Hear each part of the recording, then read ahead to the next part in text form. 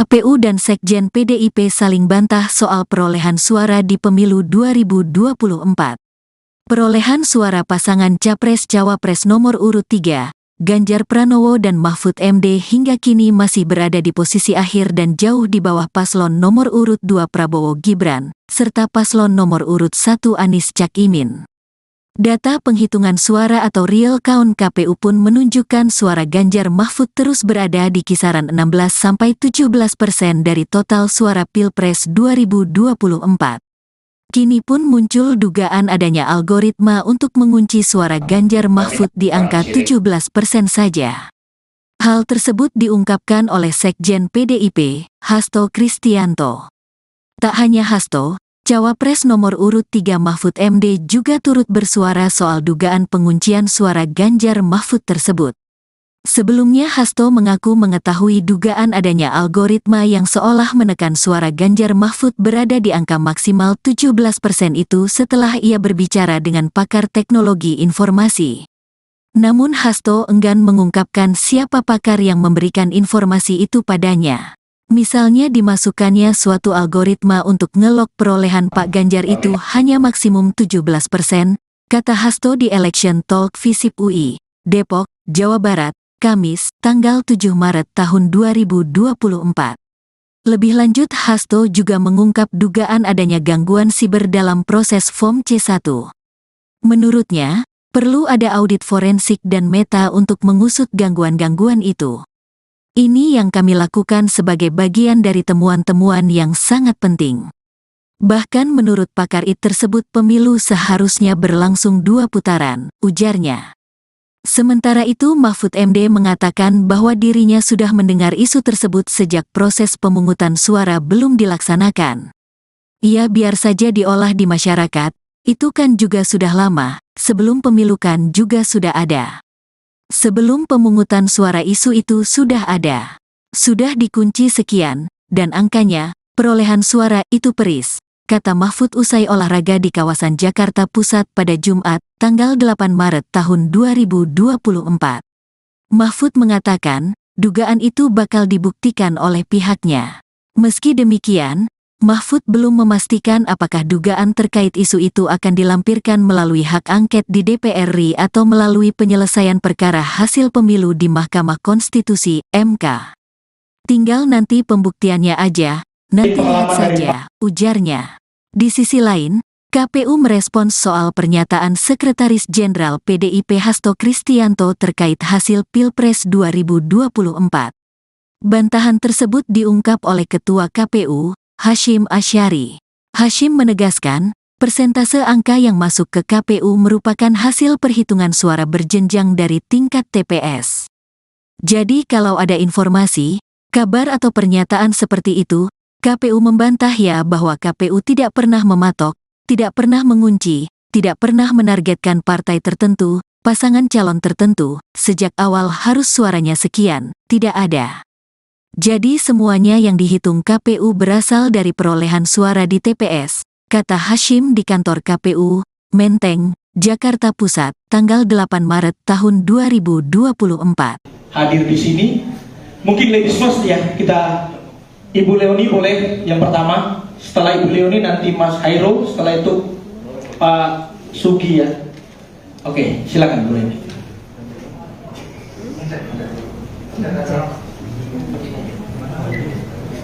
Terima kasih, bisa minta tolong slide-nya.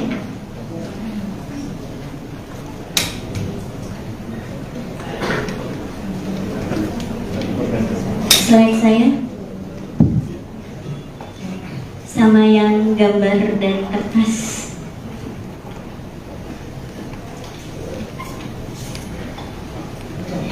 Sambil menunggu slide, terima kasih. Assalamualaikum warahmatullahi wabarakatuh. Saya bangga bisa berdiri di sini. Tidak menyangka yang video itu viral, padahal itu spontan hari itu. Dan spontannya karena ini memang sudah puncak kegelisahan kita semua. Dan apalagi saya sebagai yang ahli di bidang itu melihat bahwa ini Sirekap ini tidak benar. Logik pertama, saya menilainya dari logika dulu. Pada saat hari H, oke, atau gini, kita lihat dulu judulnya. Atau saya urut saja, takut jatuh. Saya beri judul Sirekap Saksi Bisu Kejahatan Politik 2020. Saya yakin teknologi itu tidak ada yang buruk, apalagi ini dihasilkan oleh ITB, ya. Nah, tapi kenapa Sirekap begitu? Nah, kita akan lihat. Saya sudah bilang, Sirekap walaupun begitu, dia menyimpan banyak barang bukti kejahatan itu sendiri. Dari apa? Kenapa? Setiap data itu kita anggap sebagai transaksi yang menyimpan, kalau mungkin di kertas ada sidik jari, kalau di data itu juga ada hal-hal yang bisa kita lihat, mungkin dari timestamp, dari pola kegiatan dan lain-lain, dan itu nanti akan dijelaskan oleh teman-teman saya karena dia akan melihat ada datanya. Oke, slide selanjutnya. Saya hari Sabtu bertemu sama Pak Todung sama Pak Magdir. Saya dipesankan, kami tidak mengerti IT. Jadi bisakah dijelaskan dalam bahasa yang nanti kami jadi mengerti.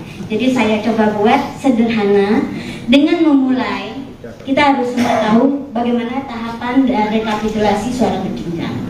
Pertama itu TPS, ya.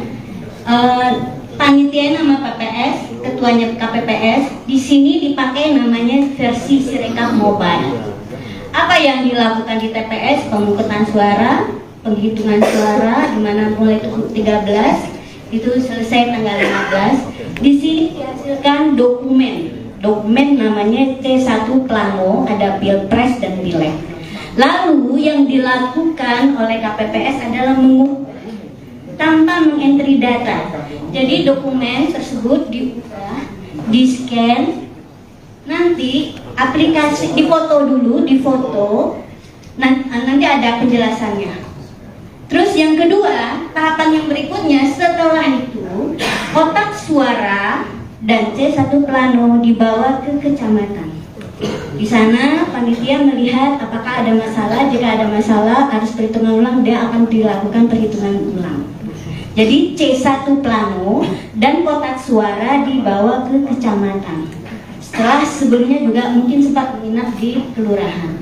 Lalu di PPK ini dihasilkan namanya formulir D yang mencatat rekapitulasi dari kecamatan. Kemudian dinaikkan ke kabupaten kota. Formulir D dan rekapitulasi sebelumnya dibawa ke sini tanpa dibawa kotak suara. Jadi begitu.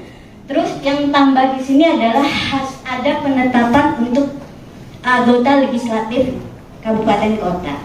Begitu berikutnya juga untuk provinsi dan nasional. Jadi C1 Plano Mobile diadakan biar nanti dari TPS langsung entry, kan nggak terbuka ya, langsung kelihatan. Jadi awalnya niatnya baik gitu, cuman kenyataannya tidak berfungsi seperti itu, ada perubahan.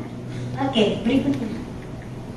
Nah, sekarang kita coba lihat seperti apa sih sebetulnya Sirekap Mobile ini. Jadi tahap pertamanya unduh aplikasi, login. Jadi setiap KPPS punya hak login, lalu dia akan memilih TPS-nya.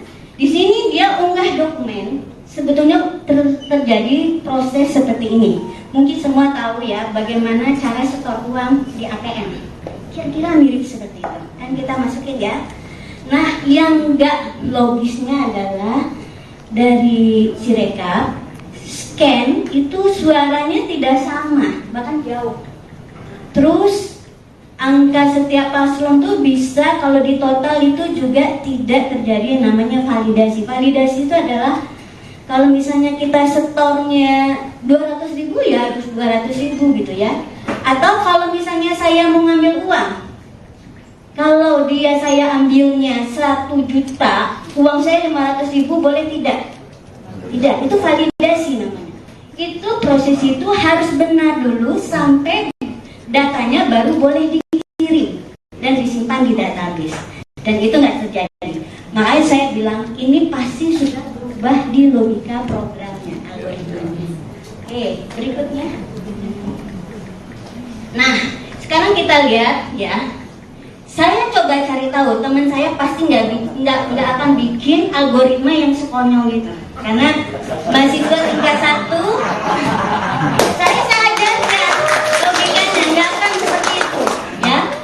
Terus saya cari tahu di BIMTEK, saya pernah dulu untuk yang EKTP, itu ada BIMTEK pasti. Nah, saya lihat ternyata ada edit untuk KPPS, tapi sekarang katanya itu dihilangkan. Malah kadang-kadang yang lain bisa diedit, paslon yang lain, tapi yang satu itu tidak bisa. Oke? Jadi ini ada dua, ya. Validasi nggak ada, fasilitas edit dihilangkan. Lalu apa yang terjadi? Saya baca lagi. Kedua, Pak KPU memutuskan itu bisa dieditnya pada level kabupaten kota, KPU kabupaten. Aneh tidak? Aneh, ya aneh. Padahal alurnya kan nggak demikian. Dia nggak punya C1-nya malah sudah. Iya. Nah, potensi. Nah, sekarang saya nggak mau detail lagi. Silakan diulang.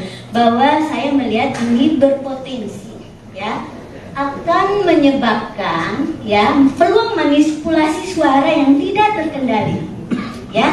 Bayangkan ya, sebetulnya kecamatan dan kabupaten kota memang punya hak edit, tapi harusnya, saya tahu ya, saya orang desain sistem, itu diberlakukan kalau edit itu seperti tadi ya, dia tidak menimpa data transaksi. Pernah nggak? Misalnya kita transaksi di bank kan setiap transaksi kita itu dicatat ya, bisa dilihat tuh yang seminggu terakhir dan sebagainya, ya. Nah itu data transaksi seperti itu disimpan di database. Nah sekarang apa yang terjadi? Nah bisa dilihat kan Pak yang foto aja, foto yang tulisan tangan, ada nggak fotonya? Nggak ada, terpisah saya kirim ke Pak Petrus. Jadi intinya begini, bahwa proses desain suatu sistem itu nggak langsung ya. Jadi Sirekap ini adalah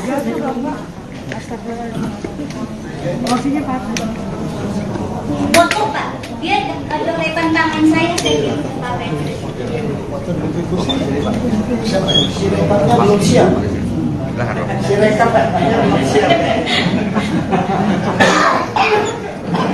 Atau itu nanti saja saya ya nanti. Jadi intinya gitu ya.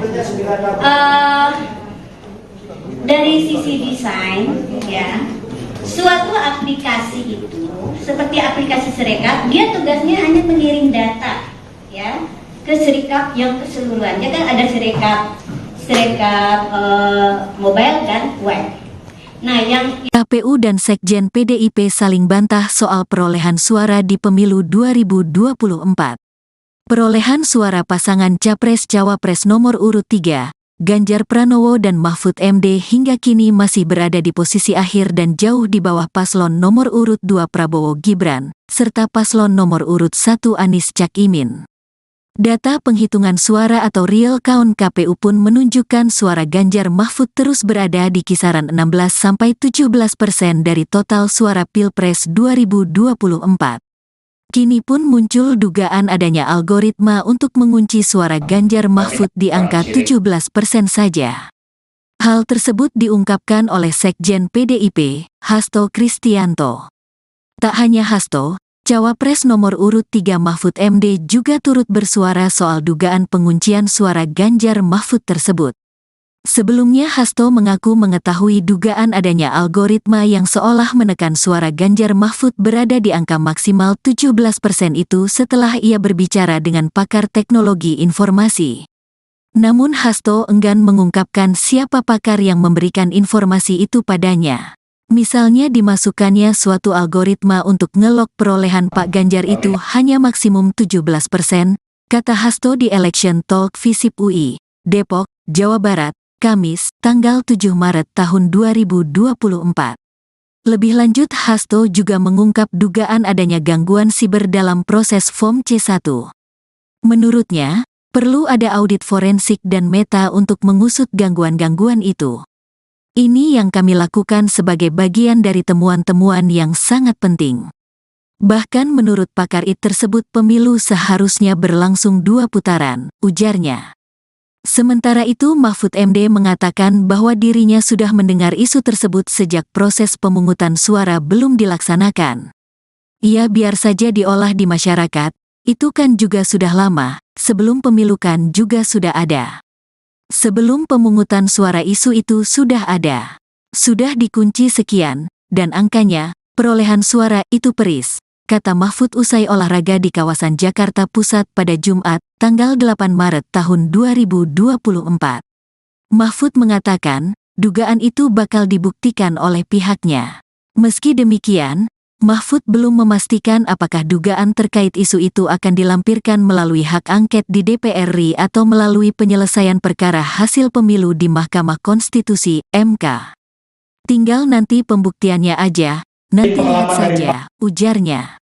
Di sisi lain, KPU merespons soal pernyataan Sekretaris Jenderal PDIP Hasto Kristianto terkait hasil Pilpres 2024. Bantahan tersebut diungkap oleh Ketua KPU, Hasyim Asyari. Hasyim menegaskan, persentase angka yang masuk ke KPU merupakan hasil perhitungan suara berjenjang dari tingkat TPS. Jadi kalau ada informasi, kabar atau pernyataan seperti itu, KPU membantah ya bahwa KPU tidak pernah mematok, tidak pernah mengunci, tidak pernah menargetkan partai tertentu, pasangan calon tertentu, sejak awal harus suaranya sekian, tidak ada. Jadi semuanya yang dihitung KPU berasal dari perolehan suara di TPS, kata Hasyim di kantor KPU, Menteng, Jakarta Pusat, tanggal 8 Maret tahun 2024. Hadir di sini, mungkin ladies first ya, kita Ibu Leoni boleh yang pertama, setelah Ibu Leoni nanti Mas Hairul, setelah itu Pak Sugi ya. Oke, silakan Bu Leoni.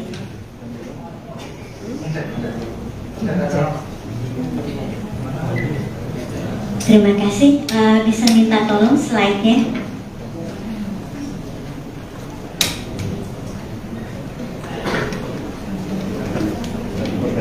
Slide saya sama yang gambar dari kertas.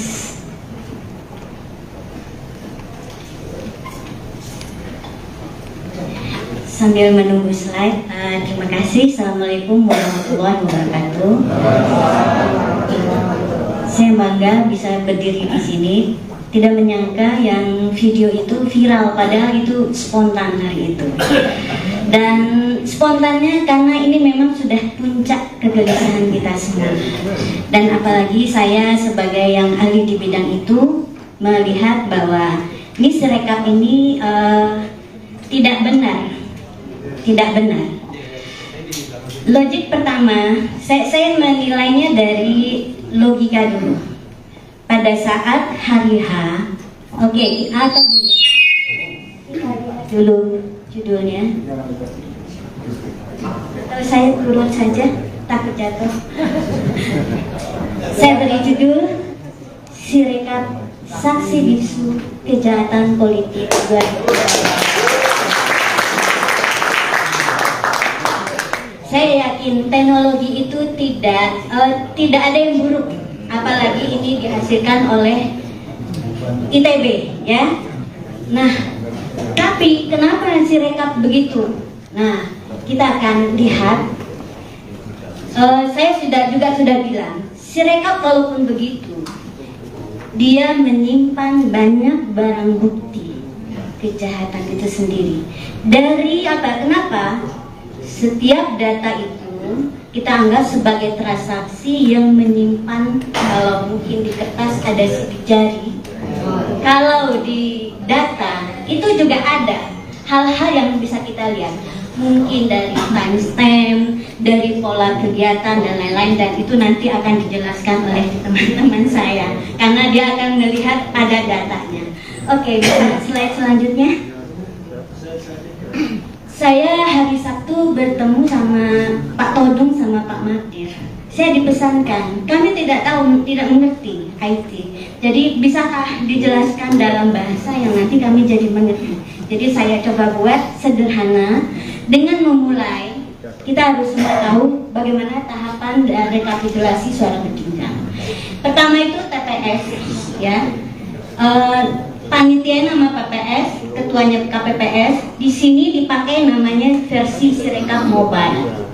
Apa yang dilakukan di TPS? Pemungutan suara, penghitungan suara, di mana mulai 13 itu selesai tanggal 15. Di sini dihasilkan dokumen namanya C1 Plano, ada Pilpres dan Pileg.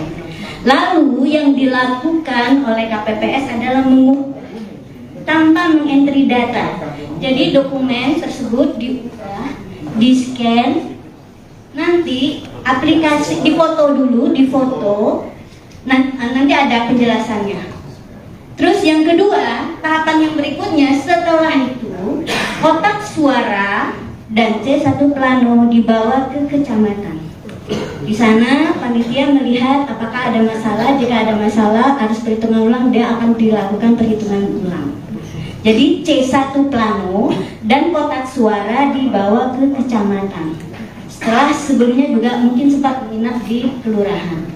Lalu di PPK ini dihasilkan namanya formulir D yang mencatat rekapitulasi dari kecamatan. Kemudian dinaikkan ke kabupaten kota. Formulir D dan rekapitulasi sebelumnya dibawa ke sini tanpa dibawa kotak suara. Jadi begitu. Terus yang tambah di sini adalah ada penetapan untuk anggota legislatif kabupaten kota.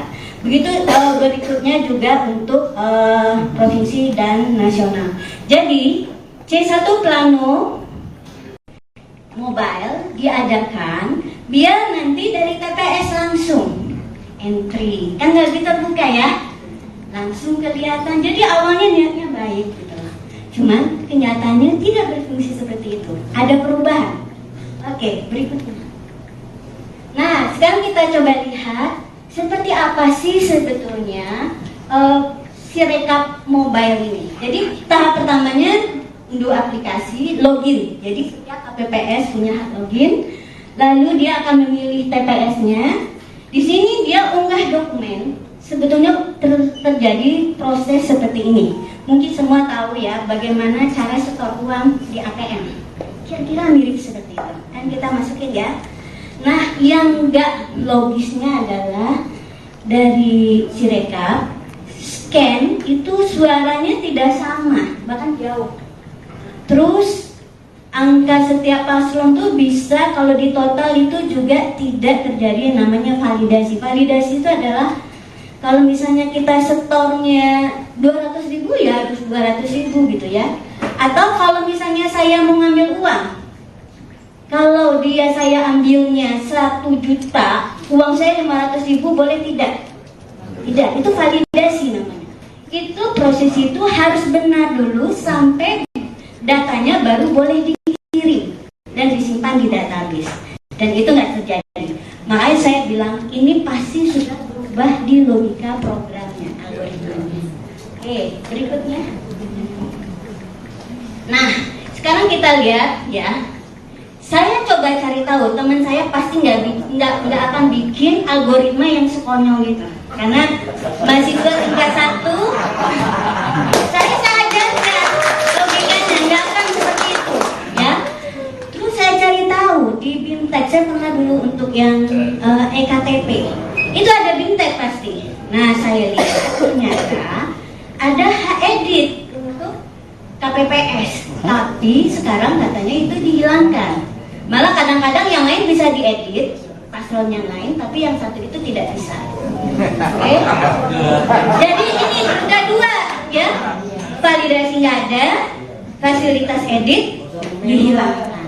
Lalu apa yang terjadi? Saya baca lagi. Kedua, Pak KPU memutuskan itu bisa dieditnya pada level kabupaten kota, KPU kabupaten. Aneh tidak? Aneh, ya. Ya, aneh. Padahal alurnya kan nggak demikian. Dia nggak punya C1-nya malah sudah. Iya. Nah, potensi. Nah, sekarang saya nggak mau detail lagi, silakan diulang. Bahwa saya melihat ini berpotensi, ya, akan menyebabkan, ya, peluang manipulasi suara yang tidak terkendali, ya. Bayangkan, ya, sebetulnya kecamatan dan kabupaten kota memang punya hak edit, tapi harusnya, saya tahu ya, saya orang desain sistem, itu diberlakukan kalau edit itu seperti tadi ya, dia tidak menimpa data transaksi. Pernah nggak? Misalnya kita transaksi di bank kan setiap transaksi kita itu dicatat ya, bisa dilihat tuh yang seminggu terakhir dan sebagainya, ya. Nah itu data transaksi seperti itu disimpan di database. Nah sekarang apa yang terjadi? Nah bisa dilihatkan Pak yang foto aja, foto yang tulisan tangan, ada nggak fotonya? Nggak ada, terpisah, saya kirim ke Pak Petrus. Jadi intinya begini, bahwa proses desain suatu sistem itu nggak langsung ya. Jadi Sirekap ini adalah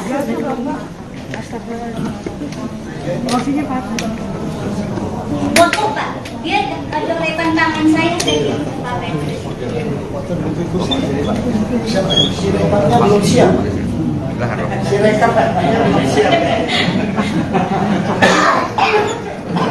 Atau itu nanti saja saya, ya nanti. Jadi intinya gitu ya.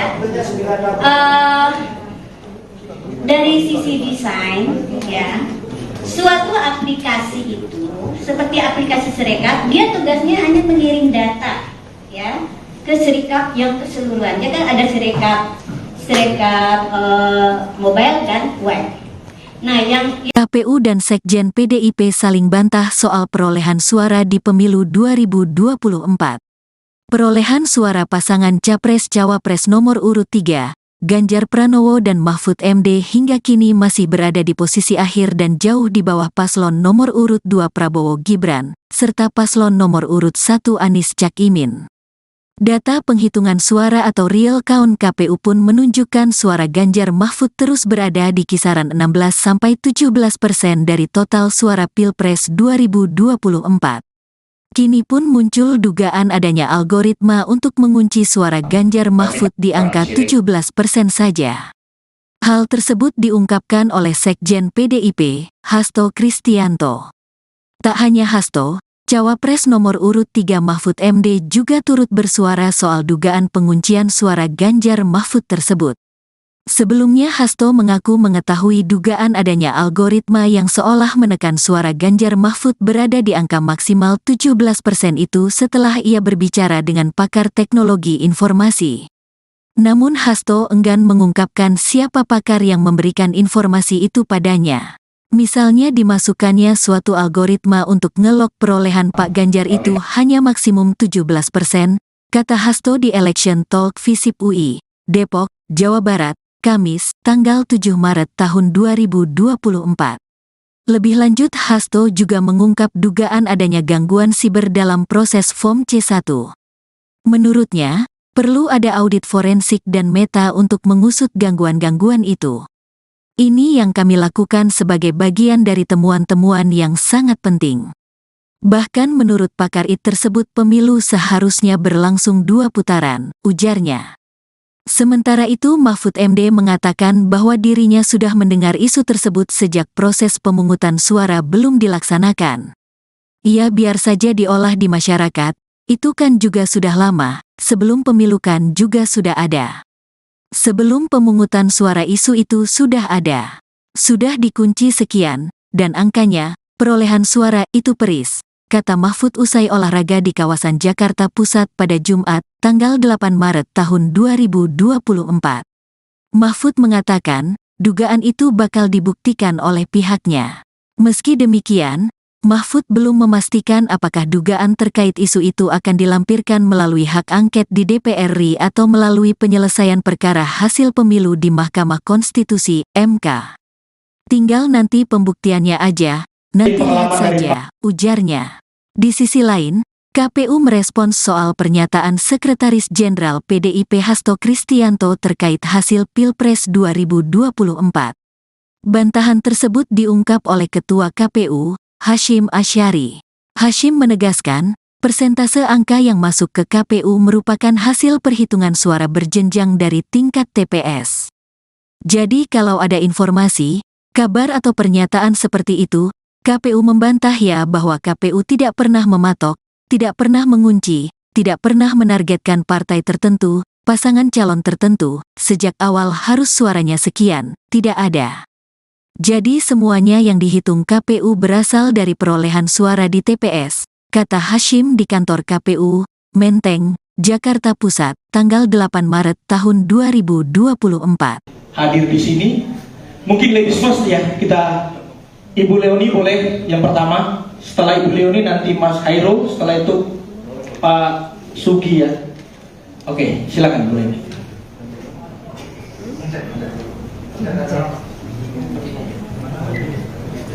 Terima kasih. Bisa minta tolong slide-nya.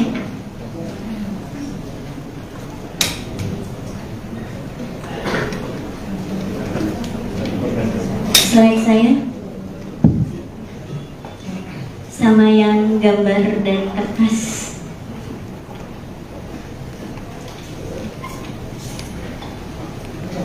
Sambil menunggu slide, terima kasih. Assalamualaikum warahmatullahi wabarakatuh.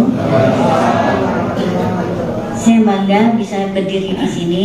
Tidak menyangka yang video itu viral, padahal itu spontan hari itu. Dan spontannya karena ini memang sudah puncak kegelisahan kita semua.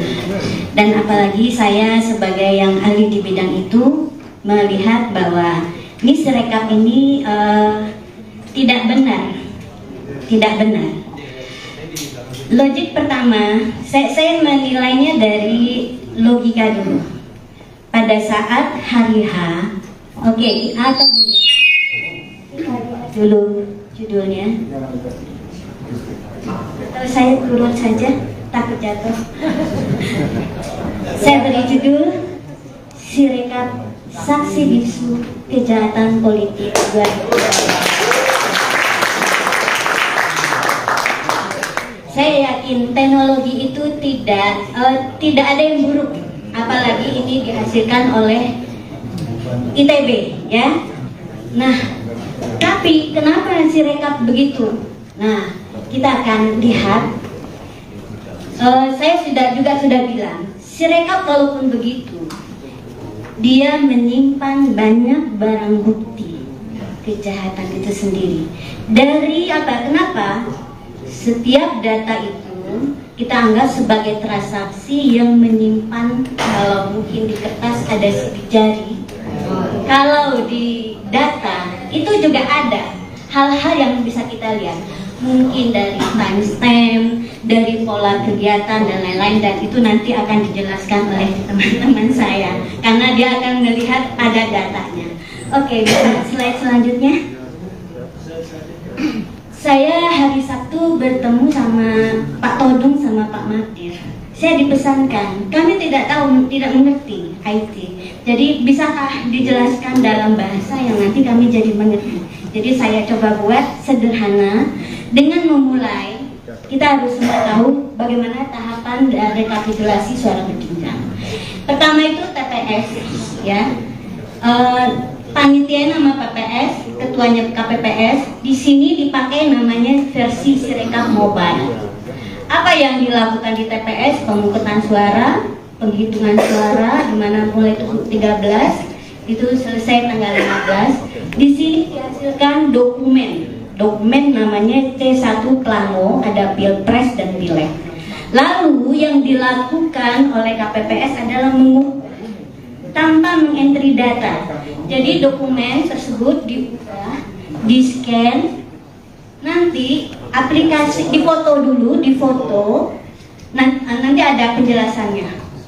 Terus yang kedua, tahapan yang berikutnya setelah itu kotak suara dan C1 plano dibawa ke kecamatan. Di sana panitia melihat apakah ada masalah. Jika ada masalah harus perhitungan ulang, dia akan dilakukan perhitungan ulang. Jadi C1 plano dan kotak suara dibawa ke kecamatan. Setelah sebelumnya juga mungkin sempat menginap di kelurahan. Lalu di PPK ini dihasilkan namanya formulir D yang mencatat rekapitulasi dari kecamatan.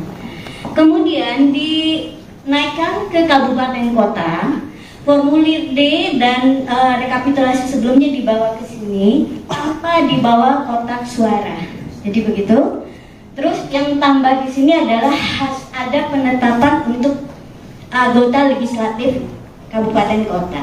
Begitu berikutnya juga untuk provinsi dan nasional. Jadi C1 plano mobile diadakan biar nanti dari TPS langsung entry, kan nggak terbuka ya, langsung kelihatan. Jadi awalnya niatnya baik gitu, cuman kenyataannya tidak berfungsi seperti itu, ada perubahan. Oke, berikutnya. Nah, sekarang kita coba lihat seperti apa sih sebetulnya Sirekap mobile ini. Jadi tahap pertamanya unduh aplikasi, login. Jadi setiap KPPS punya hak login. Lalu dia akan memilih TPS-nya. Di sini dia unggah dokumen. Sebetulnya terjadi proses seperti ini. Mungkin semua tahu ya bagaimana cara setor uang di ATM. Kira-kira mirip seperti itu. Dan kita masukin ya. Nah, yang enggak logisnya adalah dari Sirekap scan itu suaranya tidak sama, bahkan jauh. Terus angka setiap paslon tuh bisa kalau di total itu juga tidak terjadi yang namanya validasi. Validasi itu adalah kalau misalnya kita setornya 200.000 ya harus 200.000 gitu ya. Atau kalau misalnya saya mau ngambil uang, kalau saya ambilnya 1 juta, uang saya 500.000 boleh tidak? Tidak, itu validasi namanya. Itu proses itu harus benar dulu sampai datanya baru boleh dikirim dan disimpan di database. Dan itu nggak terjadi. Makanya saya bilang ini pasti sudah berubah di logika programnya, algoritmanya. Oke, berikutnya. Nah, sekarang kita lihat ya. Saya coba cari tahu, teman saya pasti nggak akan bikin algoritma yang sekonyol gitu. Karena mahasiswa tingkat 1, saya ajarkan logikanya nggak akan seperti itu, ya. Terus saya cari tahu di BIMTEK, saya pernah dulu untuk yang EKTP, itu ada BIMTEK pasti. Nah, saya lihat ternyata ada hak edit untuk KPPS, tapi sekarang katanya itu dihilangkan. Malah kadang-kadang yang lain bisa diedit, paslon yang lain, tapi yang satu itu tidak bisa. Oke? Jadi ini ada dua, ya. Validasi nggak ada, fasilitas edit dihilangkan. Lalu apa yang terjadi? Saya baca lagi. Kedua, Pak KPU memutuskan itu bisa dieditnya pada level kabupaten kota. KPU kabupaten. Aneh tidak? Nih, ya aneh. Padahal alurnya kan nggak demikian. Dia nggak punya C1-nya malah sudah. Iya. Nah, potensi. Nah, sekarang saya nggak mau detail lagi ya. Silakan boleh. Bahwa saya melihat ini berpotensi, ya, akan menyebabkan ya peluang manipulasi suara yang tidak terkendali, ya. Bayangkan ya, sebetulnya kecamatan dan kabupaten kota memang punya hak edit, tapi harusnya, saya tahu ya, saya orang desain sistem, itu diberlakukan kalau edit itu seperti tadi ya, dia tidak menimpa data transaksi. Pernah nggak? Misalnya kita transaksi di bank kan setiap transaksi kita itu dicatat ya, bisa dilihat tuh yang seminggu terakhir dan sebagainya, ya. Nah, itu data transaksi seperti itu disimpan di database. Nah, sekarang apa yang terjadi? Nah, bisa dilihat kan Pak yang foto aja, foto yang tulisan tangan. Ada Ada nggak fotonya? Nggak ada, terpisah saya kirim ke Pak Petrus. Jadi intinya begini, bahwa proses desain suatu sistem itu nggak langsung ya. Jadi Sirekap ini adalah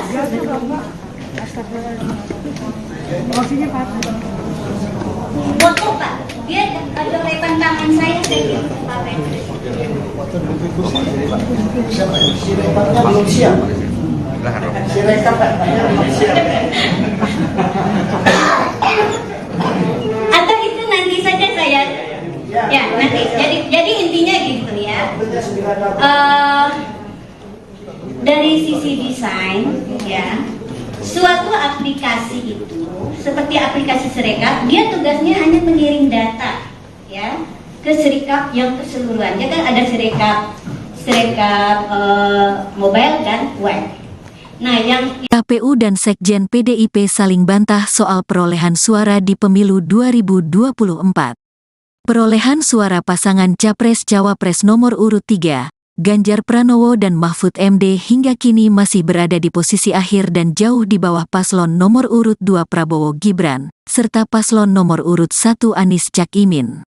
Data penghitungan suara atau real count KPU pun menunjukkan suara Ganjar Mahfud terus berada di kisaran 16–17% dari total suara Pilpres 2024. Kini pun muncul dugaan adanya algoritma untuk mengunci suara Ganjar Mahfud di angka 17% saja. Hal tersebut diungkapkan oleh Sekjen PDIP, Hasto Kristianto. Tak hanya Hasto, Cawapres nomor urut 3 Mahfud MD juga turut bersuara soal dugaan penguncian suara Ganjar Mahfud tersebut. Sebelumnya Hasto mengaku mengetahui dugaan adanya algoritma yang seolah menekan suara Ganjar Mahfud berada di angka maksimal 17% itu setelah ia berbicara dengan pakar teknologi informasi. Namun Hasto enggan mengungkapkan siapa pakar yang memberikan informasi itu padanya.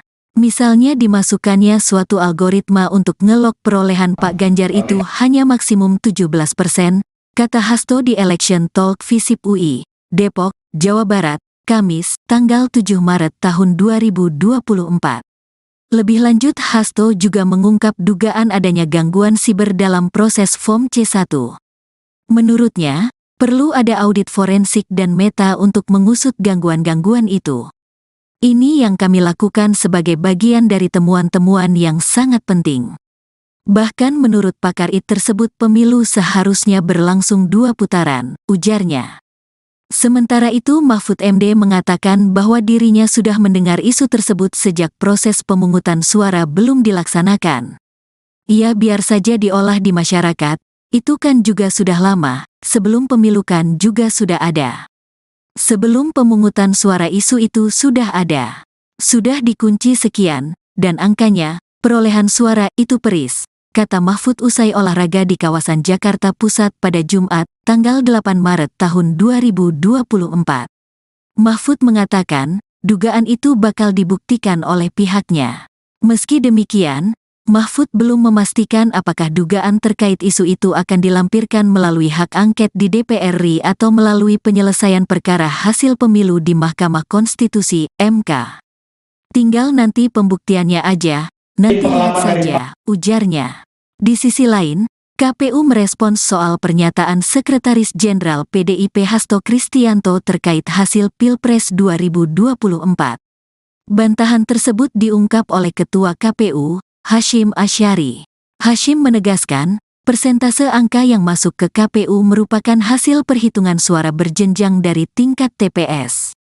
Jadi kalau ada informasi, kabar atau pernyataan seperti itu, KPU membantah ya bahwa KPU tidak pernah mematok, tidak pernah mengunci, tidak pernah menargetkan partai tertentu, pasangan calon tertentu, sejak awal harus suaranya sekian, tidak ada. Jadi semuanya yang dihitung KPU berasal dari perolehan suara di TPS, kata Hashim di kantor KPU, Menteng, Jakarta Pusat, tanggal 8 Maret tahun 2024. Hadir di sini, mungkin ladies first ya, kita Ibu Leoni boleh yang pertama, setelah Ibu Leoni nanti Mas Hairo, setelah itu Pak Sugi ya. Oke, silakan Bu Eni.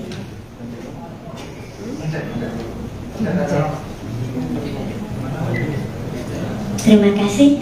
Bisa minta tolong slide-nya.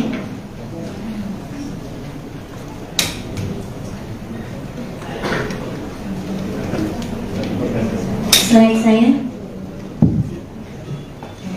sama yang gambar dari kertas.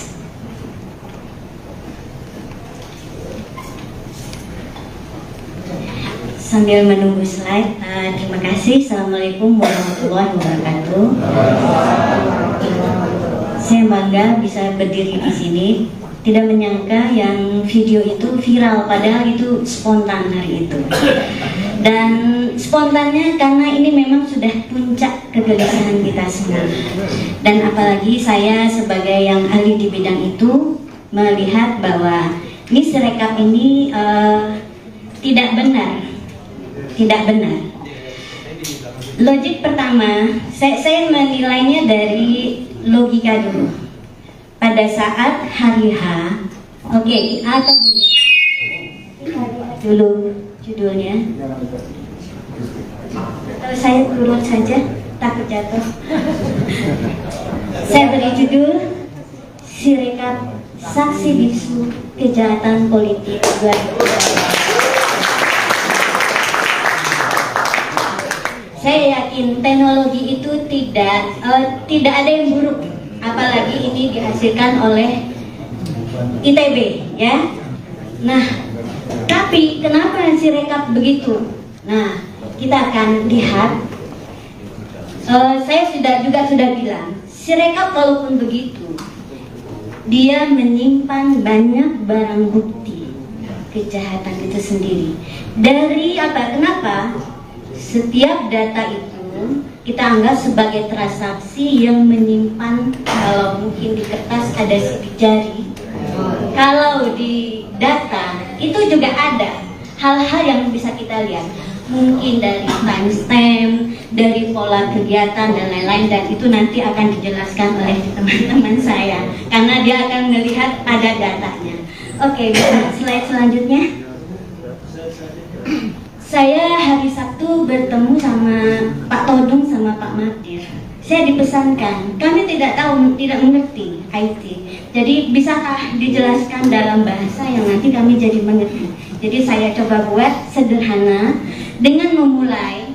Kita harus semua tahu bagaimana tahapan rekapitulasi suara berjenjang. Pertama itu TPS, ya. Panitia nama PPS, ketuanya KPPS. Di sini dipakai namanya versi Sirekap Mobile.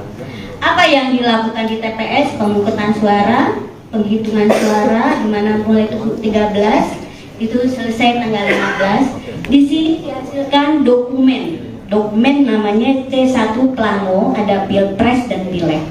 Lalu yang dilakukan oleh KPPS adalah mengukur tanpa mengentry data. Jadi dokumen tersebut diubah, di-scan, nanti aplikasi difoto dulu, nanti ada penjelasannya. Terus yang kedua, tahapan yang berikutnya setelah itu kotak suara dan C1 Plano dibawa ke kecamatan. Di sana panitia melihat apakah ada masalah. Jika ada masalah harus perhitungan ulang, dia akan dilakukan perhitungan ulang. Jadi C1 Plano dan kotak suara dibawa ke kecamatan. Setelah sebelumnya juga mungkin sempat menginap di kelurahan. Lalu di PPK ini dihasilkan namanya formulir D yang mencatat rekapitulasi dari kecamatan. Kemudian dinaikkan ke kabupaten kota. Formulir D dan rekapitulasi sebelumnya dibawa ke sini tanpa dibawa kotak suara. Jadi begitu. Terus yang tambah di sini adalah ada penetapan untuk anggota legislatif kabupaten kota. Begitu berikutnya juga untuk provinsi dan nasional.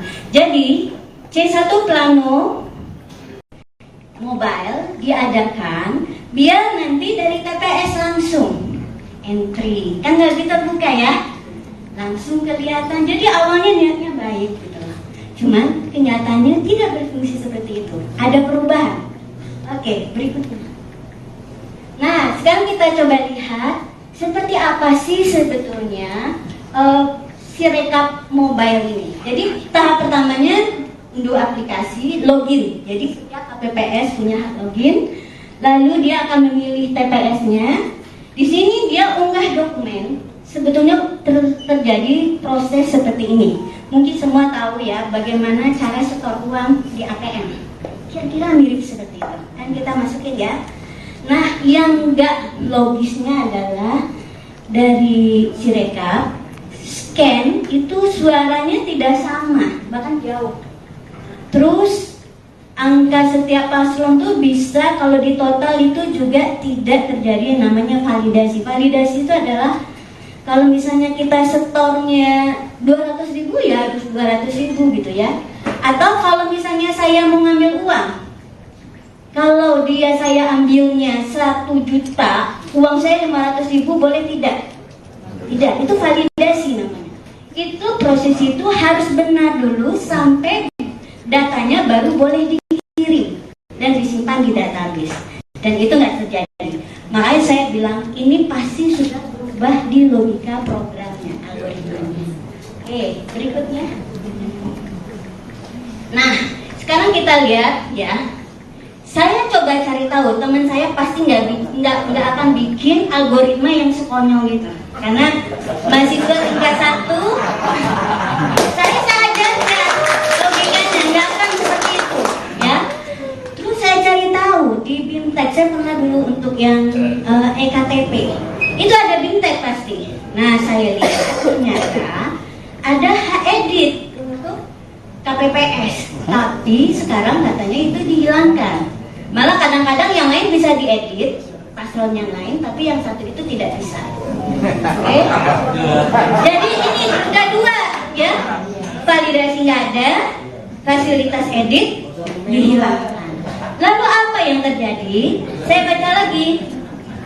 Kedua, Pak KPU memutuskan itu bisa dieditnya pada level kabupaten kota, KPU kabupaten. Aneh tidak? Aneh, ya aneh. Padahal alurnya kan enggak demikian. Dia nggak punya C1-nya malah sudah. Iya. Nah, potensi. Nah, sekarang saya nggak mau detail lagi. Silakan diulang. Bahwa saya melihat ini berpotensi, ya, akan menyebabkan ya peluang manipulasi suara yang tidak terkendali, ya. Bayangkan ya, sebetulnya kecamatan dan kabupaten kota memang punya hak edit, tapi harusnya, saya tahu ya, saya orang desain sistem, itu diberlakukan kalau edit itu seperti tadi ya, dia tidak menimpa data transaksi. Pernah nggak? Misalnya kita transaksi di bank kan setiap transaksi kita itu dicatat ya, bisa dilihat tuh yang seminggu terakhir dan sebagainya, ya. Nah itu data transaksi seperti itu disimpan di database.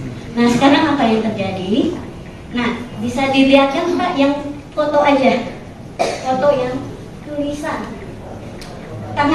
tangan, ada nggak fotonya? Nggak ada, terpisah. Saya kirim ke Pak Petrus. Jadi intinya begini, bahwa proses desain suatu sistem itu nggak langsung ya. Jadi Sirekap ini adalah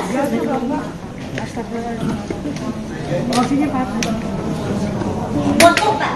Dia coretan tangan saya kirim ke Pak Petrus. Sirekapnya belum siap. Sirekap belum siap. Atau itu nanti saja saya ya nanti. Jadi intinya gitu ya. Dari sisi desain ya, suatu aplikasi itu seperti aplikasi Sirekap, dia tugasnya hanya mengirim data ya ke Sirekap yang keseluruhan. Dia kan ada Sirekap mobile dan web. Nah, yang KPU dan Sekjen PDIP saling bantah soal perolehan suara di pemilu 2024. Perolehan suara pasangan Capres-Cawapres nomor urut 3, Ganjar Pranowo dan Mahfud MD hingga kini masih berada di posisi akhir dan jauh di bawah paslon nomor urut 2 Prabowo Gibran, serta paslon nomor urut 1 Anies Cak Imin. Data penghitungan suara atau real count KPU pun menunjukkan suara Ganjar Mahfud terus berada di kisaran 16–17% dari total suara Pilpres 2024. Kini pun muncul dugaan adanya algoritma untuk mengunci suara Ganjar Mahfud di angka 17% saja. Hal tersebut diungkapkan oleh Sekjen PDIP, Hasto Kristianto. Tak hanya Hasto, Cawapres nomor urut 3 Mahfud MD juga turut bersuara soal dugaan penguncian suara Ganjar Mahfud tersebut. Sebelumnya Hasto mengaku mengetahui dugaan adanya algoritma yang seolah menekan suara Ganjar Mahfud berada di angka maksimal 17% itu setelah ia berbicara dengan pakar teknologi informasi. Namun Hasto enggan mengungkapkan siapa pakar yang memberikan informasi itu padanya. Misalnya dimasukkannya suatu algoritma untuk ngelok perolehan Pak Ganjar itu hanya maksimum 17%, kata Hasto di Election Talk Visip UI, Depok, Jawa Barat, Kamis, tanggal 7 Maret tahun 2024. Lebih lanjut Hasto juga mengungkap dugaan adanya gangguan siber dalam proses Form C1. Menurutnya, perlu ada audit forensik dan meta untuk mengusut gangguan-gangguan itu. Ini yang kami lakukan sebagai bagian dari temuan-temuan yang sangat penting. Bahkan menurut pakar IT tersebut pemilu seharusnya berlangsung 2 putaran, ujarnya. Sementara itu Mahfud MD mengatakan bahwa dirinya sudah mendengar isu tersebut sejak proses pemungutan suara belum dilaksanakan. Ia biar saja diolah di masyarakat, itu kan juga sudah lama, sebelum pemilu kan juga sudah ada. Sebelum pemungutan suara isu itu sudah ada. Sudah dikunci sekian, dan angkanya, perolehan suara itu peris, kata Mahfud usai olahraga di kawasan Jakarta Pusat pada Jumat, tanggal 8 Maret tahun 2024. Mahfud mengatakan, dugaan itu bakal dibuktikan oleh pihaknya. Meski demikian, Mahfud belum memastikan apakah dugaan terkait isu itu akan dilampirkan melalui hak angket di DPR RI atau melalui penyelesaian perkara hasil pemilu di Mahkamah Konstitusi, MK. Tinggal nanti pembuktiannya aja, nanti lihat saja, ujarnya. Di sisi lain, KPU merespons soal pernyataan Sekretaris Jenderal PDIP Hasto Kristianto terkait hasil Pilpres 2024. Bantahan tersebut diungkap oleh Ketua KPU, Hashim Asyari. Hashim menegaskan, persentase angka yang masuk ke KPU merupakan hasil perhitungan suara berjenjang dari tingkat TPS. Jadi kalau ada informasi, kabar atau pernyataan seperti itu, KPU membantah ya bahwa KPU tidak pernah mematok, tidak pernah mengunci, tidak pernah menargetkan partai tertentu, pasangan calon tertentu, sejak awal harus suaranya sekian, tidak ada. Jadi semuanya yang dihitung KPU berasal dari perolehan suara di TPS, kata Hashim di kantor KPU, Menteng, Jakarta Pusat, tanggal 8 Maret tahun 2024. Hadir di sini, mungkin ladies first ya, kita Ibu Leoni boleh yang pertama, setelah Ibu Leoni nanti Mas Hairul, setelah itu Pak Sugi ya. Oke, silakan Bu Leoni.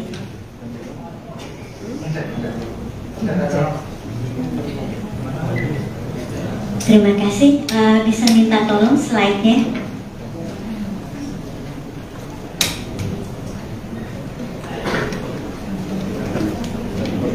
Slide saya sama yang gambar dan kertas.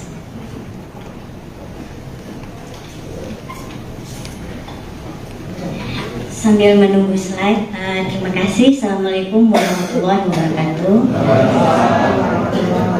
Saya bangga bisa berdiri di sini. Tidak menyangka yang video itu viral, padahal itu spontan hari itu. Dan spontannya karena ini memang sudah puncak kegelisahan kita semua. Dan apalagi saya sebagai yang ahli di bidang itu melihat bahwa ini Sirekap ini tidak benar. Tidak benar. Logik pertama, saya menilainya dari logika dulu. Pada saat hari H, oke, atau gini, dulu judulnya. Atau saya turun saja, takut jatuh. Saya beri judul Sirekap Saksi Bisu Kejahatan Politik 2020. Saya yakin teknologi itu tidak ada yang buruk, apalagi ini dihasilkan oleh ITB, ya. Nah, tapi kenapa Sirekap begitu? Nah, kita akan lihat. Saya sudah bilang, Sirekap kalaupun begitu, dia menyimpan banyak barang bukti kejahatan itu sendiri. Dari apa? Kenapa? Setiap data itu kita anggap sebagai transaksi yang menyimpan, kalau mungkin di kertas ada sidik jari, kalau di data itu juga ada hal-hal yang bisa kita lihat, mungkin dari timestamp, dari pola kegiatan dan lain-lain, dan itu nanti akan dijelaskan oleh teman-teman saya karena dia akan melihat ada datanya. Oke, bisa slide selanjutnya. Saya hari Sabtu bertemu sama Pak Todung sama Pak Mardir. Saya dipesankan, kami tidak mengerti IT.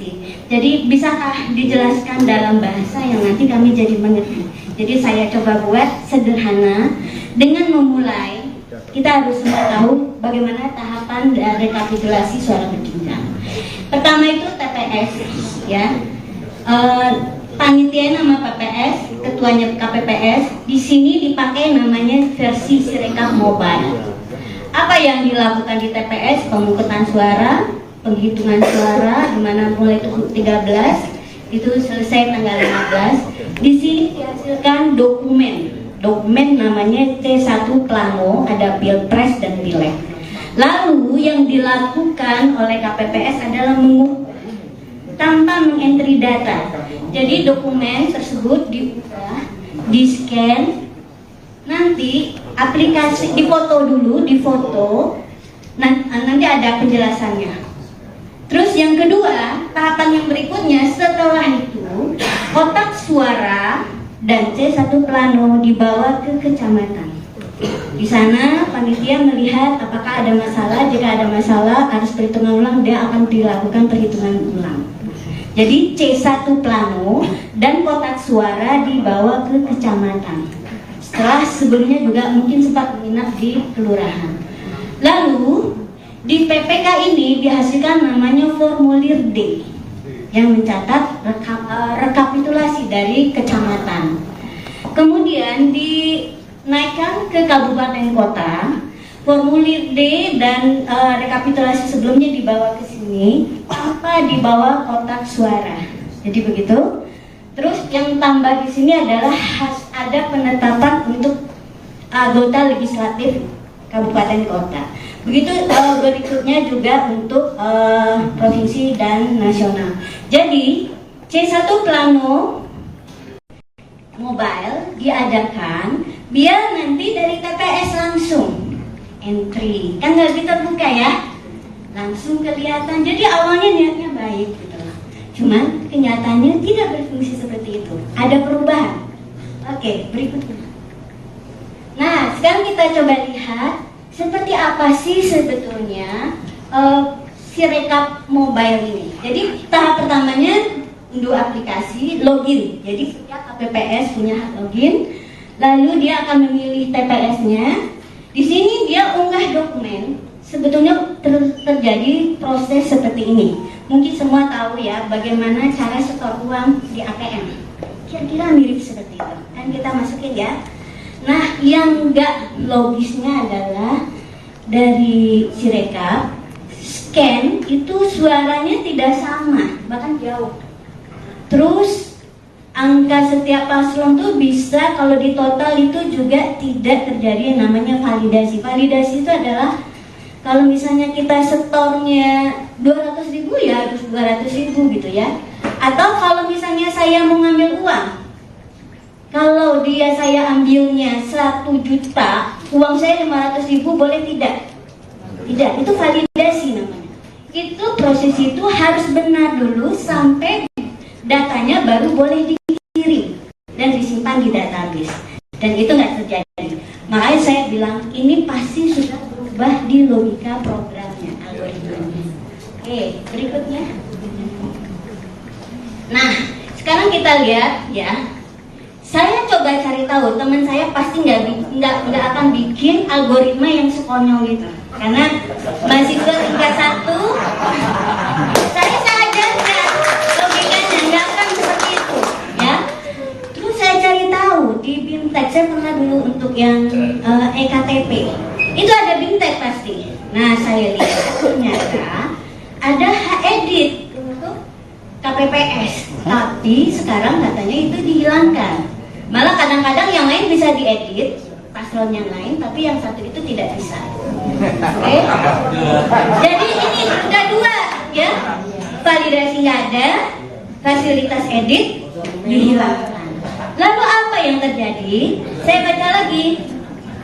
Kedua, Pak KPU memutuskan itu bisa dieditnya pada level kabupaten kota, KPU kabupaten. Aneh tidak? Aneh, ya aneh. Padahal alurnya kan nggak demikian. Dia nggak punya C1-nya, C1-nya malah sudah. Iya. Nah, potensi. Nah, sekarang saya nggak mau detail lagi ya. Silakan dia. Bahwa saya melihat ini berpotensi, ya, akan menyebabkan ya peluang manipulasi suara yang tidak terkendali, ya. Bayangkan ya, sebetulnya kecamatan dan kabupaten kota memang punya hak edit, tapi harusnya, saya tahu ya, saya orang desain sistem, itu diberlakukan kalau edit itu seperti tadi ya, dia tidak menimpa data transaksi. Pernah nggak?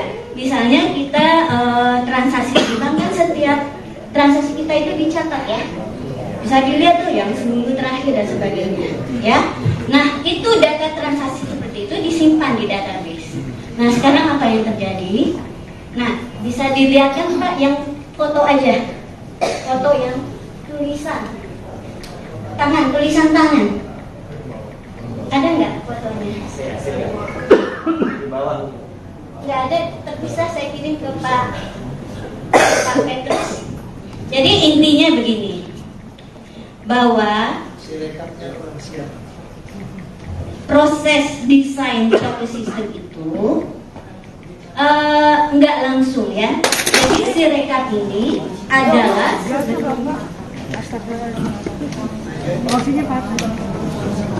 foto Pak. Dia coretan tangan saya kirim ke Pak Petrus. Sirekapnya belum siap. Sirekap belum siap.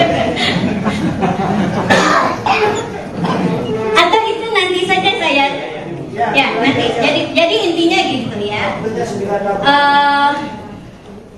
Dari sisi desain ya, suatu aplikasi itu seperti aplikasi Sirekap, dia tugasnya hanya mengirim data ya ke Sirekap yang keseluruhan. Dia kan ada Sirekap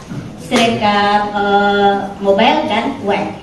Nah, yang KPU dan Sekjen PDIP saling bantah soal perolehan suara di pemilu 2024.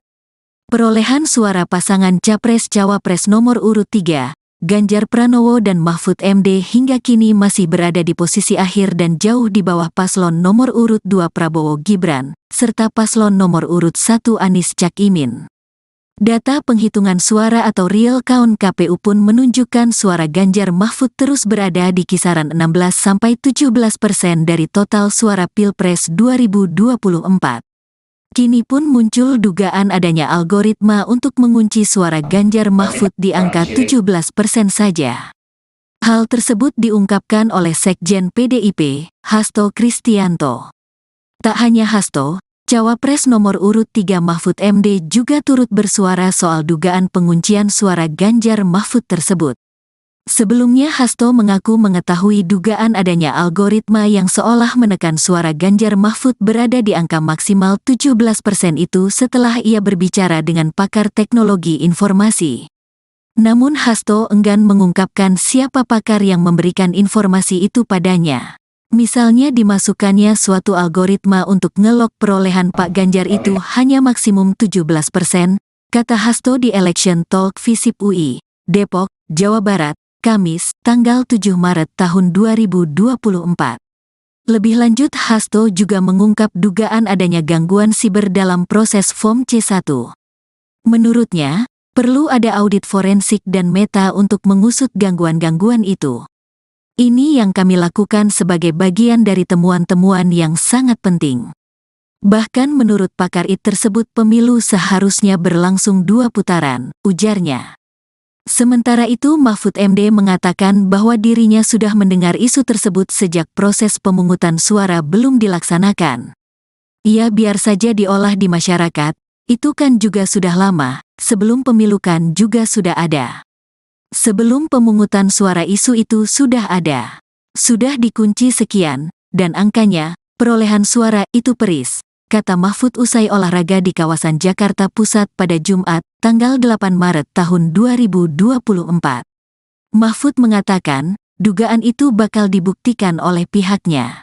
Meski demikian, Mahfud belum memastikan apakah dugaan terkait isu itu akan dilampirkan melalui hak angket di DPR RI atau melalui penyelesaian perkara hasil pemilu di Mahkamah Konstitusi, MK. Tinggal nanti pembuktiannya aja, nanti lihat saja, ujarnya. Di sisi lain, KPU merespons soal pernyataan Sekretaris Jenderal PDIP Hasto Kristianto terkait hasil Pilpres 2024. Bantahan tersebut diungkap oleh Ketua KPU, Hasyim Asyari. Hasyim menegaskan, persentase angka yang masuk ke KPU merupakan hasil perhitungan suara berjenjang dari tingkat TPS. Jadi kalau ada informasi, kabar atau pernyataan seperti itu, KPU membantah ya bahwa KPU tidak pernah mematok, tidak pernah mengunci, tidak pernah menargetkan partai tertentu, pasangan calon tertentu, sejak awal harus suaranya sekian, tidak ada. Jadi semuanya yang dihitung KPU berasal dari perolehan suara di TPS, kata Hasyim di kantor KPU, Menteng, Jakarta Pusat, tanggal 8 Maret tahun 2024. Hadir di sini, mungkin ladies first ya, kita Ibu Leoni boleh yang pertama, setelah Ibu Leoni nanti Mas Hairul, setelah itu Pak Sugi ya. Oke, silakan Bu Leoni.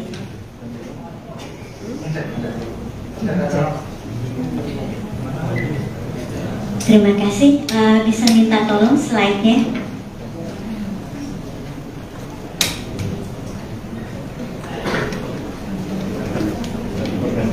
Slide saya sama yang gambar dari kertas.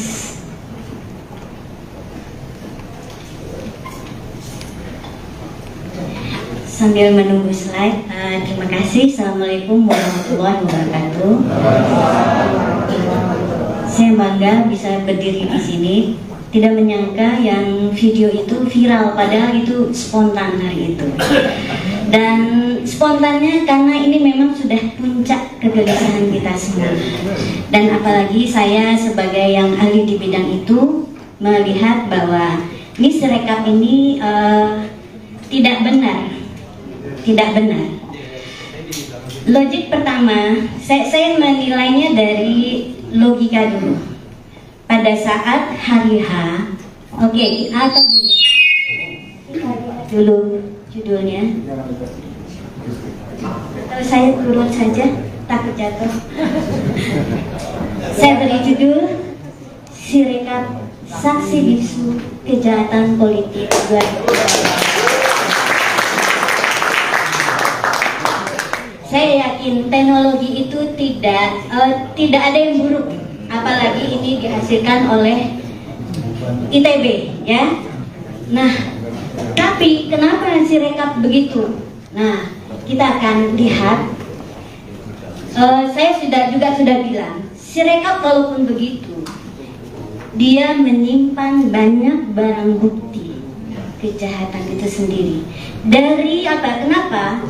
Setiap data itu kita anggap sebagai transaksi yang menyimpan, kalau mungkin di kertas ada sidik jari, kalau di data itu juga ada hal-hal yang bisa kita lihat, mungkin dari timestamp, dari pola kegiatan dan lain-lain, dan itu nanti akan dijelaskan oleh teman-teman saya karena dia akan melihat ada datanya. Oke, slide selanjutnya. Saya hari Sabtu bertemu sama Pak Todung sama Pak Madir. Saya dipesankan, kami tidak tahu, tidak mengerti IT. Jadi bisakah dijelaskan dalam bahasa yang nanti kami jadi mengerti. Jadi saya coba buat sederhana dengan memulai. Kita harus semua tahu bagaimana tahapan rekapitulasi suara berjenjang. Pertama itu TPS, ya.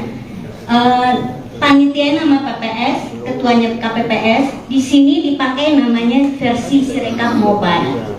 Apa yang dilakukan di TPS? Pemungutan suara, penghitungan suara, di mana mulai 13 itu selesai tanggal 15. Di sini dihasilkan dokumen namanya C1 Plano, ada Pilpres dan Pileg. Lalu yang dilakukan oleh KPPS adalah mengukur tanpa mengentry data. Jadi dokumen tersebut diunggah, di-scan, nanti aplikasi difoto dulu, nanti ada penjelasannya. Terus yang kedua, tahapan yang berikutnya setelah itu kotak suara dan C1 Plano dibawa ke kecamatan. Di sana panitia melihat apakah ada masalah. Jika ada masalah harus perhitungan ulang, dia akan dilakukan perhitungan ulang. Jadi C1 Plano dan kotak suara dibawa ke kecamatan. Setelah sebelumnya juga mungkin sempat menginap di kelurahan. Lalu di PPK ini dihasilkan namanya formulir D yang mencatat rekapitulasi dari kecamatan. Kemudian dinaikkan ke kabupaten kota. Formulir D dan rekapitulasi sebelumnya dibawa ke sini tanpa dibawa kotak suara. Jadi begitu. Terus yang tambah di sini adalah ada penetapan untuk anggota legislatif kabupaten kota. Begitu berikutnya juga untuk provinsi dan nasional. Jadi C1 Plano Mobile diadakan biar nanti dari TPS langsung entry, kan nggak terbuka ya, langsung kelihatan. Jadi awalnya niatnya baik gitu loh. Cuman kenyataannya tidak berfungsi seperti itu. Ada perubahan. Oke, berikutnya. Nah, sekarang kita coba lihat seperti apa sih sebetulnya Sirekap Mobile ini. Jadi tahap pertamanya unduh aplikasi, login. Jadi setiap KPPS punya hak login. Lalu dia akan memilih TPS-nya. Di sini dia unggah dokumen. Sebetulnya terjadi proses seperti ini. Mungkin semua tahu ya bagaimana cara setor uang di ATM. Kira-kira mirip seperti itu. Kan kita masukin ya. Nah, yang enggak logisnya adalah dari Sirekap scan itu suaranya tidak sama, bahkan jauh. Terus angka setiap paslon tuh bisa kalau di total itu juga tidak terjadi yang namanya validasi. Validasi itu adalah kalau misalnya kita setornya 200.000 ya harus 200.000 gitu ya. Atau kalau misalnya saya mau ngambil uang, kalau saya ambilnya 1 juta, uang saya 500.000 boleh tidak? Tidak, itu validasi namanya. Itu proses itu harus benar dulu sampai datanya baru boleh dikirim dan disimpan di database. Dan itu nggak terjadi. Makanya saya bilang ini pasti sudah berubah di logika programnya, algoritmanya. Oke, berikutnya. Nah, sekarang kita lihat ya. Saya coba cari tahu, teman saya pasti nggak akan bikin algoritma yang sekonyol itu. Karena mahasiswa tingkat 1, saya ajarkan logikanya nggak akan seperti itu, ya. Terus saya cari tahu di BIMTEK, saya pernah dulu untuk yang EKTP, itu ada BIMTEK pasti. Nah, saya lihat ternyata ada edit untuk KPPS, tapi sekarang katanya itu dihilangkan. Malah kadang-kadang yang lain bisa diedit, paslon yang lain, tapi yang satu itu tidak bisa. Oke? Jadi ini udah dua, ya. Validasi nggak ada, fasilitas edit dihilangkan. Lalu apa yang terjadi? Saya baca lagi. Kedua, Pak KPU memutuskan itu bisa dieditnya pada level kabupaten kota. KPU kabupaten. Aneh tidak? Nih, ya. Ya, aneh. Padahal alurnya kan nggak demikian. Dia nggak punya C1-nya malah sudah. Iya. Nah, potensi. Nah, sekarang saya nggak mau detail lagi ya. Silakan diulang. Bahwa saya melihat ini berpotensi, ya, akan menyebabkan ya peluang manipulasi suara yang tidak terkendali. Ya, bayangkan ya, sebetulnya kecamatan dan kabupaten kota memang punya hak edit, tapi harusnya saya tahu ya, saya orang desain sistem, itu diberlakukan kalau edit itu seperti tadi ya, dia tidak menimpa data transaksi. Pernah nggak? Misalnya kita transaksi di bank kan setiap transaksi kita itu dicatat ya, bisa dilihat tuh yang seminggu terakhir dan sebagainya ya. Nah itu data transaksi seperti itu disimpan di database. Nah sekarang apa yang terjadi? Nah bisa dilihatkan Pak yang foto aja, foto yang tulisan tangan, ada nggak fotonya? Nggak ada, terpisah, saya kirim ke Pak Petrus. Jadi intinya begini, bahwa proses desain suatu sistem itu nggak langsung ya. Jadi Sirekap ini adalah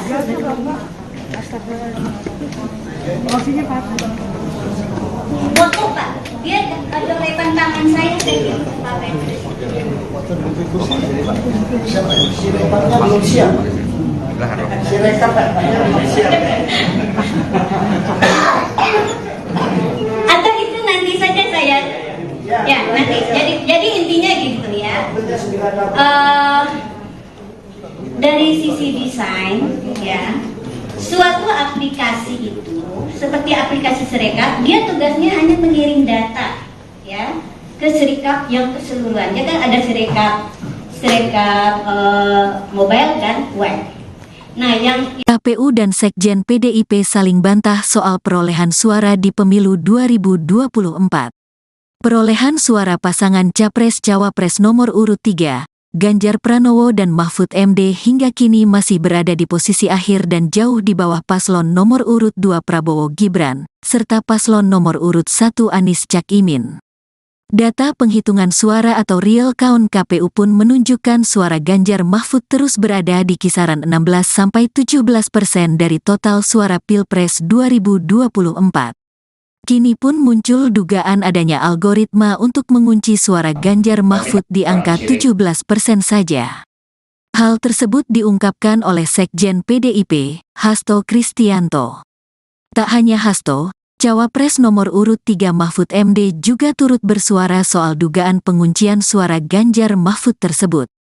Sebelumnya Hasto mengaku mengetahui dugaan adanya algoritma yang seolah menekan suara Ganjar Mahfud berada di angka maksimal 17% itu setelah ia berbicara dengan pakar teknologi informasi. Namun Hasto enggan mengungkapkan siapa pakar yang memberikan informasi itu padanya. Misalnya dimasukkannya suatu algoritma untuk ngelok perolehan Pak Ganjar itu hanya maksimum 17%, kata Hasto di Election Talk Visip UI, Depok, Jawa Barat, Kamis, tanggal 7 Maret tahun 2024. Lebih lanjut Hasto juga mengungkap dugaan adanya gangguan siber dalam proses Form C1. Menurutnya, perlu ada audit forensik dan meta untuk mengusut gangguan-gangguan itu. Ini yang kami lakukan sebagai bagian dari temuan-temuan yang sangat penting. Bahkan menurut pakar IT tersebut pemilu seharusnya berlangsung 2 putaran, ujarnya. Sementara itu Mahfud MD mengatakan bahwa dirinya sudah mendengar isu tersebut sejak proses pemungutan suara belum dilaksanakan. Ya biar saja diolah di masyarakat, itu kan juga sudah lama, sebelum pemilu kan juga sudah ada. Sebelum pemungutan suara isu itu sudah ada. Sudah dikunci sekian, dan angkanya, perolehan suara itu peris, kata Mahfud usai olahraga di kawasan Jakarta Pusat pada Jumat, tanggal 8 Maret tahun 2024. Mahfud mengatakan, dugaan itu bakal dibuktikan oleh pihaknya. Meski demikian, Mahfud belum memastikan apakah dugaan terkait isu itu akan dilampirkan melalui hak angket di DPR RI atau melalui penyelesaian perkara hasil pemilu di Mahkamah Konstitusi, MK. Tinggal nanti pembuktiannya aja, nanti lihat saja, ujarnya. Di sisi lain, KPU merespons soal pernyataan Sekretaris Jenderal PDIP Hasto Kristianto terkait hasil Pilpres 2024. Bantahan tersebut diungkap oleh Ketua KPU, Hasyim Asyari. Hasyim menegaskan, persentase angka yang masuk ke KPU merupakan hasil perhitungan suara berjenjang dari tingkat TPS. Jadi kalau ada informasi, kabar atau pernyataan seperti itu, KPU membantah ya bahwa KPU tidak pernah mematok, tidak pernah mengunci, tidak pernah menargetkan partai tertentu, pasangan calon tertentu, sejak awal harus suaranya sekian, tidak ada. Jadi semuanya yang dihitung KPU berasal dari perolehan suara di TPS, kata Hasyim di kantor KPU, Menteng, Jakarta Pusat, tanggal 8 Maret tahun 2024. Hadir di sini, mungkin ladies first ya, kita Ibu Leoni boleh yang pertama, setelah Ibu Leoni nanti Mas Hairul, setelah itu Pak Sugi ya. Oke, silakan Ibu Leoni.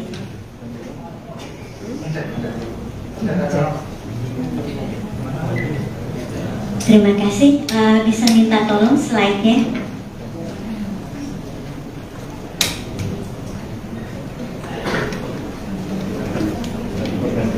Slide saya sama yang gambar dan kertas.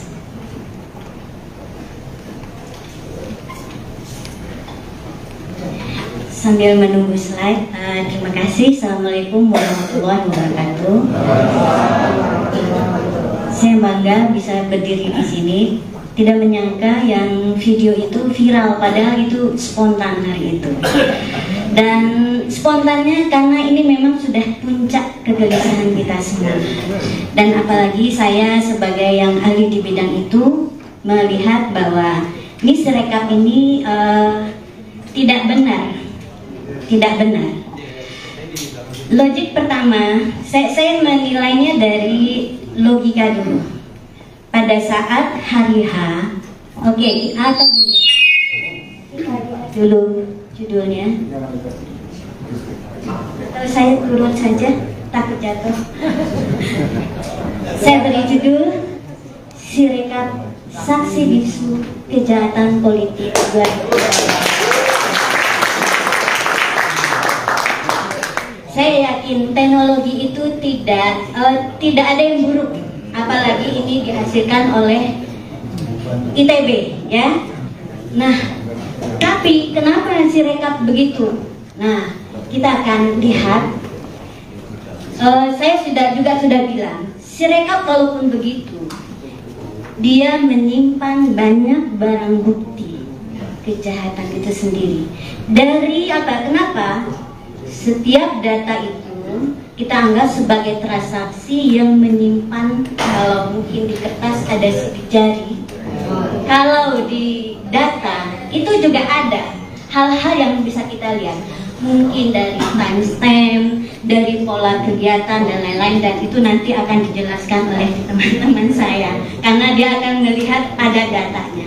Oke, bisa slide selanjutnya. Saya hari Sabtu bertemu sama Pak Todung sama Pak Magdir. Saya dipesankan, kami tidak mengerti IT. Jadi bisakah dijelaskan dalam bahasa yang nanti kami jadi mengerti. Jadi saya coba buat sederhana dengan memulai. Kita harus semua tahu bagaimana tahapan rekapitulasi suara berjenjang. Pertama itu TPS, ya. Panitia nama PPS, ketuanya KPPS, di sini dipakai namanya versi Sirekap Mobile. Apa yang dilakukan di TPS? Pemungutan suara, penghitungan suara, di mana mulai 13 itu selesai tanggal 15. Di sini dihasilkan dokumen namanya C1 Plano, ada Pilpres dan Pileg. Lalu yang dilakukan oleh KPPS adalah mengukur tanpa mengentry data. Jadi dokumen tersebut dibuka, di-scan, nanti aplikasi difoto dulu, nanti ada penjelasannya. Terus yang kedua, tahapan yang berikutnya setelah itu, kotak suara dan C1 Plano dibawa ke kecamatan. Di sana panitia melihat apakah ada masalah. Jika ada masalah harus perhitungan ulang, dia akan dilakukan perhitungan ulang. Jadi C1 plano dan kotak suara dibawa ke kecamatan. Setelah sebelumnya juga mungkin sempat menginap di kelurahan.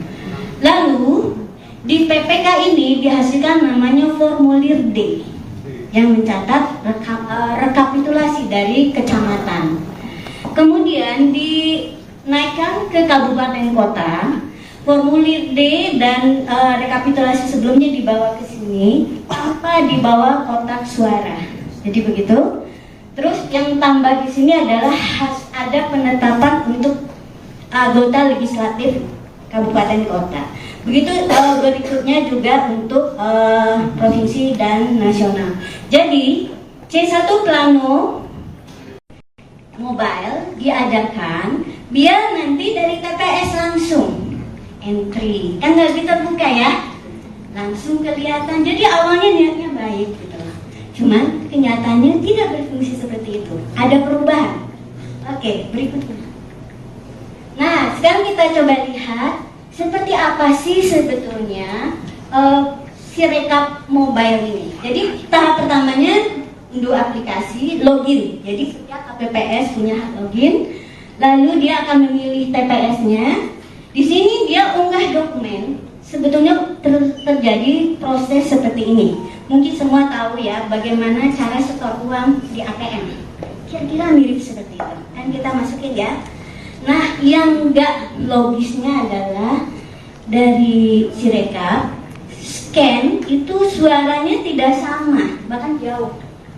Terus angka setiap paslon tuh bisa kalau di total itu juga tidak terjadi yang namanya validasi. Validasi itu adalah kalau misalnya kita setornya 200.000 ya harus 200.000 gitu ya. Atau kalau misalnya saya mau ngambil uang, kalau saya ambilnya 1 juta, uang saya 500.000 boleh tidak? Tidak, itu validasi namanya. Itu proses itu harus benar dulu sampai datanya baru boleh dikirim dan disimpan di database. Dan itu nggak terjadi. Makanya saya bilang ini pasti sudah berubah di logika programnya, algoritmanya. Oke, berikutnya. Nah, sekarang kita lihat ya. Saya coba cari tahu, teman saya pasti nggak akan bikin algoritma yang sekonyol itu. Karena mahasiswa tingkat 1, saya ajarkan logikanya nggak akan seperti itu, ya. Terus saya cari tahu di BIMTEK, saya pernah dulu untuk yang EKTP, itu ada BIMTEK pasti. Nah, saya lihat ternyata ada hak edit untuk KPPS, tapi sekarang katanya itu dihilangkan. Malah kadang-kadang yang lain bisa diedit, paslon yang lain, tapi yang satu itu tidak bisa. Oke? Jadi ini udah dua, ya. Validasi nggak ada, fasilitas edit dihilangkan. Lalu apa yang terjadi? Saya baca lagi. Kedua, Pak KPU memutuskan itu bisa dieditnya pada level kabupaten kota, KPU kabupaten. Aneh tidak? Nih, ya aneh. Padahal alurnya kan nggak demikian. Dia nggak punya C1-nya malah sudah. Iya. Nah, potensi. Nah, sekarang saya nggak mau detail lagi. Silakan diulang. Bahwa saya melihat ini berpotensi, ya, akan menyebabkan ya peluang manipulasi suara yang tidak terkendali, ya. Bayangkan ya, sebetulnya kecamatan dan kabupaten kota memang punya hak edit, tapi harusnya, saya tahu ya, saya orang desain sistem, itu diberlakukan kalau edit itu seperti tadi ya, dia tidak menimpa data transaksi. Pernah nggak? Misalnya kita transaksi di bank kan setiap transaksi kita itu dicatat ya, bisa dilihat tuh yang seminggu terakhir dan sebagainya, ya. Nah, itu data transaksi seperti itu disimpan di database. Nah, sekarang apa yang terjadi? Nah, bisa dilihat kan Pak, yang foto aja, foto yang tulisan tangan, ada nggak fotonya? Nggak ada, terpisah saya kirim ke Pak Petrus. Jadi intinya begini, bahwa proses desain satu sistem itu nggak langsung ya. Jadi Sirekap ini adalah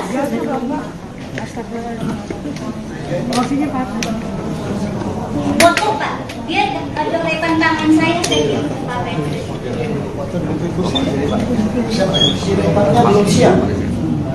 Sirekap belum siap. Atau itu nanti saja saya. Ya nanti. Jadi intinya gitu ya. Dari sisi desain ya, suatu aplikasi itu seperti aplikasi Sirekap, dia tugasnya hanya mengirim data ya ke Sirekap yang keseluruhannya. Kan ada Sirekap mobile dan web. Nah, yang KPU dan Sekjen PDIP saling bantah soal perolehan suara di pemilu 2024. Perolehan suara pasangan Capres-Cawapres nomor urut 3, Ganjar Pranowo dan Mahfud MD hingga kini masih berada di posisi akhir dan jauh di bawah paslon nomor urut 2 Prabowo Gibran, serta paslon nomor urut 1 Anies Cak Imin. Data penghitungan suara atau real count KPU pun menunjukkan suara Ganjar Mahfud terus berada di kisaran 16–17% dari total suara Pilpres 2024. Kini pun muncul dugaan adanya algoritma untuk mengunci suara Ganjar Mahfud di angka 17% saja. Hal tersebut diungkapkan oleh Sekjen PDIP, Hasto Kristianto. Tak hanya Hasto, Cawapres nomor urut 3 Mahfud MD juga turut bersuara soal dugaan penguncian suara Ganjar Mahfud tersebut. Sebelumnya Hasto mengaku mengetahui dugaan adanya algoritma yang seolah menekan suara Ganjar Mahfud berada di angka maksimal 17% itu setelah ia berbicara dengan pakar teknologi informasi. Namun Hasto enggan mengungkapkan siapa pakar yang memberikan informasi itu padanya. Misalnya dimasukkannya suatu algoritma untuk ngelok perolehan Pak Ganjar itu hanya maksimum 17%, kata Hasto di Election Talk Visip UI, Depok, Jawa Barat, Kamis, tanggal 7 Maret tahun 2024. Lebih lanjut, Hasto juga mengungkap dugaan adanya gangguan siber dalam proses Form C1. Menurutnya, perlu ada audit forensik dan meta untuk mengusut gangguan-gangguan itu. Ini yang kami lakukan sebagai bagian dari temuan-temuan yang sangat penting. Bahkan menurut pakar IT tersebut pemilu seharusnya berlangsung 2 putaran, ujarnya. Sementara itu Mahfud MD mengatakan bahwa dirinya sudah mendengar isu tersebut sejak proses pemungutan suara belum dilaksanakan. Ia biar saja diolah di masyarakat, itu kan juga sudah lama, sebelum pemilu kan juga sudah ada. Sebelum pemungutan suara isu itu sudah ada. Sudah dikunci sekian, dan angkanya, perolehan suara itu peris, kata Mahfud usai olahraga di kawasan Jakarta Pusat pada Jumat, tanggal 8 Maret tahun 2024. Mahfud mengatakan, dugaan itu bakal dibuktikan oleh pihaknya. Meski demikian, Mahfud belum memastikan apakah dugaan terkait isu itu akan dilampirkan melalui hak angket di DPR RI atau melalui penyelesaian perkara hasil pemilu di Mahkamah Konstitusi, MK. Tinggal nanti pembuktiannya aja, nanti lihat saja, ujarnya. Di sisi lain, KPU merespons soal pernyataan Sekretaris Jenderal PDIP Hasto Kristianto terkait hasil Pilpres 2024. Bantahan tersebut diungkap oleh Ketua KPU, Hashim Asyari. Hashim menegaskan, persentase angka yang masuk ke KPU merupakan hasil perhitungan suara berjenjang dari tingkat TPS. Jadi kalau ada informasi, kabar atau pernyataan seperti itu, KPU membantah ya bahwa KPU tidak pernah mematok, tidak pernah mengunci, tidak pernah menargetkan partai tertentu, pasangan calon tertentu, sejak awal harus suaranya sekian, tidak ada. Jadi semuanya yang dihitung KPU berasal dari perolehan suara di TPS, kata Hashim di kantor KPU, Menteng, Jakarta Pusat, tanggal 8 Maret tahun 2024. Hadir di sini, mungkin ladies first ya, kita Ibu Leoni boleh yang pertama, setelah Ibu Leoni nanti Mas Hairo, setelah itu Pak Sugi ya. Oke, silakan Bu Leoni.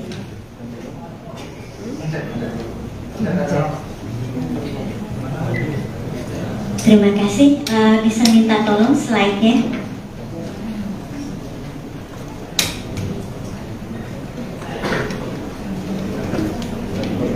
Slide saya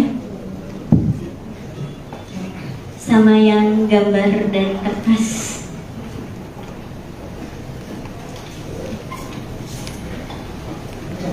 Sambil menunggu slide, terima kasih. Assalamualaikum warahmatullahi wabarakatuh. Saya bangga bisa berdiri di sini. Tidak menyangka yang video itu viral, padahal itu spontan hari itu. Dan spontannya karena ini memang sudah puncak kegelisahan kita semua. Dan apalagi saya sebagai yang ahli di bidang itu melihat bahwa ini Sirekap ini tidak benar. Tidak benar. Logik pertama, saya menilainya dari logika dulu. Pada saat hari H, oke, atau gini, dulu judulnya. Kalau saya turun saja, takut jatuh. Saya beri judul Sirekap Saksi Bisu Kejahatan Politik 2020.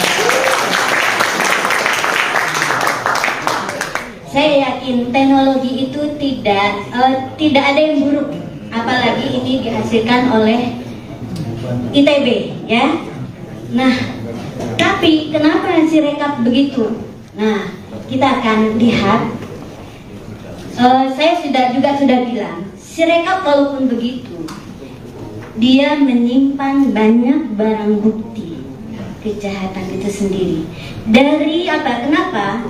Setiap data itu kita anggap sebagai transaksi yang menyimpan, kalau mungkin di kertas ada sidik jari, kalau di data itu juga ada hal-hal yang bisa kita lihat, mungkin dari timestamp, dari pola kegiatan dan lain-lain, dan itu nanti akan dijelaskan oleh teman-teman saya karena dia akan melihat ada datanya. Oke, bisa slide selanjutnya. Saya hari Sabtu bertemu sama Pak Todung sama Pak Magdir. Saya dipesankan, kami tidak mengerti IT. Jadi bisakah dijelaskan dalam bahasa yang nanti kami jadi mengerti. Jadi saya coba buat sederhana dengan memulai. Kita harus semua tahu bagaimana tahapan rekapitulasi suara berjenjang. Pertama itu TPS, ya. Panitia nama PPS, ketuanya KPPS. Di sini dipakai namanya versi Sirekap Mobile.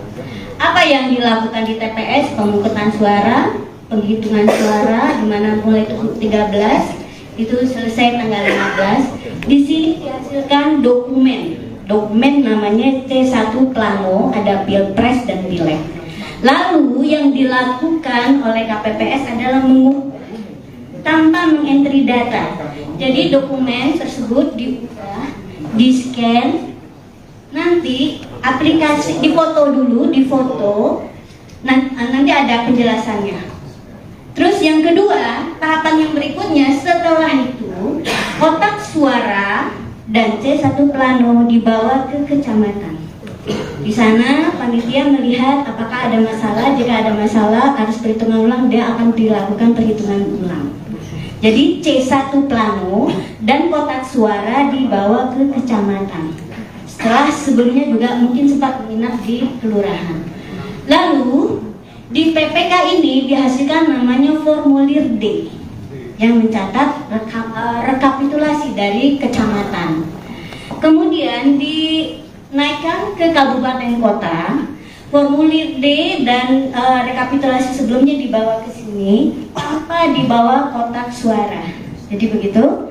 Terus yang tambah di sini adalah ada penetapan untuk anggota legislatif kabupaten kota. Begitu berikutnya juga untuk provinsi dan nasional. Jadi C1 Plano Mobile diadakan biar nanti dari TPS langsung entry, kan nggak kita buka ya, langsung kelihatan. Jadi awalnya niatnya baik gitu, cuman kenyataannya tidak berfungsi seperti itu, ada perubahan. Oke, berikutnya. Nah, sekarang kita coba lihat seperti apa sih sebetulnya Sirekap mobile ini. Jadi tahap pertamanya unduh aplikasi, login. Jadi setiap KPPS punya hak login. Lalu dia akan memilih TPS-nya. Di sini dia unggah dokumen. Sebetulnya terjadi proses seperti ini. Mungkin semua tahu ya bagaimana cara setor uang di ATM. Kira-kira mirip seperti itu. Kan kita masukin ya. Nah, yang enggak logisnya adalah dari Sirekap scan itu suaranya tidak sama, bahkan jauh. Terus angka setiap paslon tuh bisa kalau di total itu juga tidak terjadi yang namanya validasi. Validasi itu adalah kalau misalnya kita setornya 200.000 ya harus 200.000 gitu ya. Atau kalau misalnya saya mau ngambil uang, kalau saya ambilnya 1 juta, uang saya 500.000 boleh tidak? Tidak, itu validasi namanya. Itu proses itu harus benar dulu sampai datanya baru boleh dikirim dan disimpan di database. Dan itu nggak terjadi. Makanya saya bilang ini pasti sudah berubah di logika programnya, algoritmanya. Oke, berikutnya. Nah, sekarang kita lihat ya. Saya coba cari tahu, teman saya pasti nggak akan bikin algoritma yang sekonyol gitu. Karena mahasiswa tingkat 1, saya ajarkan logikanya nggak akan seperti itu, ya. Terus saya cari tahu di BIMTEK, saya pernah dulu untuk yang EKTP, itu ada BIMTEK pasti. Nah, saya lihat ternyata ada hak edit untuk KPPS, tapi sekarang katanya itu dihilangkan. Malah kadang-kadang yang lain bisa diedit, paslon yang lain, tapi yang satu itu tidak bisa. Oke? Jadi ini ada 2, ya. Validasi nggak ada, fasilitas edit dihilangkan. Lalu apa yang terjadi? Saya baca lagi. Kedua, Pak KPU memutuskan itu bisa dieditnya pada level kabupaten kota. KPU kabupaten. Aneh tidak? Aneh, ya. Ya, aneh. Padahal alurnya kan nggak demikian. Dia nggak punya C1-nya malah sudah. Iya. Nah, potensi. Nah, sekarang saya nggak mau detail lagi ya. Silakan Dewan. Bahwa saya melihat ini berpotensi, ya, akan menyebabkan ya peluang manipulasi suara yang tidak terkendali, ya. Bayangkan ya, sebetulnya kecamatan dan kabupaten kota memang punya hak edit, tapi harusnya, saya tahu ya, saya orang desain sistem, itu diberlakukan kalau edit itu seperti tadi ya, dia tidak menimpa data transaksi. Pernah nggak? Misalnya kita transaksi di bank kan setiap transaksi kita itu dicatat ya, bisa dilihat tuh yang seminggu terakhir dan sebagainya, ya. Nah, itu data transaksi seperti itu disimpan di database. Nah, sekarang apa yang terjadi? Nah, bisa dilihat kan Pak, yang foto aja, foto yang tulisan tangan, ada nggak fotonya? Nggak ada, terpisah saya kirim ke Pak Petrus. Jadi intinya begini, bahwa proses desain suatu sistem itu nggak langsung ya. Jadi Sirekap ini adalah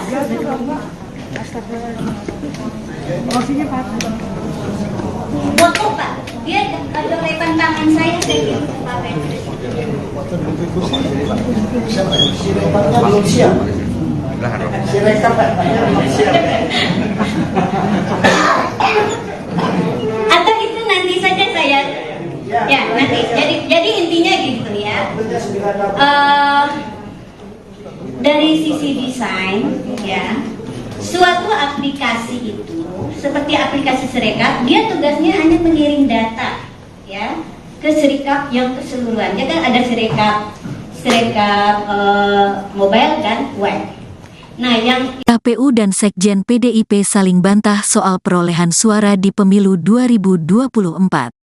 Perolehan suara pasangan Capres-Cawapres nomor urut 3, Ganjar Pranowo dan Mahfud MD hingga kini masih berada di posisi akhir dan jauh di bawah paslon nomor urut 2 Prabowo Gibran, serta paslon nomor urut 1 Anies Cak Imin. Data penghitungan suara atau real count KPU pun menunjukkan suara Ganjar Mahfud terus berada di kisaran 16–17% dari total suara Pilpres 2024. Kini pun muncul dugaan adanya algoritma untuk mengunci suara Ganjar Mahfud di angka 17% saja. Hal tersebut diungkapkan oleh Sekjen PDIP, Hasto Kristianto. Tak hanya Hasto, Cawapres nomor urut 3 Mahfud MD juga turut bersuara soal dugaan penguncian suara Ganjar Mahfud tersebut. Sebelumnya Hasto mengaku mengetahui dugaan adanya algoritma yang seolah menekan suara Ganjar Mahfud berada di angka maksimal 17% itu setelah ia berbicara dengan pakar teknologi informasi. Namun Hasto enggan mengungkapkan siapa pakar yang memberikan informasi itu padanya. Misalnya dimasukkannya suatu algoritma untuk ngelok perolehan Pak Ganjar itu hanya maksimum 17%, kata Hasto di Election Talk Visip UI, Depok, Jawa Barat, Kamis, tanggal 7 Maret tahun 2024. Lebih lanjut Hasto juga mengungkap dugaan adanya gangguan siber dalam proses Form C1. Menurutnya, perlu ada audit forensik dan meta untuk mengusut gangguan-gangguan itu. Ini yang kami lakukan sebagai bagian dari temuan-temuan yang sangat penting. Bahkan menurut pakar IT tersebut pemilu seharusnya berlangsung 2 putaran, ujarnya.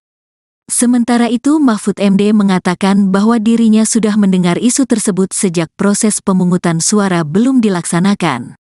Ia biar saja diolah di masyarakat, itu kan juga sudah lama, sebelum pemilu kan juga sudah ada. Sebelum pemungutan suara isu itu sudah ada.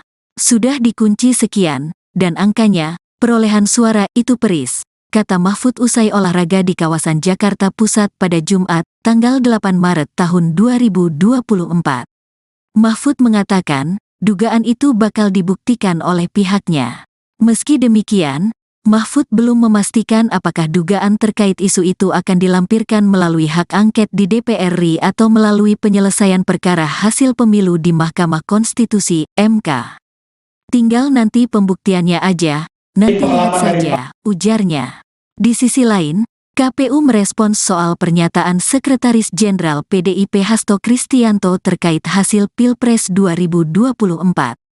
Bantahan tersebut diungkap oleh Ketua KPU, Hashim Asyari. Hashim menegaskan, persentase angka yang masuk ke KPU merupakan hasil perhitungan suara berjenjang dari tingkat TPS. Jadi kalau ada informasi, kabar atau pernyataan seperti itu, KPU membantah ya bahwa KPU tidak pernah mematok, tidak pernah mengunci, tidak pernah menargetkan partai tertentu, pasangan calon tertentu, sejak awal harus suaranya sekian, tidak ada.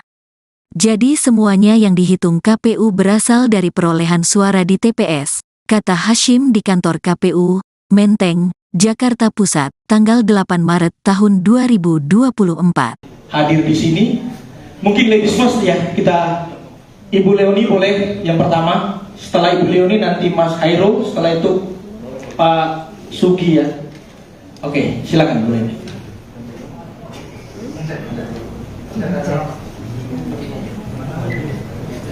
Terima kasih, bisa minta tolong slide-nya.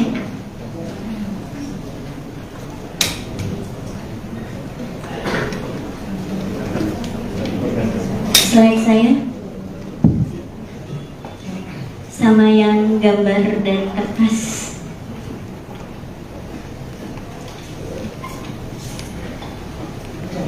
Sambil menunggu slide, terima kasih. Assalamualaikum warahmatullahi wabarakatuh. Saya bangga bisa berdiri di sini. Tidak menyangka yang video itu viral, padahal itu spontan hari itu. Dan spontannya karena ini memang sudah puncak kegelisahan kita semua. Dan apalagi saya sebagai yang ahli di bidang itu melihat bahwa ini Sirekap ini tidak benar. Tidak benar. Logik pertama, saya menilainya dari logika dulu. Pada saat hari H, atau gini dulu judulnya. Kalau saya turun saja, takut jatuh. Saya beri judul Sirekap Saksi Bisu Kejahatan Politik 2020. Saya yakin teknologi itu tidak ada yang buruk, apalagi ini dihasilkan oleh ITB, ya. Nah, tapi kenapa Sirekap begitu? Nah, kita akan lihat. Saya sudah bilang, Sirekap walaupun begitu, dia menyimpan banyak barang bukti kejahatan itu sendiri.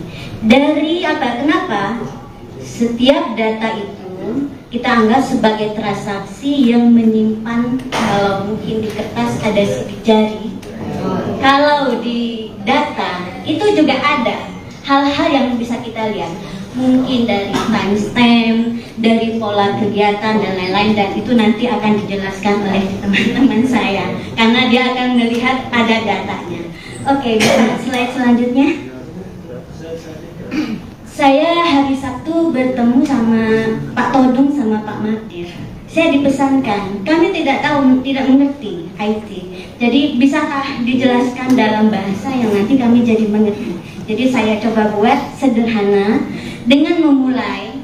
Kita harus semua tahu bagaimana tahapan rekapitulasi suara berjenjang. Pertama itu TPS, ya. Panitia nama PPS, ketuanya KPPS. Di sini dipakai namanya versi Sirekap Mobile. Apa yang dilakukan di TPS? Pemungutan suara, penghitungan suara, di mana mulai 13 itu selesai tanggal 15. Di sini dihasilkan dokumen namanya C1 Plano, ada Pilpres dan Pileg. Lalu yang dilakukan oleh KPPS adalah mengukur tanpa mengentry data. Jadi dokumen tersebut dibuka, di-scan, nanti aplikasi difoto dulu, nanti ada penjelasannya. Terus yang kedua, tahapan yang berikutnya setelah itu kotak suara dan C1 Plano dibawa ke kecamatan. Di sana panitia melihat apakah ada masalah. Jika ada masalah harus perhitungan ulang, dia akan dilakukan perhitungan ulang.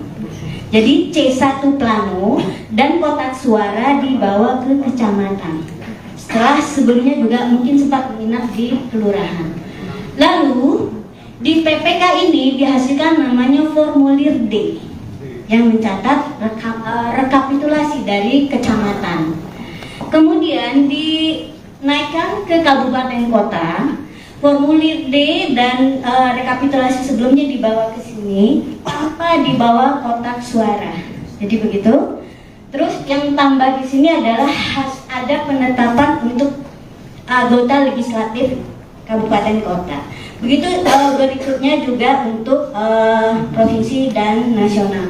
Jadi C1 Plano Mobile diadakan biar nanti dari TPS langsung entry, kan nggak kita buka ya, langsung kelihatan. Jadi awalnya niatnya baik gitu, cuman kenyataannya tidak berfungsi seperti itu, ada perubahan. Oke, berikutnya. Nah, sekarang kita coba lihat seperti apa sih sebetulnya Sirekap Mobile ini. Jadi tahap pertamanya unduh aplikasi, login. Jadi setiap KPPS punya hak login, lalu dia akan memilih TPS-nya. Di sini dia unggah dokumen. Sebetulnya terjadi proses seperti ini. Mungkin semua tahu ya bagaimana cara setor uang di ATM. Kira-kira mirip seperti itu. Kan kita masukin ya. Nah, yang enggak logisnya adalah dari Sirekap scan itu suaranya tidak sama, bahkan jauh. Terus angka setiap paslon tuh bisa kalau di total itu juga tidak terjadi yang namanya validasi. Validasi itu adalah kalau misalnya kita setornya 200.000 ya harus 200.000 gitu ya. Atau kalau misalnya saya mau ngambil uang, kalau saya ambilnya 1 juta, uang saya 500.000 boleh tidak? Tidak, itu validasi namanya. Itu proses itu harus benar dulu sampai datanya baru boleh dikirim dan disimpan di database. Dan itu nggak terjadi. Makanya Makanya saya bilang ini pasti sudah berubah di logika programnya, algoritmanya. Oke, berikutnya. Nah, sekarang kita lihat ya. Saya coba cari tahu, teman saya pasti nggak akan bikin algoritma yang sekonyol gitu. Karena mahasiswa tingkat 1, saya ajarkan logikanya nggak akan seperti itu, ya. Terus saya cari tahu di BIMTEK, saya pernah dulu untuk yang EKTP, itu ada BIMTEK pasti. Nah, saya lihat ternyata ada edit untuk KPPS, tapi sekarang katanya itu dihilangkan. Malah kadang-kadang yang lain bisa diedit, paslon yang lain, tapi yang satu itu tidak bisa. Oke? Jadi ini udah dua, ya. Validasi nggak ada, fasilitas edit dihilangkan. Lalu apa yang terjadi? Saya baca lagi. Kedua, Pak KPU memutuskan itu bisa dieditnya pada level kabupaten kota, KPU kabupaten. Aneh tidak? Nih, ya aneh. Padahal alurnya kan nggak demikian. Dia nggak punya C1-nya malah sudah. Iya. Nah, potensi. Nah, sekarang saya nggak mau detail lagi ya. Silakan Dewan. Bahwa saya melihat ini berpotensi, ya, akan menyebabkan ya peluang manipulasi suara yang tidak terkendali, ya. Bayangkan ya, sebetulnya kecamatan dan kabupaten kota memang punya hak edit, tapi harusnya, saya tahu ya, saya orang desain sistem, itu diberlakukan kalau edit itu seperti tadi ya, dia tidak menimpa data transaksi. Pernah nggak? Misalnya kita transaksi di bank kan setiap transaksi kita itu dicatat ya, bisa dilihat tuh yang seminggu terakhir dan sebagainya, ya. Nah, itu data transaksi seperti itu disimpan di database. Nah, sekarang apa yang terjadi? Nah, bisa dilihat kan Pak, yang foto aja, foto yang tulisan tangan, ada nggak fotonya? Nggak ada, terpisah, saya kirim ke Pak Petrus. Jadi intinya begini, bahwa proses desain suatu sistem itu nggak langsung ya. Jadi Sirekap ini adalah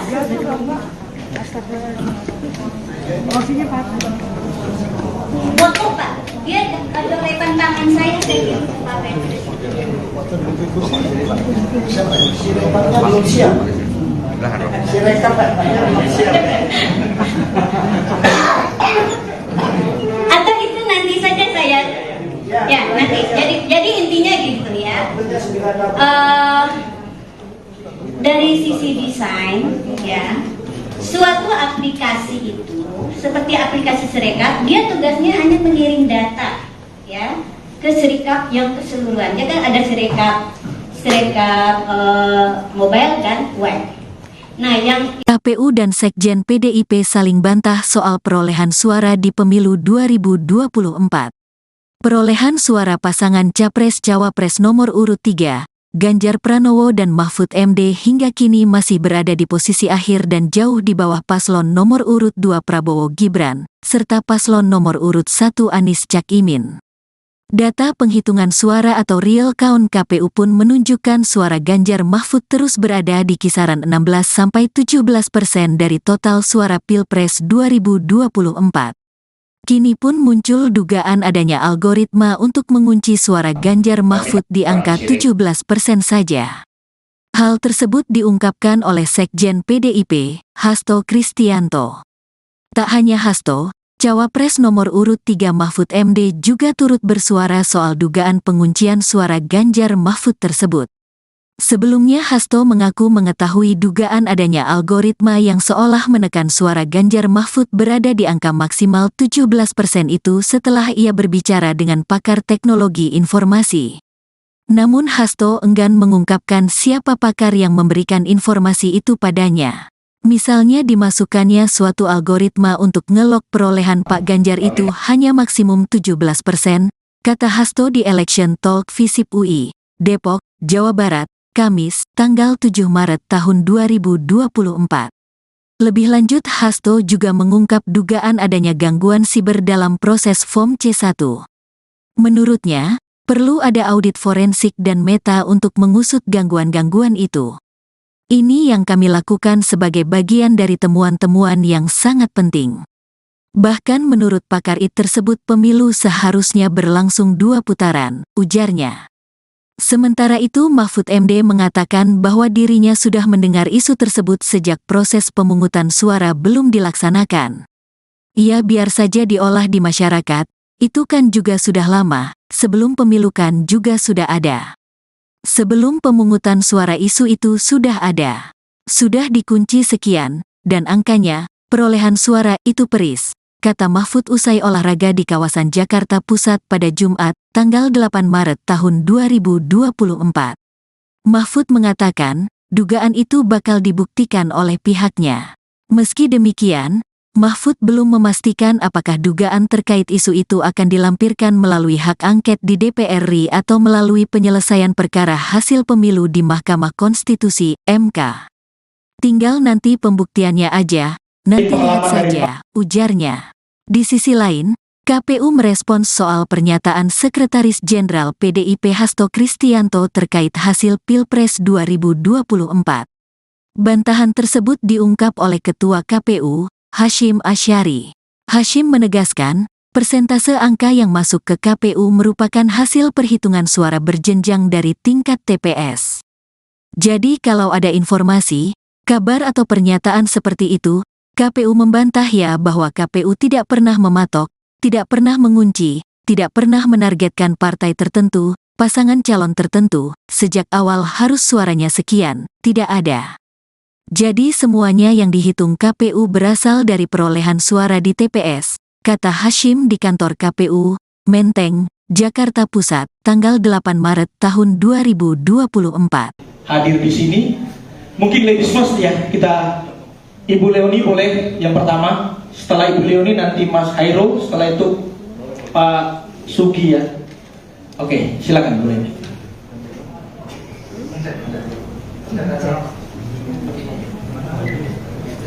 Terima kasih.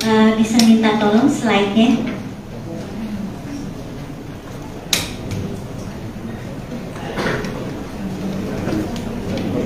Slide saya sama yang gambar dari kertas.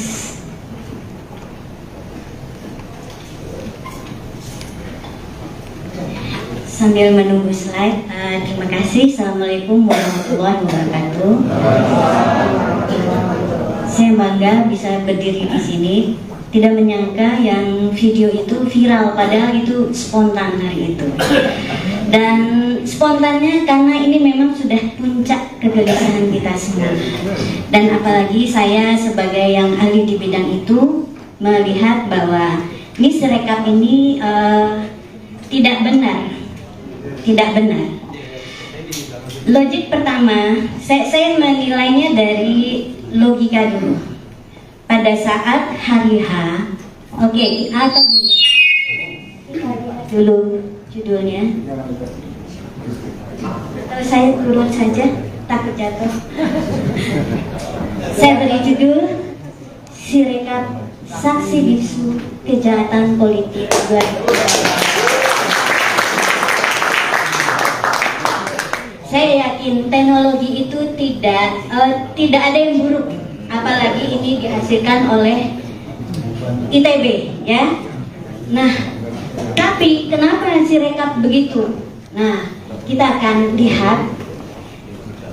Saya sudah bilang, Sirekap walaupun begitu, dia menyimpan banyak barang bukti kejahatan itu sendiri. Dari apa? Kenapa?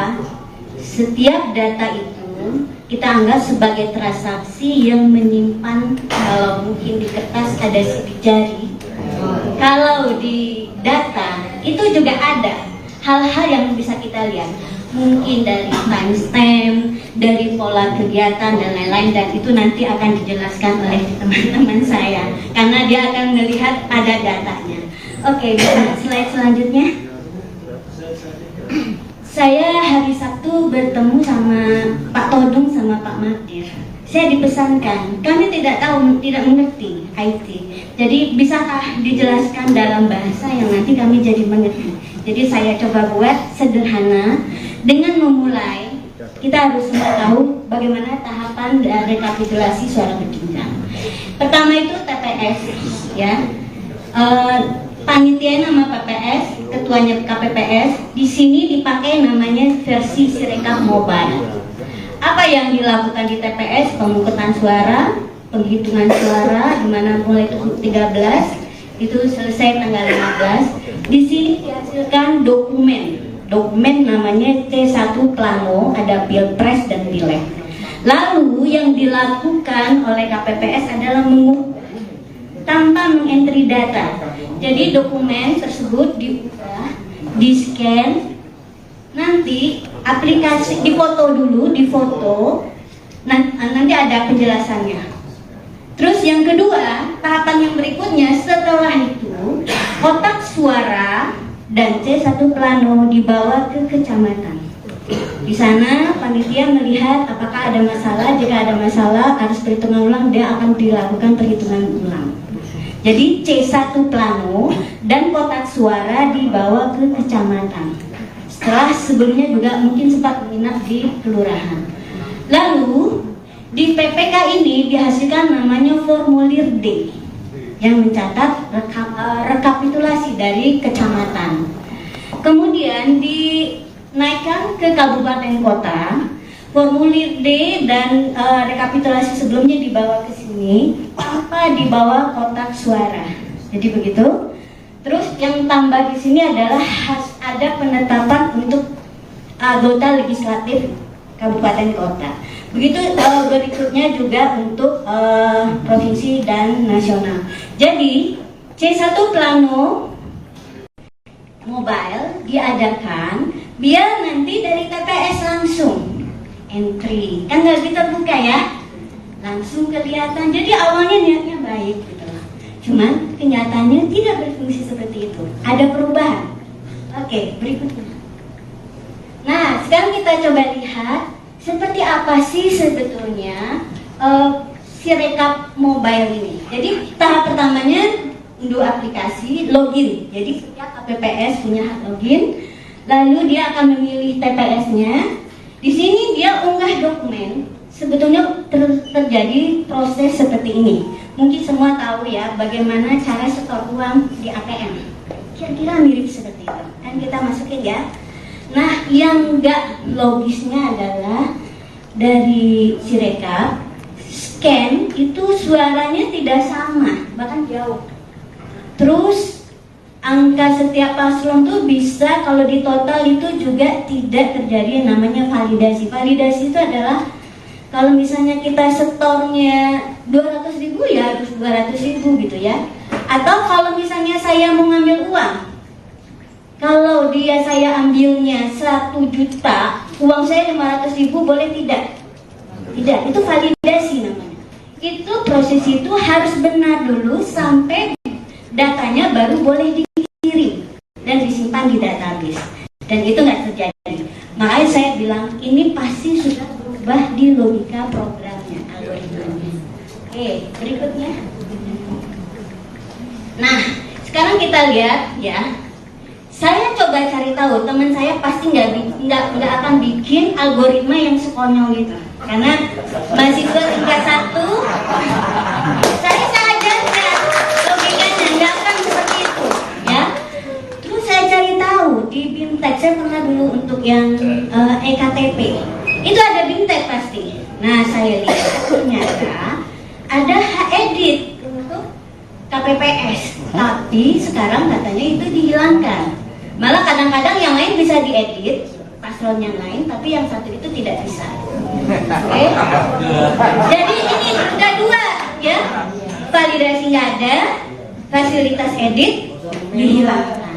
Lalu apa yang terjadi? Saya baca lagi. Kedua, Pak KPU memutuskan itu bisa dieditnya pada level kabupaten kota. KPU kabupaten. Aneh tidak? Nih, ya, aneh. Padahal alurnya kan nggak demikian. dia nggak punya C1-nya malah sudah. Iya.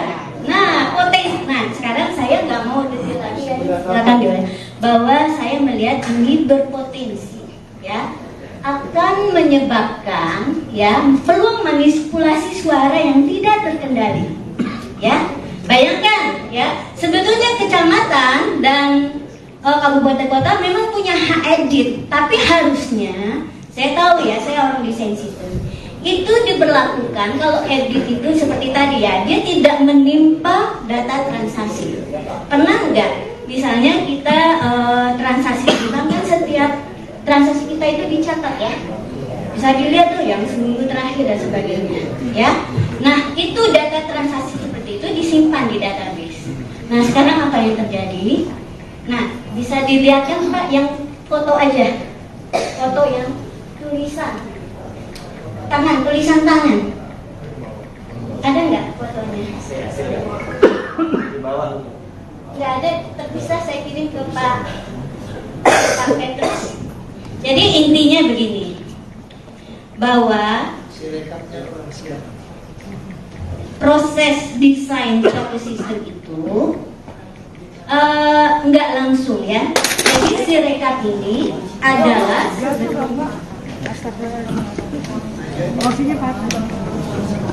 foto Pak, dia ada lepan tangan saya kirim ke Pak Petrus.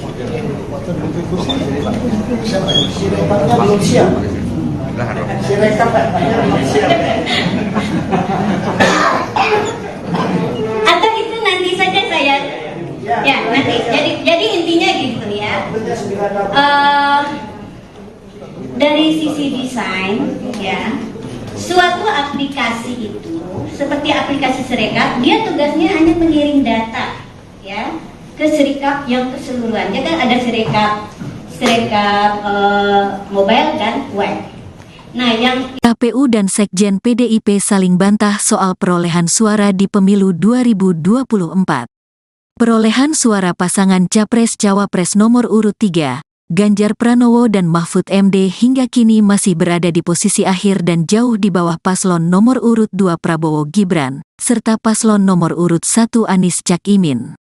Data penghitungan suara atau real count KPU pun menunjukkan suara Ganjar Mahfud terus berada di kisaran 16-17% dari total suara Pilpres 2024.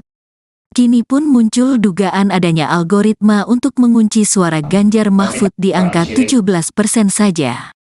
Hal tersebut diungkapkan oleh Sekjen PDIP, Hasto Kristianto. Tak hanya Hasto, Cawapres nomor urut 3 Mahfud MD juga turut bersuara soal dugaan penguncian suara Ganjar Mahfud tersebut. Sebelumnya Hasto mengaku mengetahui dugaan adanya algoritma yang seolah menekan suara Ganjar Mahfud berada di angka maksimal 17% itu setelah ia berbicara dengan pakar teknologi informasi. Namun Hasto enggan mengungkapkan siapa pakar yang memberikan informasi itu padanya. Misalnya dimasukkannya suatu algoritma untuk ngelok perolehan Pak Ganjar itu hanya maksimum 17%, kata Hasto di Election Talk Visip UI, Depok, Jawa Barat, Kamis, tanggal 7 Maret tahun 2024. Lebih lanjut Hasto juga mengungkap dugaan adanya gangguan siber dalam proses Form C1. Menurutnya, perlu ada audit forensik dan meta untuk mengusut gangguan-gangguan itu. Ini yang kami lakukan sebagai bagian dari temuan-temuan yang sangat penting. Bahkan menurut pakar IT tersebut pemilu seharusnya berlangsung 2 putaran, ujarnya. Sementara itu Mahfud MD mengatakan bahwa dirinya sudah mendengar isu tersebut sejak proses pemungutan suara belum dilaksanakan. Ia biar saja diolah di masyarakat, itu kan juga sudah lama, sebelum pemilu kan juga sudah ada. Sebelum pemungutan suara isu itu sudah ada. Sudah dikunci sekian, dan angkanya, perolehan suara itu peris, kata Mahfud usai olahraga di kawasan Jakarta Pusat pada Jumat, tanggal 8 Maret tahun 2024. Mahfud mengatakan, dugaan itu bakal dibuktikan oleh pihaknya. Meski demikian, Mahfud belum memastikan apakah dugaan terkait isu itu akan dilampirkan melalui hak angket di DPR RI atau melalui penyelesaian perkara hasil pemilu di Mahkamah Konstitusi, MK. Tinggal nanti pembuktiannya aja, Nanti lihat pengalaman dari saja, ujarnya. Di sisi lain, KPU merespons soal pernyataan Sekretaris Jenderal PDIP Hasto Kristianto terkait hasil Pilpres 2024. Bantahan tersebut diungkap oleh Ketua KPU, Hasyim Asyari.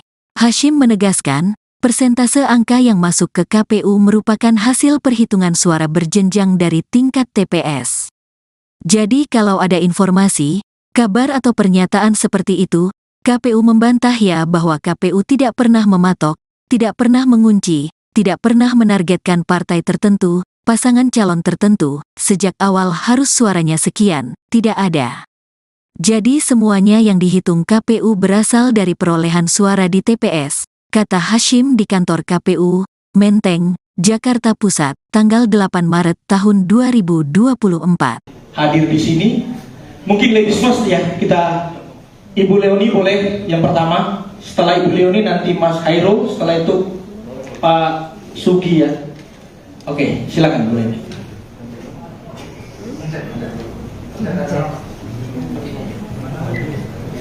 Terima kasih. Bisa minta tolong slide-nya.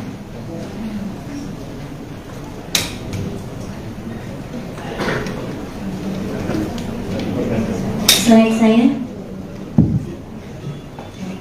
sama yang gambar dari kertas.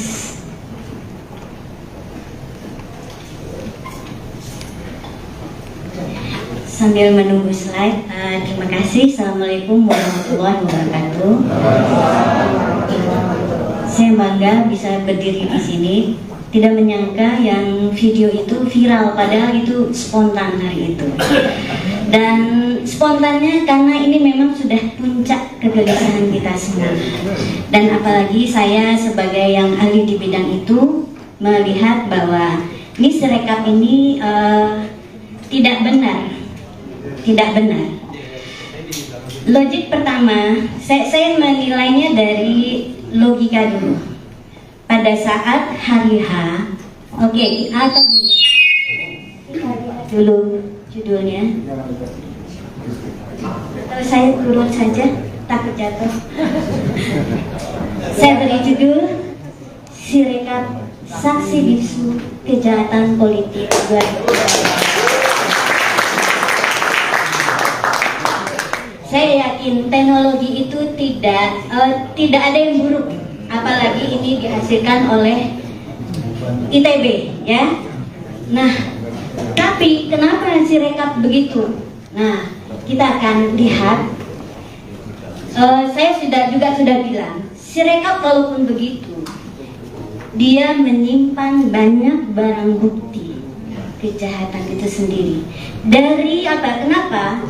Setiap data itu kita anggap sebagai transaksi yang menyimpan, kalau mungkin di kertas ada sidik jari, kalau di data itu juga ada hal-hal yang bisa kita lihat, mungkin dari timestamp, dari pola kegiatan dan lain-lain, dan itu nanti akan dijelaskan oleh teman-teman saya karena dia akan melihat ada datanya.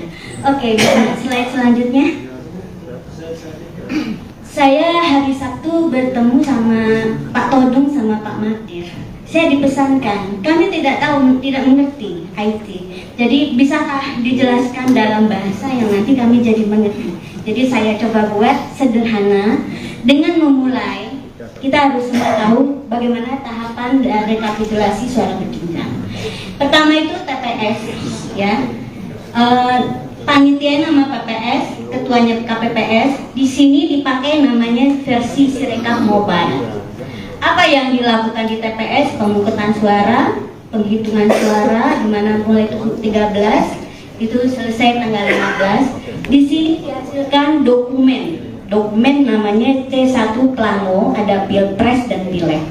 Lalu yang dilakukan oleh KPPS adalah mengukur tanpa mengentry data. Jadi dokumen tersebut diubah, di-scan, nanti aplikasi difoto dulu, nanti ada penjelasannya. Terus yang kedua, tahapan yang berikutnya setelah itu, kotak suara dan C1 Plano dibawa ke kecamatan. Di sana panitia melihat apakah ada masalah. Jika ada masalah harus perhitungan ulang, dia akan dilakukan perhitungan ulang.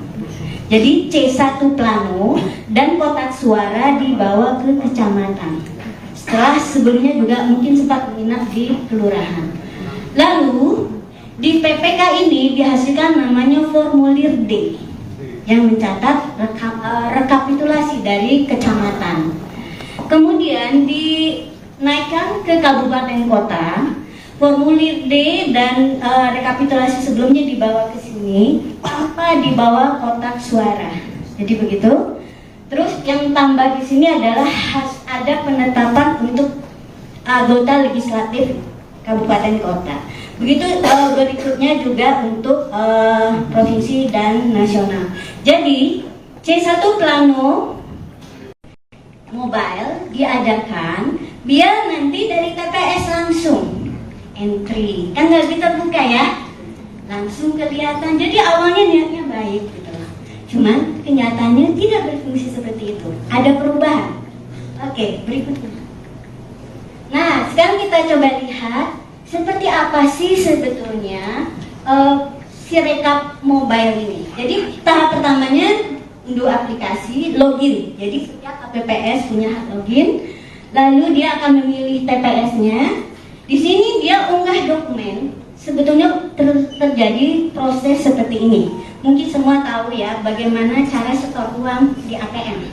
Kira-kira mirip seperti itu. Kan kita masukin ya. Nah, yang enggak logisnya adalah dari Sirekap scan itu suaranya tidak sama, bahkan jauh. Terus angka setiap paslon tuh bisa kalau di total itu juga tidak terjadi yang namanya validasi. Validasi itu adalah kalau misalnya kita setornya 200.000 ya harus 200.000 gitu ya. Atau kalau misalnya saya mau ngambil uang, kalau dia saya ambilnya 1 juta, uang saya 500.000 boleh tidak? Tidak, itu validasi namanya. Itu proses itu harus benar dulu sampai datanya baru boleh dikirim dan disimpan di database. Dan itu nggak terjadi. Makanya saya bilang ini pasti sudah berubah di logika programnya, algoritmanya. Oke, berikutnya. Nah, sekarang kita lihat ya.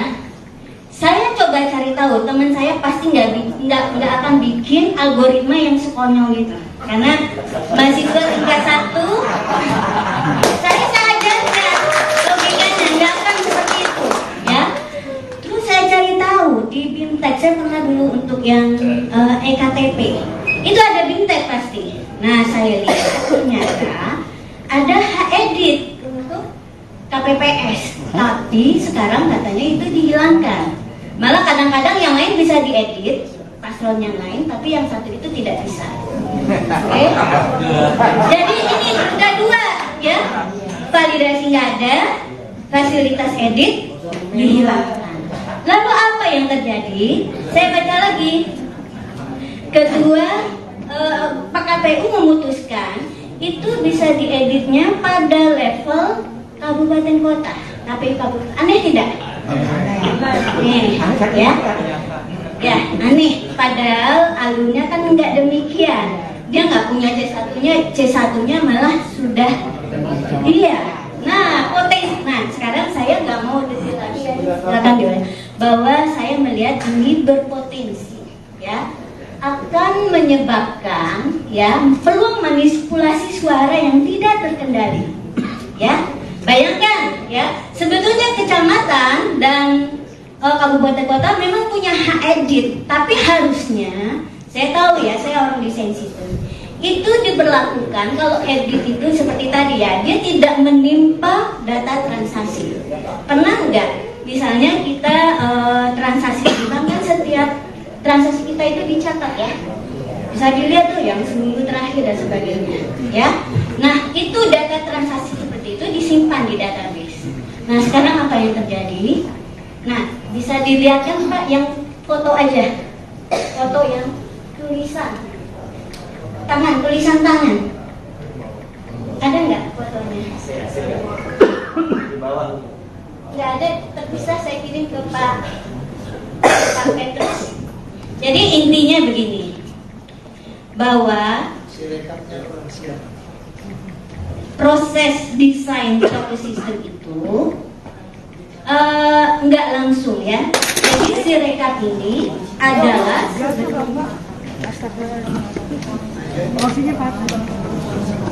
foto Pak. Dia coretan tangan saya kira Pak. Sirekapnya belum siap. Sirekap belum siap. Atau itu nanti saja saya ya nanti. Jadi intinya gitu ya. Dari sisi desain ya, suatu aplikasi itu seperti aplikasi Sirekap, dia tugasnya hanya mengirim data ya ke Sirekap yang keseluruhan. Ya kan ada Sirekap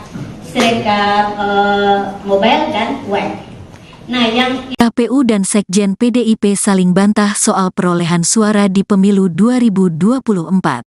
Perolehan suara pasangan Capres-Cawapres nomor urut 3, Ganjar Pranowo dan Mahfud MD hingga kini masih berada di posisi akhir dan jauh di bawah paslon nomor urut 2 Prabowo Gibran, serta paslon nomor urut 1 Anies Cak Imin. Data penghitungan suara atau real count KPU pun menunjukkan suara Ganjar Mahfud terus berada di kisaran 16–17% dari total suara Pilpres 2024. Kini pun muncul dugaan adanya algoritma untuk mengunci suara Ganjar Mahfud di angka 17% saja. Hal tersebut diungkapkan oleh Sekjen PDIP, Hasto Kristianto. Tak hanya Hasto, Cawapres nomor urut 3 Mahfud MD juga turut bersuara soal dugaan penguncian suara Ganjar Mahfud tersebut. Sebelumnya Hasto mengaku mengetahui dugaan adanya algoritma yang seolah menekan suara Ganjar Mahfud berada di angka maksimal 17% itu setelah ia berbicara dengan pakar teknologi informasi. Namun Hasto enggan mengungkapkan siapa pakar yang memberikan informasi itu padanya. Misalnya dimasukkannya suatu algoritma untuk ngelok perolehan Pak Ganjar itu hanya maksimum 17%, kata Hasto di Election Talk Visip UI, Depok, Jawa Barat, Kamis, tanggal 7 Maret tahun 2024. Lebih lanjut Hasto juga mengungkap dugaan adanya gangguan siber dalam proses Form C1. Menurutnya, perlu ada audit forensik dan meta untuk mengusut gangguan-gangguan itu. Ini yang kami lakukan sebagai bagian dari temuan-temuan yang sangat penting. Bahkan menurut pakar IT tersebut pemilu seharusnya berlangsung 2 putaran, ujarnya. Sementara itu Mahfud MD mengatakan bahwa dirinya sudah mendengar isu tersebut sejak proses pemungutan suara belum dilaksanakan. Ia biar saja diolah di masyarakat, itu kan juga sudah lama, sebelum pemilu kan juga sudah ada. Sebelum pemungutan suara isu itu sudah ada. Sudah dikunci sekian, dan angkanya, perolehan suara itu peris, kata Mahfud usai olahraga di kawasan Jakarta Pusat pada Jumat, tanggal 8 Maret tahun 2024. Mahfud mengatakan, dugaan itu bakal dibuktikan oleh pihaknya. Meski demikian, Mahfud belum memastikan apakah dugaan terkait isu itu akan dilampirkan melalui hak angket di DPR RI atau melalui penyelesaian perkara hasil pemilu di Mahkamah Konstitusi, MK. Tinggal nanti pembuktiannya aja, nanti lihat saja, ujarnya. Di sisi lain, KPU merespons soal pernyataan Sekretaris Jenderal PDIP Hasto Kristianto terkait hasil Pilpres 2024. Bantahan tersebut diungkap oleh Ketua KPU, Hashim Asyari. Hashim menegaskan, persentase angka yang masuk ke KPU merupakan hasil perhitungan suara berjenjang dari tingkat TPS. Jadi kalau ada informasi, kabar atau pernyataan seperti itu, KPU membantah ya bahwa KPU tidak pernah mematok, tidak pernah mengunci, tidak pernah menargetkan partai tertentu, pasangan calon tertentu, sejak awal harus suaranya sekian, tidak ada. Jadi semuanya yang dihitung KPU berasal dari perolehan suara di TPS, kata Hashim di kantor KPU, Menteng, Jakarta Pusat, tanggal 8 Maret tahun 2024. Hadir di sini, mungkin ladies first ya, kita Ibu Leoni boleh yang pertama, setelah Ibu Leoni nanti Mas Hairul, setelah itu Pak Sugi ya. Oke, silakan Bu Leoni.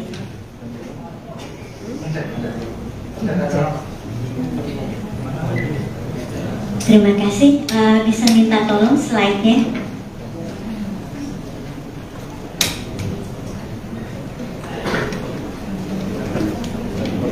Slide saya sama yang gambar dan kertas.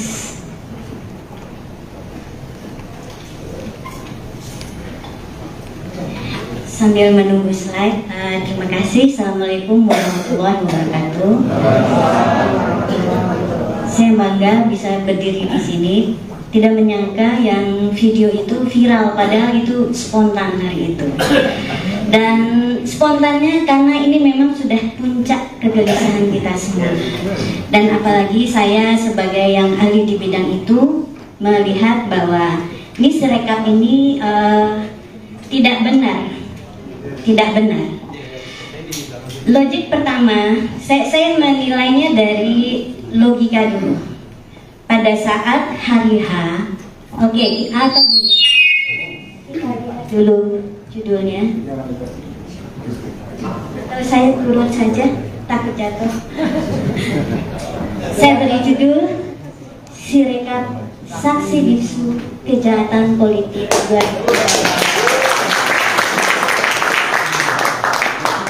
Saya yakin teknologi itu tidak ada yang buruk, apalagi ini dihasilkan oleh ITB, ya.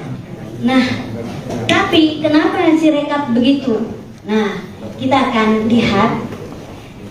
Saya sudah bilang, Sirekap walaupun begitu, dia menyimpan banyak barang bukti kejahatan itu sendiri. Dari apa? Kenapa?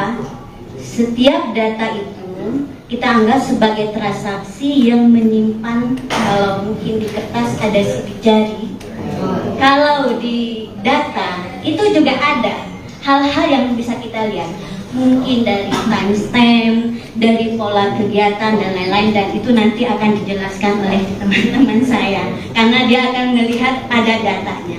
Oke, bisa slide selanjutnya. Saya hari Sabtu bertemu sama Pak Todung sama Pak Magdir. Saya dipesankan, kami tidak mengerti IT. Jadi bisakah dijelaskan dalam bahasa yang nanti kami jadi mengerti. Jadi saya coba buat sederhana dengan memulai. Kita harus tahu bagaimana tahapan rekapitulasi suara berjenjang. Pertama itu TPS, ya. Panitia nama PPS, ketuanya KPPS. Di sini dipakai namanya versi Sirekap Mobile. Apa yang dilakukan di TPS? Pemungutan suara, penghitungan suara, di mana mulai 13 itu selesai tanggal 15. Di sini dihasilkan dokumen namanya C1 Plano, ada Pilpres dan Pileg. Lalu yang dilakukan oleh KPPS adalah mengukur tanpa mengentry data. Jadi dokumen tersebut diubah, di-scan, nanti aplikasi difoto dulu, nanti ada penjelasannya. Terus yang kedua, tahapan yang berikutnya setelah itu kotak suara dan C1 Plano dibawa ke kecamatan. Di sana panitia melihat apakah ada masalah. Jika ada masalah harus perhitungan ulang, dia akan dilakukan perhitungan ulang. Jadi C1 Plano dan kotak suara dibawa ke kecamatan. Setelah sebelumnya juga mungkin sempat menginap di kelurahan. Lalu di PPK ini dihasilkan namanya formulir D yang mencatat rekapitulasi dari kecamatan. Kemudian dinaikkan ke kabupaten kota. Formulir D dan rekapitulasi sebelumnya dibawa ke sini tanpa dibawa kotak suara. Jadi begitu. Terus yang tambah di sini adalah ada penetapan untuk anggota legislatif kabupaten kota. Begitu berikutnya juga untuk provinsi dan nasional.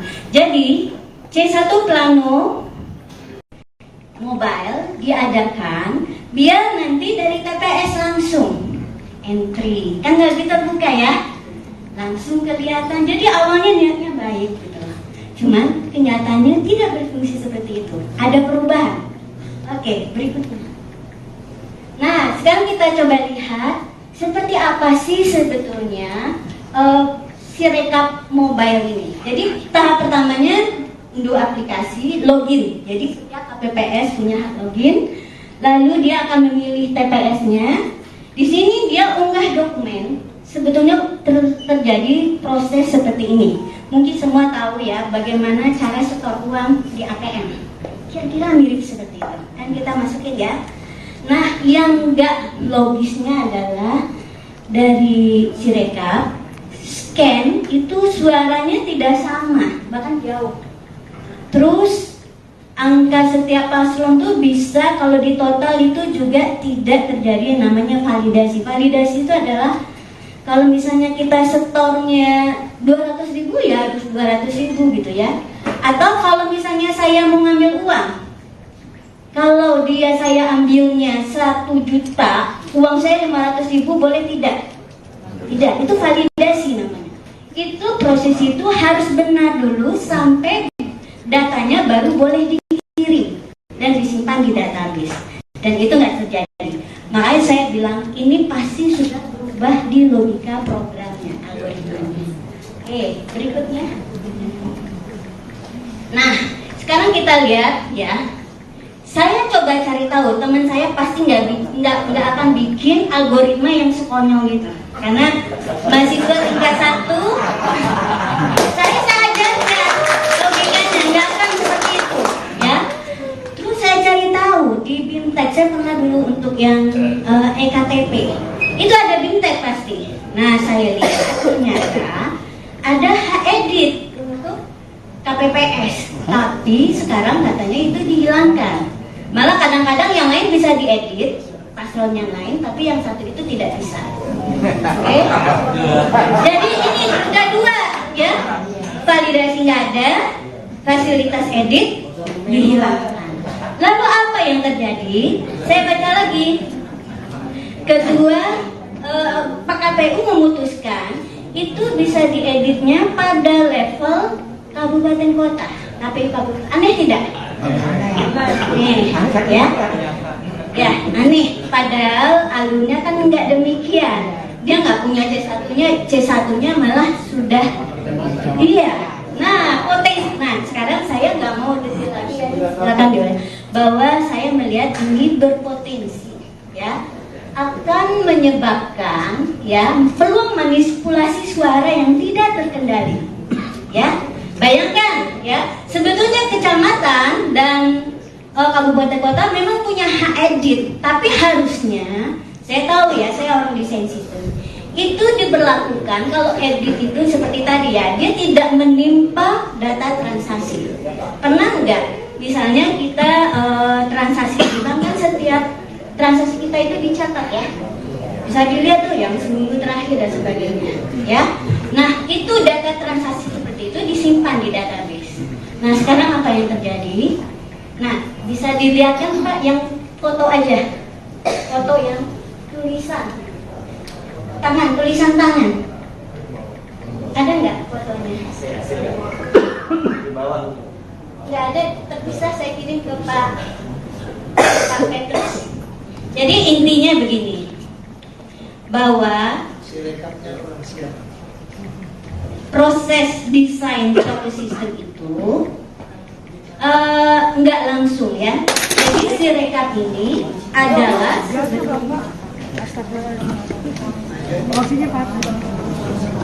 foto Pak. Dia coretan tangan saya kirim ke Pak Petrus. Sirekapnya belum siap. Sirekap belum siap. Atau itu nanti saja saya ya nanti. Jadi intinya gitu ya. Dari sisi desain ya, suatu aplikasi itu seperti aplikasi Sirekap, dia tugasnya hanya mengirim data ya ke Sirekap yang keseluruhan. Dia kan ada Sirekap mobile dan web. Nah, yang KPU dan Sekjen PDIP saling bantah soal perolehan suara di pemilu 2024.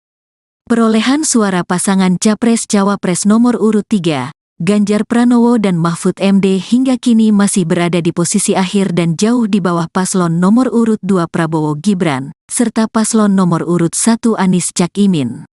Data penghitungan suara atau real count KPU pun menunjukkan suara Ganjar Mahfud terus berada di kisaran 16–17% dari total suara Pilpres 2024.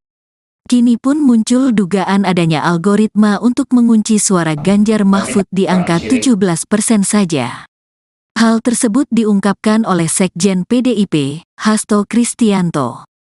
Tak hanya Hasto, Cawapres nomor urut 3 Mahfud MD juga turut bersuara soal dugaan penguncian suara Ganjar Mahfud tersebut. Sebelumnya Hasto mengaku mengetahui dugaan adanya algoritma yang seolah menekan suara Ganjar Mahfud berada di angka maksimal 17% itu setelah ia berbicara dengan pakar teknologi informasi. Namun Hasto enggan mengungkapkan siapa pakar yang memberikan informasi itu padanya. Misalnya dimasukkannya suatu algoritma untuk ngelok perolehan Pak Ganjar itu hanya maksimum 17%, kata Hasto di Election Talk Visip UI, Depok, Jawa Barat, Kamis, tanggal 7 Maret tahun 2024. Lebih lanjut Hasto juga mengungkap dugaan adanya gangguan siber dalam proses Form C1. Menurutnya, perlu ada audit forensik dan meta untuk mengusut gangguan-gangguan itu. Ini yang kami lakukan sebagai bagian dari temuan-temuan yang sangat penting. Bahkan menurut pakar IT tersebut pemilu seharusnya berlangsung 2 putaran, ujarnya. Sementara itu Mahfud MD mengatakan bahwa dirinya sudah mendengar isu tersebut sejak proses pemungutan suara belum dilaksanakan. Ia biar saja diolah di masyarakat, itu kan juga sudah lama, sebelum pemilu kan juga sudah ada. Sebelum pemungutan suara isu itu sudah ada. Sudah dikunci sekian, dan angkanya, perolehan suara itu peris, kata Mahfud usai olahraga di kawasan Jakarta Pusat pada Jumat, tanggal 8 Maret tahun 2024. Mahfud mengatakan, dugaan itu bakal dibuktikan oleh pihaknya. Meski demikian, Mahfud belum memastikan apakah dugaan terkait isu itu akan dilampirkan melalui hak angket di DPR RI atau melalui penyelesaian perkara hasil pemilu di Mahkamah Konstitusi, MK.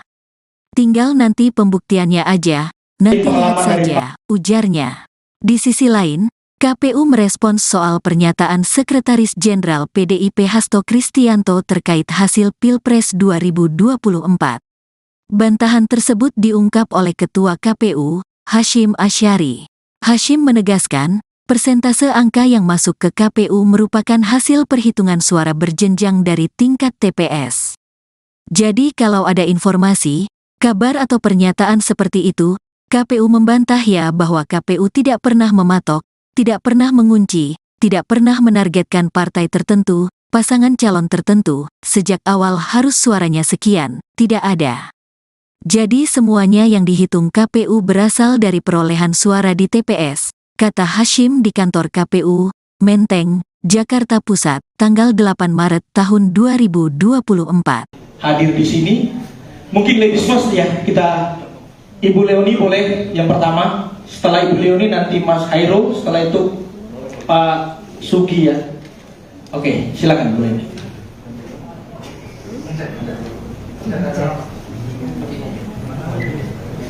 Terima kasih, bisa minta tolong slide-nya.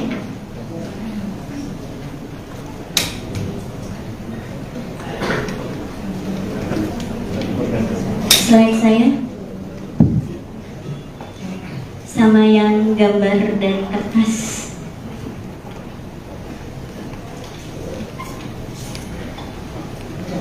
Sambil menunggu slide, terima kasih. Assalamualaikum warahmatullahi wabarakatuh. Saya bangga bisa berdiri di sini. Tidak menyangka yang video itu viral, padahal itu spontan hari itu. Dan spontannya karena ini memang sudah puncak kegelisahan kita semua. Dan apalagi saya sebagai yang ahli di bidang itu melihat bahwa ini Sirekap ini tidak benar. Tidak benar.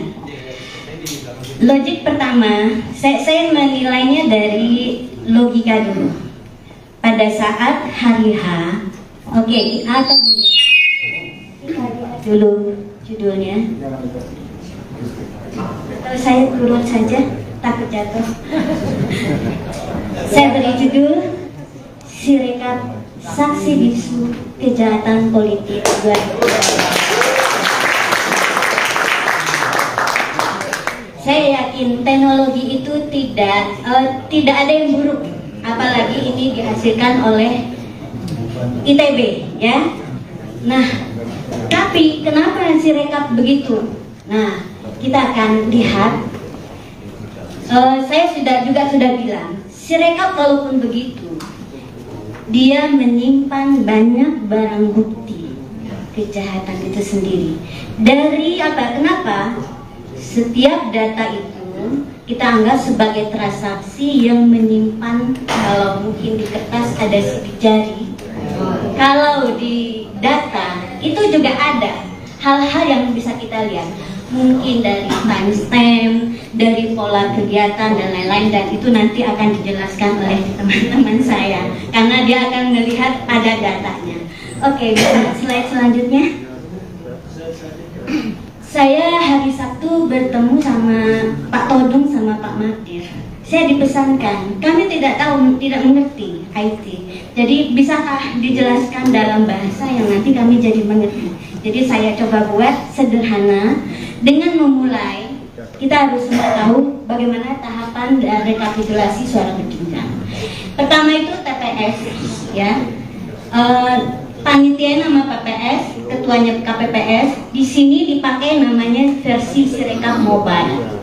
Apa yang dilakukan di TPS? Pemungutan suara, penghitungan suara, di mana mulai 13 itu selesai tanggal 15. Di sini dihasilkan dokumen namanya C1 Plano, ada Pilpres dan Pileg. Lalu yang dilakukan oleh KPPS adalah mengukur tanpa mengentry data. Jadi dokumen tersebut diubah, di-scan, nanti aplikasi difoto dulu, nanti ada penjelasannya. Terus yang kedua, tahapan yang berikutnya setelah itu kotak suara dan C1 Plano dibawa ke kecamatan. Di sana panitia melihat apakah ada masalah. Jika ada masalah harus perhitungan ulang, dia akan dilakukan perhitungan ulang. Jadi C1 Plano dan kotak suara dibawa ke kecamatan. Setelah sebelumnya juga mungkin sempat menginap di kelurahan. Lalu di PPK ini dihasilkan namanya formulir D yang mencatat rekapitulasi dari kecamatan. Kemudian dinaikkan ke kabupaten kota. Formulir D dan rekapitulasi sebelumnya dibawa ke sini tanpa dibawa kotak suara. Jadi begitu.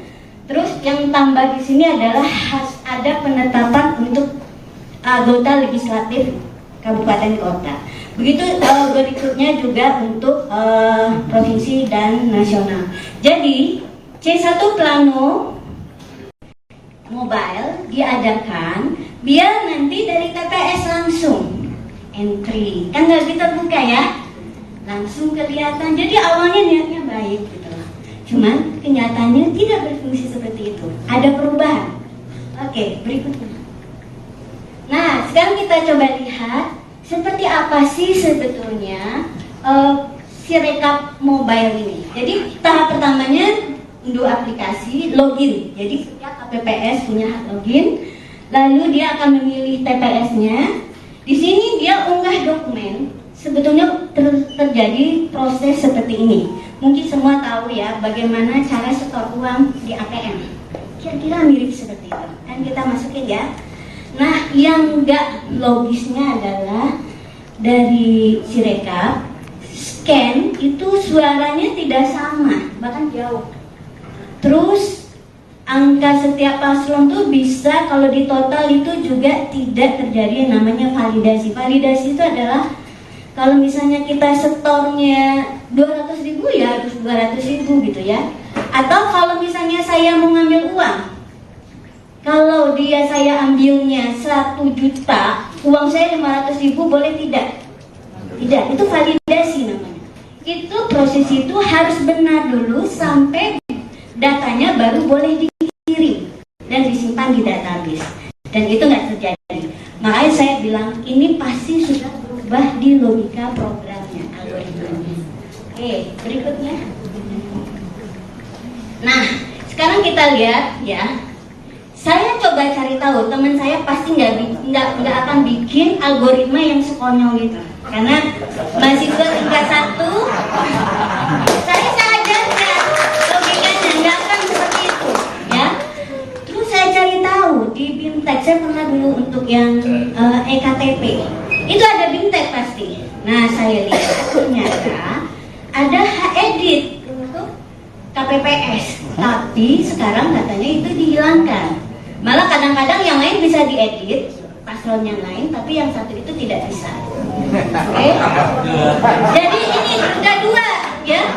Validasi nggak ada, fasilitas edit dihilangkan.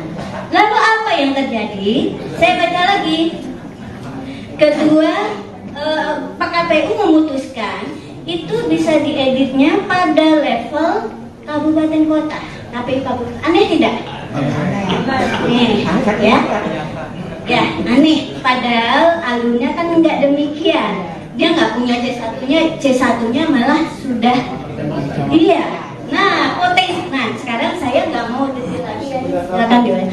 Bahwa saya melihat ini berpotensi, ya, akan menyebabkan ya peluang manipulasi suara yang tidak terkendali, ya.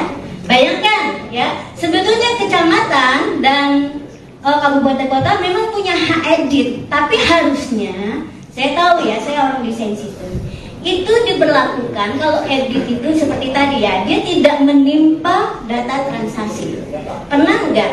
Misalnya kita transaksi di bank kan setiap transaksi kita itu dicatat ya, bisa dilihat tuh yang seminggu terakhir dan sebagainya, ya. Nah itu data transaksi seperti itu disimpan di database. Nah sekarang apa yang terjadi? Nah bisa dilihat kan Pak yang foto aja, foto yang tulisan tangan, tulisan tangan, ada nggak fotonya?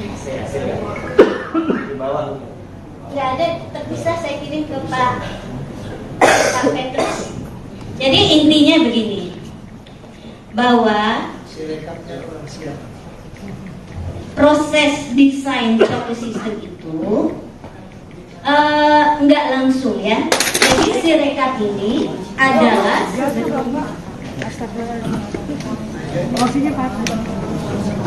foto Pak. Dia ada rekan tangan saya kirim ke Pak Petrus. Sirekapnya belum siap.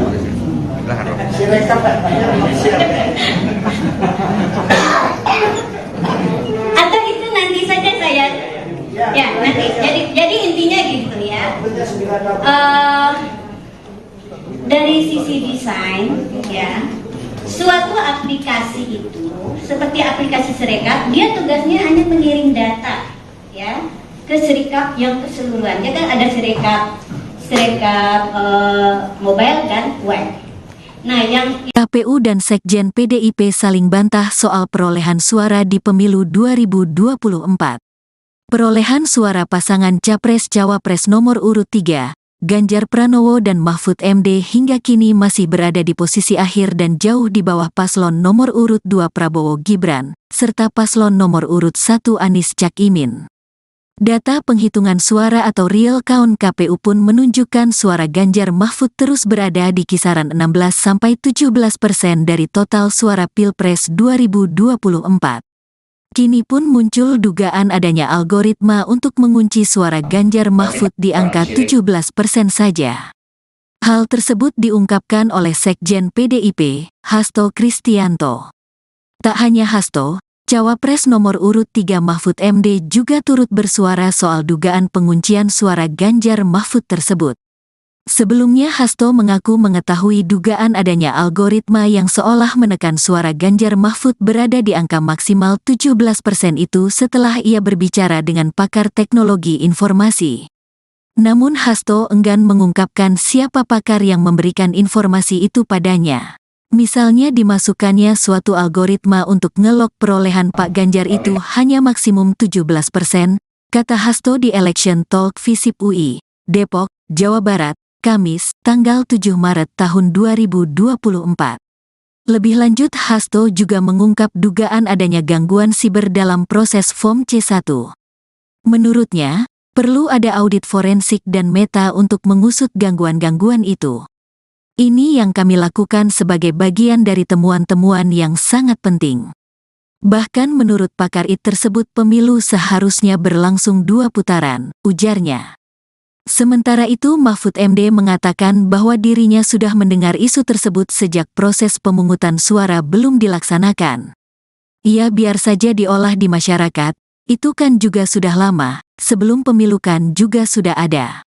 Sebelum pemungutan suara isu itu sudah ada.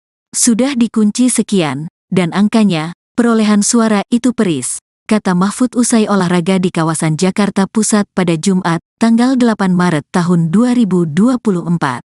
Mahfud mengatakan, dugaan itu bakal dibuktikan oleh pihaknya. Meski demikian, Mahfud belum memastikan apakah dugaan terkait isu itu akan dilampirkan melalui hak angket di DPR RI atau melalui penyelesaian perkara hasil pemilu di Mahkamah Konstitusi, MK. Tinggal nanti pembuktiannya aja, nanti lihat saja, ujarnya. Di sisi lain, KPU merespons soal pernyataan Sekretaris Jenderal PDIP Hasto Kristianto terkait hasil Pilpres 2024.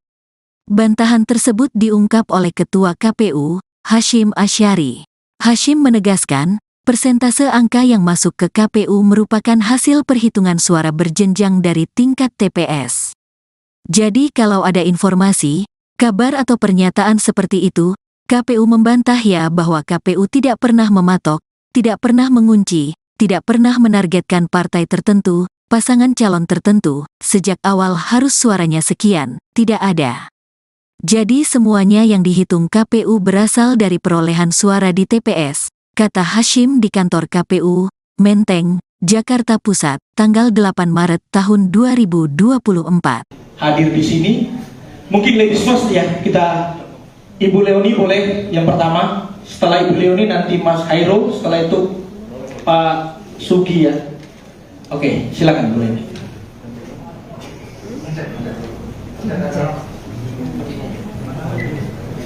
Terima kasih. Bisa minta tolong slide-nya.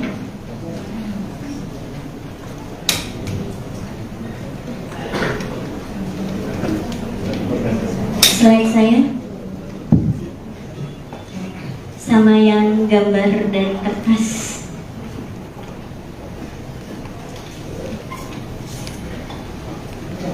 Sambil menunggu slide, terima kasih. Assalamualaikum warahmatullahi wabarakatuh. Saya bangga bisa berdiri di sini. Tidak menyangka yang video itu viral, padahal itu spontan hari itu. Dan spontannya karena ini memang sudah puncak kegelisahan kita semua. Dan apalagi saya sebagai yang ahli di bidang itu melihat bahwa ini Sirekap ini tidak benar. Tidak benar. Logik pertama, saya menilainya dari logika dulu. Pada saat hari H, oke, atau gini, dulu judulnya. Kalau saya turun saja, takut jatuh. Saya beri judul Sirekap Saksi Bisu Kejahatan Politik 2024. Saya yakin teknologi itu tidak ada yang buruk, apalagi ini dihasilkan oleh ITB, ya. Nah, tapi kenapa Sirekap begitu? Nah, kita akan lihat. Saya juga sudah bilang, Sirekap kalaupun begitu, dia menyimpan banyak barang bukti kejahatan itu sendiri. Dari apa? Kenapa?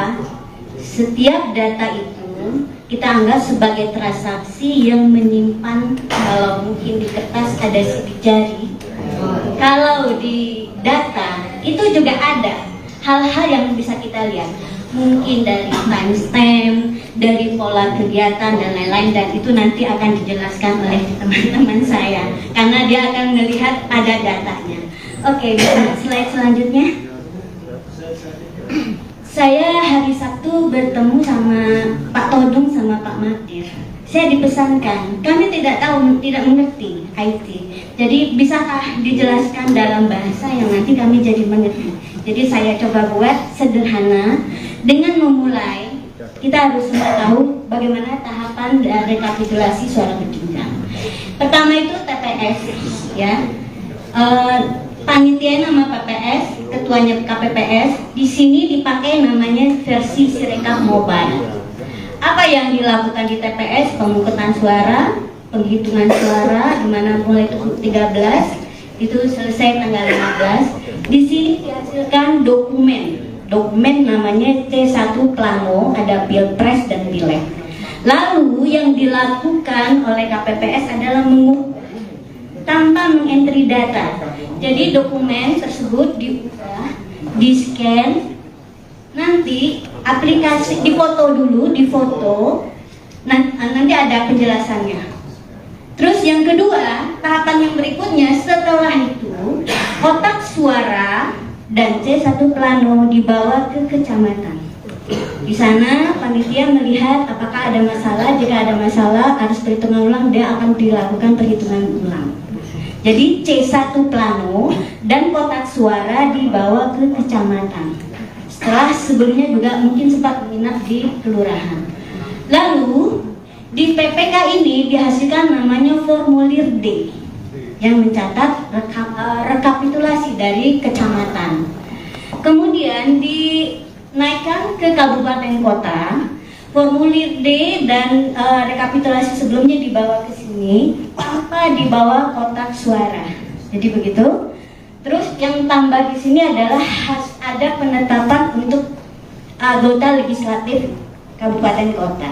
Begitu berikutnya juga untuk provinsi dan nasional.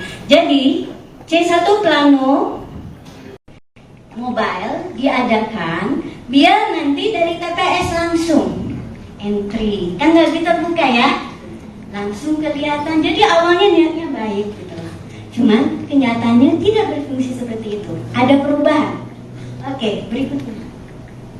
Nah, sekarang kita coba lihat seperti apa sih sebetulnya Sirekap Mobile ini. Jadi tahap pertamanya unduh aplikasi, login. Jadi setiap KPPS punya hak login. Lalu dia akan memilih TPS-nya. Di sini dia unggah dokumen. Sebetulnya terjadi proses seperti ini. Mungkin semua tahu ya bagaimana cara setor uang di ATM. Kira-kira mirip seperti itu. Kan kita masukin ya. Nah, yang enggak logisnya adalah dari Sirekap scan itu suaranya tidak sama, bahkan jauh. Terus angka setiap paslon tuh bisa kalau di total itu juga tidak terjadi yang namanya validasi. Validasi itu adalah kalau misalnya kita setornya 200.000 ya harus 200.000 gitu ya. Atau kalau misalnya saya mau ngambil uang, kalau saya ambilnya 1 juta, uang saya 500.000 boleh tidak? Tidak, itu validasi namanya. Itu proses itu harus benar dulu sampai datanya baru boleh dikirim dan disimpan di database. Dan itu nggak terjadi. Makanya saya bilang ini pasti sudah berubah di logika programnya, algoritmanya. Oke, berikutnya. Nah, sekarang kita lihat ya. Saya coba cari tahu, teman saya pasti nggak akan bikin algoritma yang sekonyol itu. Karena mahasiswa tingkat 1, saya ajarkan logikanya nggak akan seperti itu, ya. Terus saya cari tahu di BIMTEK, saya pernah dulu untuk yang EKTP, itu ada BIMTEK pasti. Nah, saya lihat ternyata ada edit untuk KPPS, tapi sekarang katanya itu dihilangkan. Malah kadang-kadang yang lain bisa diedit, paslon yang lain, tapi yang satu itu tidak bisa. Oke? Jadi ini udah 2 ya. Validasi nggak ada, fasilitas edit dihilangkan. Lalu apa yang terjadi? Saya baca lagi. Kedua, Pak KPU memutuskan itu bisa dieditnya pada level kabupaten kota, KPU kabupaten. Aneh tidak? Aneh, ya? Ya, aneh. Padahal alurnya kan nggak demikian. dia nggak punya C1-nya malah sudah, iya. Nah, potensi. Nah, sekarang saya nggak mau detail lagi ya, silakan diwajibkan, bahwa saya melihat ini berpotensi, ya, akan menyebabkan ya peluang manipulasi suara yang tidak terkendali, ya. Bayangkan, ya, sebetulnya kecamatan dan kabupaten kota memang punya hak edit, tapi harusnya, saya tahu ya, saya orang desain sistem, itu diberlakukan kalau edit itu seperti tadi ya, dia tidak menimpa data transaksi. Pernah nggak? Misalnya kita transaksi di bank kan setiap transaksi kita itu dicatat ya, bisa dilihat tuh yang seminggu terakhir dan sebagainya, ya. Nah itu data transaksi seperti itu disimpan di database. Nah sekarang apa yang terjadi? Nah bisa dilihat kan Pak, yang foto aja, foto yang tulisan tangan, ada nggak fotonya? Nggak ada, terpisah, saya kirim ke Pak Petrus. Jadi intinya begini, bahwa proses desain suatu sistem itu nggak langsung ya. Jadi Sirekap ini adalah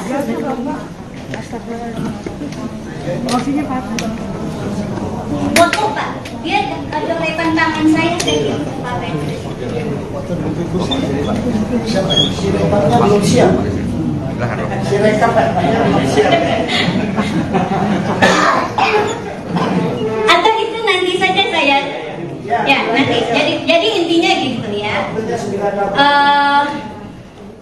Dari sisi desain, ya, suatu aplikasi itu seperti aplikasi Sirekap, dia tugasnya hanya mengirim data, ya, ke Sirekap yang keseluruhannya kan ada Sirekap mobile dan web. Nah, yang KPU dan Sekjen PDIP saling bantah soal perolehan suara di pemilu 2024. Perolehan suara pasangan Capres-Cawapres nomor urut 3, Ganjar Pranowo dan Mahfud MD hingga kini masih berada di posisi akhir dan jauh di bawah paslon nomor urut 2 Prabowo Gibran, serta paslon nomor urut 1 Anies Cak Imin. Data penghitungan suara atau real count KPU pun menunjukkan suara Ganjar Mahfud terus berada di kisaran 16-17% dari total suara Pilpres 2024. Kini pun muncul dugaan adanya algoritma untuk mengunci suara Ganjar Mahfud di angka 17% saja. Hal tersebut diungkapkan oleh Sekjen PDIP, Hasto Kristianto. Tak hanya Hasto, Cawapres nomor urut 3 Mahfud MD juga turut bersuara soal dugaan penguncian suara Ganjar Mahfud tersebut. Sebelumnya Hasto mengaku mengetahui dugaan adanya algoritma yang seolah menekan suara Ganjar Mahfud berada di angka maksimal 17% itu setelah ia berbicara dengan pakar teknologi informasi. Namun Hasto enggan mengungkapkan siapa pakar yang memberikan informasi itu padanya. Misalnya dimasukkannya suatu algoritma untuk ngelok perolehan Pak Ganjar itu hanya maksimum 17%, kata Hasto di Election Talk Visip UI, Depok, Jawa Barat, Kamis, tanggal 7 Maret tahun 2024. Lebih lanjut Hasto juga mengungkap dugaan adanya gangguan siber dalam proses Form C1. Menurutnya, perlu ada audit forensik dan meta untuk mengusut gangguan-gangguan itu.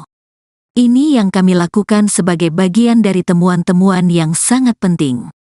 Bahkan menurut pakar IT tersebut pemilu seharusnya berlangsung 2 putaran, ujarnya. Sementara itu Mahfud MD mengatakan bahwa dirinya sudah mendengar isu tersebut sejak proses pemungutan suara belum dilaksanakan. Ia biar saja diolah di masyarakat, itu kan juga sudah lama, sebelum pemilu kan juga sudah ada. Sebelum pemungutan suara isu itu sudah ada. Sudah dikunci sekian, dan angkanya, perolehan suara itu peris, kata Mahfud usai olahraga di kawasan Jakarta Pusat pada Jumat, tanggal 8 Maret tahun 2024. Mahfud mengatakan, dugaan itu bakal dibuktikan oleh pihaknya. Meski demikian, Mahfud belum memastikan apakah dugaan terkait isu itu akan dilampirkan melalui hak angket di DPR RI atau melalui penyelesaian perkara hasil pemilu di Mahkamah Konstitusi, MK. Tinggal nanti pembuktiannya aja. Nanti lihat pengalaman dari saja, ujarnya. Di sisi lain, KPU merespons soal pernyataan Sekretaris Jenderal PDIP Hasto Kristianto terkait hasil Pilpres 2024. Bantahan tersebut diungkap oleh Ketua KPU, Hasyim Asyari. Hasyim menegaskan, persentase angka yang masuk ke KPU merupakan hasil perhitungan suara berjenjang dari tingkat TPS. Jadi kalau ada informasi, kabar atau pernyataan seperti itu, KPU membantah ya bahwa KPU tidak pernah mematok, tidak pernah mengunci, tidak pernah menargetkan partai tertentu, pasangan calon tertentu, sejak awal harus suaranya sekian, tidak ada. Jadi semuanya yang dihitung KPU berasal dari perolehan suara di TPS, kata Hasyim di kantor KPU, Menteng, Jakarta Pusat, tanggal 8 Maret tahun 2024. Hadir di sini, mungkin ladies first ya, kita Ibu Leoni boleh yang pertama, setelah Ibu Leoni nanti Mas Hairul, setelah itu Pak Sugi ya. Oke, silakan Bu Leoni.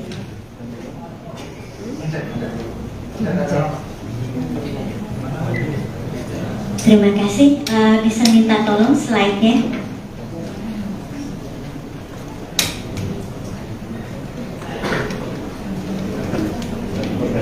Slide saya sama yang gambar dari kertas.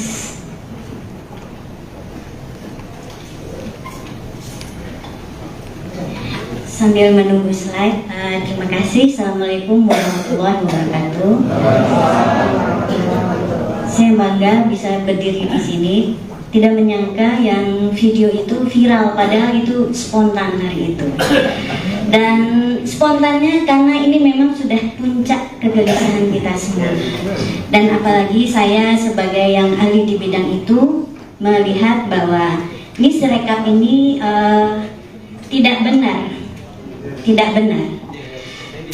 Logik pertama, saya menilainya dari logika dulu. Pada saat hari H, oke, atau gini, dulu judulnya. Atau saya turun saja, takut jatuh. Saya beri judul Sirekap Saksi Bisu Kejahatan Politik 2024. Saya yakin teknologi itu tidak ada yang buruk, apalagi ini dihasilkan oleh ITB, ya. Nah, tapi kenapa Sirekap begitu? Nah, kita akan lihat. Saya sudah bilang, Sirekap walaupun begitu, dia menyimpan banyak barang bukti kejahatan itu sendiri. Dari apa? Kenapa?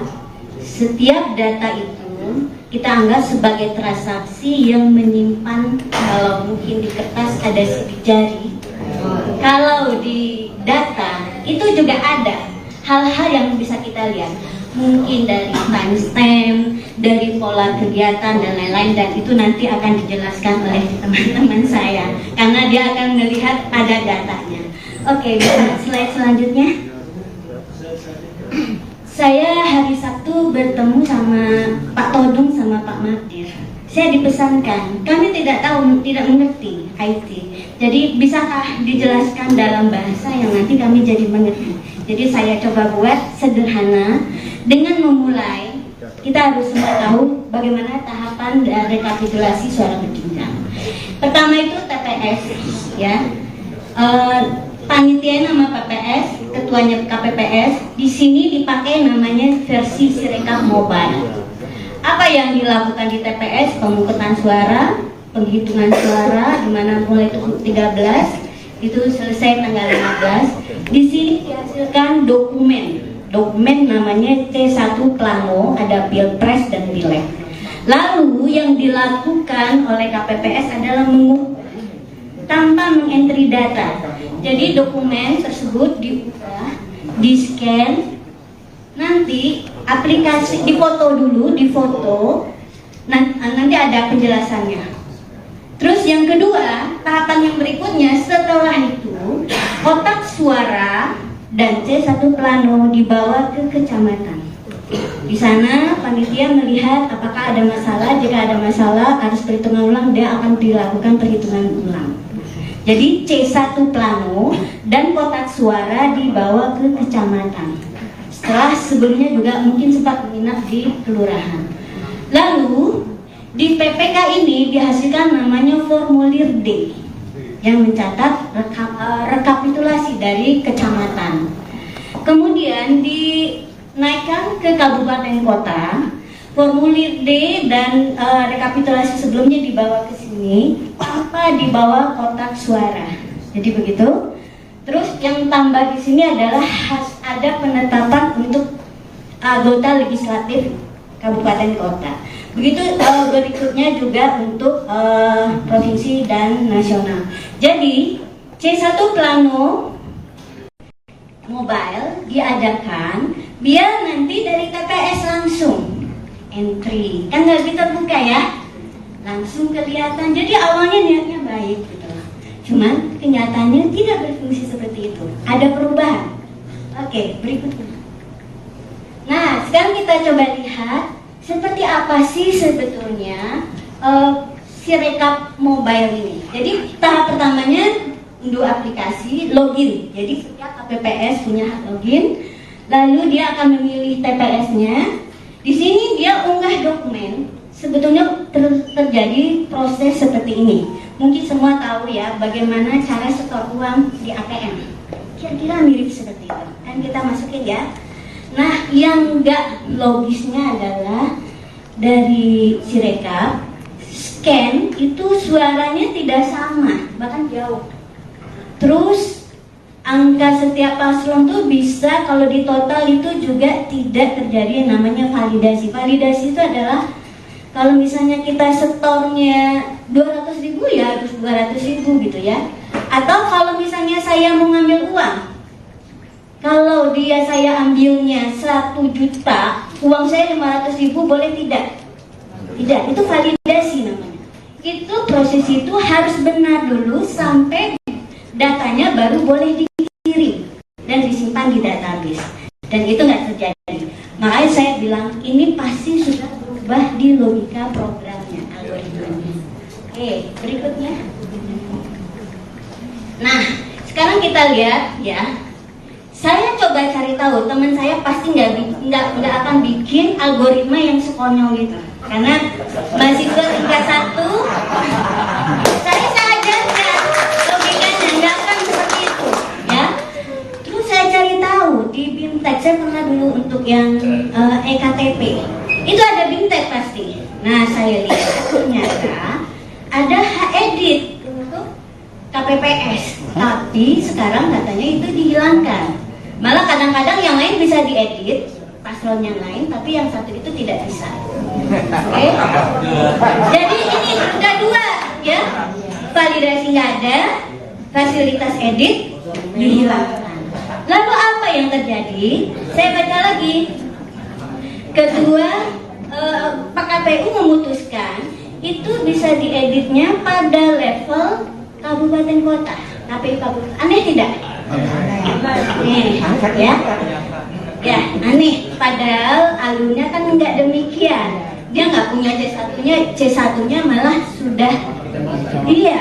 Nah, potensi. Nah, sekarang saya nggak mau detail lagi ya. Silakan Dewan. Bahwa saya melihat ini berpotensi, ya, akan menyebabkan ya peluang manipulasi suara yang tidak terkendali, ya. Bayangkan ya, sebetulnya kecamatan dan kabupaten kota memang punya hak edit, tapi harusnya, saya tahu ya, saya orang desain sistem, itu diberlakukan kalau edit itu seperti tadi ya, dia tidak menimpa data transaksi. Pernah nggak? Misalnya kita transaksi di bank kan setiap transaksi kita itu dicatat ya, bisa dilihat tuh yang seminggu terakhir dan sebagainya, ya. Nah, itu data transaksi seperti itu disimpan di database. Nah, sekarang apa yang terjadi? Nah, bisa dilihat kan Pak, yang foto aja, foto yang tulisan tangan. Ada nggak fotonya? Nggak ada, terpisah saya kirim ke Pak Petrus. Jadi intinya begini, bahwa proses desain solar system itu nggak langsung ya. Jadi Sirekap ini adalah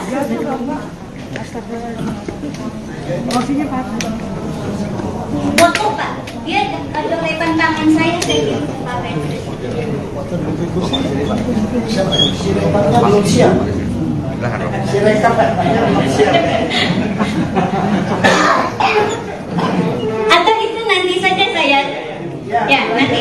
Jadi intinya gitu ya.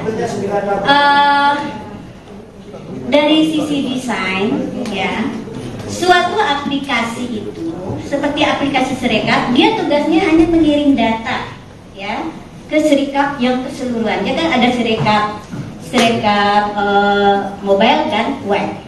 Nah, yang KPU dan Sekjen PDIP saling bantah soal perolehan suara di pemilu 2024. Perolehan suara pasangan Capres-Cawapres nomor urut 3, Ganjar Pranowo dan Mahfud MD hingga kini masih berada di posisi akhir dan jauh di bawah paslon nomor urut 2 Prabowo Gibran, serta paslon nomor urut 1 Anies Cak Imin. Data penghitungan suara atau real count KPU pun menunjukkan suara Ganjar Mahfud terus berada di kisaran 16–17% dari total suara Pilpres 2024. Kini pun muncul dugaan adanya algoritma untuk mengunci suara Ganjar Mahfud di angka 17% saja. Hal tersebut diungkapkan oleh Sekjen PDIP, Hasto Kristianto. Tak hanya Hasto, Cawapres nomor urut 3 Mahfud MD juga turut bersuara soal dugaan penguncian suara Ganjar Mahfud tersebut. Sebelumnya Hasto mengaku mengetahui dugaan adanya algoritma yang seolah menekan suara Ganjar Mahfud berada di angka maksimal 17% itu setelah ia berbicara dengan pakar teknologi informasi. Namun Hasto enggan mengungkapkan siapa pakar yang memberikan informasi itu padanya. Misalnya dimasukkannya suatu algoritma untuk ngelok perolehan Pak Ganjar itu hanya maksimum 17%, kata Hasto di Election Talk Visip UI, Depok, Jawa Barat, Kamis, tanggal 7 Maret tahun 2024. Lebih lanjut Hasto juga mengungkap dugaan adanya gangguan siber dalam proses Form C1. Menurutnya, perlu ada audit forensik dan meta untuk mengusut gangguan-gangguan itu. Ini yang kami lakukan sebagai bagian dari temuan-temuan yang sangat penting. Bahkan menurut pakar IT tersebut pemilu seharusnya berlangsung 2 putaran, ujarnya. Sementara itu Mahfud MD mengatakan bahwa dirinya sudah mendengar isu tersebut sejak proses pemungutan suara belum dilaksanakan. Ia biar saja diolah di masyarakat, itu kan juga sudah lama, sebelum pemilu kan juga sudah ada. Sebelum pemungutan suara isu itu sudah ada. Sudah dikunci sekian, dan angkanya, perolehan suara itu peris, kata Mahfud usai olahraga di kawasan Jakarta Pusat pada Jumat, tanggal 8 Maret tahun 2024. Mahfud mengatakan, dugaan itu bakal dibuktikan oleh pihaknya. Meski demikian, Mahfud belum memastikan apakah dugaan terkait isu itu akan dilampirkan melalui hak angket di DPR RI atau melalui penyelesaian perkara hasil pemilu di Mahkamah Konstitusi, MK. Tinggal nanti pembuktiannya aja, nanti lihat saja, ujarnya. Di sisi lain, KPU merespons soal pernyataan Sekretaris Jenderal PDIP Hasto Kristianto terkait hasil Pilpres 2024. Bantahan tersebut diungkap oleh Ketua KPU, Hashim Asyari.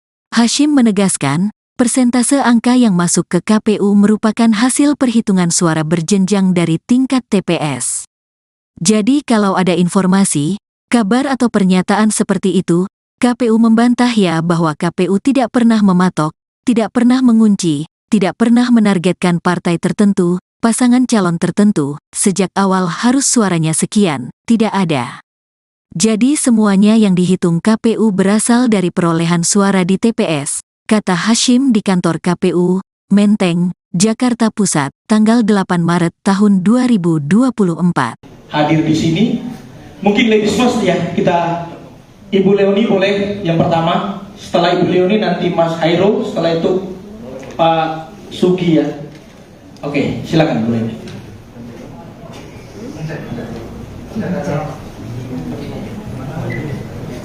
Terima kasih.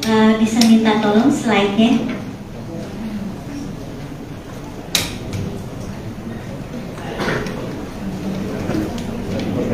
Slide saya sama yang gambar dan kertas.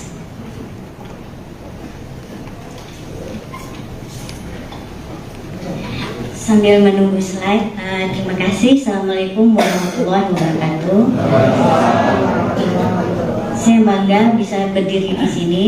Tidak menyangka yang video itu viral, padahal itu spontan hari itu. Dan spontannya karena ini memang sudah puncak kegelisahan kita semua. Dan apalagi saya sebagai yang ahli di bidang itu melihat bahwa ini Sirekap ini tidak benar. Tidak benar. Logik pertama, saya menilainya dari logika dulu. Pada saat hari H, oke, atau gini, dulu judulnya. Atau saya turun saja, takut jatuh. Saya beri judul Sirekap Saksi Bisu Kejahatan Politik 2020. Saya yakin teknologi itu tidak ada yang buruk, apalagi ini dihasilkan oleh ITB, ya. Nah, tapi kenapa Sirekap begitu? Nah, kita akan lihat. Saya sudah bilang, Sirekap kalaupun begitu, dia menyimpan banyak barang bukti kejahatan itu sendiri. Dari apa? Kenapa? Setiap data itu kita anggap sebagai transaksi yang menyimpan, kalau mungkin di kertas ada sidik jari, kalau di data itu juga ada hal-hal yang bisa kita lihat, mungkin dari timestamp, dari pola kegiatan dan lain-lain, dan itu nanti akan dijelaskan oleh teman-teman saya karena dia akan melihat pada datanya. Oke, bisa slide selanjutnya. Saya hari Sabtu bertemu sama Pak Todung sama Pak Madir. Saya dipesankan, kami tidak mengerti IT. Jadi bisakah dijelaskan dalam bahasa yang nanti kami jadi mengerti. Jadi saya coba buat sederhana dengan memulai. Kita harus semua tahu bagaimana tahapan rekapitulasi suara berjenjang. Pertama itu TPS, ya.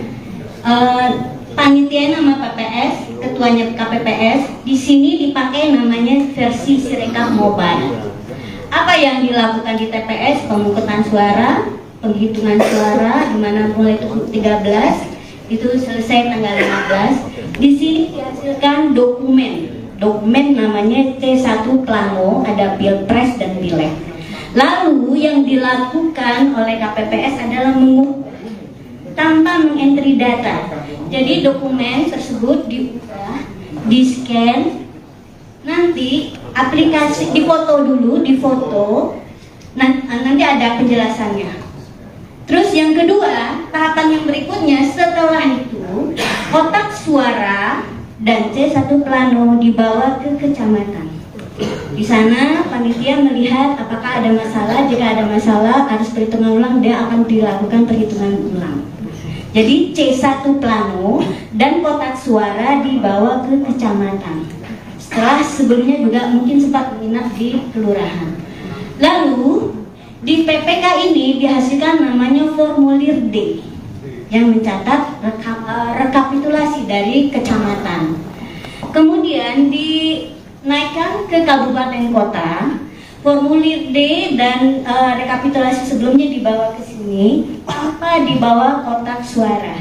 Jadi begitu. Terus yang tambah di sini adalah ada penetapan untuk anggota legislatif kabupaten kota. Begitu berikutnya juga untuk provinsi dan nasional. Jadi C1 Plano Mobile diadakan biar nanti dari TPS langsung entry, kan nggak bisa buka ya, langsung kelihatan. Jadi awalnya niatnya baik gitu, cuman kenyataannya tidak berfungsi seperti itu, ada perubahan. Oke, berikutnya. Nah, sekarang kita coba lihat seperti apa sih sebetulnya Sirekap mobile ini. Jadi tahap pertamanya unduh aplikasi, login. Jadi setiap KPPS punya hak login. Lalu dia akan memilih TPS-nya. Di sini dia unggah dokumen. Sebetulnya terjadi proses seperti ini. Mungkin semua tahu ya bagaimana cara setor uang di ATM. Kira-kira mirip seperti itu. Kan kita masukin ya. Nah, yang enggak logisnya adalah dari Sirekap scan itu suaranya tidak sama, bahkan jauh. Terus angka setiap paslon tuh bisa kalau di total itu juga tidak terjadi yang namanya validasi. Validasi itu adalah kalau misalnya kita setornya 200.000 ya harus 200.000 gitu ya. Atau kalau misalnya saya mau ngambil uang, kalau saya ambilnya 1 juta, uang saya 500.000 boleh tidak? Tidak, itu validasi namanya. Itu proses itu harus benar dulu sampai datanya baru boleh dikirim dan disimpan di database.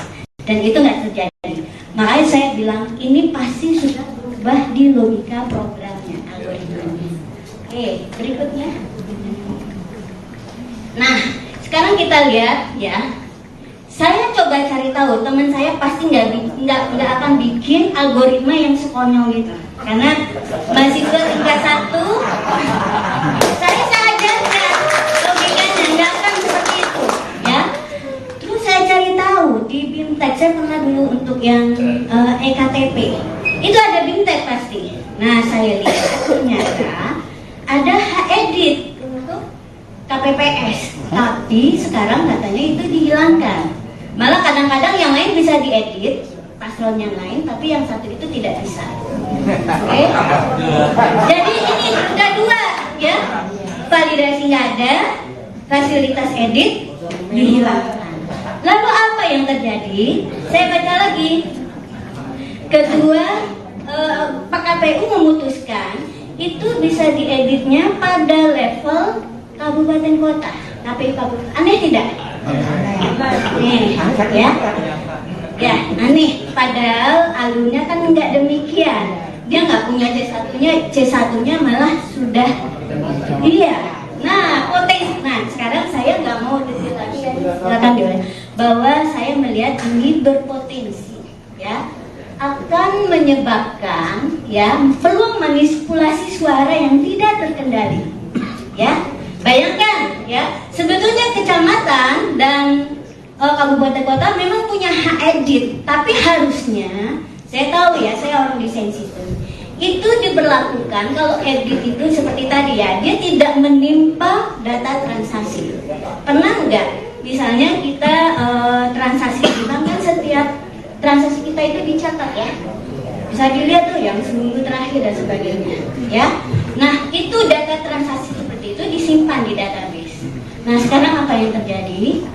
Nah bisa dilihat kan Pak yang foto aja, foto yang tulisan tangan, ada nggak fotonya?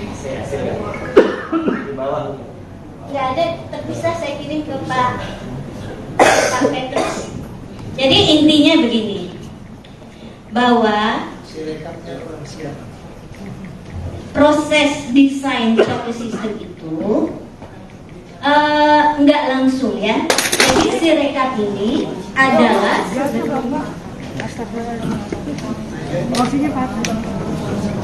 foto Pak. Dia ada lepan tangan saya kirim ke Pak Petrus. Sirekapnya belum siap. Sirekap belum siap. Atau itu nanti saja saya ya nanti. Jadi intinya gitu ya. Dari sisi desain ya, suatu aplikasi itu seperti aplikasi Sirekap, dia tugasnya hanya mengirim data ya ke Sirekap yang keseluruhan. Dia kan ada Sirekap mobile dan web. Nah, yang KPU dan Sekjen PDIP saling bantah soal perolehan suara di pemilu 2024. Perolehan suara pasangan Capres-Cawapres nomor urut 3, Ganjar Pranowo dan Mahfud MD hingga kini masih berada di posisi akhir dan jauh di bawah paslon nomor urut 2 Prabowo Gibran, serta paslon nomor urut 1 Anies Caimin. Data penghitungan suara atau real count KPU pun menunjukkan suara Ganjar Mahfud terus berada di kisaran 16–17% dari total suara Pilpres 2024. Kini pun muncul dugaan adanya algoritma untuk mengunci suara Ganjar Mahfud di angka 17% saja. Hal tersebut diungkapkan oleh Sekjen PDIP, Hasto Kristianto. Tak hanya Hasto, Cawapres nomor urut 3 Mahfud MD juga turut bersuara soal dugaan penguncian suara Ganjar Mahfud tersebut. Sebelumnya Hasto mengaku mengetahui dugaan adanya algoritma yang seolah menekan suara Ganjar Mahfud berada di angka maksimal 17% itu setelah ia berbicara dengan pakar teknologi informasi. Namun Hasto enggan mengungkapkan siapa pakar yang memberikan informasi itu padanya. Misalnya dimasukkannya suatu algoritma untuk ngelok perolehan Pak Ganjar itu hanya maksimum 17%, kata Hasto di Election Talk Visip UI, Depok, Jawa Barat, Kamis, tanggal 7 Maret tahun 2024. Lebih lanjut Hasto juga mengungkap dugaan adanya gangguan siber dalam proses Form C1. Menurutnya, perlu ada audit forensik dan meta untuk mengusut gangguan-gangguan itu. Ini yang kami lakukan sebagai bagian dari temuan-temuan yang sangat penting. Bahkan menurut pakar IT tersebut pemilu seharusnya berlangsung 2 putaran, ujarnya. Sementara itu Mahfud MD mengatakan bahwa dirinya sudah mendengar isu tersebut sejak proses pemungutan suara belum dilaksanakan. Ia biar saja diolah di masyarakat, itu kan juga sudah lama, sebelum pemilu kan juga sudah ada. Sebelum pemungutan suara isu itu sudah ada. Sudah dikunci sekian, dan angkanya, perolehan suara itu peris, kata Mahfud usai olahraga di kawasan Jakarta Pusat pada Jumat, tanggal 8 Maret tahun 2024. Mahfud mengatakan, dugaan itu bakal dibuktikan oleh pihaknya. Meski demikian, Mahfud belum memastikan apakah dugaan terkait isu itu akan dilampirkan melalui hak angket di DPR RI atau melalui penyelesaian perkara hasil pemilu di Mahkamah Konstitusi, MK. Tinggal nanti pembuktiannya aja, nanti lihat saja, ujarnya. Di sisi lain, KPU merespons soal pernyataan Sekretaris Jenderal PDIP Hasto Kristianto terkait hasil Pilpres 2024. Bantahan tersebut diungkap oleh Ketua KPU, Hashim Asyari. Hashim menegaskan, persentase angka yang masuk ke KPU merupakan hasil perhitungan suara berjenjang dari tingkat TPS. Jadi kalau ada informasi, kabar atau pernyataan seperti itu, KPU membantah ya bahwa KPU tidak pernah mematok, tidak pernah mengunci, tidak pernah menargetkan partai tertentu, pasangan calon tertentu, sejak awal harus suaranya sekian, tidak ada. Jadi semuanya yang dihitung KPU berasal dari perolehan suara di TPS, kata Hashim di kantor KPU, Menteng, Jakarta Pusat, tanggal 8 Maret tahun 2024. Hadir di sini, mungkin ladies first ya, kita Ibu Leoni boleh yang pertama, setelah Ibu Leoni nanti Mas Hairul, setelah itu Pak Sugi ya. Oke, silakan Bu Leoni.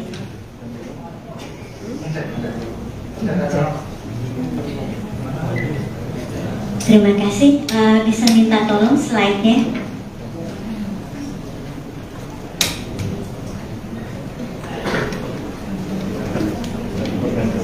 Slide saya sama yang gambar dan kertas.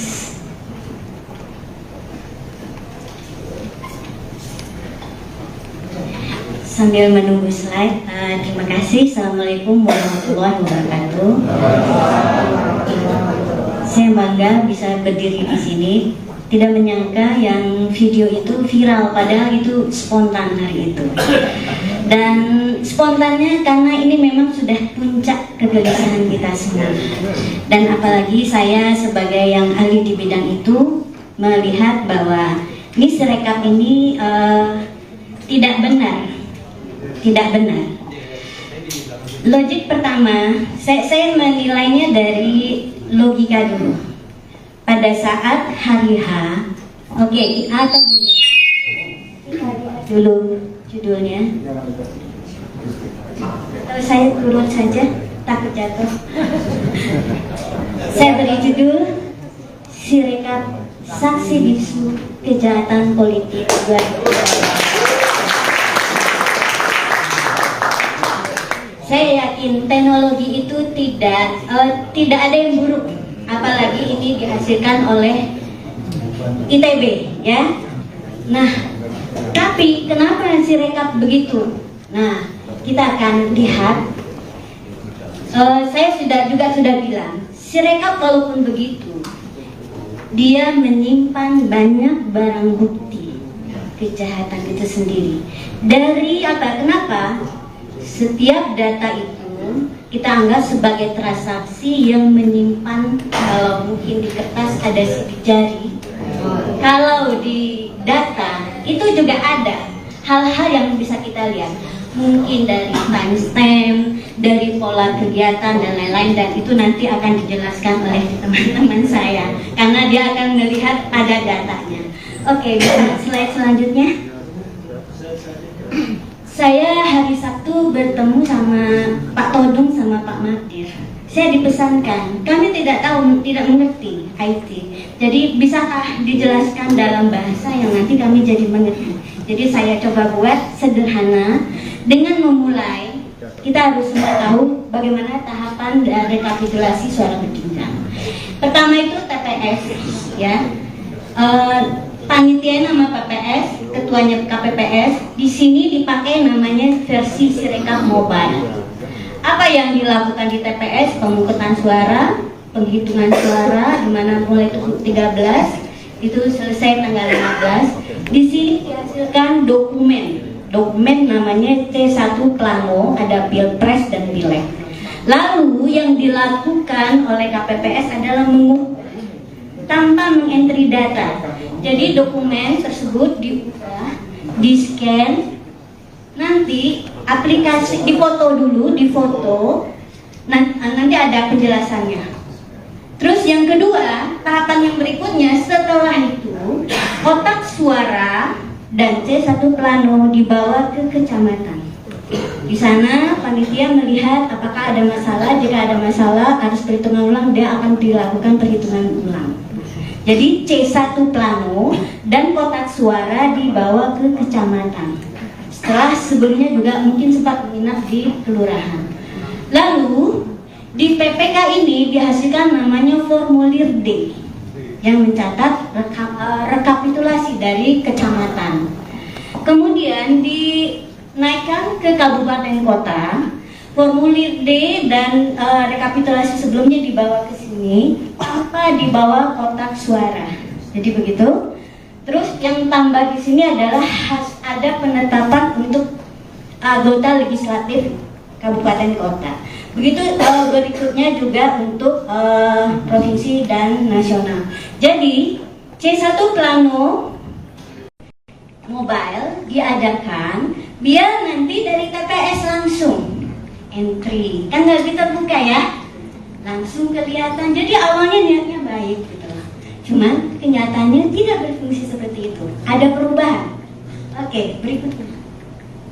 Nah, sekarang kita coba lihat seperti apa sih sebetulnya Sirekap Mobile ini. Jadi tahap pertamanya unduh aplikasi, login. Jadi setiap KPPS punya hak login, lalu dia akan memilih TPS-nya.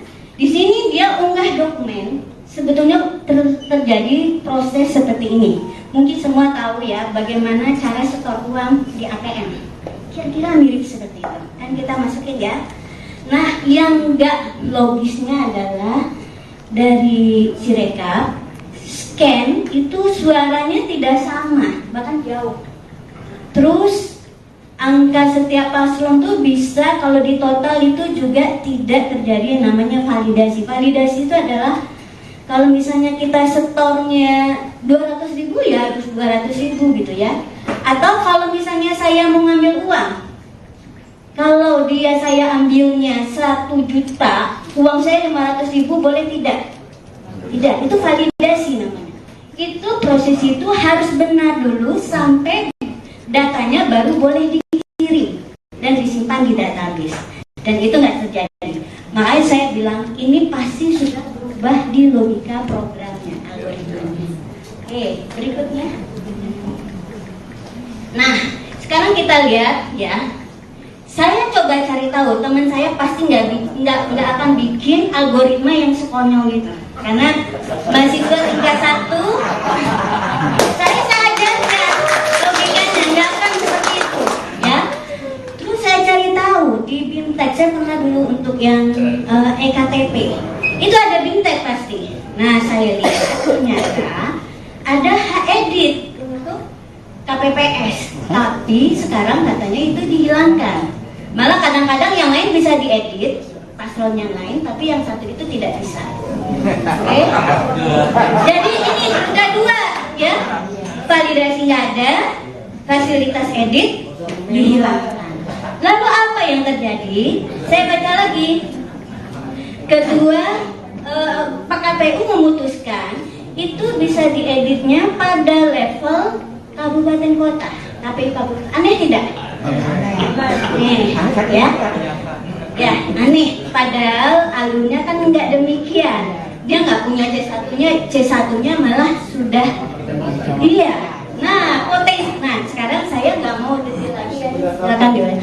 Bahwa saya melihat ini berpotensi, ya, akan menyebabkan ya peluang manipulasi suara yang tidak terkendali, ya. Bayangkan ya, sebetulnya kecamatan dan kabupaten kota memang punya hak edit, tapi harusnya, saya tahu ya, saya orang desain sistem, itu diberlakukan kalau edit itu seperti tadi ya, dia tidak menimpa data transaksi. Pernah nggak? Misalnya kita transaksi di bank kan setiap transaksi kita itu dicatat ya, bisa dilihat tuh yang seminggu terakhir dan sebagainya, ya. Nah itu data transaksi seperti itu disimpan di database. Nah sekarang apa yang terjadi? Nah bisa dilihat kan Pak yang foto aja, foto yang tulisan tangan, ada nggak fotonya? Nggak ada, terpisah saya kirim ke Pak Petrus. Jadi intinya begini, bahwa proses desain suatu sistem itu nggak langsung ya. Jadi Sirekap ini adalah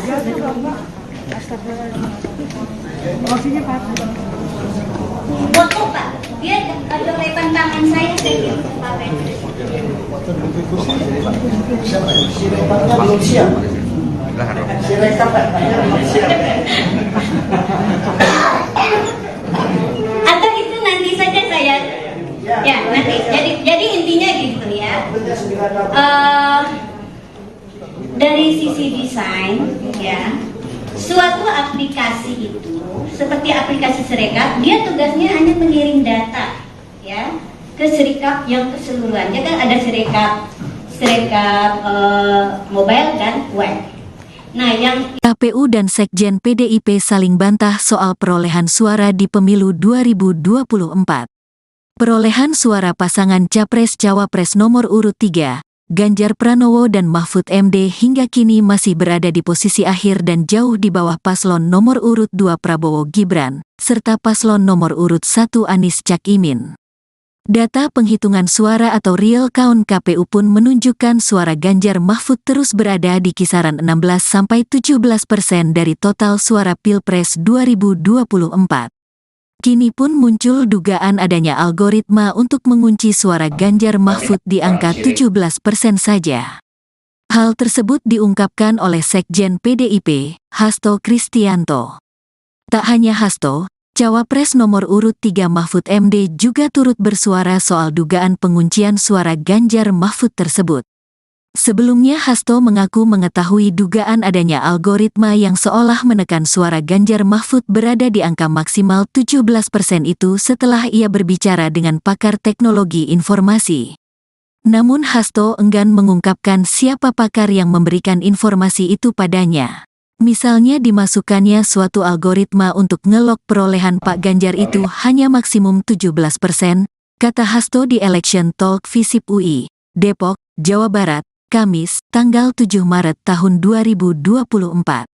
Lebih lanjut, Hasto juga mengungkap dugaan adanya gangguan siber dalam proses Form C1.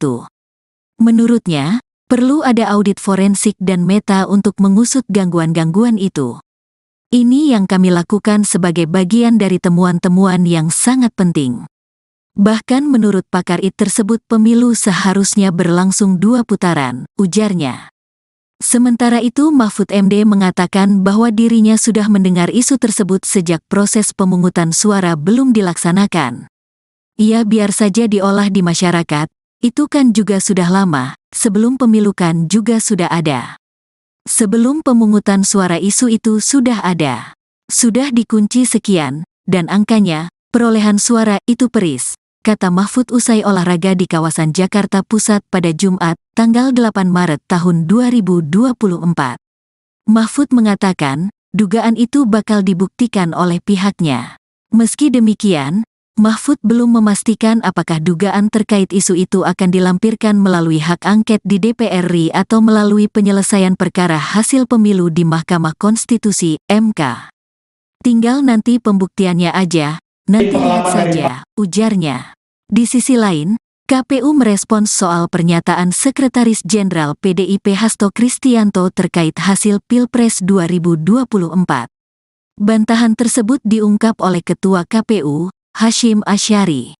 Hasyim menegaskan, persentase angka yang masuk ke KPU merupakan hasil perhitungan suara berjenjang dari tingkat TPS. Jadi kalau ada informasi, kabar atau pernyataan seperti itu, KPU membantah ya bahwa KPU tidak pernah mematok, tidak pernah mengunci, tidak pernah menargetkan partai tertentu, pasangan calon tertentu, sejak awal harus suaranya sekian, tidak ada. Jadi semuanya yang dihitung KPU berasal dari perolehan suara di TPS, kata Hasyim di kantor KPU, Menteng, Jakarta Pusat, tanggal 8 Maret tahun 2024. Hadir di sini, mungkin ladies first ya, kita Ibu Leoni boleh yang pertama, setelah Ibu Leoni nanti Mas Hairul, setelah itu Pak Sugi ya. Oke, silakan Bu Leoni.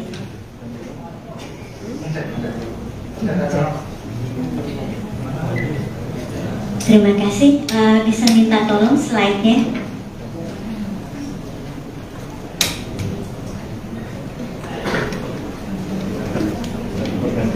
Slide saya sama yang gambar dari kertas.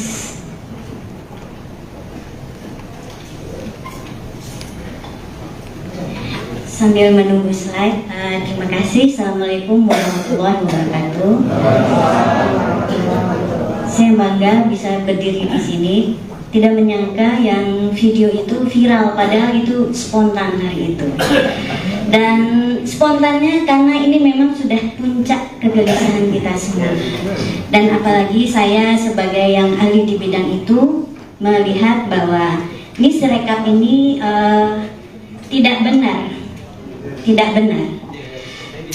Logik pertama, saya menilainya dari logika dulu. Pada saat hari H, oke, atau gini, kita lihat dulu judulnya. Atau saya turun saja, takut jatuh.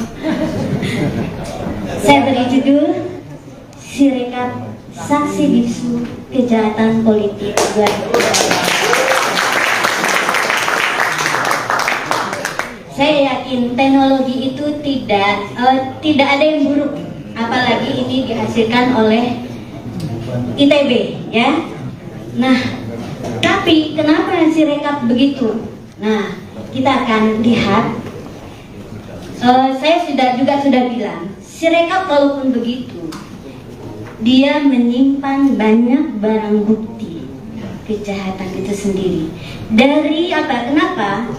Setiap data itu kita anggap sebagai transaksi yang menyimpan, kalau mungkin di kertas ada sidik jari, kalau di data itu juga ada hal-hal yang bisa kita lihat, mungkin dari timestamp, dari pola kegiatan dan lain-lain, dan itu nanti akan dijelaskan oleh teman-teman saya karena dia akan melihat ada datanya. Oke, bisa slide selanjutnya. Saya hari Sabtu bertemu sama Pak Todung sama Pak Magdir. saya dipesankan, kami tidak tahu, tidak mengerti IT. Jadi bisakah dijelaskan dalam bahasa yang nanti kami jadi mengerti? Jadi saya coba buat sederhana dengan memulai. Kita harus semua tahu bagaimana tahapan rekapitulasi suara berjenjang. Pertama itu TPS, ya. Panitia nama PPS, ketuanya KPPS. Di sini dipakai namanya versi Sirekap Mobile. Apa yang dilakukan di TPS? Pemungutan suara, penghitungan suara, di mana mulai 13 itu selesai tanggal 15. Di sini dihasilkan dokumen namanya C1 Plano, ada Pilpres dan Pileg. Lalu yang dilakukan oleh KPPS adalah mengukur tanpa mengentry data. Jadi dokumen tersebut diubah, di-scan, nanti aplikasi difoto dulu, nanti ada penjelasannya. Terus yang kedua, tahapan yang berikutnya setelah itu kotak suara dan C1 Plano dibawa ke kecamatan. Di sana panitia melihat apakah ada masalah. Jika ada masalah harus perhitungan ulang, dia akan dilakukan perhitungan ulang. Jadi C1 Plano dan kotak suara dibawa ke kecamatan. Setelah sebelumnya juga mungkin sempat menginap di kelurahan. Lalu di PPK ini dihasilkan namanya formulir D yang mencatat rekapitulasi dari kecamatan. Kemudian dinaikkan ke kabupaten kota. Formulir D dan rekapitulasi sebelumnya dibawa ke sini tanpa dibawa kotak suara. Jadi begitu. Terus yang tambah di sini adalah ada penetapan untuk anggota legislatif kabupaten kota. Begitu berikutnya juga untuk provinsi dan nasional. Jadi C1 Plano Mobile diadakan biar nanti dari TPS langsung entry. Kan nggak kita buka ya, langsung kelihatan. Jadi awalnya niatnya baik gitu. Cuman kenyataannya tidak berfungsi seperti itu. Ada perubahan. Oke, berikutnya. Nah, sekarang kita coba lihat seperti apa sih sebetulnya Sirekap Mobile ini. Jadi tahap pertamanya unduh aplikasi, login. Jadi setiap KPPS punya hak login. Lalu dia akan memilih TPS-nya. Di sini dia unggah dokumen. Sebetulnya terjadi proses seperti ini. Mungkin semua tahu ya bagaimana cara setor uang di ATM. Kira-kira mirip seperti itu. Kan kita masukin ya. Nah, yang enggak logisnya adalah dari Sirekap scan itu suaranya tidak sama, bahkan jauh. Terus angka setiap paslon tuh bisa kalau di total itu juga tidak terjadi yang namanya validasi. Validasi itu adalah kalau misalnya kita setornya 200.000 ya harus 200.000 gitu ya. Atau kalau misalnya saya mau ngambil uang, kalau saya ambilnya 1 juta, uang saya 500.000 boleh tidak? Tidak, itu validasi namanya. Itu proses itu harus benar dulu sampai datanya baru boleh dikirim dan disimpan di database. Dan itu nggak terjadi. Makanya saya bilang ini pasti sudah berubah di logika programnya, algoritmanya. Oke, berikutnya. Nah, sekarang kita lihat ya. Saya coba cari tahu, teman saya pasti nggak akan bikin algoritma yang sekonyol gitu. Karena mahasiswa tingkat 1, saya ajarkan logikanya nggak akan seperti itu, ya. Terus saya cari tahu di BIMTEK, saya pernah dulu untuk yang EKTP, itu ada BIMTEK pasti. Nah, saya lihat ternyata ada edit untuk KPPS, tapi sekarang katanya itu dihilangkan. Malah kadang-kadang yang lain bisa diedit, paslon yang lain, tapi yang satu itu tidak bisa. Oke? Jadi ini ada dua, ya. Validasi nggak ada, fasilitas edit dihilangkan. Lalu apa yang terjadi? Saya baca lagi. Kedua, Pak KPU memutuskan itu bisa dieditnya pada level kabupaten kota, KPU kabupaten. Aneh tidak? Aneh, ya. Ya, aneh. Padahal alurnya kan nggak demikian. dia nggak punya C1-nya malah sudah, iya. Nah, potensi. Nah, sekarang saya nggak mau detail lagi ya, silakan diulang. Bahwa saya melihat ini berpotensi, ya, akan menyebabkan ya peluang manipulasi suara yang tidak terkendali, ya. Bayangkan, ya, sebetulnya kecamatan dan kabupaten kota memang punya hak edit, tapi harusnya, saya tahu ya, saya orang desain sistem, itu diberlakukan kalau edit itu seperti tadi ya, dia tidak menimpa data transaksi. Pernah nggak? Misalnya kita transaksi di bank kan setiap transaksi kita itu dicatat ya, bisa dilihat tuh yang seminggu terakhir dan sebagainya, ya. Nah itu data transaksi seperti itu disimpan di database. Nah sekarang apa yang terjadi? Nah bisa dilihat kan Pak yang foto aja, foto yang tulisan tangan, ada nggak fotonya? Nggak ada, terpisah saya kirim ke Pak Petrus. Jadi intinya begini, bahwa proses desain suatu sistem itu nggak langsung ya. Jadi Sirekap ini adalah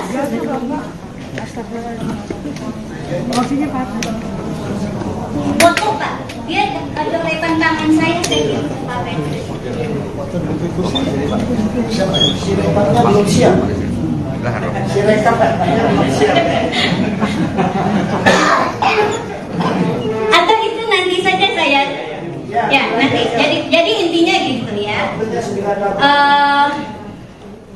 Dari sisi desain, ya, suatu aplikasi itu seperti aplikasi Sirekap, dia tugasnya hanya mengirim data, ya, ke Sirekap yang keseluruhan. Dia kan ada Sirekap mobile dan web. Nah, yang KPU dan Sekjen PDIP saling bantah soal perolehan suara di pemilu 2024. Perolehan suara pasangan Capres-Cawapres nomor urut 3, Ganjar Pranowo dan Mahfud MD hingga kini masih berada di posisi akhir dan jauh di bawah paslon nomor urut 2 Prabowo Gibran, serta paslon nomor urut 1 Anies Caimin. Data penghitungan suara atau real count KPU pun menunjukkan suara Ganjar Mahfud terus berada di kisaran 16-17% dari total suara Pilpres 2024. Kini pun muncul dugaan adanya algoritma untuk mengunci suara Ganjar Mahfud di angka 17% saja.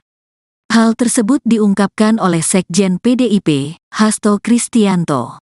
Tak hanya Hasto, Cawapres nomor urut 3 Mahfud MD juga turut bersuara soal dugaan penguncian suara Ganjar Mahfud tersebut. Sebelumnya Hasto mengaku mengetahui dugaan adanya algoritma yang seolah menekan suara Ganjar Mahfud berada di angka maksimal 17% itu setelah ia berbicara dengan pakar teknologi informasi. Namun Hasto enggan mengungkapkan siapa pakar yang memberikan informasi itu padanya. Misalnya dimasukkannya suatu algoritma untuk ngelok perolehan Pak Ganjar itu hanya maksimum 17%, kata Hasto di Election Talk Visip UI, Depok, Jawa Barat, Kamis, tanggal 7 Maret tahun 2024. Lebih lanjut Hasto juga mengungkap dugaan adanya gangguan siber dalam proses Form C1. Menurutnya, perlu ada audit forensik dan meta untuk mengusut gangguan-gangguan itu. Ini yang kami lakukan sebagai bagian dari temuan-temuan yang sangat penting. Bahkan menurut pakar IT tersebut pemilu seharusnya berlangsung 2 putaran, ujarnya. Sementara itu Mahfud MD mengatakan bahwa dirinya sudah mendengar isu tersebut sejak proses pemungutan suara belum dilaksanakan. Ia biar saja diolah di masyarakat, itu kan juga sudah lama, sebelum pemilu kan juga sudah ada. Sebelum pemungutan suara isu itu sudah ada. Sudah dikunci sekian, dan angkanya, perolehan suara itu peris, kata Mahfud usai olahraga di kawasan Jakarta Pusat pada Jumat, tanggal 8 Maret tahun 2024. Mahfud mengatakan, dugaan itu bakal dibuktikan oleh pihaknya. Meski demikian, Mahfud belum memastikan apakah dugaan terkait isu itu akan dilampirkan melalui hak angket di DPR RI atau melalui penyelesaian perkara hasil pemilu di Mahkamah Konstitusi, MK. Tinggal nanti pembuktiannya aja, Nanti lihat saja, ujarnya. Di sisi lain, KPU merespons soal pernyataan Sekretaris Jenderal PDIP Hasto Kristianto terkait hasil Pilpres 2024. Bantahan tersebut diungkap oleh Ketua KPU, Hasyim Asyari. Hasyim menegaskan, persentase angka yang masuk ke KPU merupakan hasil perhitungan suara berjenjang dari tingkat TPS. Jadi kalau ada informasi, kabar atau pernyataan seperti itu, KPU membantah ya bahwa KPU tidak pernah mematok, tidak pernah mengunci, tidak pernah menargetkan partai tertentu, pasangan calon tertentu, sejak awal harus suaranya sekian, tidak ada. Jadi semuanya yang dihitung KPU berasal dari perolehan suara di TPS, kata Hasyim di kantor KPU, Menteng, Jakarta Pusat, tanggal 8 Maret tahun 2024. Hadir di sini, mungkin ladies first ya, kita Ibu Leoni boleh yang pertama, setelah Ibu Leoni nanti Mas Hairul, setelah itu Pak Sugi ya. Oke, silakan Bu Leoni.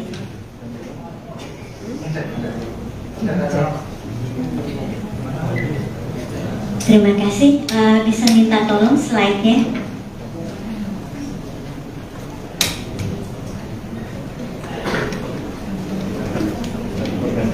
Slide saya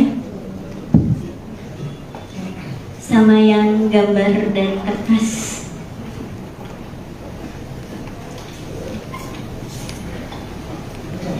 Sambil menunggu slide, terima kasih. Assalamualaikum warahmatullahi wabarakatuh. Saya bangga bisa berdiri di sini. Tidak menyangka yang video itu viral, padahal itu spontan hari itu. Dan spontannya karena ini memang sudah puncak kegelisahan kita semua. Dan apalagi saya sebagai yang ahli di bidang itu melihat bahwa ini Sirekap ini tidak benar. Tidak benar. Logik pertama, saya menilainya dari logika dulu. Pada saat hari H, oke, atau gini, dulu judulnya. Atau saya turun saja, takut jatuh. Saya beri judul Sirekap Saksi Bisu Kejahatan Politik 2024. Saya yakin teknologi itu tidak ada yang buruk, apalagi ini dihasilkan oleh ITB, ya. Nah, tapi kenapa Sirekap begitu? Nah, kita akan lihat. Saya sudah bilang, Sirekap walaupun begitu, dia menyimpan banyak barang bukti kejahatan itu sendiri. Dari apa? Kenapa? Setiap data itu kita anggap sebagai transaksi yang menyimpan, kalau mungkin di kertas ada sidik jari, kalau di data itu juga ada hal-hal yang bisa kita lihat, mungkin dari timestamp, dari pola kegiatan dan lain-lain, dan itu nanti akan dijelaskan oleh teman-teman saya karena dia akan melihat ada datanya. Oke, slide selanjutnya. Saya hari Sabtu bertemu sama Pak Todung sama Pak Magdir. Saya dipesankan, kami tidak mengerti IT. Jadi bisakah dijelaskan dalam bahasa yang nanti kami jadi mengerti. Jadi saya coba buat sederhana dengan memulai. Kita harus semua tahu bagaimana tahapan rekapitulasi suara berjenjang. Pertama itu TPS, ya. Panitia nama PPS, ketuanya KPPS. Di sini dipakai namanya versi Sirekap Mobile. Apa yang dilakukan di TPS? Pemungutan suara, penghitungan suara, di mana mulai 13 itu selesai tanggal 15. Di sini dihasilkan dokumen namanya C1 Plano, ada Pilpres dan Pileg. Lalu yang dilakukan oleh KPPS adalah mengukur tanpa mengentry data. Jadi dokumen tersebut diubah, di-scan, nanti aplikasi difoto dulu, nanti ada penjelasannya. Terus yang kedua, tahapan yang berikutnya setelah itu, kotak suara dan C1 Plano dibawa ke kecamatan. Di sana panitia melihat apakah ada masalah. Jika ada masalah harus perhitungan ulang, dia akan dilakukan perhitungan ulang. Jadi C1 plano dan kotak suara dibawa ke kecamatan. Setelah sebelumnya juga mungkin sempat menginap di kelurahan. Lalu di PPK ini dihasilkan namanya formulir D yang mencatat rekapitulasi dari kecamatan. Kemudian dinaikkan ke kabupaten kota. Formulir D dan rekapitulasi sebelumnya dibawa ke sini tanpa dibawa kotak suara. Jadi begitu. Terus yang tambah di sini adalah ada penetapan untuk anggota legislatif kabupaten kota. Begitu berikutnya juga untuk provinsi dan nasional. Jadi C1 plano mobile diadakan biar nanti dari TPS langsung entry, kan nggak terbuka ya, langsung kelihatan. Jadi awalnya niatnya baik gitu loh. Cuman kenyataannya tidak berfungsi seperti itu. Ada perubahan. Oke, berikutnya. Nah, sekarang kita coba lihat seperti apa sih sebetulnya Sirekap mobile ini. Jadi tahap pertamanya unduh aplikasi, login. Jadi setiap KPPS punya hak login. Lalu dia akan memilih TPS-nya. Di sini dia unggah dokumen. Sebetulnya terjadi proses seperti ini. Mungkin semua tahu ya bagaimana cara setor uang di ATM. Kira-kira mirip seperti itu. Kan kita masukin ya. Nah, yang enggak logisnya adalah dari Sirekap scan itu suaranya tidak sama, bahkan jauh. Terus angka setiap paslon tuh bisa kalau di total itu juga tidak terjadi yang namanya validasi. Validasi itu adalah kalau misalnya kita setornya 200.000 ya harus 200.000 gitu ya. Atau kalau misalnya saya mau ngambil uang, kalau saya ambilnya 1 juta, uang saya 500.000 boleh tidak? Tidak, itu validasi namanya. Itu proses itu harus benar dulu sampai datanya baru boleh dikirim dan disimpan di database. Dan itu nggak terjadi. Makanya saya bilang ini pasti sudah berubah di logika programnya, algoritmanya. Oke, berikutnya. Nah, sekarang kita lihat ya. Saya coba cari tahu, teman saya pasti nggak akan bikin algoritma yang sekonyol itu. Karena mahasiswa tingkat 1, saya ajarkan logikanya nggak akan seperti itu, ya. Terus saya cari tahu di BIMTEK, saya pernah dulu untuk yang EKTP, itu ada BIMTEK pasti. Nah, saya lihat ternyata ada hak edit untuk KPPS, tapi sekarang katanya itu dihilangkan. Malah kadang-kadang yang lain bisa diedit, paslon yang lain, tapi yang satu itu tidak bisa. Oke? Jadi ini udah dua, ya. Validasi nggak ada, fasilitas edit dihilangkan. Lalu apa yang terjadi? Saya baca lagi. Kedua, Pak KPU memutuskan itu bisa dieditnya pada level kabupaten kota, KPU kabupaten. Aneh tidak? Nih, ya aneh. Padahal alurnya kan nggak demikian. Dia nggak punya C1-nya malah sudah. Iya. Nah, potensi. Nah, sekarang saya nggak mau detail lagi. Silakan diulang. Bahwa saya melihat ini berpotensi, ya, akan menyebabkan ya peluang manipulasi suara yang tidak terkendali, ya. Bayangkan ya, sebetulnya kecamatan dan kabupaten kota memang punya hak edit, tapi harusnya saya tahu ya, saya orang desain sistem, itu diberlakukan kalau edit itu seperti tadi ya, dia tidak menimpa data transaksi. Pernah nggak? Misalnya kita transaksi di bank kan setiap transaksi kita itu dicatat ya, bisa dilihat tuh yang seminggu terakhir dan sebagainya, ya. Nah itu data transaksi seperti itu disimpan di database. Nah sekarang apa yang terjadi? Nah bisa dilihatkan Pak yang foto aja, foto yang tulisan tangan, ada nggak fotonya? Nggak ada, terpisah. Saya kirim ke Pak Petrus. Jadi intinya begini, bahwa proses desain suatu sistem itu nggak langsung ya. Jadi Sirekap ini adalah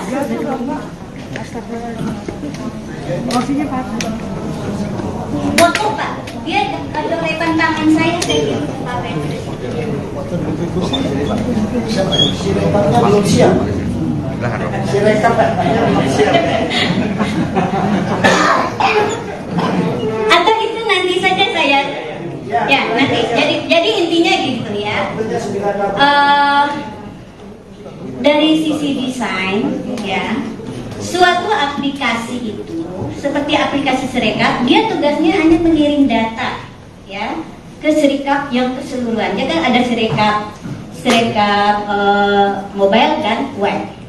Nah, yang KPU dan Sekjen PDIP saling bantah soal perolehan suara di pemilu 2024.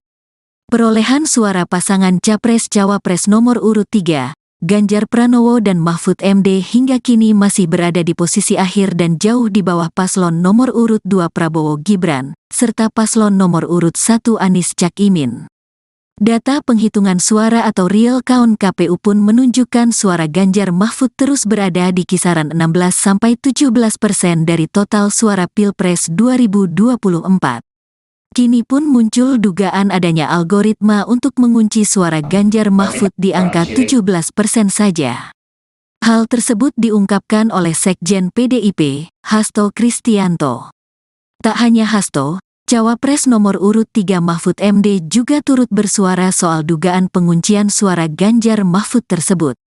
Sebelumnya Hasto mengaku mengetahui dugaan adanya algoritma yang seolah menekan suara Ganjar Mahfud berada di angka maksimal 17% itu setelah ia berbicara dengan pakar teknologi informasi. Namun Hasto enggan mengungkapkan siapa pakar yang memberikan informasi itu padanya. Misalnya dimasukkannya suatu algoritma untuk ngelok perolehan Pak Ganjar itu hanya maksimum 17%, kata Hasto di Election Talk Visip UI, Depok, Jawa Barat, Kamis, tanggal 7 Maret tahun 2024. Lebih lanjut Hasto juga mengungkap dugaan adanya gangguan siber dalam proses Form C1. Menurutnya, perlu ada audit forensik dan meta untuk mengusut gangguan-gangguan itu. Ini yang kami lakukan sebagai bagian dari temuan-temuan yang sangat penting. Bahkan menurut pakar IT tersebut pemilu seharusnya berlangsung 2 putaran, ujarnya. Sementara itu Mahfud MD mengatakan bahwa dirinya sudah mendengar isu tersebut sejak proses pemungutan suara belum dilaksanakan. Ya biar saja diolah di masyarakat, itu kan juga sudah lama, sebelum pemilu kan juga sudah ada. Sebelum pemungutan suara isu itu sudah ada. Sudah dikunci sekian, dan angkanya, perolehan suara itu peris, kata Mahfud usai olahraga di kawasan Jakarta Pusat pada Jumat, tanggal 8 Maret tahun 2024. Mahfud mengatakan, dugaan itu bakal dibuktikan oleh pihaknya. Meski demikian, Mahfud belum memastikan apakah dugaan terkait isu itu akan dilampirkan melalui hak angket di DPR RI atau melalui penyelesaian perkara hasil pemilu di Mahkamah Konstitusi, MK. Tinggal nanti pembuktiannya aja, nanti lihat saja, ujarnya. Di sisi lain, KPU merespons soal pernyataan Sekretaris Jenderal PDIP Hasto Kristianto terkait hasil Pilpres 2024. Bantahan tersebut diungkap oleh Ketua KPU, Hashim Asyari. Hashim menegaskan, persentase angka yang masuk ke KPU merupakan hasil perhitungan suara berjenjang dari tingkat TPS. Jadi kalau ada informasi, kabar atau pernyataan seperti itu, KPU membantah ya bahwa KPU tidak pernah mematok, tidak pernah mengunci, tidak pernah menargetkan partai tertentu, pasangan calon tertentu, sejak awal harus suaranya sekian, tidak ada. Jadi semuanya yang dihitung KPU berasal dari perolehan suara di TPS, kata Hashim di kantor KPU, Menteng, Jakarta Pusat, tanggal 8 Maret tahun 2024. Hadir di sini, mungkin ladies first ya, kita Ibu Leoni boleh yang pertama, setelah Ibu Leoni nanti Mas Hairo, setelah itu Pak Sugi ya. Oke, silakan Bu Leoni.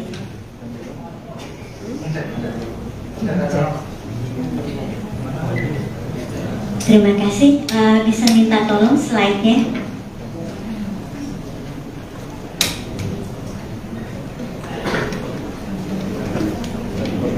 Slide saya sama yang gambar dari kertas.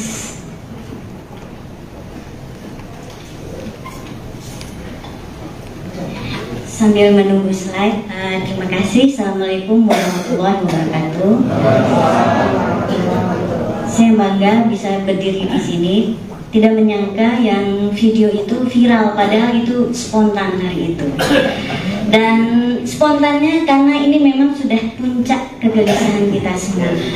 Dan apalagi saya sebagai yang ahli di bidang itu melihat bahwa ini Sirekap ini tidak benar. Tidak benar. Logik pertama, saya menilainya dari logika dulu. Pada saat hari H, oke, atau gini, kita lihat dulu judulnya. Kalau saya turun saja, takut jatuh. Saya beri judul Sirekap Saksi Bisu Kejahatan Politik 2020. Saya yakin teknologi itu tidak ada yang buruk, apalagi ini dihasilkan oleh ITB, ya. Nah, tapi kenapa Sirekap begitu? Nah, kita akan lihat. Saya sudah bilang, Sirekap walaupun begitu, dia menyimpan banyak barang bukti kejahatan itu sendiri. Dari apa? Kenapa? Setiap data itu kita anggap sebagai transaksi yang menyimpan, kalau mungkin di kertas ada sidik jari, kalau di data itu juga ada hal-hal yang bisa kita lihat, mungkin dari timestamp, dari pola kegiatan dan lain-lain, dan itu nanti akan dijelaskan oleh teman-teman saya karena dia akan melihat ada datanya. Oke, bisa slide selanjutnya. Saya hari Sabtu bertemu sama Pak Todung sama Pak Magdir. Saya dipesankan, kami tidak mengerti IT. Jadi bisakah dijelaskan dalam bahasa yang nanti kami jadi mengerti. Jadi saya coba buat sederhana dengan memulai. Kita harus semua tahu bagaimana tahapan rekapitulasi suara berjenjang. Pertama itu TPS, ya. Panitia nama PPS, ketuanya KPPS, di sini dipakai namanya versi Sirekap Mobile. Apa yang dilakukan di TPS? Pemungutan suara, penghitungan suara, di mana mulai 13 itu selesai tanggal 15. Di sini dihasilkan dokumen namanya C1 Plano, ada Pilpres dan Pileg. Lalu yang dilakukan oleh KPPS adalah mengukur tanpa mengentry data. Jadi dokumen tersebut diunggah, di-scan, nanti aplikasi difoto dulu, nanti ada penjelasannya. Terus yang kedua, tahapan yang berikutnya setelah itu kotak suara dan C1 Plano dibawa ke kecamatan. Di sana panitia melihat apakah ada masalah. Jika ada masalah harus perhitungan ulang, dia akan dilakukan perhitungan ulang.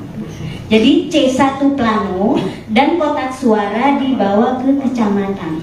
Setelah sebelumnya juga mungkin sempat menginap di kelurahan. Lalu di PPK ini dihasilkan namanya formulir D yang mencatat rekapitulasi dari kecamatan. Kemudian dinaikkan ke kabupaten kota. Formulir D dan rekapitulasi sebelumnya dibawa ke sini tanpa dibawa kotak suara. Jadi begitu. Terus yang tambah di sini adalah ada penetapan untuk anggota legislatif kabupaten kota. Begitu berikutnya juga untuk provinsi dan nasional.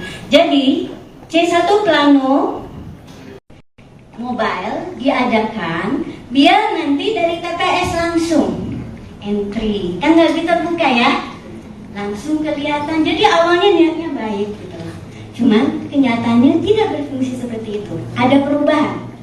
Oke, berikutnya. Nah, sekarang kita coba lihat seperti apa sih sebetulnya Sirekap mobile ini. Jadi tahap pertamanya unduh aplikasi, login. Jadi setiap KPPS punya hak login. Lalu dia akan memilih TPS-nya. Di sini dia unggah dokumen. Sebetulnya terjadi proses seperti ini. Mungkin semua tahu ya bagaimana cara setor uang di ATM. Kira-kira mirip seperti itu. Kan kita masukin ya. Nah, yang enggak logisnya adalah dari Sirekap scan itu suaranya tidak sama, bahkan jauh. Terus angka setiap paslon tuh bisa kalau di total itu juga tidak terjadi yang namanya validasi. Validasi itu adalah kalau misalnya kita setornya 200.000 ya harus 200.000 gitu ya. Atau kalau misalnya saya mau ngambil uang, kalau dia saya ambilnya 1 juta, uang saya 500.000 boleh tidak? Tidak, itu validasi namanya. Itu proses itu harus benar dulu sampai datanya baru boleh dikirim dan disimpan di database. Dan itu nggak terjadi. Makanya saya bilang ini pasti sudah berubah di logika programnya, algoritmanya. Oke, berikutnya. Nah, sekarang kita lihat ya. Saya coba cari tahu, teman saya pasti nggak akan bikin algoritma yang sekonyol itu. Karena mahasiswa tingkat 1, saya ajarkan logikanya nggak akan seperti itu, ya. Terus saya cari tahu di BIMTEK, saya pernah dulu untuk yang EKTP, itu ada BIMTEK pasti. Nah, saya lihat ternyata ada hak edit untuk KPPS, tapi sekarang katanya itu dihilangkan. Malah kadang-kadang yang lain bisa diedit, paslon yang lain, tapi yang satu itu tidak bisa. Oke? Jadi ini udah 2, ya. Validasi nggak ada, fasilitas edit dihilangkan. Lalu apa yang terjadi? Saya baca lagi. Kedua, Pak KPU memutuskan itu bisa dieditnya pada level kabupaten kota, KPU kabupaten. Aneh tidak? Nih, ya aneh. Padahal alurnya kan nggak demikian. Dia nggak punya C1-nya malah sudah. Iya. Nah, potensi. Nah, sekarang saya nggak mau detail lagi ya, silakan diulang. Bahwa saya melihat ini berpotensi, ya, akan menyebabkan ya peluang manipulasi suara yang tidak terkendali, ya. Bayangkan ya, sebetulnya kecamatan dan kabupaten kota memang punya hak edit, tapi harusnya, saya tahu ya, saya orang desain sistem, itu diberlakukan kalau edit itu seperti tadi ya, dia tidak menimpa data transaksi. Pernah nggak? Misalnya kita transaksi di bank kan setiap transaksi kita itu dicatat ya, bisa dilihat tuh yang seminggu terakhir dan sebagainya, ya. Nah, itu data transaksi seperti itu disimpan di database. Nah, sekarang apa yang terjadi? Nah, bisa dilihat kan Pak, yang foto aja, foto yang tulisan tangan, ada nggak fotonya? Nggak ada, terpisah saya kirim ke Pak Petrus. Jadi intinya begini, bahwa proses desain suatu sistem itu nggak langsung ya. Jadi Sirekap ini adalah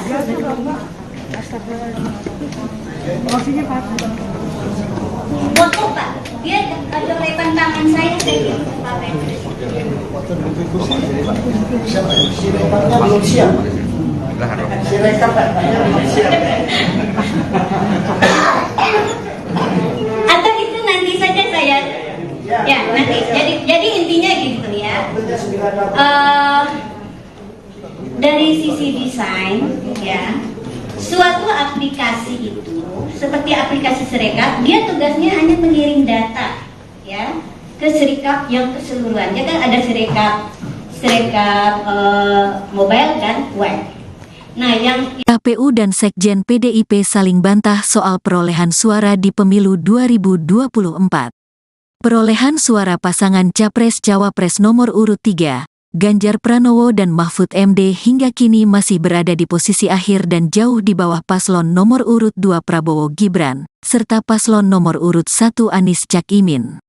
Data penghitungan suara atau real count KPU pun menunjukkan suara Ganjar Mahfud terus berada di kisaran 16–17% dari total suara Pilpres 2024. Kini pun muncul dugaan adanya algoritma untuk mengunci suara Ganjar Mahfud di angka 17% saja. Hal tersebut diungkapkan oleh Sekjen PDIP, Hasto Kristianto. Tak hanya Hasto, Cawapres nomor urut 3 Mahfud MD juga turut bersuara soal dugaan penguncian suara Ganjar Mahfud tersebut. Sebelumnya Hasto mengaku mengetahui dugaan adanya algoritma yang seolah menekan suara Ganjar Mahfud berada di angka maksimal 17% itu setelah ia berbicara dengan pakar teknologi informasi. Namun Hasto enggan mengungkapkan siapa pakar yang memberikan informasi itu padanya. Misalnya dimasukkannya suatu algoritma untuk ngelok perolehan Pak Ganjar itu hanya maksimum 17%, kata Hasto di Election Talk Visip UI, Depok, Jawa Barat, Kamis, tanggal 7 Maret tahun 2024. Lebih lanjut Hasto juga mengungkap dugaan adanya gangguan siber dalam proses Form C1. Menurutnya, perlu ada audit forensik dan meta untuk mengusut gangguan-gangguan itu. Ini yang kami lakukan sebagai bagian dari temuan-temuan yang sangat penting. Bahkan menurut pakar IT tersebut pemilu seharusnya berlangsung 2 putaran, ujarnya. Sementara itu Mahfud MD mengatakan bahwa dirinya sudah mendengar isu tersebut sejak proses pemungutan suara belum dilaksanakan.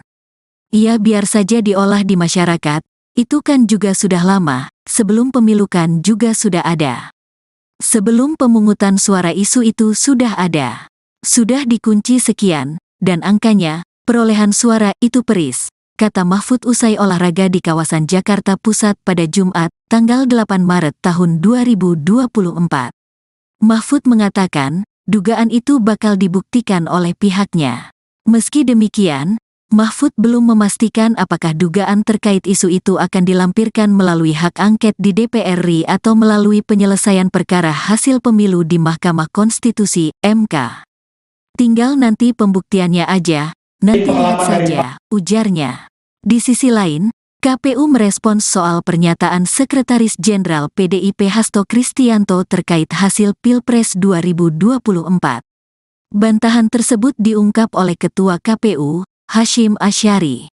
Hashim menegaskan, persentase angka yang masuk ke KPU merupakan hasil perhitungan suara berjenjang dari tingkat TPS. Jadi kalau ada informasi, kabar atau pernyataan seperti itu, KPU membantah ya bahwa KPU tidak pernah mematok, tidak pernah mengunci, tidak pernah menargetkan partai tertentu, pasangan calon tertentu, sejak awal harus suaranya sekian, tidak ada. Jadi semuanya yang dihitung KPU berasal dari perolehan suara di TPS, kata Hashim di kantor KPU, Menteng, Jakarta Pusat, tanggal 8 Maret tahun 2024. Hadir di sini, mungkin ladies first ya, kita Ibu Leoni boleh yang pertama, setelah Ibu Leoni nanti Mas Hairo, setelah itu Pak Sugi ya. Oke, silakan Bu Leoni.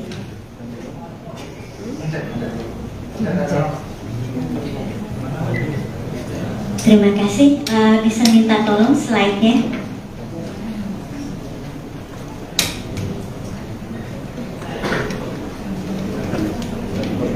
Slide saya sama yang gambar dan kertas.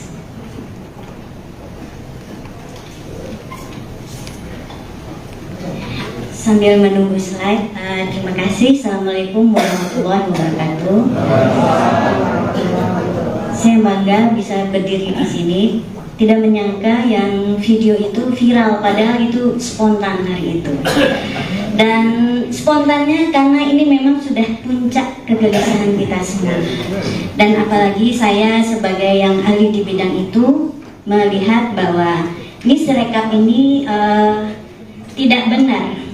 Tidak benar.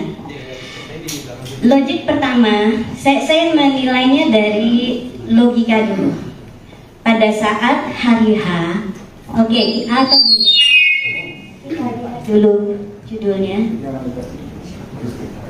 Atau saya turun saja, takut jatuh. Saya beri judul Sirekap Saksi Bisu Kejahatan Politik 2020. Saya yakin teknologi itu tidak ada yang buruk, apalagi ini dihasilkan oleh ITB, ya. Nah, tapi kenapa Sirekap begitu? Nah, kita akan lihat. Saya sudah bilang, Sirekap walaupun begitu, dia menyimpan banyak barang bukti kejahatan itu sendiri. Dari apa? Kenapa?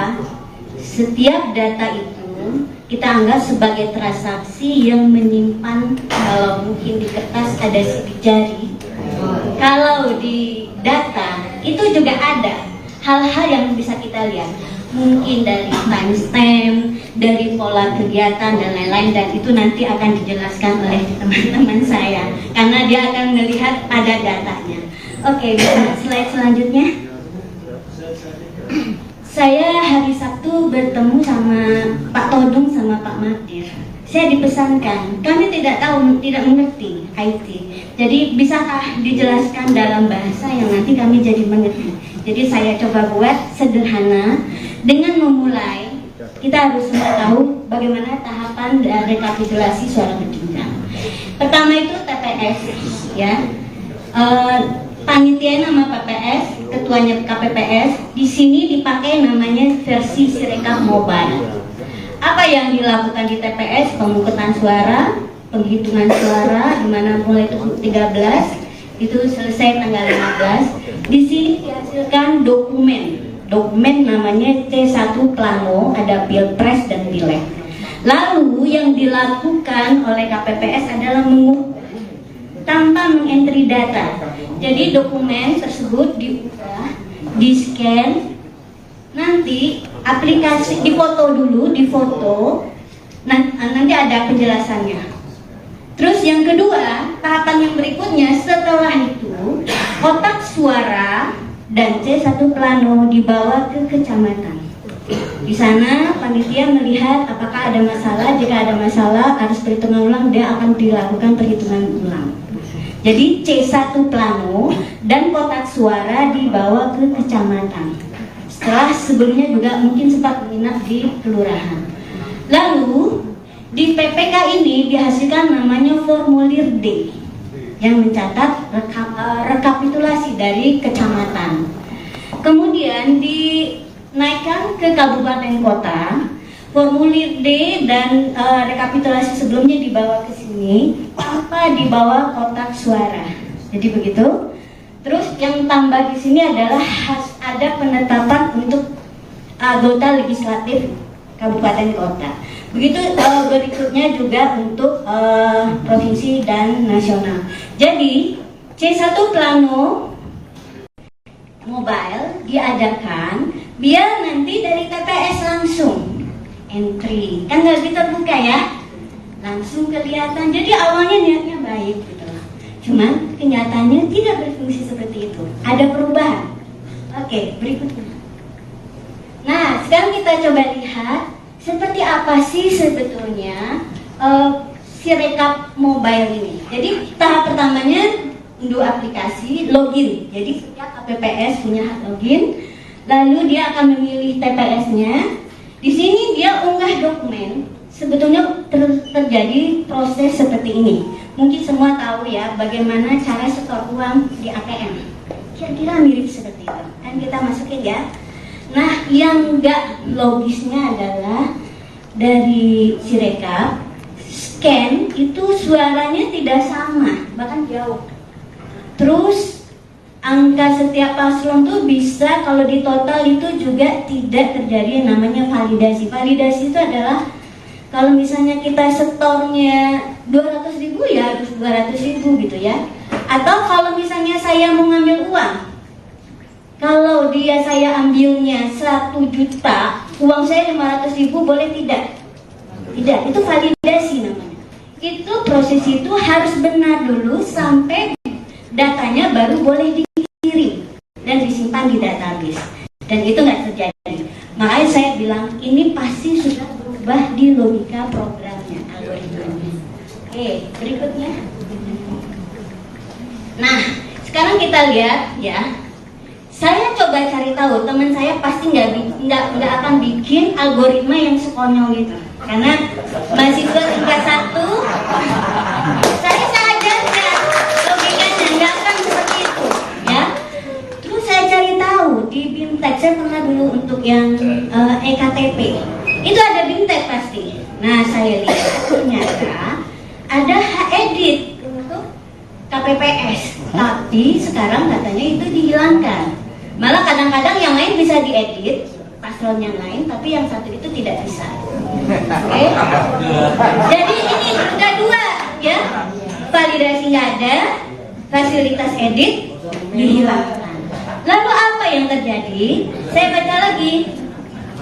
Kedua, Pak KPU memutuskan itu bisa dieditnya pada level kabupaten kota, KPU kabupaten. Aneh tidak? Nih, ya aneh. Padahal alurnya kan nggak demikian. Dia nggak punya C1-nya malah sudah. Iya. Nah, potensi. Nah, sekarang saya nggak mau detail lagi ya. Silakan Dewan. Bahwa saya melihat ini berpotensi, ya, akan menyebabkan ya peluang manipulasi suara yang tidak terkendali, ya.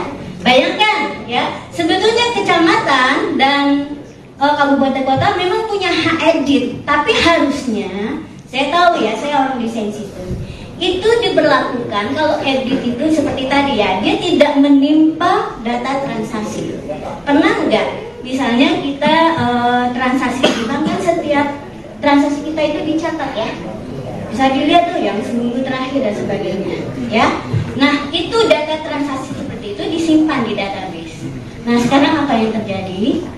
Nah, bisa dilihat kan Pak, yang foto aja, foto yang tulisan tangan. Ada nggak fotonya? Nggak ada, terpisah saya kirim ke Pak Petrus. Jadi intinya begini, bahwa proses desain suatu sistem itu nggak langsung ya. Jadi Sirekap ini adalah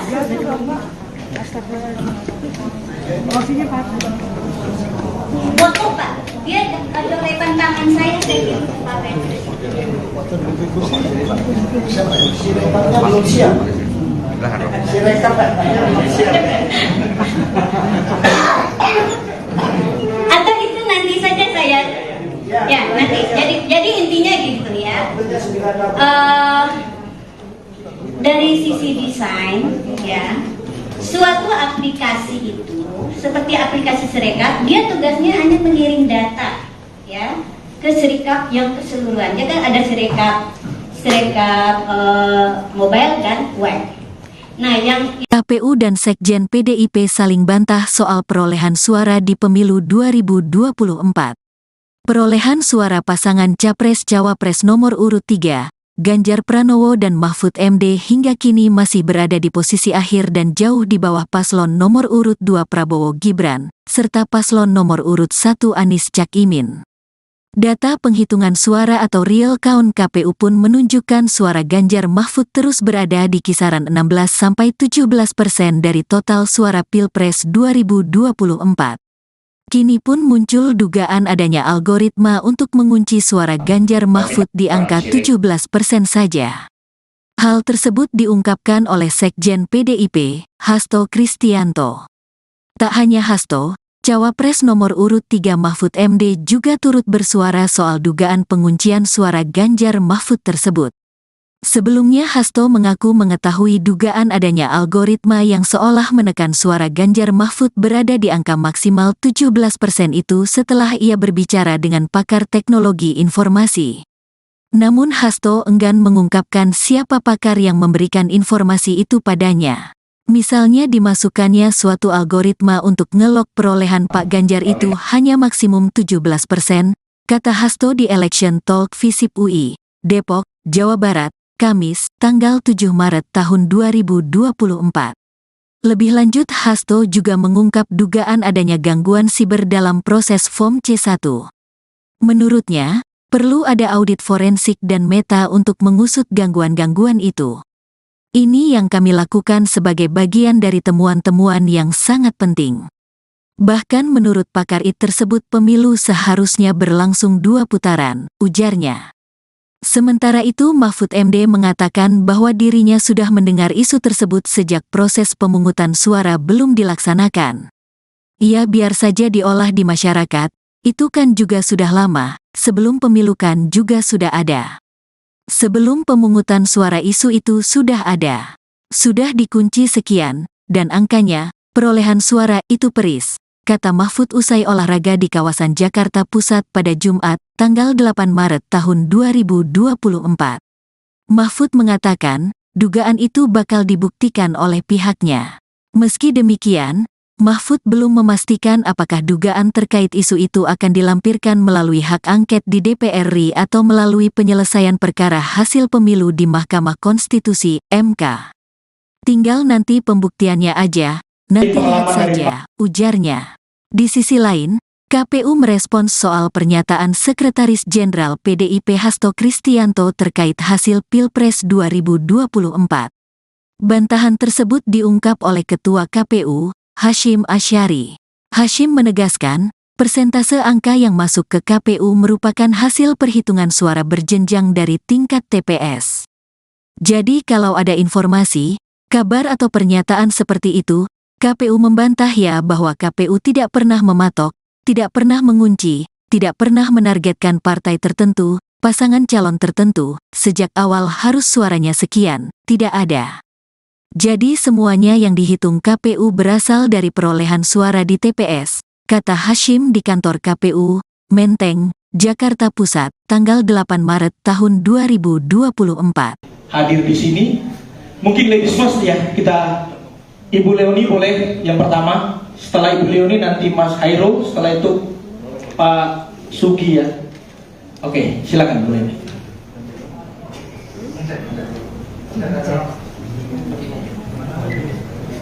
Terima kasih, bisa minta tolong slide-nya.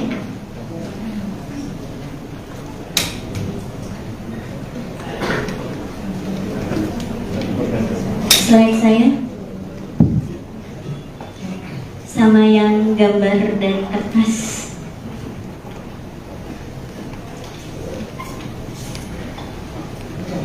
Sambil menunggu slide, terima kasih. Assalamualaikum warahmatullahi wabarakatuh. Saya bangga bisa berdiri di sini. Tidak menyangka yang video itu viral, padahal itu spontan hari itu. Dan spontannya karena ini memang sudah puncak kegelisahan kita semua. Dan apalagi saya sebagai yang ahli di bidang itu melihat bahwa ini Sirekap ini tidak benar. Tidak benar. Logik pertama, saya menilainya dari logika dulu. Pada saat hari H, oke, atau gini, kita lihat dulu judulnya. Atau saya turun saja, takut jatuh. Saya beri judul Sirekap Saksi Bisu Kejahatan Politik 2024. Saya yakin teknologi itu tidak ada yang buruk, apalagi ini dihasilkan oleh ITB, ya. Nah, tapi kenapa Sirekap begitu? Nah, kita akan lihat.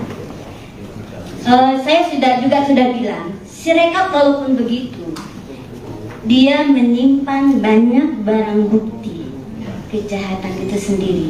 Dari apa? Kenapa? Setiap data itu kita anggap sebagai transaksi yang menyimpan, kalau mungkin di kertas ada sidik jari, kalau di data itu juga ada hal-hal yang bisa kita lihat, mungkin dari timestamp, dari pola kegiatan dan lain-lain, dan itu nanti akan dijelaskan oleh teman-teman saya karena dia akan melihat ada datanya. Oke, bisa slide selanjutnya. Saya hari Sabtu bertemu sama Pak Todung sama Pak Magdir. saya dipesankan, kami tidak tahu, tidak mengerti IT. Jadi bisakah dijelaskan dalam bahasa yang nanti kami jadi mengerti. Jadi saya coba buat sederhana dengan memulai. Kita harus semua tahu bagaimana tahapan rekapitulasi suara berjenjang. Pertama itu TPS, ya. Panitia nama PPS, ketuanya KPPS. Di sini dipakai namanya versi Sirekap Mobile. Apa yang dilakukan di TPS? Pemungutan suara, penghitungan suara, di mana mulai 13 itu selesai tanggal 15. Di sini dihasilkan dokumen namanya C1 Plano, ada Pilpres dan Pileg. Lalu yang dilakukan oleh KPPS adalah mengukur tanpa mengentry data. Jadi dokumen tersebut diubah, di-scan. Nanti aplikasi difoto dulu, nanti ada penjelasannya. Terus yang kedua, tahapan yang berikutnya setelah itu kotak suara dan C1 Plano dibawa ke kecamatan. Di sana panitia melihat apakah ada masalah. Jika ada masalah harus perhitungan ulang, dia akan dilakukan perhitungan ulang. Jadi C1 Plano dan kotak suara dibawa ke kecamatan. Setelah sebelumnya juga mungkin sempat menginap di kelurahan. Lalu di PPK ini dihasilkan namanya formulir D yang mencatat rekapitulasi dari kecamatan. Kemudian dinaikkan ke kabupaten kota. Formulir D dan rekapitulasi sebelumnya dibawa ke sini tanpa dibawa kotak suara. Jadi begitu. Terus yang tambah di sini adalah ada penetapan untuk anggota legislatif kabupaten kota. Begitu berikutnya juga untuk provinsi dan nasional.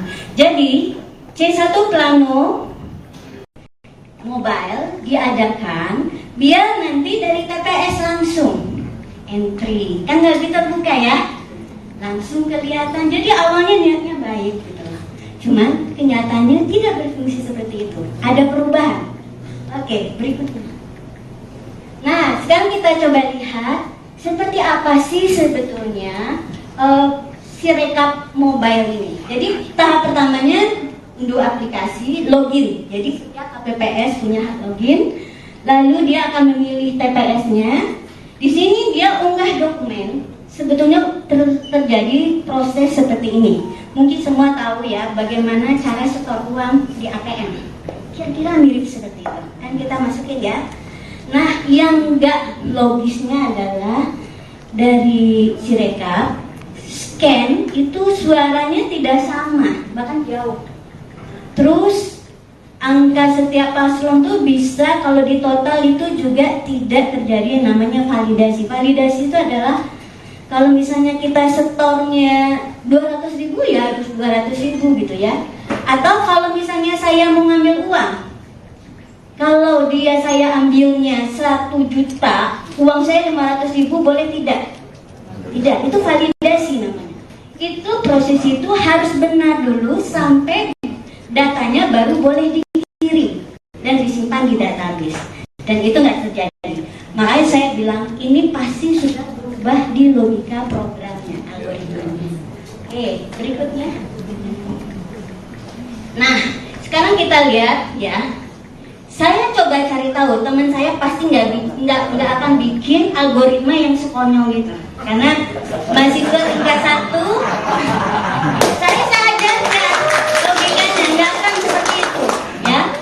Terus saya cari tahu di BIMTEK, saya pernah dulu untuk yang EKTP, itu ada BIMTEK pasti. Nah, saya lihat ternyata ada edit untuk KPPS, tapi sekarang katanya itu dihilangkan. Malah kadang-kadang yang lain bisa diedit, paslon yang lain, tapi yang satu itu tidak bisa. Oke? Jadi ini ada dua, ya. Validasi nggak ada, fasilitas edit dihilangkan. Lalu apa yang terjadi? Saya baca lagi. Kedua, Pak KPU memutuskan itu bisa dieditnya pada level kabupaten kota, KPU kabupaten. Aneh tidak? Aneh, ya, aneh. Padahal alurnya kan nggak demikian. dia nggak punya C1-nya malah sudah, iya. Nah, potensi. Nah, sekarang saya nggak mau detail lagi ya, silakan diulang. Bahwa saya melihat ini berpotensi, ya, akan menyebabkan ya peluang manipulasi suara yang tidak terkendali, ya.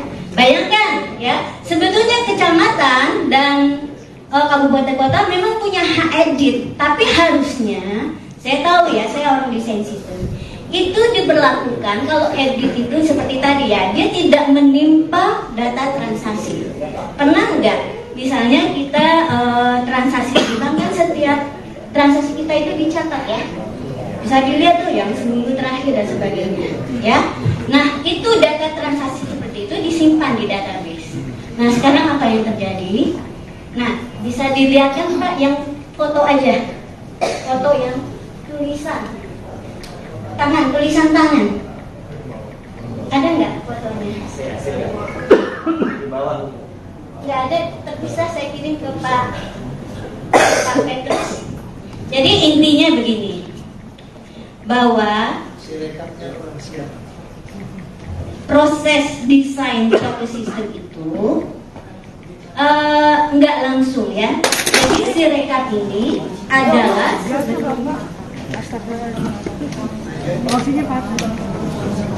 foto Pak, dia ada lepan tangan saya kirim ke Pak Petrus. Sirekapnya belum siap. Sirekap Pak. Atau itu nanti saja saya, ya nanti. Jadi intinya gitu ya. Dari sisi desain, ya, suatu aplikasi itu seperti aplikasi Sirekap, dia tugasnya hanya mengirim data, ya, ke Sirekap yang keseluruhan. Dia kan ada Sirekap mobile dan web. Nah, yang KPU dan Sekjen PDIP saling bantah soal perolehan suara di pemilu 2024. Perolehan suara pasangan Capres-Cawapres nomor urut 3, Ganjar Pranowo dan Mahfud MD hingga kini masih berada di posisi akhir dan jauh di bawah paslon nomor urut 2 Prabowo Gibran, serta paslon nomor urut 1 Anies Cak Imin. Data penghitungan suara atau real count KPU pun menunjukkan suara Ganjar Mahfud terus berada di kisaran 16-17% dari total suara Pilpres 2024. Kini pun muncul dugaan adanya algoritma untuk mengunci suara Ganjar Mahfud di angka 17% saja. Hal tersebut diungkapkan oleh Sekjen PDIP, Hasto Kristianto. Tak hanya Hasto, Cawapres nomor urut 3 Mahfud MD juga turut bersuara soal dugaan penguncian suara Ganjar Mahfud tersebut. Sebelumnya Hasto mengaku mengetahui dugaan adanya algoritma yang seolah menekan suara Ganjar Mahfud berada di angka maksimal 17% itu setelah ia berbicara dengan pakar teknologi informasi. Namun Hasto enggan mengungkapkan siapa pakar yang memberikan informasi itu padanya. Misalnya dimasukkannya suatu algoritma untuk ngelok perolehan Pak Ganjar itu hanya maksimum 17%, kata Hasto di Election Talk Visip UI, Depok, Jawa Barat, Kamis, tanggal 7 Maret tahun 2024. Lebih lanjut Hasto juga mengungkap dugaan adanya gangguan siber dalam proses Form C1. Menurutnya, perlu ada audit forensik dan meta untuk mengusut gangguan-gangguan itu. Ini yang kami lakukan sebagai bagian dari temuan-temuan yang sangat penting. Bahkan menurut pakar IT tersebut pemilu seharusnya berlangsung 2 putaran, ujarnya. Sementara itu Mahfud MD mengatakan bahwa dirinya sudah mendengar isu tersebut sejak proses pemungutan suara belum dilaksanakan. Ya biar saja diolah di masyarakat, itu kan juga sudah lama, sebelum pemilu kan juga sudah ada. Sebelum pemungutan suara isu itu sudah ada.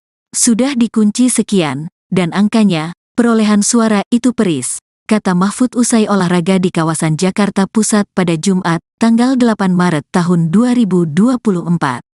Mahfud mengatakan, dugaan itu bakal dibuktikan oleh pihaknya. Meski demikian, Mahfud belum memastikan apakah dugaan terkait isu itu akan dilampirkan melalui hak angket di DPR RI atau melalui penyelesaian perkara hasil pemilu di Mahkamah Konstitusi, MK. Tinggal nanti pembuktiannya aja, Nanti lihat saja, ujarnya. Di sisi lain, KPU merespons soal pernyataan Sekretaris Jenderal PDIP Hasto Kristianto terkait hasil Pilpres 2024. Bantahan tersebut diungkap oleh Ketua KPU, Hasyim Asyari. Hasyim menegaskan, persentase angka yang masuk ke KPU merupakan hasil perhitungan suara berjenjang dari tingkat TPS. Jadi kalau ada informasi, kabar atau pernyataan seperti itu, KPU membantah ya bahwa KPU tidak pernah mematok, tidak pernah mengunci, tidak pernah menargetkan partai tertentu, pasangan calon tertentu, sejak awal harus suaranya sekian, tidak ada. Jadi semuanya yang dihitung KPU berasal dari perolehan suara di TPS, kata Hasyim di kantor KPU, Menteng, Jakarta Pusat, tanggal 8 Maret tahun 2024. Hadir di sini, mungkin ladies first ya, kita Ibu Leoni boleh yang pertama, setelah Ibu Leoni nanti Mas Hairul, setelah itu Pak Sugi ya. Oke, silakan Bu Leoni.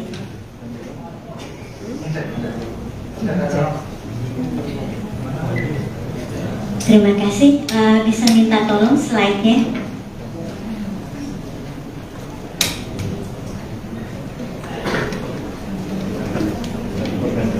Slide saya sama yang gambar dari kertas.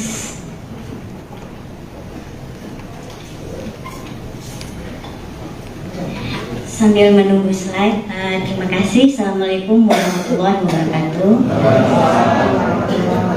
Saya bangga bisa berdiri di sini. Tidak menyangka yang video itu viral, padahal itu spontan hari itu. Dan spontannya karena ini memang sudah puncak kegelisahan kita semua. Dan apalagi saya sebagai yang ahli di bidang itu melihat bahwa ini Sirekap ini tidak benar. Tidak benar. Logik pertama, saya menilainya dari logika dulu. Pada saat hari H, oke, atau gini, dulu judulnya. Kalau saya turun saja, takut jatuh. Saya beri judul Sirekap Saksi Bisu Kejahatan Politik 2024. Saya yakin teknologi itu tidak ada yang buruk, apalagi ini dihasilkan oleh ITB, ya. Nah, tapi kenapa Sirekap begitu? Nah, kita akan lihat. Saya juga sudah bilang, Sirekap walaupun begitu, dia menyimpan banyak barang bukti kejahatan itu sendiri. Dari apa? Kenapa? Setiap data itu kita anggap sebagai transaksi yang menyimpan, kalau mungkin di kertas ada sidik jari, kalau di data itu juga ada hal-hal yang bisa kita lihat, mungkin dari timestamp, dari pola kegiatan dan lain-lain, dan itu nanti akan dijelaskan oleh teman-teman saya karena dia akan melihat ada datanya. Oke, slide selanjutnya. Saya hari Sabtu bertemu sama Pak Todung sama Pak Mardir. Saya dipesankan, kami tidak mengerti IT. Jadi bisakah dijelaskan dalam bahasa yang nanti kami jadi mengerti. Jadi saya coba buat sederhana dengan memulai. Kita harus semua tahu bagaimana tahapan dan rekapitulasi suara berjenjang. Pertama itu TPS, ya. Panitia nama PPS, ketuanya KPPS. Di sini dipakai namanya versi Sirekap Mobile. Apa yang dilakukan di TPS? Pemungutan suara, penghitungan suara, di mana mulai 13 itu selesai tanggal 15. Di sini dihasilkan dokumen namanya C1 Plano, ada Pilpres dan Pileg. Lalu yang dilakukan oleh KPPS adalah mengukur tanpa mengentry data. Jadi dokumen tersebut dibuka, di-scan, nanti aplikasi difoto dulu, nanti ada penjelasannya. Terus yang kedua, tahapan yang berikutnya setelah itu, kotak suara dan C1 Plano dibawa ke kecamatan. Di sana panitia melihat apakah ada masalah. Jika ada masalah harus perhitungan ulang, dia akan dilakukan perhitungan ulang. Jadi C1 plano dan kotak suara dibawa ke kecamatan. Setelah sebelumnya juga mungkin sempat menginap di kelurahan. Lalu di PPK ini dihasilkan namanya formulir D yang mencatat rekapitulasi dari kecamatan. Kemudian dinaikkan ke kabupaten kota. Formulir D dan rekapitulasi sebelumnya dibawa ke sini tanpa dibawa kotak suara. Jadi begitu. Terus yang tambah di sini adalah ada penetapan untuk anggota legislatif kabupaten kota. Begitu berikutnya juga untuk provinsi dan nasional. Jadi C1 plano mobile diadakan biar nanti dari TPS langsung entry, kan nggak terbuka ya, langsung kelihatan. Jadi awalnya niatnya baik gitu loh. Cuman kenyataannya tidak berfungsi seperti itu. Ada perubahan. Oke, berikutnya. Nah, sekarang kita coba lihat seperti apa sih sebetulnya Sirekap mobile ini. Jadi tahap pertamanya unduh aplikasi, login. Jadi setiap KPPS punya hak login. Lalu dia akan memilih TPS-nya. Di sini dia unggah dokumen. Sebetulnya terjadi proses seperti ini. Mungkin semua tahu ya bagaimana cara setor uang di ATM. Kira-kira mirip seperti itu. Kan kita masukin ya. Nah, yang enggak logisnya adalah dari Sirekap scan itu suaranya tidak sama, bahkan jauh. Terus angka setiap paslon tuh bisa kalau di total itu juga tidak terjadi yang namanya validasi. Validasi itu adalah kalau misalnya kita setornya 200.000 ya harus 200.000 gitu ya. Atau kalau misalnya saya mau ngambil uang, kalau saya ambilnya 1 juta, uang saya 500.000 boleh tidak? Tidak, itu validasi namanya. Itu proses itu harus benar dulu sampai datanya baru boleh dikirim dan disimpan di database. Dan itu nggak terjadi. Makanya saya bilang ini pasti sudah berubah di logika programnya, algoritmanya. Oke, berikutnya. Nah, sekarang kita lihat ya. Saya coba cari tahu, teman saya pasti nggak akan bikin algoritma yang sekonyol itu, karena mahasiswa tingkat 1, saya ajarkan logikanya nggak akan seperti itu, ya.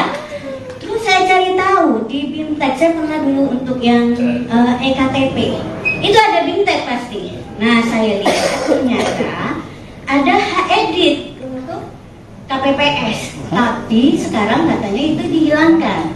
Malah kadang-kadang yang lain bisa diedit, paslon yang lain, tapi yang satu itu tidak bisa. Oke? Jadi ini udah dua, ya.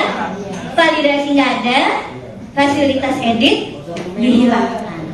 Lalu apa yang terjadi? Saya baca lagi. Kedua, Pak KPU memutuskan itu bisa dieditnya pada level kabupaten kota, KPU kabupaten. Aneh tidak? Nih, ya aneh. Padahal alurnya kan nggak demikian. Dia nggak punya C1-nya malah sudah.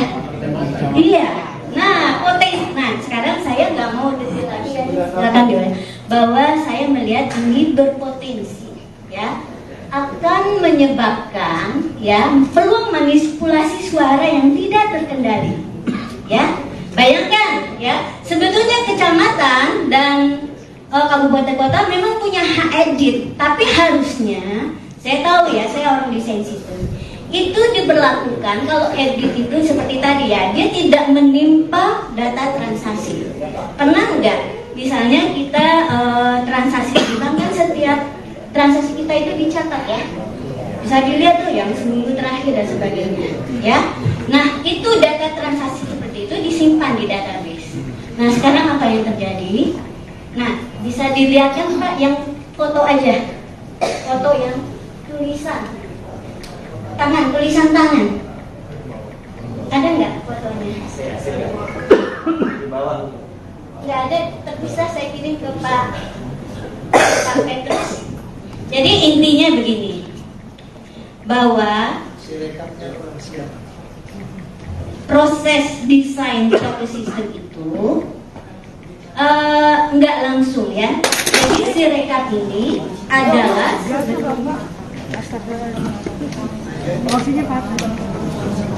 foto Pak. Dia ada lepan tangan saya kirim ke Pak Menteri. Sirekapnya belum siap. Sirekap Pak. Atau itu nanti saja saya. Ya nanti. Jadi intinya gitu ya. Dari sisi desain ya, suatu aplikasi itu seperti aplikasi Sirekap, dia tugasnya hanya mengirim data ya ke Sirekap yang keseluruhannya. Kan ada Sirekap mobile dan web. Nah, yang KPU dan Sekjen PDIP saling bantah soal perolehan suara di pemilu 2024. Perolehan suara pasangan Capres-Cawapres nomor urut 3, Ganjar Pranowo dan Mahfud MD hingga kini masih berada di posisi akhir dan jauh di bawah paslon nomor urut 2 Prabowo Gibran, serta paslon nomor urut 1 Anies Cak Imin. Data penghitungan suara atau real count KPU pun menunjukkan suara Ganjar Mahfud terus berada di kisaran 16–17% dari total suara Pilpres 2024. Kini pun muncul dugaan adanya algoritma untuk mengunci suara Ganjar Mahfud di angka 17% saja. Hal tersebut diungkapkan oleh Sekjen PDIP, Hasto Kristianto. Tak hanya Hasto, Cawapres nomor urut 3 Mahfud MD juga turut bersuara soal dugaan penguncian suara Ganjar Mahfud tersebut. Sebelumnya Hasto mengaku mengetahui dugaan adanya algoritma yang seolah menekan suara Ganjar Mahfud berada di angka maksimal 17% itu setelah ia berbicara dengan pakar teknologi informasi. Namun Hasto enggan mengungkapkan siapa pakar yang memberikan informasi itu padanya. Misalnya dimasukkannya suatu algoritma untuk ngelok perolehan Pak Ganjar itu hanya maksimum 17%, kata Hasto di Election Talk Visip UI, Depok, Jawa Barat, Kamis, tanggal 7 Maret tahun 2024. Lebih lanjut, Hasto juga mengungkap dugaan adanya gangguan siber dalam proses Form C1. Menurutnya, perlu ada audit forensik dan meta untuk mengusut gangguan-gangguan itu. Ini yang kami lakukan sebagai bagian dari temuan-temuan yang sangat penting. Bahkan menurut pakar IT tersebut pemilu seharusnya berlangsung 2 putaran, ujarnya. Sementara itu Mahfud MD mengatakan bahwa dirinya sudah mendengar isu tersebut sejak proses pemungutan suara belum dilaksanakan. Ia biar saja diolah di masyarakat, itu kan juga sudah lama, sebelum pemilu kan juga sudah ada. Sebelum pemungutan suara isu itu sudah ada. Sudah dikunci sekian, dan angkanya, perolehan suara itu peris, kata Mahfud usai olahraga di kawasan Jakarta Pusat pada Jumat, tanggal 8 Maret tahun 2024.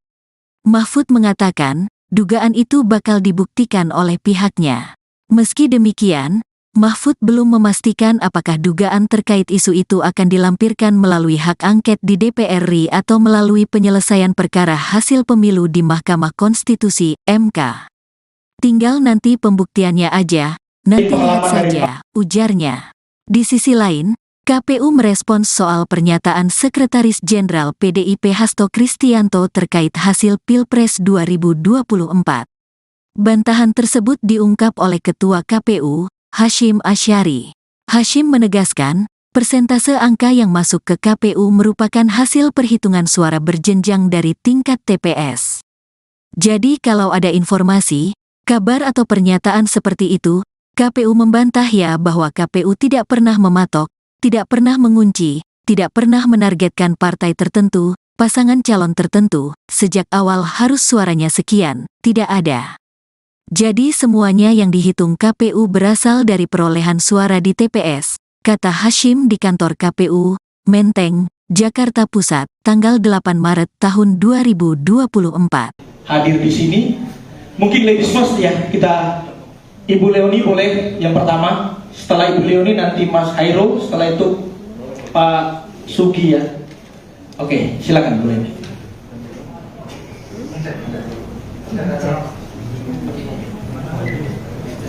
Terima kasih. Bisa minta tolong slide-nya.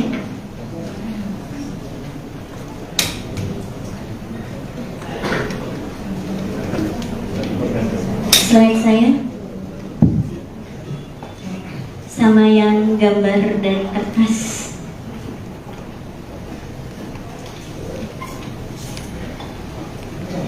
Sambil menunggu slide, terima kasih. Assalamualaikum warahmatullahi wabarakatuh.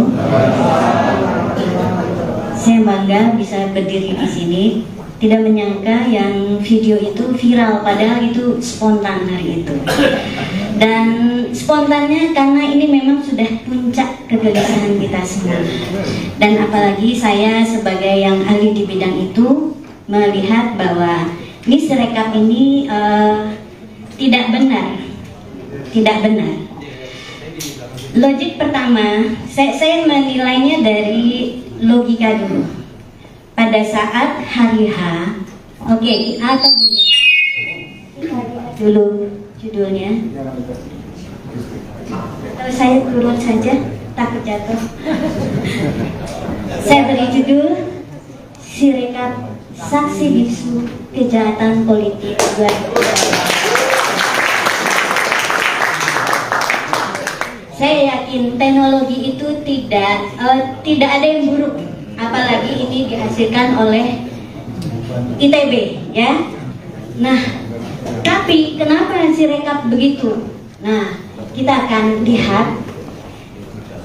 Saya sudah bilang, Sirekap walaupun begitu, dia menyimpan banyak barang bukti kejahatan itu sendiri. Dari apa? Kenapa? Setiap data itu kita anggap sebagai transaksi yang menyimpan, kalau mungkin di kertas ada sidik jari, kalau di data itu juga ada hal-hal yang bisa kita lihat, mungkin dari timestamp, dari pola kegiatan dan lain-lain, dan itu nanti akan dijelaskan oleh teman-teman saya karena dia akan melihat ada datanya. Oke, bisa slide selanjutnya. Saya hari Sabtu bertemu sama Pak Todung sama Pak Magdir. Saya dipesankan, kami tidak mengerti IT. Jadi bisakah dijelaskan dalam bahasa yang nanti kami jadi mengerti. Jadi saya coba buat sederhana dengan memulai. Kita harus tahu bagaimana tahapan rekapitulasi suara berjenjang. Pertama itu TPS, ya. Panitia nama PPS, ketuanya KPPS, di sini dipakai namanya versi Sirekap Mobile. Apa yang dilakukan di TPS? Pemungutan suara, penghitungan suara, di mana mulai 13 itu selesai tanggal 15. Di sini dihasilkan dokumen namanya C1 Plano, ada Pilpres dan Pileg. Lalu yang dilakukan oleh KPPS adalah mengukur tanpa mengentry data. Jadi dokumen tersebut diubah, di-scan, nanti aplikasi difoto dulu, nanti ada penjelasannya.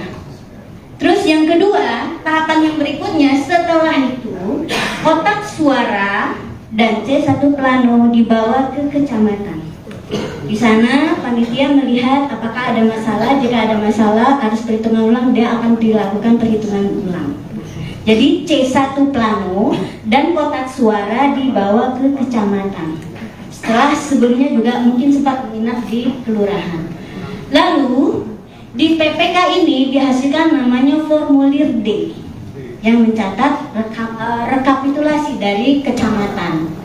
Kemudian dinaikkan ke kabupaten kota.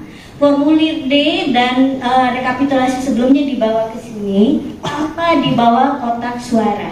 Jadi begitu. Terus yang tambah di sini adalah ada penetapan untuk anggota legislatif kabupaten kota. Begitu berikutnya juga untuk provinsi dan nasional.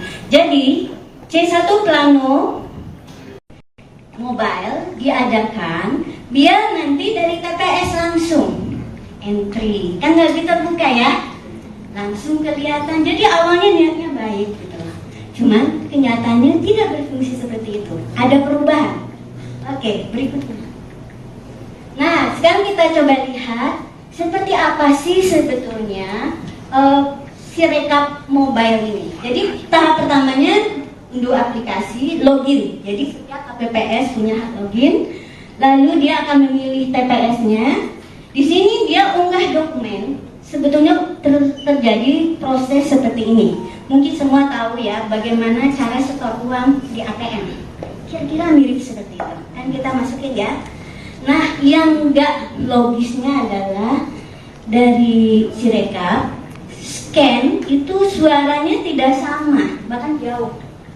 Terus angka setiap paslon tuh bisa kalau di total itu juga tidak terjadi yang namanya validasi. Validasi itu adalah kalau misalnya kita setornya 200.000 ya harus 200.000 gitu ya. Atau kalau misalnya saya mau ngambil uang, kalau dia saya ambilnya 1 juta, uang saya 500.000 boleh tidak? Tidak, itu validasi namanya. Itu proses itu harus benar dulu sampai datanya baru boleh dikirim dan disimpan di database. Dan itu nggak terjadi. Makanya saya bilang ini pasti sudah berubah di logika programnya, algoritmanya. Oke, berikutnya. Nah, sekarang kita lihat ya. Saya coba cari tahu, teman saya pasti nggak akan bikin algoritma yang sekonyol itu. Karena mahasiswa tingkat 1, saya ajarkan logikanya nggak akan seperti itu, ya. Terus saya cari tahu di BIMTEK, saya pernah dulu untuk yang EKTP, itu ada BIMTEK pasti. Nah, saya lihat ternyata ada hak edit untuk KPPS, tapi sekarang katanya itu dihilangkan. Malah kadang-kadang yang lain bisa diedit, paslon yang lain, tapi yang satu itu tidak bisa. Oke? Jadi ini udah 2 ya. Validasi nggak ada, fasilitas edit dihilangkan. Lalu apa yang terjadi? Saya baca lagi. Kedua, Pak KPU memutuskan itu bisa dieditnya pada level kabupaten kota, KPU kabupaten. Aneh tidak? Nih, ya aneh. Padahal alurnya kan nggak demikian. Dia nggak punya C1-nya malah sudah. Iya. Nah, potensi. Nah, sekarang saya nggak mau detail lagi. Silakan Dewan. Bahwa saya melihat ini berpotensi, ya, akan menyebabkan ya peluang manipulasi suara yang tidak terkendali, ya. Bayangkan ya, sebetulnya kecamatan dan kabupaten kota memang punya hak edit, tapi harusnya, saya tahu ya, saya orang desain sistem, itu diberlakukan kalau edit itu seperti tadi ya, dia tidak menimpa data transaksi. Pernah nggak? Misalnya kita transaksi di bank kan setiap transaksi kita itu dicatat ya, bisa dilihat tuh yang seminggu terakhir dan sebagainya, ya. Nah, itu data transaksi seperti itu disimpan di database. Nah, sekarang apa yang terjadi? Nah, bisa dilihat kan Pak yang foto aja, foto yang tulisan tangan, ada nggak fotonya? Nggak ada, terpisah saya kirim ke Pak Petrus. Jadi intinya begini, bahwa proses desain suatu sistem itu nggak langsung ya. Jadi Sirekap ini adalah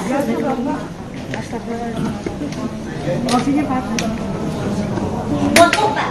Dia coretan tangan saya kirim ke Pak Petrus. Sirekapnya belum siap. Sirekap belum siap. Atau itu nanti saja saya. Ya nanti. Jadi intinya gitu ya. Dari sisi desain ya, suatu aplikasi itu seperti aplikasi Sirekap, dia tugasnya hanya mengirim data ya ke Sirekap yang keseluruhannya kan ada Sirekap mobile dan web. Nah, yang KPU dan Sekjen PDIP saling bantah soal perolehan suara di pemilu 2024. Perolehan suara pasangan Capres-Cawapres nomor urut 3, Ganjar Pranowo dan Mahfud MD hingga kini masih berada di posisi akhir dan jauh di bawah paslon nomor urut 2 Prabowo Gibran, serta paslon nomor urut 1 Anies Cak Imin. Data penghitungan suara atau real count KPU pun menunjukkan suara Ganjar Mahfud terus berada di kisaran 16–17% dari total suara Pilpres 2024. Kini pun muncul dugaan adanya algoritma untuk mengunci suara Ganjar Mahfud di angka 17% saja. Hal tersebut diungkapkan oleh Sekjen PDIP, Hasto Kristianto. Tak hanya Hasto, Cawapres nomor urut 3 Mahfud MD juga turut bersuara soal dugaan penguncian suara Ganjar Mahfud tersebut. Sebelumnya Hasto mengaku mengetahui dugaan adanya algoritma yang seolah menekan suara Ganjar Mahfud berada di angka maksimal 17% itu setelah ia berbicara dengan pakar teknologi informasi.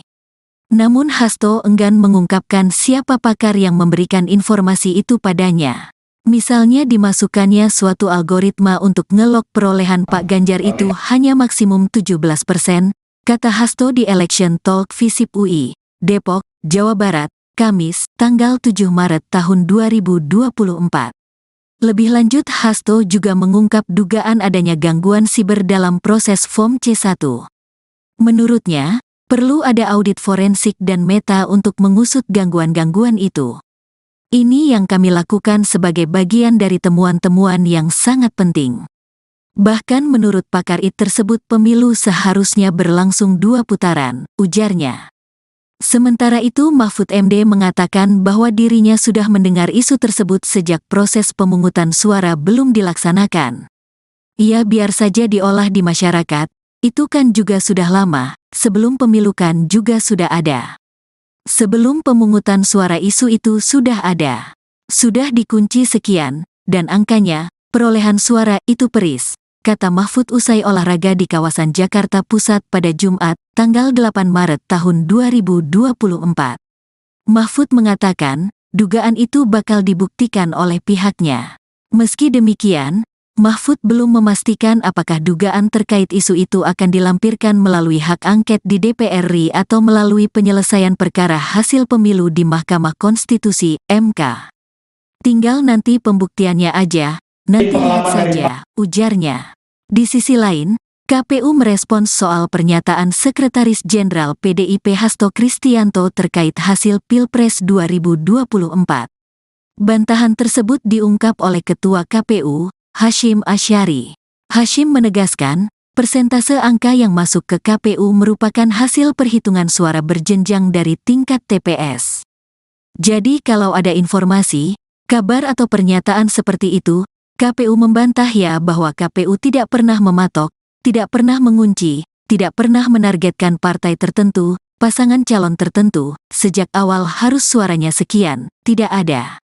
Jadi semuanya yang dihitung KPU berasal dari perolehan suara di TPS, kata Hashim di kantor KPU, Menteng, Jakarta Pusat, tanggal 8 Maret tahun 2024.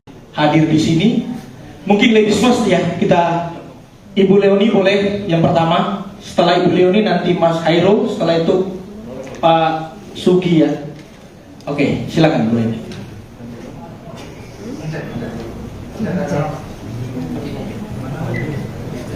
Terima kasih. Bisa minta tolong slide-nya.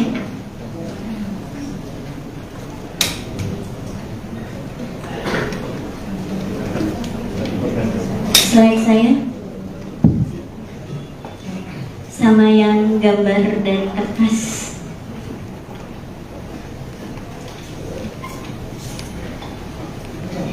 Sambil menunggu slide, terima kasih. Assalamualaikum warahmatullahi wabarakatuh. Saya bangga bisa berdiri di sini. Tidak menyangka yang video itu viral, padahal itu spontan hari itu. Dan spontannya karena ini memang sudah puncak kegelisahan kita semua. Dan apalagi saya sebagai yang ahli di bidang itu melihat bahwa ini Sirekap ini tidak benar. Tidak benar. Logik pertama, saya menilainya dari logika dulu. Pada saat hari H, oke, atau gini dulu judulnya. Atau saya turun saja, takut jatuh. Saya beri judul Sirekap Saksi Bisu Kejahatan Politik 2020. Saya yakin teknologi itu tidak ada yang buruk, apalagi ini dihasilkan oleh ITB, ya. Nah, tapi kenapa Sirekap begitu? Nah, kita akan lihat. Saya sudah bilang, Sirekap walaupun begitu, dia menyimpan banyak barang bukti kejahatan itu sendiri. Dari apa? Kenapa? Setiap data itu kita anggap sebagai transaksi yang menyimpan, kalau mungkin di kertas ada sidik jari, kalau di data itu juga ada hal-hal yang bisa kita lihat, mungkin dari timestamp, dari pola kegiatan dan lain-lain, dan itu nanti akan dijelaskan oleh teman-teman saya karena dia akan melihat ada datanya. Oke, slide selanjutnya. Saya hari Sabtu bertemu sama Pak Todung sama Pak Magdir. Saya dipesankan, kami tidak mengerti IT. Jadi bisakah dijelaskan dalam bahasa yang nanti kami jadi mengerti. Jadi saya coba buat sederhana dengan memulai. Kita harus semua tahu bagaimana tahapan rekapitulasi suara berjenjang. Pertama itu TPS, ya. Panitia nama PPS, ketuanya KPPS. Di sini dipakai namanya versi Sirekap Mobile. Apa yang dilakukan di TPS? Pemungutan suara, penghitungan suara, di mana mulai 13 itu selesai tanggal 15. Di sini dihasilkan dokumen namanya C1 Plano, ada Pilpres dan Pileg. Lalu yang dilakukan oleh KPPS adalah mengukur tanpa mengentry data. Jadi dokumen tersebut diubah, di-scan, nanti aplikasi difoto dulu, nanti ada penjelasannya. Terus yang kedua, tahapan yang berikutnya setelah itu kotak suara dan C1 Plano dibawa ke kecamatan. Di sana panitia melihat apakah ada masalah. Jika ada masalah harus perhitungan ulang, dia akan dilakukan perhitungan ulang. Jadi C1 Plano dan kotak suara dibawa ke kecamatan. Setelah sebelumnya juga mungkin sempat menginap di kelurahan. Lalu di PPK ini dihasilkan namanya formulir D yang mencatat rekapitulasi dari kecamatan. Kemudian dinaikkan ke kabupaten kota. Formulir D dan rekapitulasi sebelumnya dibawa ke sini tanpa dibawa kotak suara. Jadi begitu.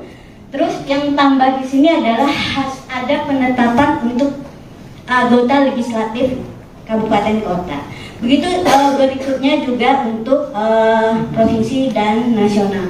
Jadi C1 Plano Mobile diadakan biar nanti dari TPS langsung entry, kan nggak terbuka ya, langsung kelihatan. Jadi awalnya niatnya baik gitu, cuman kenyataannya tidak berfungsi seperti itu, ada perubahan.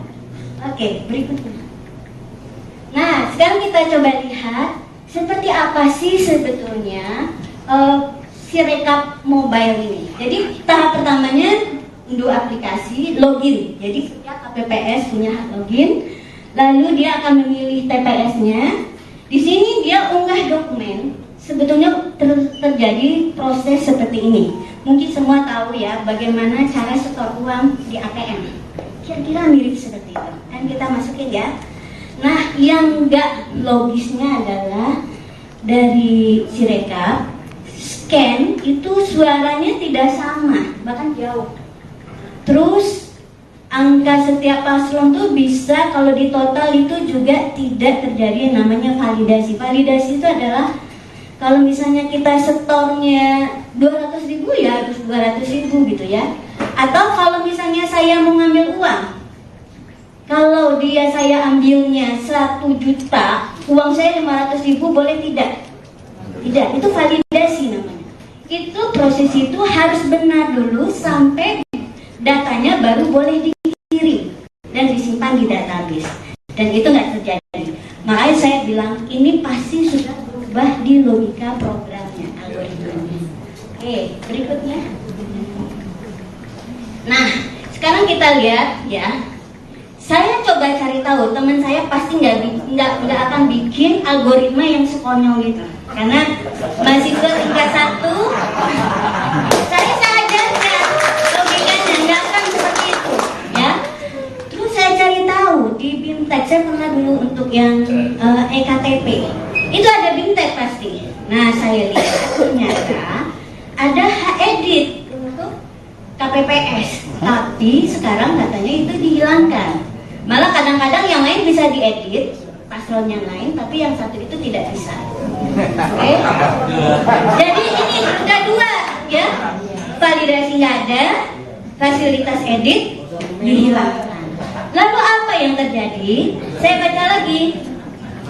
Kedua, Pak KPU memutuskan itu bisa dieditnya pada level kabupaten kota, KPU kabupaten. Aneh tidak? Nih, ya aneh. Padahal alurnya kan nggak demikian. Dia nggak punya C1-nya malah sudah. Iya. Nah, potensi. Nah, sekarang saya nggak mau detail lagi ya. Silakan Dewa. Bahwa saya melihat ini berpotensi, ya, akan menyebabkan ya peluang manipulasi suara yang tidak terkendali, ya. Bayangkan ya, sebetulnya kecamatan dan kabupaten kota memang punya hak edit, tapi harusnya, saya tahu ya, saya orang desain sistem, itu diberlakukan kalau edit itu seperti tadi ya, dia tidak menimpa data transaksi. Pernah nggak? Misalnya kita transaksi di bank kan setiap transaksi kita itu dicatat ya, bisa dilihat tuh yang seminggu terakhir dan sebagainya, ya. Nah, itu data transaksi seperti itu disimpan di database. Nah, sekarang apa yang terjadi?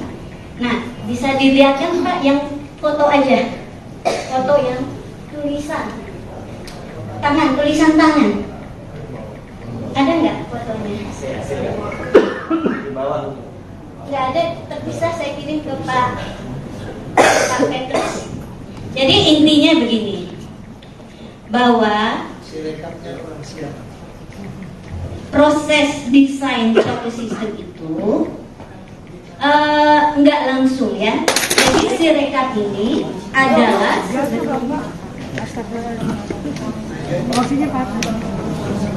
foto Pak. Dia ada rekan tangan saya kirim ke Pak Petrus. Sirekapnya belum siap. Sirekap belum siap. Atau itu nanti saja saya ya nanti. Jadi intinya gitu ya. Dari sisi desain ya, suatu aplikasi itu seperti aplikasi Sirekap, dia tugasnya hanya mengirim data ya ke Sirekap yang keseluruhan. Ya kan ada Sirekap mobile dan web. Nah, yang KPU dan Sekjen PDIP saling bantah soal perolehan suara di pemilu 2024. Perolehan suara pasangan Capres-Cawapres nomor urut 3, Ganjar Pranowo dan Mahfud MD hingga kini masih berada di posisi akhir dan jauh di bawah paslon nomor urut 2 Prabowo Gibran, serta paslon nomor urut 1 Anies Cak Imin. Data penghitungan suara atau real count KPU pun menunjukkan suara Ganjar Mahfud terus berada di kisaran 16-17% dari total suara Pilpres 2024. Kini pun muncul dugaan adanya algoritma untuk mengunci suara Ganjar Mahfud di angka 17% saja. Hal tersebut diungkapkan oleh Sekjen PDIP, Hasto Kristianto. Tak hanya Hasto, Cawapres nomor urut 3 Mahfud MD juga turut bersuara soal dugaan penguncian suara Ganjar Mahfud tersebut. Sebelumnya Hasto mengaku mengetahui dugaan adanya algoritma yang seolah menekan suara Ganjar Mahfud berada di angka maksimal 17% itu setelah ia berbicara dengan pakar teknologi informasi. Namun Hasto enggan mengungkapkan siapa pakar yang memberikan informasi itu padanya. Misalnya dimasukkannya suatu algoritma untuk ngelok perolehan Pak Ganjar itu hanya maksimum 17%, kata Hasto di Election Talk Visip UI, Depok, Jawa Barat, Kamis, tanggal 7 Maret tahun 2024. Lebih lanjut, Hasto juga mengungkap dugaan adanya gangguan siber dalam proses Form C1. Menurutnya, perlu ada audit forensik dan meta untuk mengusut gangguan-gangguan itu. Ini yang kami lakukan sebagai bagian dari temuan-temuan yang sangat penting. Bahkan menurut pakar IT tersebut pemilu seharusnya berlangsung 2 putaran, ujarnya. Sementara itu Mahfud MD mengatakan bahwa dirinya sudah mendengar isu tersebut sejak proses pemungutan suara belum dilaksanakan. Ya biar saja diolah di masyarakat, itu kan juga sudah lama, sebelum pemilu kan juga sudah ada. Sebelum pemungutan suara isu itu sudah ada. Sudah dikunci sekian, dan angkanya, perolehan suara itu peris, kata Mahfud usai olahraga di kawasan Jakarta Pusat pada Jumat, tanggal 8 Maret tahun 2024. Mahfud mengatakan, dugaan itu bakal dibuktikan oleh pihaknya. Meski demikian, Mahfud belum memastikan apakah dugaan terkait isu itu akan dilampirkan melalui hak angket di DPR RI atau melalui penyelesaian perkara hasil pemilu di Mahkamah Konstitusi, MK. Tinggal nanti pembuktiannya aja, nanti lihat saja, ujarnya. Di sisi lain, KPU merespons soal pernyataan Sekretaris Jenderal PDIP Hasto Kristianto terkait hasil Pilpres 2024. Bantahan tersebut diungkap oleh Ketua KPU, Hasyim Asyari. Hasyim menegaskan, persentase angka yang masuk ke KPU merupakan hasil perhitungan suara berjenjang dari tingkat TPS. Jadi kalau ada informasi, kabar atau pernyataan seperti itu, KPU membantah ya bahwa KPU tidak pernah mematok, tidak pernah mengunci, tidak pernah menargetkan partai tertentu, pasangan calon tertentu, sejak awal harus suaranya sekian, tidak ada. Jadi semuanya yang dihitung KPU berasal dari perolehan suara di TPS, kata Hasyim di kantor KPU, Menteng, Jakarta Pusat, tanggal 8 Maret tahun 2024. Hadir di sini, mungkin ladies first ya, kita Ibu Leoni boleh yang pertama, setelah Ibu Leoni nanti Mas Hairul, setelah itu Pak Sugi ya. Oke, silakan Bu Leoni.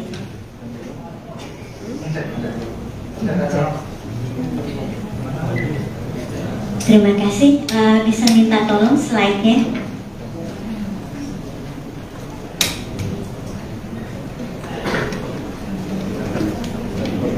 Slide saya sama yang gambar dan kertas.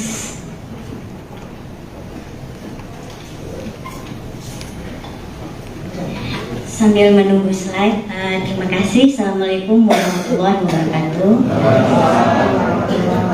Saya bangga bisa berdiri di sini. Tidak menyangka yang video itu viral, padahal itu spontan hari itu. Dan spontannya karena ini memang sudah puncak kegelisahan kita semua. Dan apalagi saya sebagai yang ahli di bidang itu melihat bahwa ini Sirekap ini tidak benar. Tidak benar. Logik pertama, saya menilainya dari logika dulu. Pada saat hari H, oke, atau gini, dulu judulnya. Atau saya turun saja, takut jatuh. Saya beri judul Sirekap Saksi Bisu Kejahatan Politik 2024.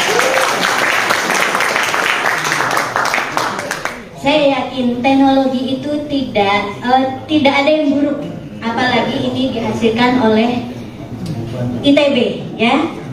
Nah, tapi kenapa Sirekap begitu? Nah, kita akan lihat.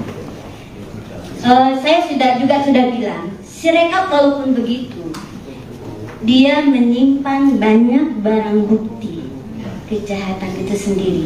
Dari apa? Kenapa? Setiap data itu kita anggap sebagai transaksi yang menyimpan, kalau mungkin di kertas ada sidik jari, kalau di data itu juga ada hal-hal yang bisa kita lihat, mungkin dari timestamp, dari pola kegiatan dan lain-lain, dan itu nanti akan dijelaskan oleh teman-teman saya karena dia akan melihat ada datanya. Oke, bisa slide selanjutnya. Saya hari Sabtu bertemu sama Pak Todung sama Pak Magdir. saya dipesankan, kami tidak tahu, tidak mengerti IT.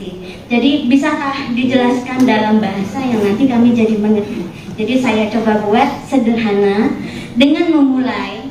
Kita harus semua tahu bagaimana tahapan rekapitulasi suara berjenjang.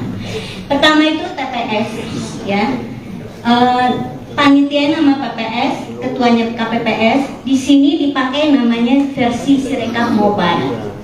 Apa yang dilakukan di TPS? Pemungutan suara, penghitungan suara, di mana mulai 13 itu selesai tanggal 15. Di sini dihasilkan dokumen namanya C1 Plano, ada Pilpres dan Pileg.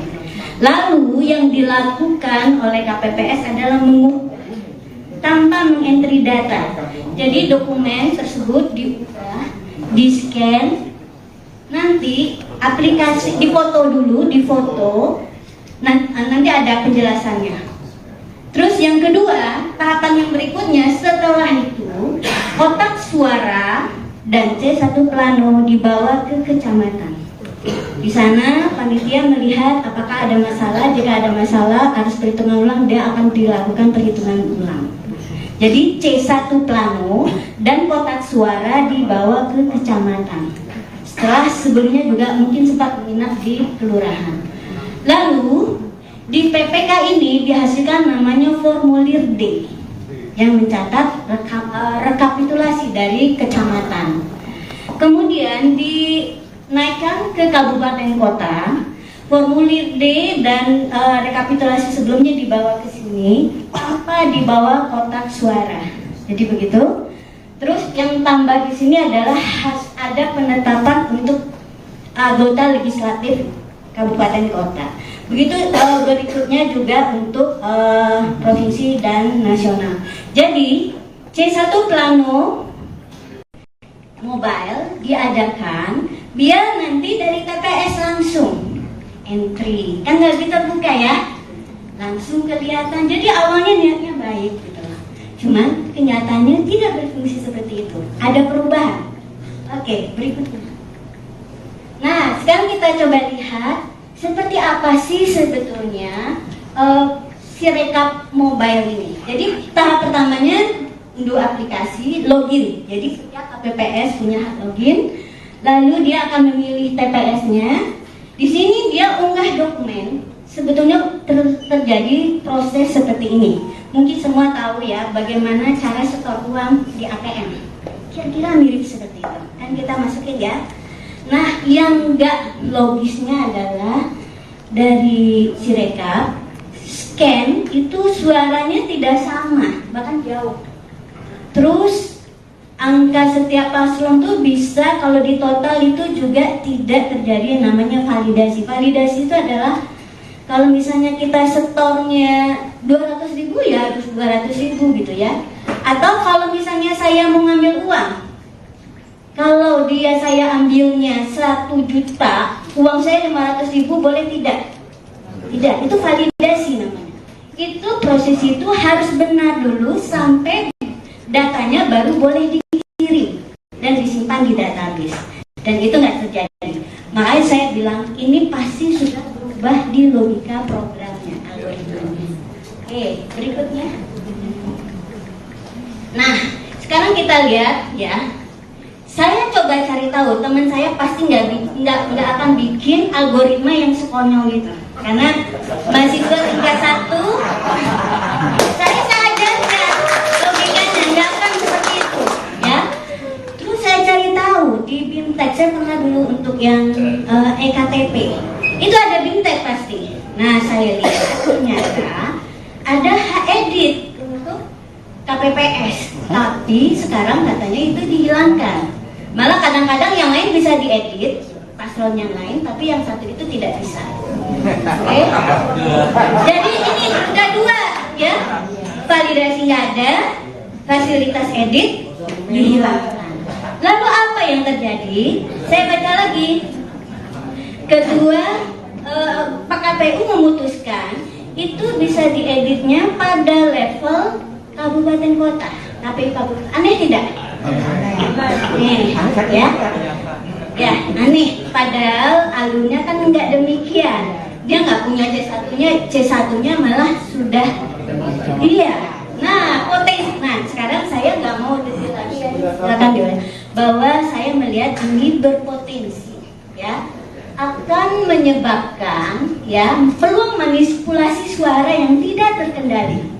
Ya, bayangkan ya, sebetulnya kecamatan dan kabupaten kota memang punya hak edit, tapi harusnya saya tahu ya, saya orang desain sistem. Itu diberlakukan kalau edit itu seperti tadi ya, dia tidak menimpa data transaksi. Pernah nggak? Misalnya kita transaksi di bank kan setiap transaksi kita itu dicatat ya. Bisa dilihat tuh yang seminggu terakhir dan sebagainya ya. Nah itu data transaksi seperti itu disimpan di database. Nah sekarang apa yang terjadi? Nah bisa dilihat kan Pak yang foto aja, foto yang tulisan tangan, tulisan tangan.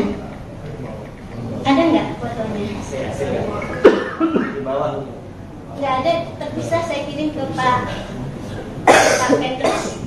Jadi intinya begini, bahwa proses desain suatu sistem itu nggak langsung ya. Jadi Sirekap ini adalah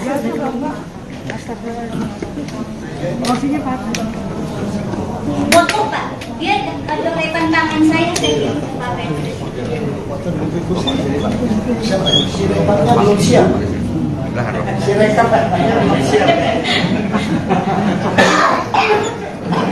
Atau itu nanti saja saya ya nanti. Jadi intinya gitu ya. Dari sisi desain ya, suatu aplikasi itu seperti aplikasi Sirekap, dia tugasnya hanya mengirim data ya ke Sirekap yang keseluruhan. Dia kan ada Sirekap mobile dan web.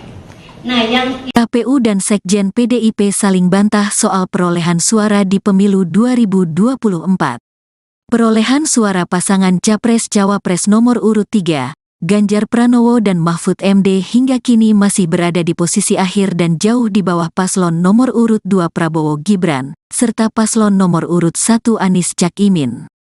Data penghitungan suara atau real count KPU pun menunjukkan suara Ganjar Mahfud terus berada di kisaran 16-17% dari total suara Pilpres 2024. Kini pun muncul dugaan adanya algoritma untuk mengunci suara Ganjar Mahfud di angka 17% saja. Hal tersebut diungkapkan oleh Sekjen PDIP, Hasto Kristianto.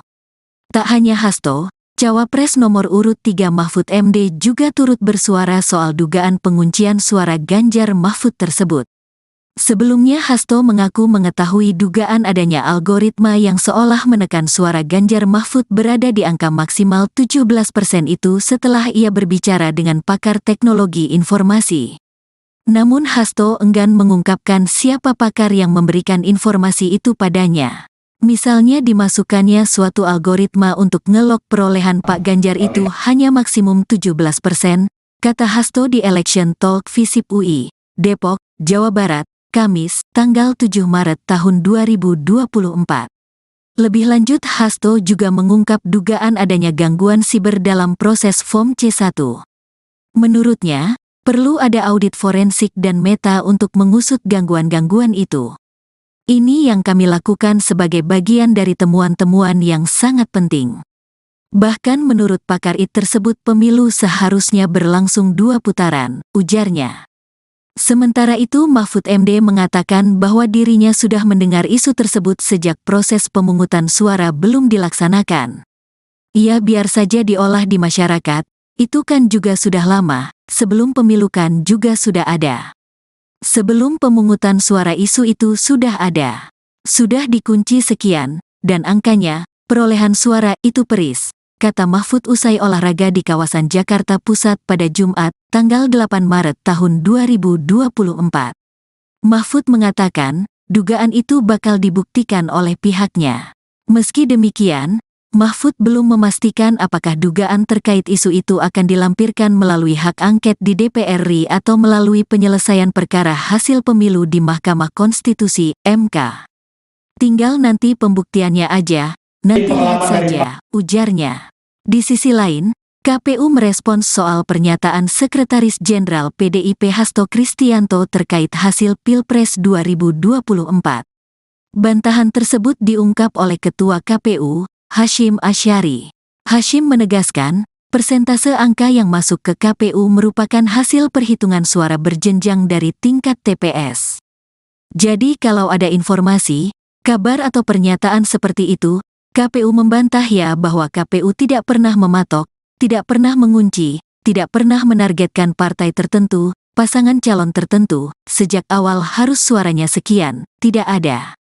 Jadi semuanya yang dihitung KPU berasal dari perolehan suara di TPS, kata Hasyim di kantor KPU, Menteng, Jakarta Pusat, tanggal 8 Maret tahun 2024. Hadir di sini, mungkin ladies first ya, kita Ibu Leoni boleh yang pertama, setelah Ibu Leoni nanti Mas Hairul, setelah itu Pak Sugi ya. Oke, silakan Bu Leoni.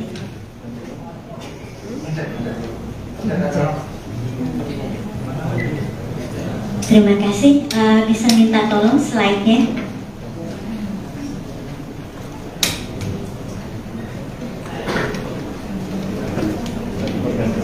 Slide saya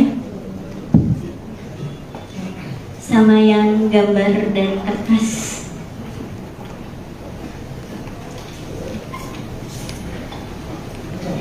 Sambil menunggu slide, terima kasih. Assalamualaikum warahmatullahi wabarakatuh.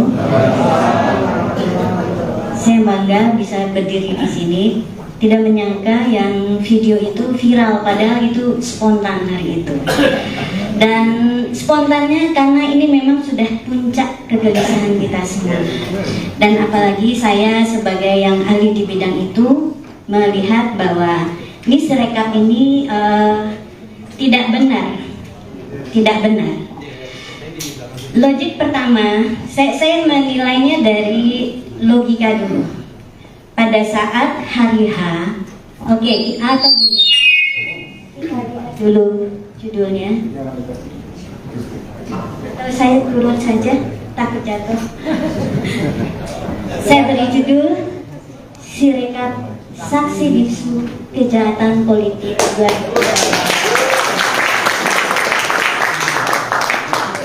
Saya yakin teknologi itu tidak ada yang buruk, apalagi ini dihasilkan oleh ITB, ya. Nah, tapi kenapa Sirekap begitu? Nah, kita akan lihat. Saya sudah bilang, Sirekap walaupun begitu, dia menyimpan banyak barang bukti kejahatan itu sendiri. Dari apa? Kenapa? Setiap data itu kita anggap sebagai transaksi yang menyimpan, kalau mungkin di kertas ada sidik jari, kalau di data itu juga ada hal-hal yang bisa kita lihat, mungkin dari timestamp, dari pola kegiatan dan lain-lain, dan itu nanti akan dijelaskan oleh teman-teman saya karena dia akan melihat ada datanya. Oke, bisa slide selanjutnya. Saya hari Sabtu bertemu sama Pak Todung sama Pak Mardir. Saya dipesankan, kami tidak mengerti IT. Jadi bisakah dijelaskan dalam bahasa yang nanti kami jadi mengerti. Jadi saya coba buat sederhana dengan memulai. Kita harus semua tahu bagaimana tahapan rekapitulasi suara berjenjang. Pertama itu TPS, ya. Panitia nama PPS, ketuanya KPPS. Di sini dipakai namanya versi Sirekap Mobile. Apa yang dilakukan di TPS? Pemungutan suara, penghitungan suara, di mana mulai 13 itu selesai tanggal 15. Di sini dihasilkan dokumen namanya C1 Plano, ada Pilpres dan Pileg. Lalu yang dilakukan oleh KPPS adalah mengukur tanpa mengentry data. Jadi dokumen tersebut diubah, di-scan, nanti aplikasi difoto dulu, nanti ada penjelasannya. Terus yang kedua, tahapan yang berikutnya setelah itu, kotak suara dan C1 Plano dibawa ke kecamatan.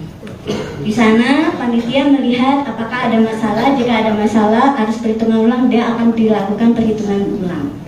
Jadi C1 plano dan kotak suara dibawa ke kecamatan. Setelah sebelumnya juga mungkin sempat menginap di kelurahan. Lalu di PPK ini dihasilkan namanya formulir D yang mencatat rekapitulasi dari kecamatan. Kemudian dinaikkan ke kabupaten kota. Formulir D dan rekapitulasi sebelumnya dibawa ke sini tanpa dibawa kotak suara. Jadi begitu. Terus yang tambah di sini adalah ada penetapan untuk anggota legislatif kabupaten kota. Begitu berikutnya juga untuk provinsi dan nasional. Jadi C1 plano mobile diadakan biar nanti dari TPS langsung entry, kan nggak bisa buka ya, langsung kelihatan. Jadi awalnya niatnya baik gitu, cuman kenyataannya tidak berfungsi seperti itu. Ada perubahan. Oke, berikutnya. Nah, sekarang kita coba lihat seperti apa sih sebetulnya Sirekap mobile ini. Jadi tahap pertamanya unduh aplikasi, login. Jadi setiap KPPS punya hak login. Lalu dia akan memilih TPS-nya. Di sini dia unggah dokumen. Sebetulnya terjadi proses seperti ini. Mungkin semua tahu ya bagaimana cara setor uang di ATM. Kira-kira mirip seperti itu. Kan kita masukin ya. Nah, yang enggak logisnya adalah dari Sirekap scan itu suaranya tidak sama, bahkan jauh. Terus angka setiap paslon tuh bisa kalau di total itu juga tidak terjadi yang namanya validasi. Validasi itu adalah kalau misalnya kita setornya 200.000 ya harus 200.000 gitu ya. Atau kalau misalnya saya mau ngambil uang, kalau saya ambilnya 1 juta, uang saya 500.000 boleh tidak? Tidak, itu validasi namanya. Itu proses itu harus benar dulu sampai datanya baru boleh dikirim dan disimpan di database. Dan itu nggak terjadi. Makanya saya bilang ini pasti sudah berubah di logika programnya, algoritmanya. Oke, berikutnya. Nah, sekarang kita lihat ya. Saya coba cari tahu, teman saya pasti nggak akan bikin algoritma yang sekonyol itu. Karena mahasiswa tingkat 1, saya ajarkan logikanya nggak akan seperti itu, ya. Terus saya cari tahu di BIMTEK, saya pernah dulu untuk yang EKTP, itu ada BIMTEK pasti. Nah, saya lihat ternyata ada edit untuk KPPS, tapi sekarang katanya itu dihilangkan. Malah kadang-kadang yang lain bisa diedit, paslon yang lain, tapi yang satu itu tidak bisa. Oke? Jadi ini ada dua, ya. Validasi nggak ada, fasilitas edit dihilangkan. Lalu apa yang terjadi? Saya baca lagi. Kedua, Pak KPU memutuskan itu bisa dieditnya pada level kabupaten kota, KPU kabupaten. Aneh tidak? Aneh, ya aneh. Padahal alurnya kan nggak demikian. Dia nggak punya C1-nya malah sudah. Iya. Nah, potensi. Nah, sekarang saya nggak mau detail lagi. Silakan diulang. Bahwa saya melihat ini berpotensi, ya, akan menyebabkan ya peluang manipulasi suara yang tidak terkendali, ya. Bayangkan ya, sebetulnya kecamatan dan kabupaten kota memang punya hak edit, tapi harusnya, saya tahu ya, saya orang desain sistem, itu diberlakukan kalau edit itu seperti tadi ya, dia tidak menimpa data transaksi. Pernah nggak? Misalnya kita transaksi di bank kan setiap transaksi kita itu dicatat ya, bisa dilihat tuh yang seminggu terakhir dan sebagainya, ya. Nah, itu data transaksi seperti itu disimpan di database. Nah, sekarang apa yang terjadi? Nah, bisa dilihat kan Pak yang foto aja, foto yang tulisan tangan, ada nggak fotonya? Nggak ada, terpisah saya kirim ke Pak Petrus. Jadi intinya begini, bahwa proses desain suatu sistem itu nggak langsung ya. Jadi Sirekap ini adalah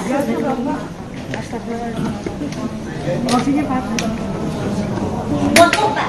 Dia ada lepan tangan saya kirim ke Pak Menteri. Sirekapnya belum siap.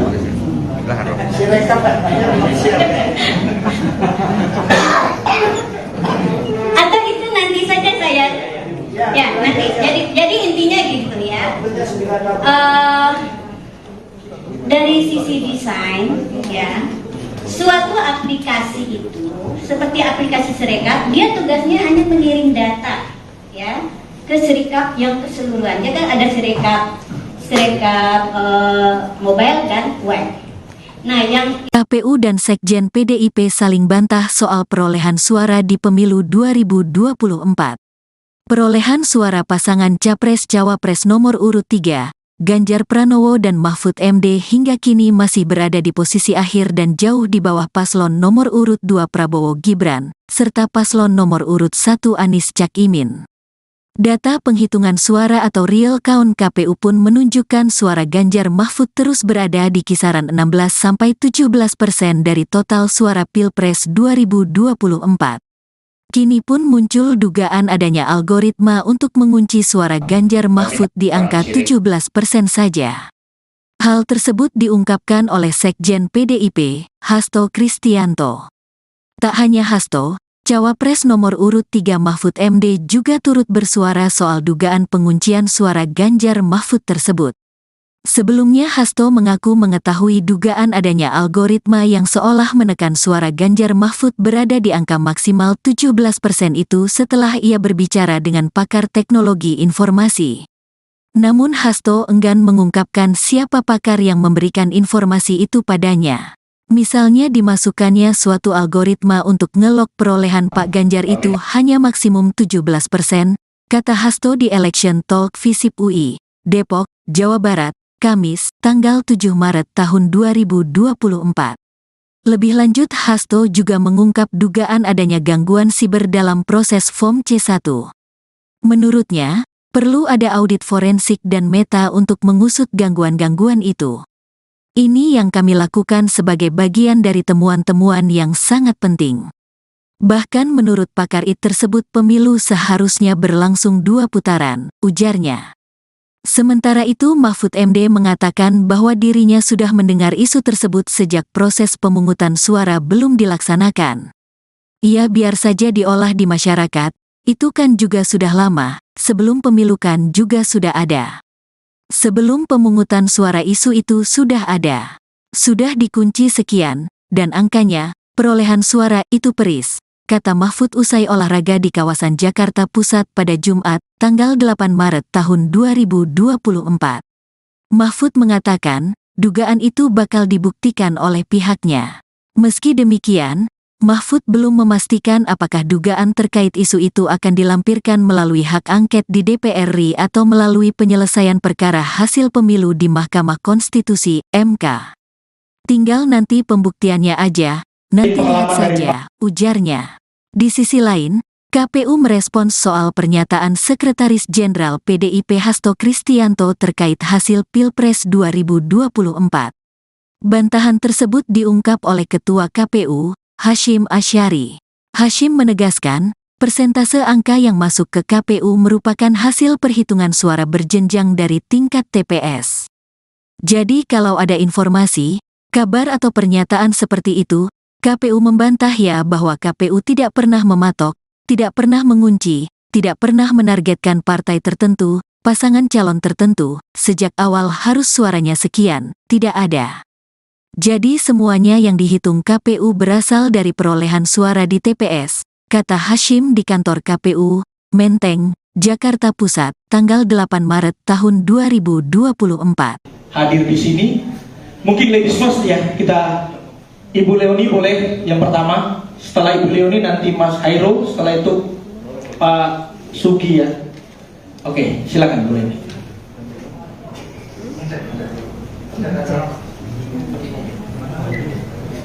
Terima kasih. Bisa minta tolong slide-nya.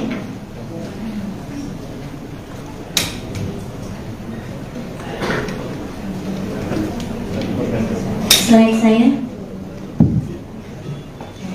sama yang gambar dari kertas.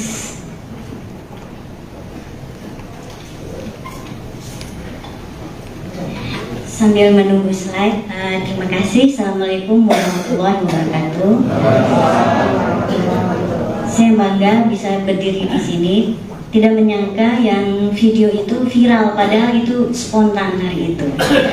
Dan spontannya karena ini memang sudah puncak kegelisahan kita semua. Dan apalagi saya sebagai yang ahli di bidang itu melihat bahwa ini Sirekap ini tidak benar. Tidak benar. Logik pertama, saya menilainya dari logika dulu. Pada saat hari H, oke, atau gini, kita lihat dulu judulnya. Atau saya turun saja, takut jatuh. Saya beri judul Sirekap Saksi Bisu Kejahatan Politik 2020. Saya yakin teknologi itu tidak ada yang buruk, apalagi ini dihasilkan oleh ITB, ya. Nah, tapi kenapa Sirekap begitu? Nah, kita akan lihat. Saya sudah bilang, Sirekap walaupun begitu, dia menyimpan banyak barang bukti kejahatan itu sendiri. Dari apa? Kenapa? Setiap data itu kita anggap sebagai transaksi yang menyimpan, kalau mungkin di kertas ada sidik jari, kalau di data itu juga ada hal-hal yang bisa kita lihat, mungkin dari timestamp, dari pola kegiatan dan lain-lain, dan itu nanti akan dijelaskan oleh teman-teman saya karena dia akan melihat ada datanya. Oke, bisa slide selanjutnya. Saya hari Sabtu bertemu sama Pak Todung sama Pak Magdir. Saya dipesankan, kami tidak mengerti IT. Jadi bisakah dijelaskan dalam bahasa yang nanti kami jadi mengerti. Jadi saya coba buat sederhana dengan memulai. Kita harus semua tahu bagaimana tahapan rekapitulasi suara berjenjang. Pertama itu TPS, ya. Panitia nama PPS, ketuanya KPPS. Di sini dipakai namanya versi Sirekap Mobile.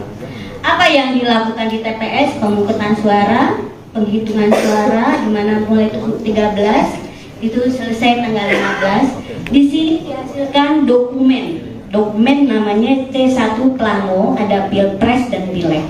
Lalu yang dilakukan oleh KPPS adalah mengukur tanpa mengentry data. Jadi dokumen tersebut diubah, di-scan, nanti aplikasi difoto dulu, nanti ada penjelasannya. Terus yang kedua, tahapan yang berikutnya setelah itu kotak suara dan C1 Plano dibawa ke kecamatan.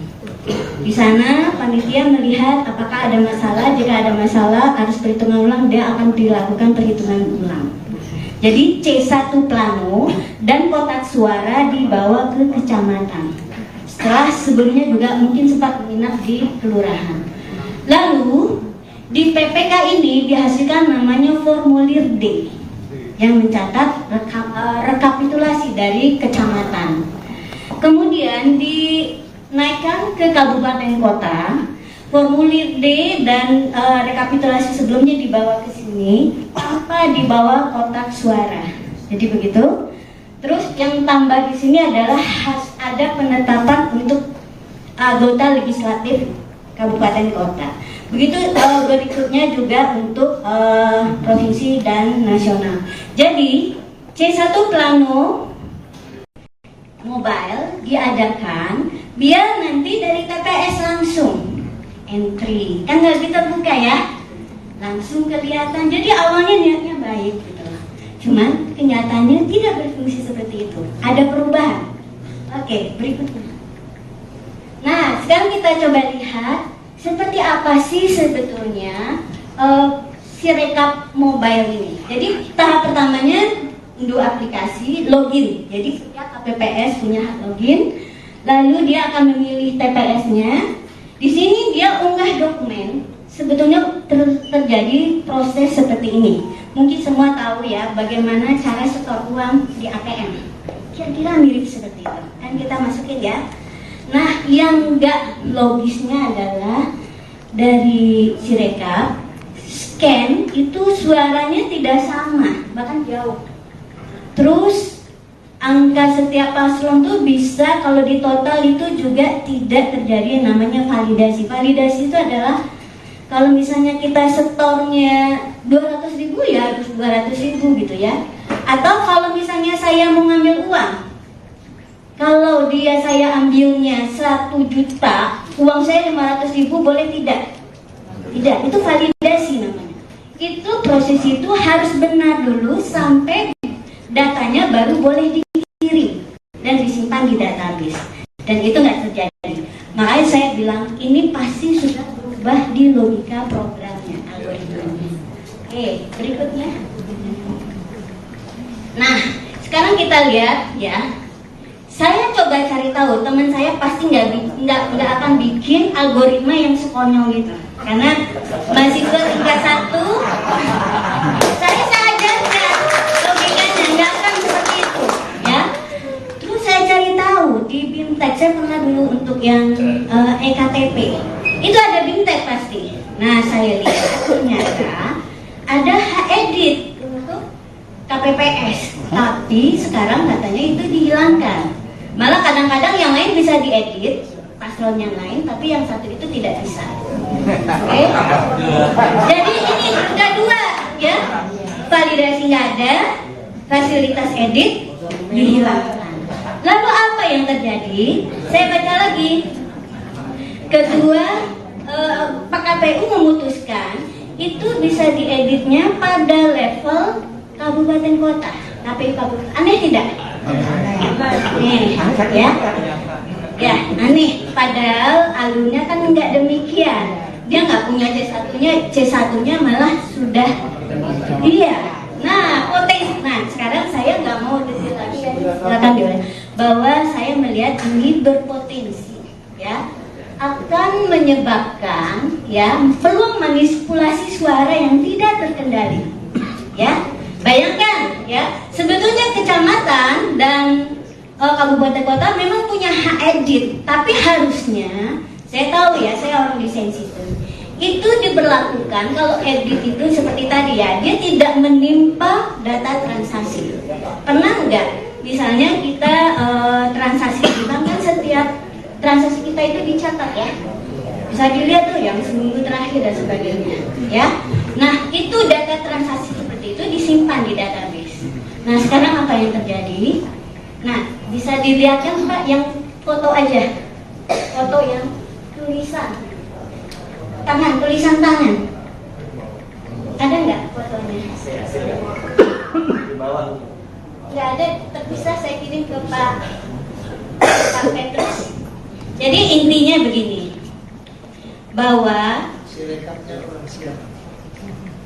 proses desain suatu sistem itu nggak langsung ya. Jadi Sirekap ini adalah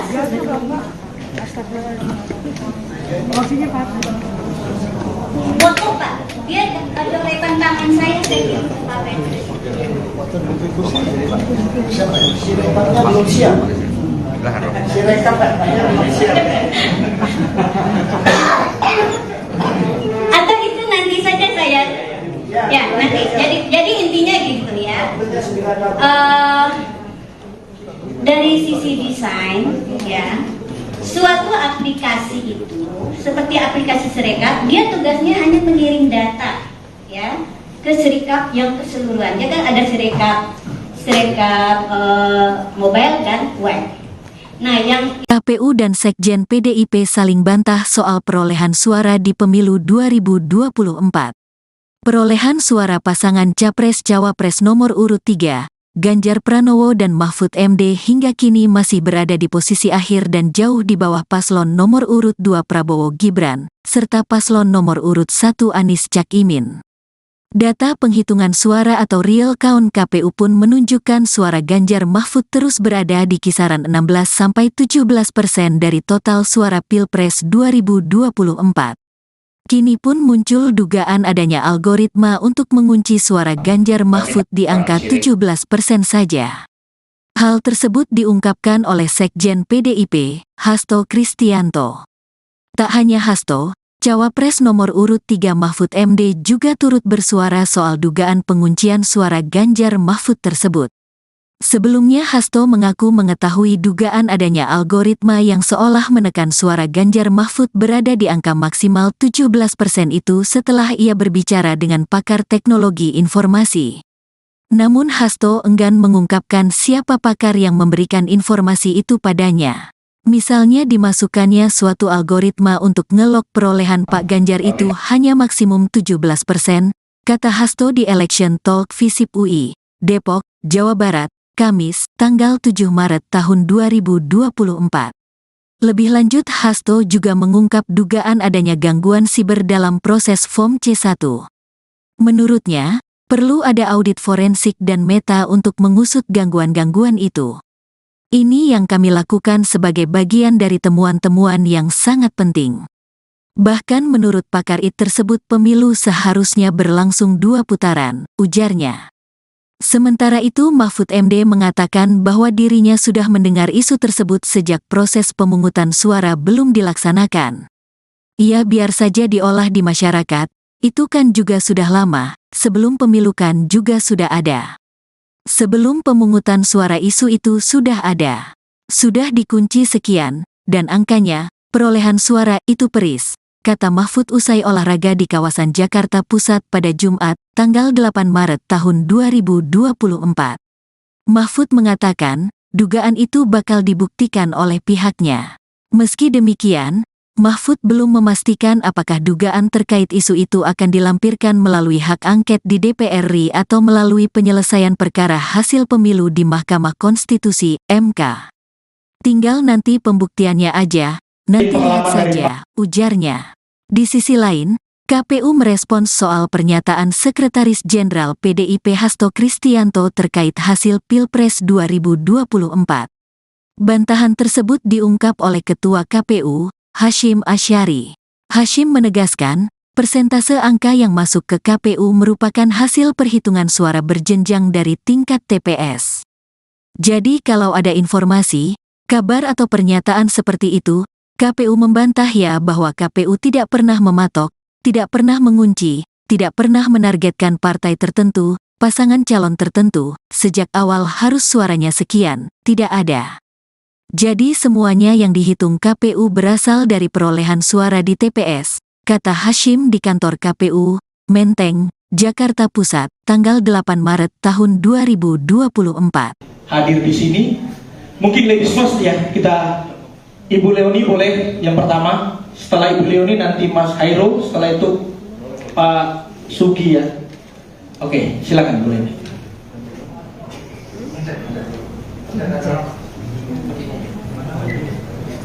Terima kasih, bisa minta tolong slide-nya.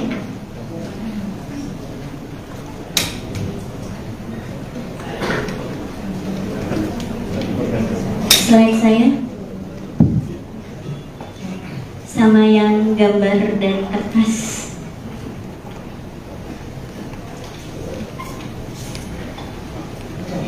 Sambil menunggu slide, terima kasih. Assalamualaikum warahmatullahi wabarakatuh. Saya bangga bisa berdiri di sini. Tidak menyangka yang video itu viral, padahal itu spontan hari itu. Dan spontannya karena ini memang sudah puncak kegelisahan kita semua. Dan apalagi saya sebagai yang ahli di bidang itu melihat bahwa ini Sirekap ini tidak benar. Tidak benar. Logik pertama, saya menilainya dari logika dulu. Pada saat hari H, atau gini, kita lihat dulu judulnya. Atau saya turun saja, takut jatuh. Saya beri judul Sirekap Saksi Bisu Kejahatan Politik 2020. Saya yakin teknologi itu tidak ada yang buruk, apalagi ini dihasilkan oleh ITB, ya. Nah, tapi kenapa Sirekap begitu? Nah, kita akan lihat. Saya sudah bilang, Sirekap walaupun begitu, dia menyimpan banyak barang bukti kejahatan itu sendiri. Dari apa? Kenapa?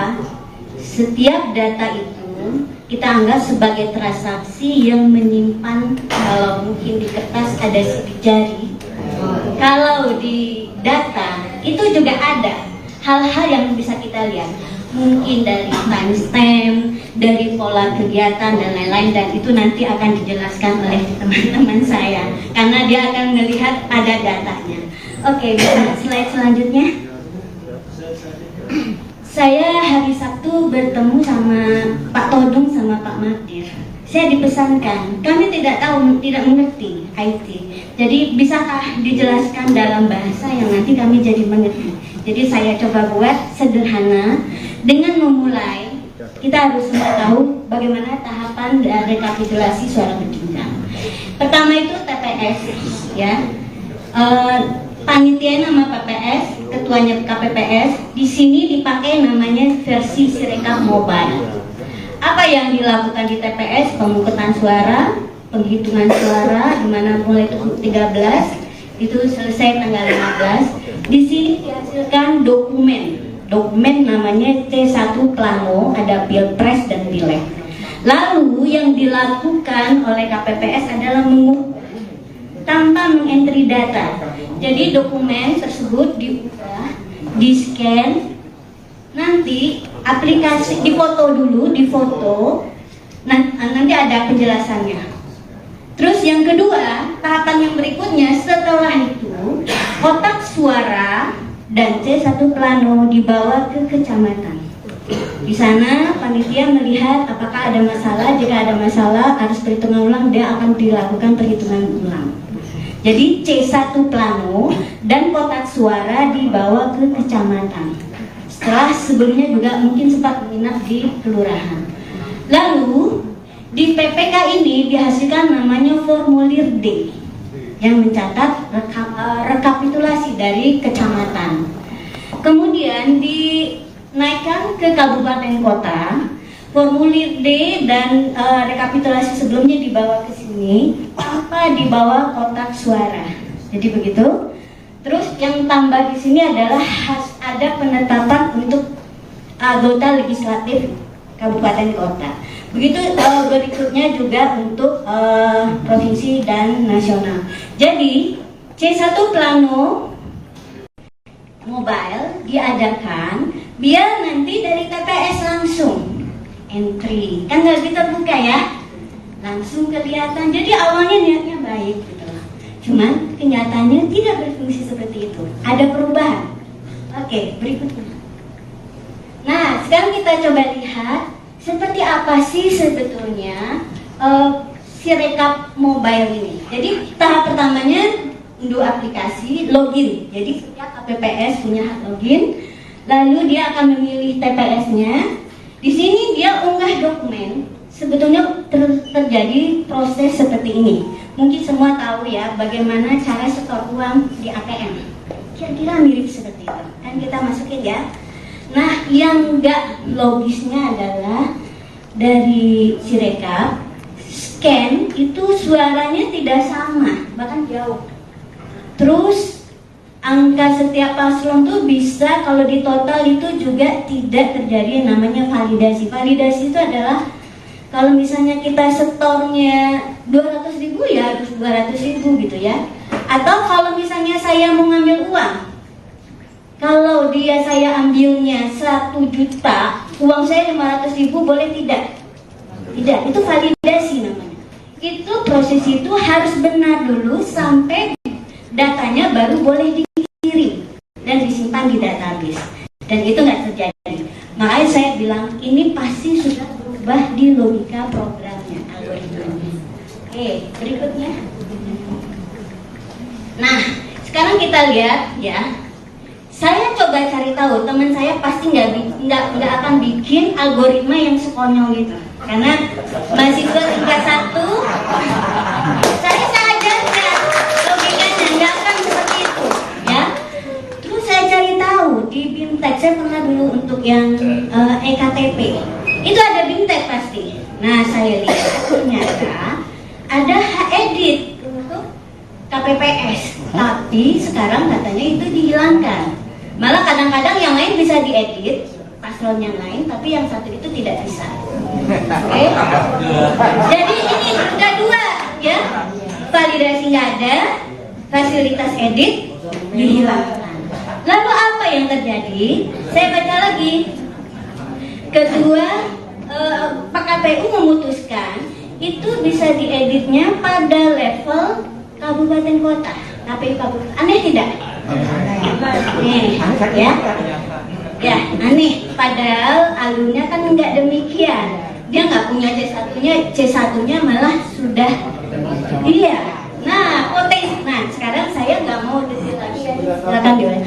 Bahwa saya melihat ini berpotensi, ya, akan menyebabkan ya peluang manipulasi suara yang tidak terkendali, ya. Bayangkan ya, sebetulnya kecamatan dan kabupaten kota memang punya hak edit, tapi harusnya, saya tahu ya, saya orang desain sistem, itu diberlakukan kalau edit itu seperti tadi ya, dia tidak menimpa data transaksi.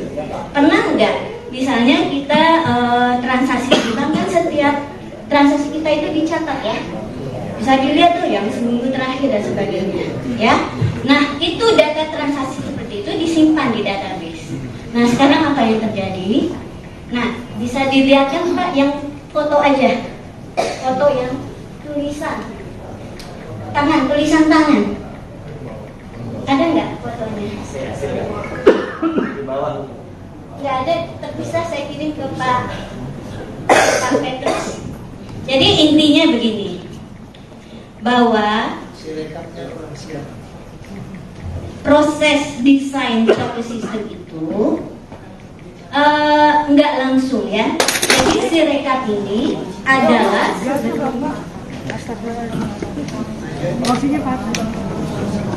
foto Pak. Dia ada rekan tangan saya kirim ke Pak Petrus. Sirekapnya belum siap. Sirekap belum siap. Atau itu nanti saja saya ya nanti. Jadi intinya gitu ya. Dari sisi desain ya, suatu aplikasi itu seperti aplikasi Sirekap, dia tugasnya hanya mengirim data ya ke Sirekap yang keseluruhan. Dia kan ada Sirekap mobile dan web. Nah, yang KPU dan Sekjen PDIP saling bantah soal perolehan suara di pemilu 2024. Perolehan suara pasangan Capres-Cawapres nomor urut 3, Ganjar Pranowo dan Mahfud MD hingga kini masih berada di posisi akhir dan jauh di bawah paslon nomor urut 2 Prabowo Gibran, serta paslon nomor urut 1 Anies Caimin. Data penghitungan suara atau real count KPU pun menunjukkan suara Ganjar Mahfud terus berada di kisaran 16-17% dari total suara Pilpres 2024. Kini pun muncul dugaan adanya algoritma untuk mengunci suara Ganjar Mahfud di angka 17% saja. Hal tersebut diungkapkan oleh Sekjen PDIP, Hasto Kristianto. Tak hanya Hasto, Cawapres nomor urut 3 Mahfud MD juga turut bersuara soal dugaan penguncian suara Ganjar Mahfud tersebut. Sebelumnya Hasto mengaku mengetahui dugaan adanya algoritma yang seolah menekan suara Ganjar Mahfud berada di angka maksimal 17% itu setelah ia berbicara dengan pakar teknologi informasi.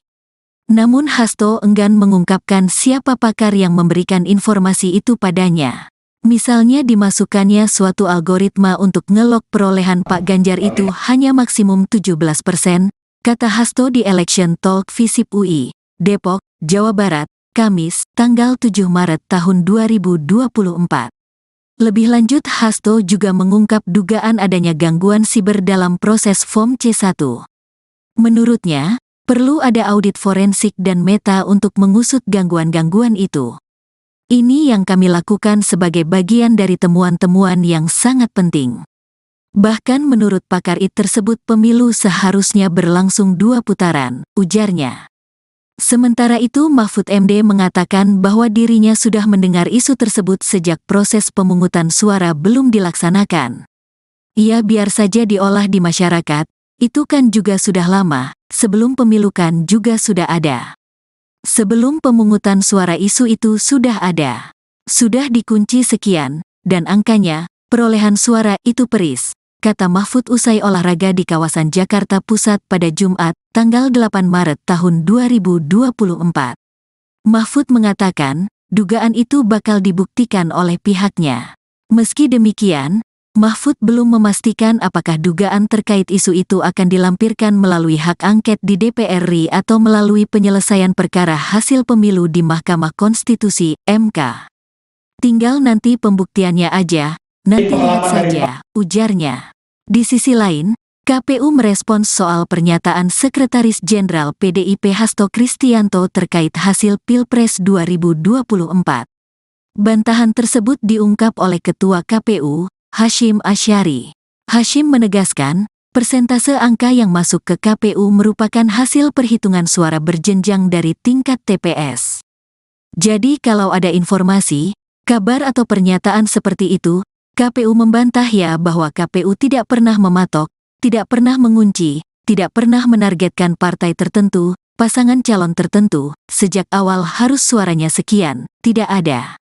Jadi semuanya yang dihitung KPU berasal dari perolehan suara di TPS, kata Hashim di kantor KPU, Menteng, Jakarta Pusat, tanggal 8 Maret tahun 2024. Hadir di sini, mungkin ladies first ya, kita Ibu Leoni boleh yang pertama, setelah Ibu Leoni nanti Mas Hairul, setelah itu Pak Sugi ya. Oke, silakan Bu Leoni.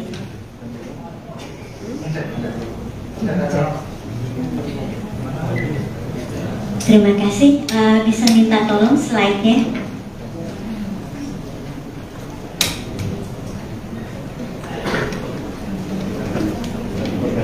Slide saya sama yang gambar dan kertas.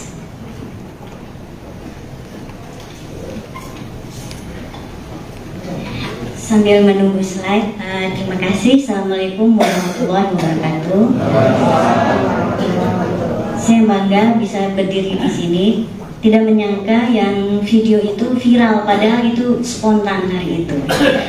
Dan spontannya karena ini memang sudah puncak kegelisahan kita semua. Dan apalagi saya sebagai yang ahli di bidang itu melihat bahwa ini Sirekap ini tidak benar. Tidak benar. Logik pertama, saya menilainya dari logika dulu. Pada saat hari H, oke, atau gini, kita lihat dulu judulnya. Kalau saya turun saja, takut jatuh. Saya beri judul Sirekap Saksi Bisu Kejahatan Politik 2024. Saya yakin teknologi itu tidak ada yang buruk, apalagi ini dihasilkan oleh ITB, ya. Nah, tapi kenapa Sirekap begitu? Nah, kita akan lihat. Saya juga sudah bilang, Sirekap walaupun begitu, dia menyimpan banyak barang bukti kejahatan itu sendiri. Dari apa? Kenapa? Setiap data itu kita anggap sebagai transaksi yang menyimpan, kalau mungkin di kertas ada sidik jari, kalau di data itu juga ada hal-hal yang bisa kita lihat, mungkin dari timestamp, dari pola kegiatan dan lain-lain, dan itu nanti akan dijelaskan oleh teman-teman saya karena dia akan melihat ada datanya. Oke, slide selanjutnya. Saya hari Sabtu bertemu sama Pak Todung sama sama Pak Magdir. Saya dipesankan, kami tidak tahu, tidak mengerti IT. Jadi bisakah dijelaskan dalam bahasa yang nanti kami jadi mengerti. Jadi saya coba buat sederhana dengan memulai. Kita harus semua tahu bagaimana tahapan rekapitulasi suara berjenjang. Pertama itu TPS, ya. Panitia nama PPS, ketuanya KPPS. Di sini dipakai namanya versi Sirekap Mobile.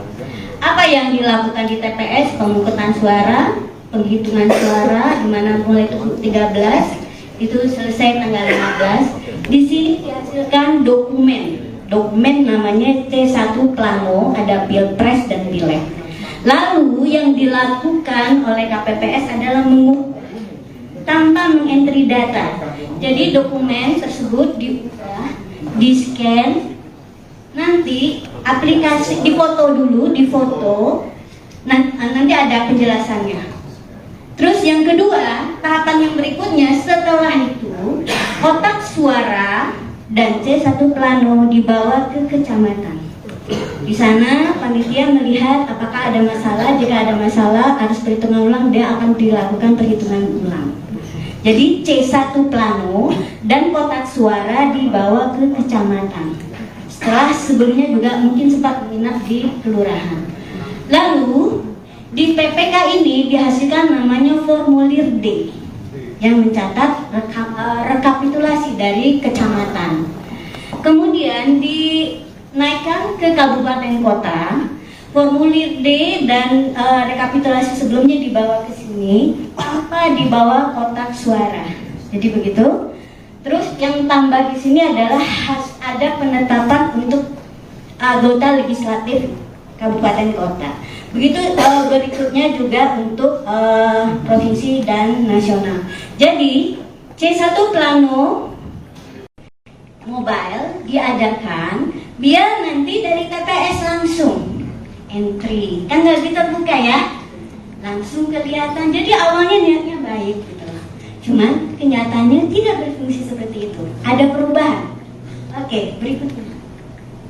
Nah, sekarang kita coba lihat seperti apa sih sebetulnya Sirekap Mobile ini. Jadi tahap pertamanya unduh aplikasi, login. Jadi setiap KPPS punya hak login. Lalu dia akan memilih TPS-nya. Di sini dia unggah dokumen. Sebetulnya terjadi proses seperti ini. Mungkin semua tahu ya bagaimana cara setor uang di ATM. Kira-kira mirip seperti itu. Kan kita masukin ya. Nah, yang enggak logisnya adalah dari Sirekap scan itu suaranya tidak sama, bahkan jauh.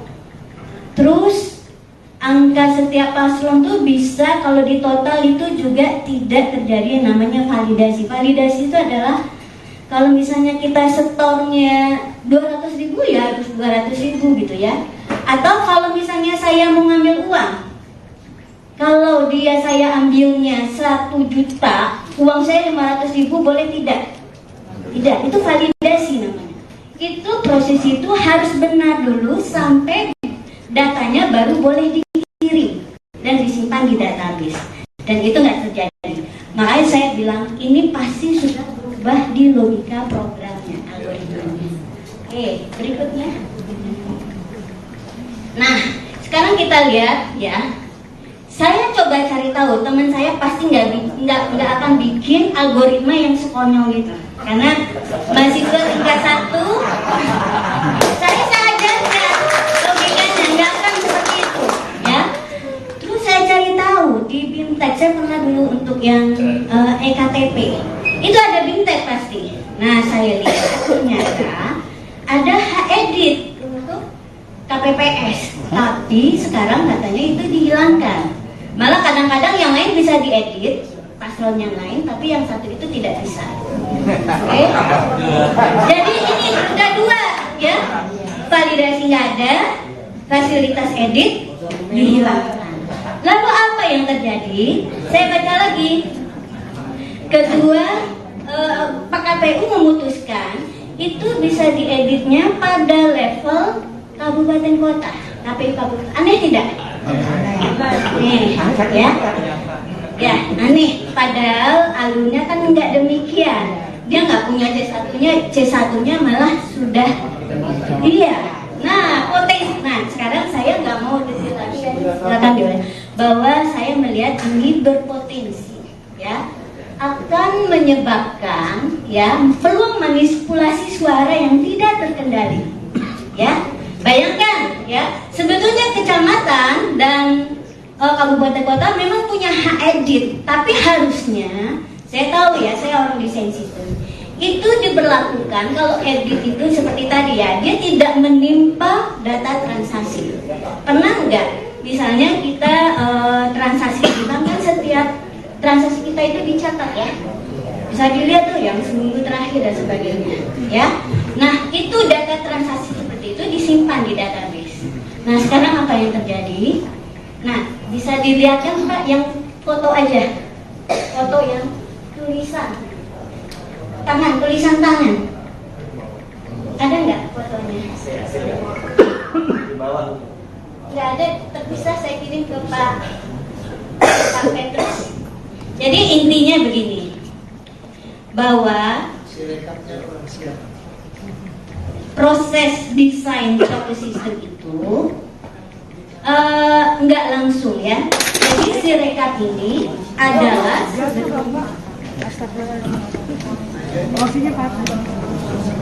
foto Pak, dia coretan tangan saya kirim ke Pak Petrus. Sirekapnya belum siap. Sirekap Pak, belum siap. Atau itu nanti saja saya, ya nanti. Jadi intinya gitu ya.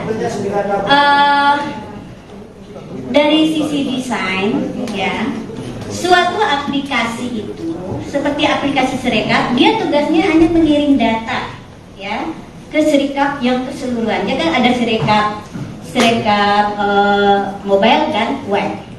Nah, yang KPU dan Sekjen PDIP saling bantah soal perolehan suara di pemilu 2024. Perolehan suara pasangan Capres-Cawapres nomor urut 3, Ganjar Pranowo dan Mahfud MD hingga kini masih berada di posisi akhir dan jauh di bawah paslon nomor urut 2 Prabowo Gibran, serta paslon nomor urut 1 Anies Caimin. Data penghitungan suara atau real count KPU pun menunjukkan suara Ganjar Mahfud terus berada di kisaran 16–17% dari total suara Pilpres 2024. Kini pun muncul dugaan adanya algoritma untuk mengunci suara Ganjar Mahfud di angka 17% saja. Hal tersebut diungkapkan oleh Sekjen PDIP, Hasto Kristianto. Tak hanya Hasto, Cawapres nomor urut 3 Mahfud MD juga turut bersuara soal dugaan penguncian suara Ganjar Mahfud tersebut. Sebelumnya Hasto mengaku mengetahui dugaan adanya algoritma yang seolah menekan suara Ganjar Mahfud berada di angka maksimal 17% itu setelah ia berbicara dengan pakar teknologi informasi. Namun Hasto enggan mengungkapkan siapa pakar yang memberikan informasi itu padanya. Misalnya dimasukkannya suatu algoritma untuk ngelok perolehan Pak Ganjar itu hanya maksimum 17%, kata Hasto di Election Talk Visip UI, Depok, Jawa Barat, Kamis, tanggal 7 Maret tahun 2024.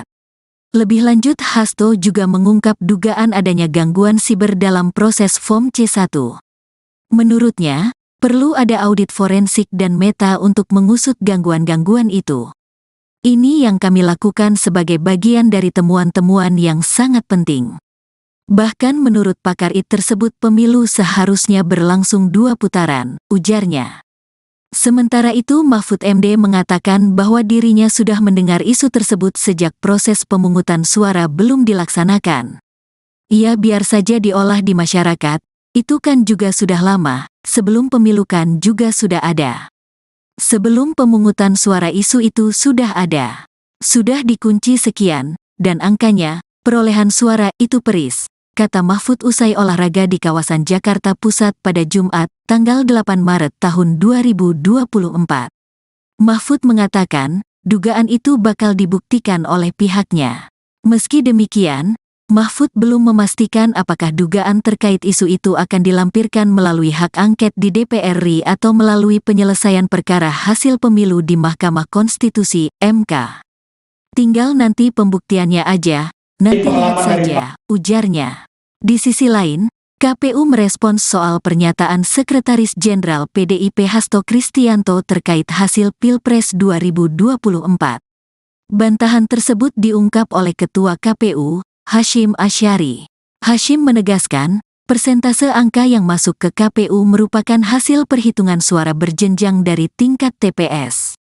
Jadi kalau ada informasi, kabar atau pernyataan seperti itu, KPU membantah ya bahwa KPU tidak pernah mematok, tidak pernah mengunci, tidak pernah menargetkan partai tertentu, pasangan calon tertentu, sejak awal harus suaranya sekian, tidak ada. Jadi semuanya yang dihitung KPU berasal dari perolehan suara di TPS, kata Hasyim di kantor KPU, Menteng, Jakarta Pusat, tanggal 8 Maret tahun 2024. hadir di sini. Mungkin ladies first ya, kita Ibu Leoni boleh yang pertama, setelah Ibu Leoni nanti Mas Hairul, setelah itu Pak Sugi ya. Oke, silakan Bu Leoni.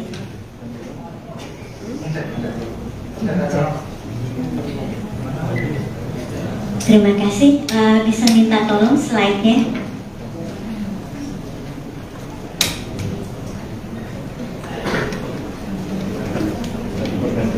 Slide saya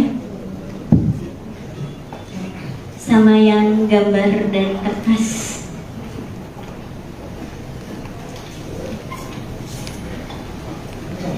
Sambil menunggu slide, terima kasih. Assalamualaikum warahmatullahi wabarakatuh. Saya bangga bisa berdiri di sini. Tidak menyangka yang video itu viral, padahal itu spontan hari itu. Dan spontannya karena ini memang sudah puncak kegelisahan kita semua. Dan apalagi saya sebagai yang ahli di bidang itu melihat bahwa ini Sirekap ini tidak benar. Tidak benar. Logik pertama, saya menilainya dari logika dulu. Pada saat hari H, oke, atau gini, dulu judulnya. Kalau saya turun saja, takut jatuh. Saya beri judul Sirekap Saksi Bisu Kejahatan Politik 2024. Saya yakin teknologi itu tidak ada yang buruk, apalagi ini dihasilkan oleh ITB, ya. Nah, tapi kenapa Sirekap begitu? Nah, kita akan lihat. Saya sudah bilang, Sirekap walaupun begitu, dia menyimpan banyak barang bukti kejahatan itu sendiri. Dari apa? Kenapa? Setiap data itu kita anggap sebagai transaksi yang menyimpan, kalau mungkin di kertas ada sidik jari, kalau di data itu juga ada hal-hal yang bisa kita lihat, mungkin dari timestamp, dari pola kegiatan dan lain-lain, dan itu nanti akan dijelaskan oleh teman-teman saya karena dia akan melihat ada datanya. Oke, slide selanjutnya. Saya hari Sabtu bertemu sama Pak Todung sama Pak Magdir. Saya dipesankan, kami tidak mengerti IT. Jadi bisakah dijelaskan dalam bahasa yang nanti kami jadi mengerti. Jadi saya coba buat sederhana dengan memulai. Kita harus semua tahu bagaimana tahapan rekapitulasi suara berjenjang. Pertama itu TPS, ya. Panitia nama PPS, ketuanya KPPS, di sini dipakai namanya versi Sirekap Mobile. Apa yang dilakukan di TPS? Pemungutan suara, penghitungan suara, di mana mulai 13 itu selesai tanggal 15. Di sini dihasilkan dokumen namanya C1 Plano, ada Pilpres dan Pileg. Lalu yang dilakukan oleh KPPS adalah mengukur tanpa mengentry data. Jadi dokumen tersebut diubah, di-scan, nanti aplikasi difoto dulu, nanti ada penjelasannya. Terus yang kedua, tahapan yang berikutnya setelah itu, kotak suara dan C1 Plano dibawa ke kecamatan. Di sana panitia melihat apakah ada masalah. Jika ada masalah harus perhitungan ulang, dia akan dilakukan perhitungan ulang. Jadi C1 plano dan kotak suara dibawa ke kecamatan. Setelah sebelumnya juga mungkin sempat menginap di kelurahan. Lalu di PPK ini dihasilkan namanya formulir D yang mencatat rekapitulasi dari kecamatan. Kemudian dinaikkan ke kabupaten kota. Formulir D dan rekapitulasi sebelumnya dibawa ke sini tanpa dibawa kotak suara. Jadi begitu. Terus yang tambah di sini adalah ada penetapan untuk anggota legislatif kabupaten kota. Begitu berikutnya juga untuk provinsi dan nasional. Jadi C1 plano mobile diadakan biar nanti dari TPS langsung entry, kan nggak terbuka ya, langsung kelihatan. Jadi awalnya niatnya baik gitu, cuman kenyataannya tidak berfungsi seperti itu, ada perubahan. Oke, berikutnya. Nah, sekarang kita coba lihat seperti apa sih sebetulnya Sirekap mobile ini. Jadi tahap pertamanya unduh aplikasi, login. Jadi setiap KPPS punya hak login, lalu dia akan memilih TPS-nya. Di sini dia unggah dokumen. Sebetulnya terjadi proses seperti ini. Mungkin semua tahu ya bagaimana cara setor uang di ATM. Kira-kira mirip seperti itu. Kan kita masukin ya. Nah, yang enggak logisnya adalah dari Sirekap scan itu suaranya tidak sama, bahkan jauh. Terus angka setiap paslon tuh bisa kalau di total itu juga tidak terjadi yang namanya validasi. Validasi itu adalah kalau misalnya kita setornya 200.000 ya harus 200.000 gitu ya. Atau kalau misalnya saya mau ngambil uang, kalau saya ambilnya 1 juta, uang saya 500.000 boleh tidak? Tidak, itu validasi namanya.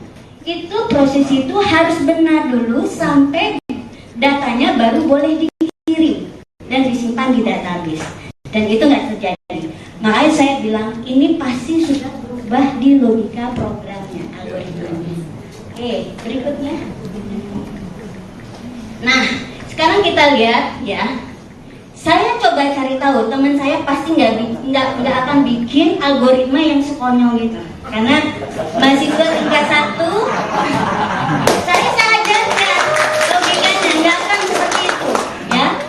Terus saya cari tahu di BIMTEK, saya pernah dulu untuk yang EKTP, itu ada BIMTEK pasti. Nah, saya lihat ternyata ada hak edit untuk KPPS, tapi sekarang katanya itu dihilangkan. Malah kadang-kadang yang lain bisa diedit, paslon yang lain, tapi yang satu itu tidak bisa. Oke? Jadi ini ada dua, ya. Validasi nggak ada, fasilitas edit dihilangkan. Lalu apa yang terjadi? Saya baca lagi. Kedua, Pak KPU memutuskan itu bisa dieditnya pada level kabupaten kota. KPU kabupaten. Aneh tidak? Aneh, ya. Ya, aneh. Padahal alurnya kan nggak demikian. Dia nggak punya C1-nya malah sudah. Iya. Nah, potensi. Nah, sekarang saya nggak mau detail lagi ya. Silakan Dewa. Bahwa saya melihat ini berpotensi, ya, akan menyebabkan ya peluang manipulasi suara yang tidak terkendali, ya. Bayangkan ya, sebetulnya kecamatan dan kabupaten kota memang punya hak edit, tapi harusnya, saya tahu ya, saya orang desain sistem, itu diberlakukan kalau edit itu seperti tadi ya, dia tidak menimpa data transaksi. Pernah nggak? Misalnya kita transaksi di bank kan setiap transaksi kita itu dicatat ya, bisa dilihat tuh yang seminggu terakhir dan sebagainya, ya. Nah, itu data transaksi seperti itu disimpan di database. Nah, sekarang apa yang terjadi? Nah, bisa dilihat kan Pak yang foto aja, foto yang tulisan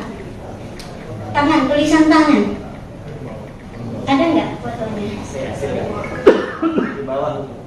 Nggak ada, terpisah. Saya kirim ke Pak Petrus. Jadi intinya begini, bahwa proses desain software system itu nggak langsung ya. Jadi Sirekap ini adalah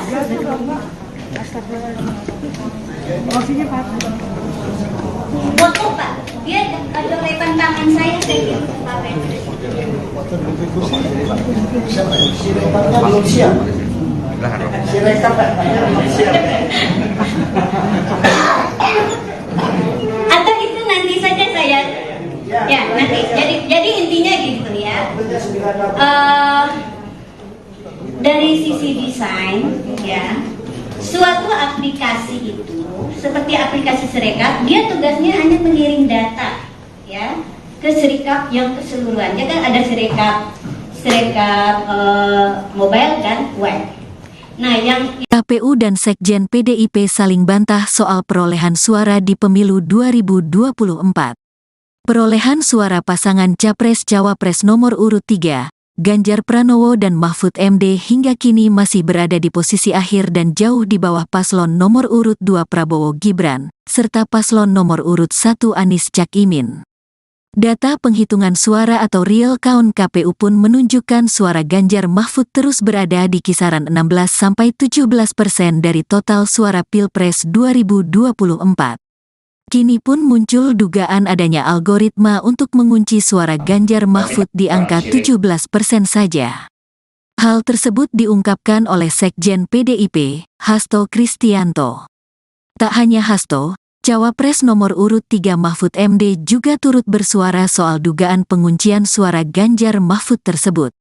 Sebelumnya Hasto mengaku mengetahui dugaan adanya algoritma yang seolah menekan suara Ganjar Mahfud berada di angka maksimal 17% itu setelah ia berbicara dengan pakar teknologi informasi. Namun Hasto enggan mengungkapkan siapa pakar yang memberikan informasi itu padanya. Misalnya dimasukkannya suatu algoritma untuk ngelok perolehan Pak Ganjar itu hanya maksimum 17%, kata Hasto di Election Talk Visip UI, Depok, Jawa Barat, Kamis, tanggal 7 Maret tahun 2024. Lebih lanjut Hasto juga mengungkap dugaan adanya gangguan siber dalam proses Form C1. Menurutnya, perlu ada audit forensik dan meta untuk mengusut gangguan-gangguan itu. Ini yang kami lakukan sebagai bagian dari temuan-temuan yang sangat penting. Bahkan menurut pakar IT tersebut pemilu seharusnya berlangsung 2 putaran, ujarnya. Sementara itu Mahfud MD mengatakan bahwa dirinya sudah mendengar isu tersebut sejak proses pemungutan suara belum dilaksanakan. Ia biar saja diolah di masyarakat, itu kan juga sudah lama, sebelum pemilu kan juga, sebelum pemungutan suara isu itu sudah ada. Sudah dikunci sekian, dan angkanya, perolehan suara itu peris, kata Mahfud usai olahraga di kawasan Jakarta Pusat pada Jumat, tanggal 8 Maret tahun 2024. Mahfud mengatakan, dugaan itu bakal dibuktikan oleh pihaknya. Meski demikian, Mahfud belum memastikan apakah dugaan terkait isu itu akan dilampirkan melalui hak angket di DPR RI atau melalui penyelesaian perkara hasil pemilu di Mahkamah Konstitusi, MK. Tinggal nanti pembuktiannya aja, nanti lihat saja, ujarnya. Di sisi lain, KPU merespons soal pernyataan Sekretaris Jenderal PDIP Hasto Kristianto terkait hasil Pilpres 2024. Bantahan tersebut diungkap oleh Ketua KPU, Hasyim Asyari. Hasyim menegaskan, persentase angka yang masuk ke KPU merupakan hasil perhitungan suara berjenjang dari tingkat TPS. Jadi kalau ada informasi, kabar atau pernyataan seperti itu, KPU membantah ya bahwa KPU tidak pernah mematok, tidak pernah mengunci, tidak pernah menargetkan partai tertentu, pasangan calon tertentu, sejak awal harus suaranya sekian, tidak ada. Jadi semuanya yang dihitung KPU berasal dari perolehan suara di TPS, kata Hasyim di kantor KPU, Menteng, Jakarta Pusat, tanggal 8 Maret tahun 2024. Hadir di sini, mungkin ladies first ya, kita setiap data itu kita anggap sebagai transaksi yang menyimpan, kalau mungkin di kertas ada sidik jari, kalau di data itu juga ada hal-hal yang bisa kita lihat. mungkin dari timestamp, dari pola kegiatan dan lain-lain, dan itu nanti akan dijelaskan oleh teman-teman saya karena dia akan melihat ada datanya. Oke, slide selanjutnya. Saya hari Sabtu bertemu sama Pak Todung sama Pak Mardir. Saya dipesankan, kami tidak tahu, tidak mengerti IT. Jadi bisakah dijelaskan dalam bahasa yang nanti kami jadi mengerti. Jadi saya coba buat sederhana dengan memulai. Kita harus semua tahu bagaimana tahapan dari rekapitulasi suara berjenjang. Pertama itu TPS, ya. Panitia nama PPS, ketuanya KPPS. Di sini dipakai namanya versi Sirekap Mobile. Apa yang dilakukan di TPS? Pemungutan suara, penghitungan suara, di mana mulai 13 itu selesai tanggal 15. Di sini dihasilkan dokumen namanya C1 Plano, ada Pilpres dan Pileg. Lalu yang dilakukan oleh KPPS adalah tanpa mengentry data. Jadi dokumen tersebut diunggah, di-scan, nanti aplikasi difoto dulu, nanti ada penjelasannya. Terus yang kedua, tahapan yang berikutnya setelah itu kotak suara dan C1 Plano dibawa ke kecamatan. Di sana panitia melihat apakah ada masalah. Jika ada masalah harus perhitungan ulang, dia akan dilakukan perhitungan ulang. Jadi C1 Plano dan kotak suara dibawa ke kecamatan. Setelah sebelumnya juga mungkin sempat menginap di kelurahan. Lalu di PPK ini dihasilkan namanya formulir D yang mencatat rekapitulasi dari kecamatan. Kemudian dinaikkan ke kabupaten kota. Formulir D dan rekapitulasi sebelumnya dibawa ke sini tanpa dibawa kotak suara. Jadi begitu. Terus yang tambah di sini adalah ada penetapan untuk anggota legislatif kabupaten kota. Begitu berikutnya juga untuk provinsi dan nasional. Jadi C1 Plano Mobile diadakan biar nanti dari TPS langsung entry, kan nggak terbuka ya, langsung kelihatan. Jadi awalnya niatnya baik gitu, cuman kenyataannya tidak berfungsi seperti itu, ada perubahan. Oke, berikutnya.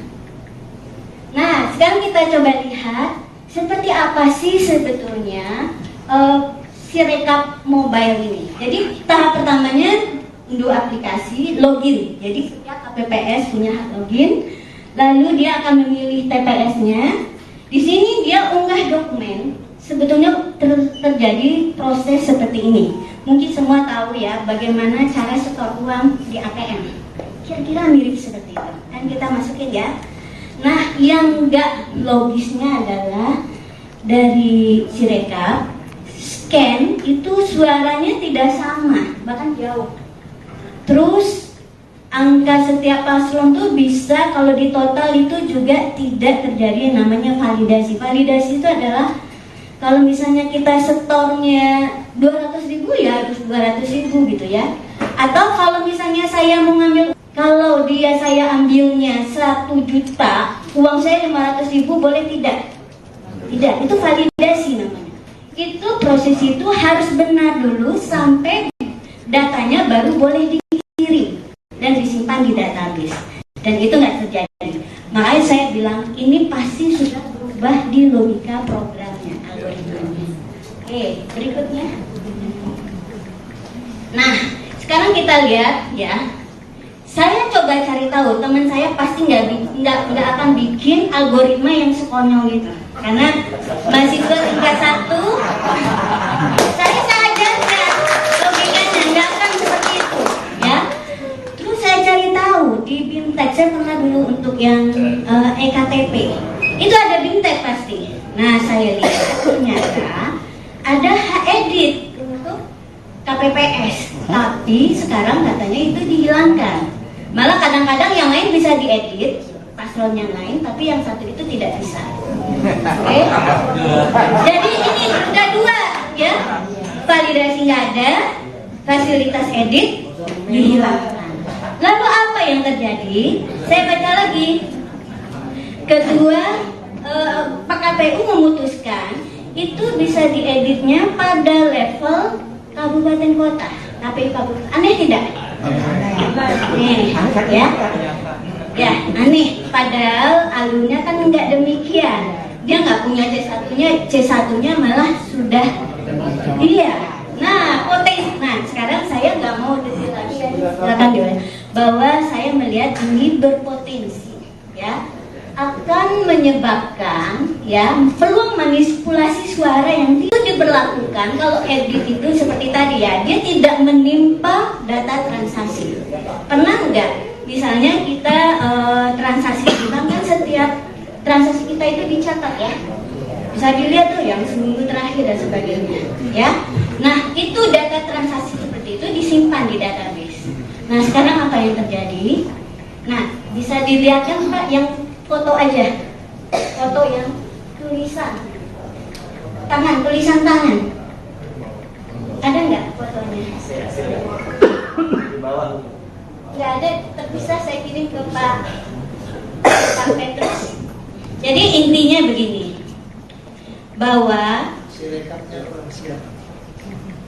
proses desain suatu sistem itu nggak langsung ya. Jadi Sirekap ini adalah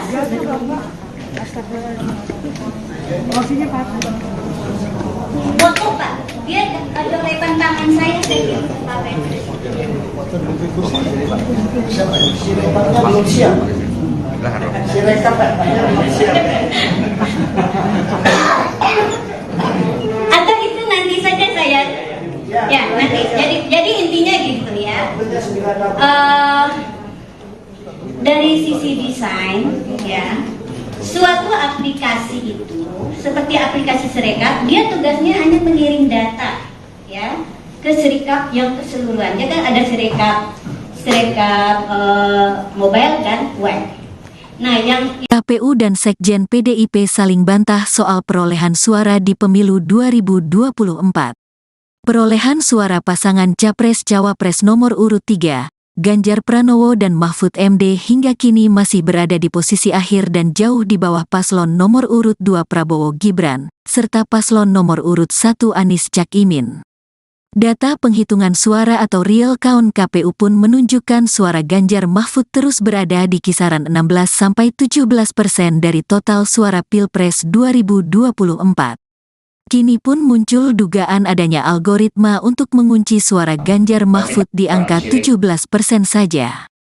Hal tersebut diungkapkan oleh Sekjen PDIP, Hasto Kristianto.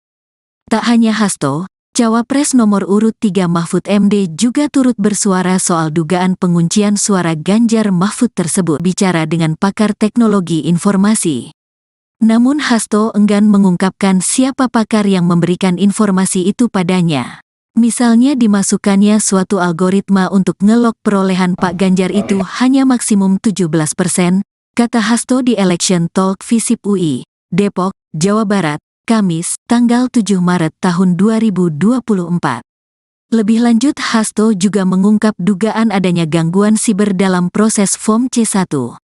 Menurutnya, perlu ada audit forensik dan meta untuk mengusut gangguan-gangguan itu. Ini yang kami lakukan sebagai bagian dari temuan-temuan yang sangat penting. Bahkan menurut pakar IT tersebut pemilu seharusnya berlangsung 2 putaran, ujarnya. Sementara itu Mahfud MD mengatakan bahwa dirinya sudah mendengar isu tersebut sejak proses pemungutan suara belum dilaksanakan. Ia biar saja diolah di masyarakat, itu kan juga sudah lama, sebelum pemilu kan juga sudah ada. Sebelum pemilu sudah ada. Sudah dikunci sekian, dan angkanya, perolehan suara itu peris, kata Mahfud usai olahraga di kawasan Jakarta Pusat pada Jumat, tanggal 8 Maret tahun 2024. Mahfud mengatakan, dugaan itu bakal dibuktikan oleh pihaknya. Meski demikian, Mahfud belum memastikan apakah dugaan terkait isu itu akan dilampirkan melalui hak angket di DPR RI atau melalui penyelesaian perkara hasil pemilu di Mahkamah Konstitusi, MK. Tinggal nanti pembuktiannya aja, nanti lihat saja, ujarnya. Di sisi lain, KPU merespons soal pernyataan Sekretaris Jenderal PDIP Hasto Kristianto terkait hasil Pilpres. Persentase angka yang masuk ke KPU merupakan hasil perhitungan suara berjenjang dari tingkat TPS. Jadi kalau ada informasi, kabar atau pernyataan seperti itu, KPU membantah ya bahwa KPU tidak pernah mematok, tidak pernah mengunci, tidak pernah menargetkan partai tertentu, pasangan calon tertentu, sejak awal harus suaranya sekian, tidak ada. Jadi semuanya yang dihitung KPU berasal dari perolehan suara di TPS, kata Hashim di kantor KPU, Menteng, Jakarta Pusat, tanggal 8 Maret tahun 2024. Hadir di sini, mungkin ladies first ya, kita Ibu Leoni boleh yang pertama, setelah Ibu Leoni nanti Mas Hairul, setelah itu Pak Sugi ya. Oke, silakan Bu Leoni.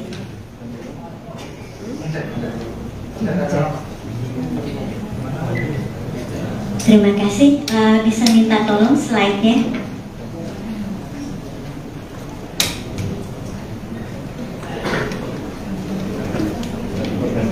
Slide saya sama yang gambar dari kertas.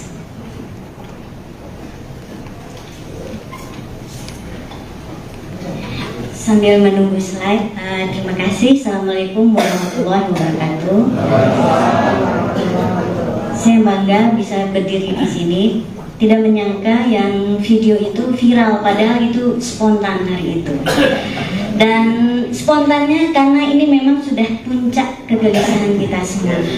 Dan apalagi saya sebagai yang ahli di bidang itu melihat bahwa ini Sirekap ini tidak benar. Tidak benar. Logik pertama, saya menilainya dari logika dulu. Pada saat hari H, oke, atau gini, dulu judulnya. Atau saya turun saja, takut jatuh. Saya beri judul Sirekap Saksi Bisu Kejahatan Politik 2020. Saya yakin teknologi itu tidak ada yang buruk, apalagi ini dihasilkan oleh ITB, ya. Akan lihat, saya sudah bilang, Sirekap walaupun begitu, dia menyimpan banyak barang bukti kejahatan itu sendiri. Dari apa? Kenapa? Setiap data itu kita anggap sebagai transaksi yang menyimpan, kalau mungkin di kertas ada sidik jari, kalau di data itu juga ada hal-hal yang bisa kita lihat, mungkin dari timestamp, dari pola kegiatan dan lain-lain, dan itu nanti akan dijelaskan oleh teman-teman saya karena dia akan melihat ada datanya. Oke, bisa slide selanjutnya. Saya hari Sabtu bertemu sama Pak Todung sama Pak Madir. Saya dipesankan, kami di sini dipakai namanya versi Sirekap Mobile, tanpa mengentry data. Jadi dokumen tersebut dibuka, di-scan, nanti aplikasi difoto dulu, nanti ada penjelasannya. Terus yang kedua, tahapan yang berikutnya setelah itu, kotak suara dan C1 plano dibawa ke kecamatan. Di sana panitia melihat apakah ada masalah. Jika ada masalah, harus perhitungan ulang, dia akan dilakukan perhitungan ulang. Jadi C1 plano dan kotak suara dibawa ke kecamatan. Setelah sebelumnya juga mungkin sempat menginap di kelurahan.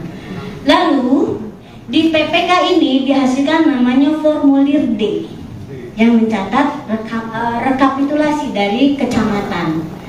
Kemudian dinaikkan ke kabupaten kota, formulir D dan rekapitulasi sebelumnya dibawa ke sini tanpa dibawa kotak suara.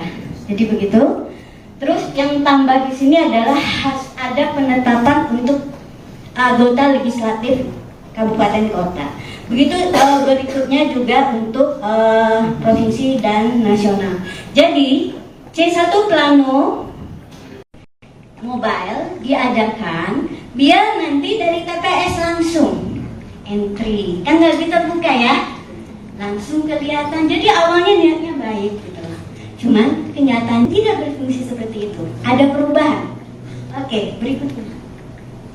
Nah, sekarang kita coba lihat seperti apa sih sebetulnya Sirekap mobile ini. Jadi tahap pertamanya unduh aplikasi, login. Jadi setiap KPPS punya hak login. Lalu dia akan memilih TPS-nya. Di sini dia unggah dokumen. Sebetulnya terjadi proses seperti ini. Mungkin semua tahu ya bagaimana cara setor uang di ATM. Kira-kira mirip seperti itu. Kan kita masukin ya. Nah, yang enggak logisnya adalah dari Sirekap scan itu suaranya tidak sama, bahkan jauh. Terus angka setiap paslon tuh bisa kalau di total itu juga tidak terjadi yang namanya validasi. Validasi itu adalah kalau misalnya kita setornya 200.000 ya harus 200.000 gitu ya. Atau kalau misalnya saya mau ngambil uang, kalau saya ambilnya 1 juta, uang saya 500.000 boleh tidak? Tidak, itu validasi namanya. Itu proses itu harus benar dulu sampai datanya baru boleh dikirim dan disimpan di database. Dan itu nggak terjadi. Makanya saya bilang ini pasti sudah berubah di logika programnya, algoritmanya. Oke, berikutnya. Nah, sekarang kita lihat ya. Saya coba cari tahu, teman saya pasti nggak akan bikin algoritma yang sekonyol itu, karena mahasiswa tingkat 1, saya ajarkan logikanya nggak akan seperti itu, ya. Terus saya cari tahu di BIMTEK, saya pernah dulu untuk yang EKTP, itu ada BIMTEK pasti. Nah, saya lihat ternyata ada hak edit untuk KPPS, tapi sekarang katanya itu dihilangkan. Malah kadang-kadang yang lain bisa diedit, paslon yang lain, tapi yang satu itu tidak bisa. Oke? Jadi ini udah dua, ya.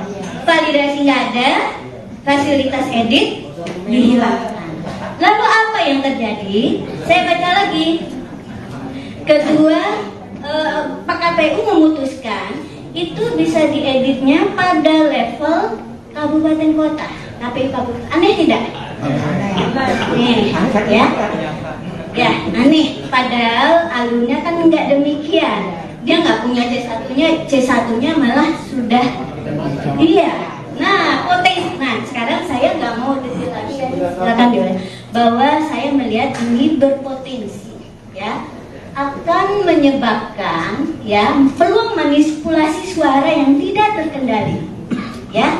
Bayangkan ya, sebetulnya kecamatan dan kabupaten kota memang punya hak edit, tapi harusnya, saya tahu ya, saya orang desain sistem, itu diberlakukan kalau edit itu seperti tadi ya, dia tidak menimpa data transaksi.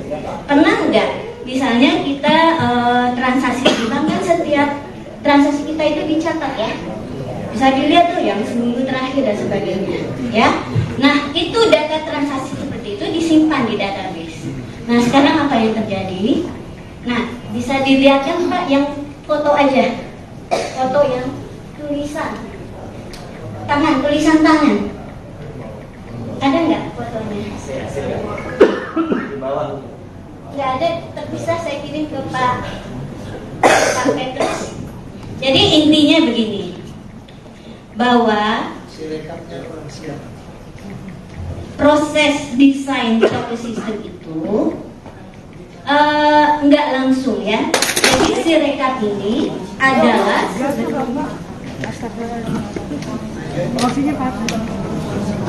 foto Pak. Dia coretan tangan saya kirim ke Pak Petrus.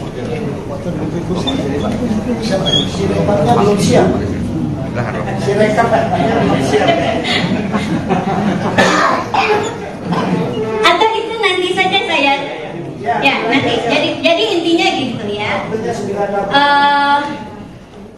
Dari sisi desain ya, suatu aplikasi itu seperti aplikasi Sirekap, dia tugasnya hanya mengirim data ya ke Sirekap yang keseluruhannya kan ada Sirekap mobile dan web. Nah, yang KPU dan Sekjen PDIP saling bantah soal perolehan suara di pemilu 2024. Perolehan suara pasangan Capres-Cawapres nomor urut 3, Ganjar Pranowo dan Mahfud MD hingga kini masih berada di posisi akhir dan jauh di bawah paslon nomor urut 2 Prabowo Gibran, serta paslon nomor urut 1 Anies Cak Imin. Data penghitungan suara atau real count KPU pun menunjukkan suara Ganjar Mahfud terus berada di kisaran 16–17% dari total suara Pilpres 2024. Kini pun muncul dugaan adanya algoritma untuk mengunci suara Ganjar Mahfud di angka 17% saja. Hal tersebut diungkapkan oleh Sekjen PDIP, Hasto Kristianto. Tak hanya Hasto, Cawapres nomor urut 3 Mahfud MD juga turut bersuara soal dugaan penguncian suara Ganjar Mahfud tersebut. Sebelumnya Hasto mengaku mengetahui dugaan adanya algoritma yang seolah menekan suara Ganjar Mahfud berada di angka maksimal 17% itu setelah ia berbicara dengan pakar teknologi informasi. Namun Hasto enggan mengungkapkan siapa pakar yang memberikan informasi itu padanya. Misalnya dimasukkannya suatu algoritma untuk ngelok perolehan Pak Ganjar itu hanya maksimum 17%, kata Hasto di Election Talk Visip UI, Depok, Jawa Barat, Kamis, tanggal 7 Maret tahun 2024. Lebih lanjut Hasto juga mengungkap dugaan adanya gangguan siber dalam proses Form C1. Menurutnya, perlu ada audit forensik dan meta untuk mengusut gangguan-gangguan itu. Ini yang kami lakukan sebagai bagian dari temuan-temuan yang sangat penting. Bahkan menurut pakar IT tersebut pemilu seharusnya berlangsung 2 putaran, ujarnya. Sementara itu Mahfud MD mengatakan bahwa dirinya sudah mendengar isu tersebut sejak proses pemungutan suara belum dilaksanakan. Ia biar saja diolah di masyarakat, itu kan juga sudah lama, sebelum pemilu kan juga sudah ada. Sebelum pemungutan suara isu itu sudah ada. Sudah dikunci sekian, dan angkanya, perolehan suara itu peris, kata Mahfud usai olahraga di kawasan Jakarta Pusat pada Jumat, tanggal 8 Maret tahun 2024. Mahfud mengatakan, dugaan itu bakal dibuktikan oleh pihaknya. Meski demikian, Mahfud belum memastikan apakah dugaan terkait isu itu akan dilampirkan melalui hak angket di DPR RI atau melalui penyelesaian perkara hasil pemilu di Mahkamah Konstitusi, MK. Tinggal nanti pembuktiannya aja, nanti lihat saja, ujarnya. Di sisi lain, KPU merespons soal pernyataan Sekretaris Jenderal PDIP Hasto Kristianto terkait hasil Pilpres 2024. Bantahan tersebut diungkap oleh Ketua KPU atau pernyataan seperti itu, KPU membantah ya bahwa KPU tidak pernah mematok, tidak pernah mengunci, tidak pernah menargetkan partai tertentu, pasangan calon tertentu, sejak awal harus suaranya sekian, tidak ada. Jadi semuanya yang dihitung KPU berasal dari perolehan suara di TPS, kata Hashim di kantor KPU, Menteng, Jakarta Pusat, tanggal 8 Maret tahun 2024. Hadir di sini, mungkin ladies first ya, kita Ibu Leoni boleh yang pertama, setelah Ibu Leoni nanti Mas Hairul, setelah itu Pak Sugi ya. Oke, silakan Bu Leoni.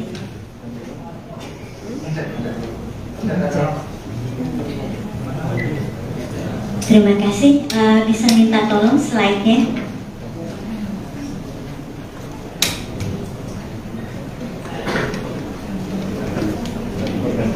Slide saya sama yang gambar dari kertas.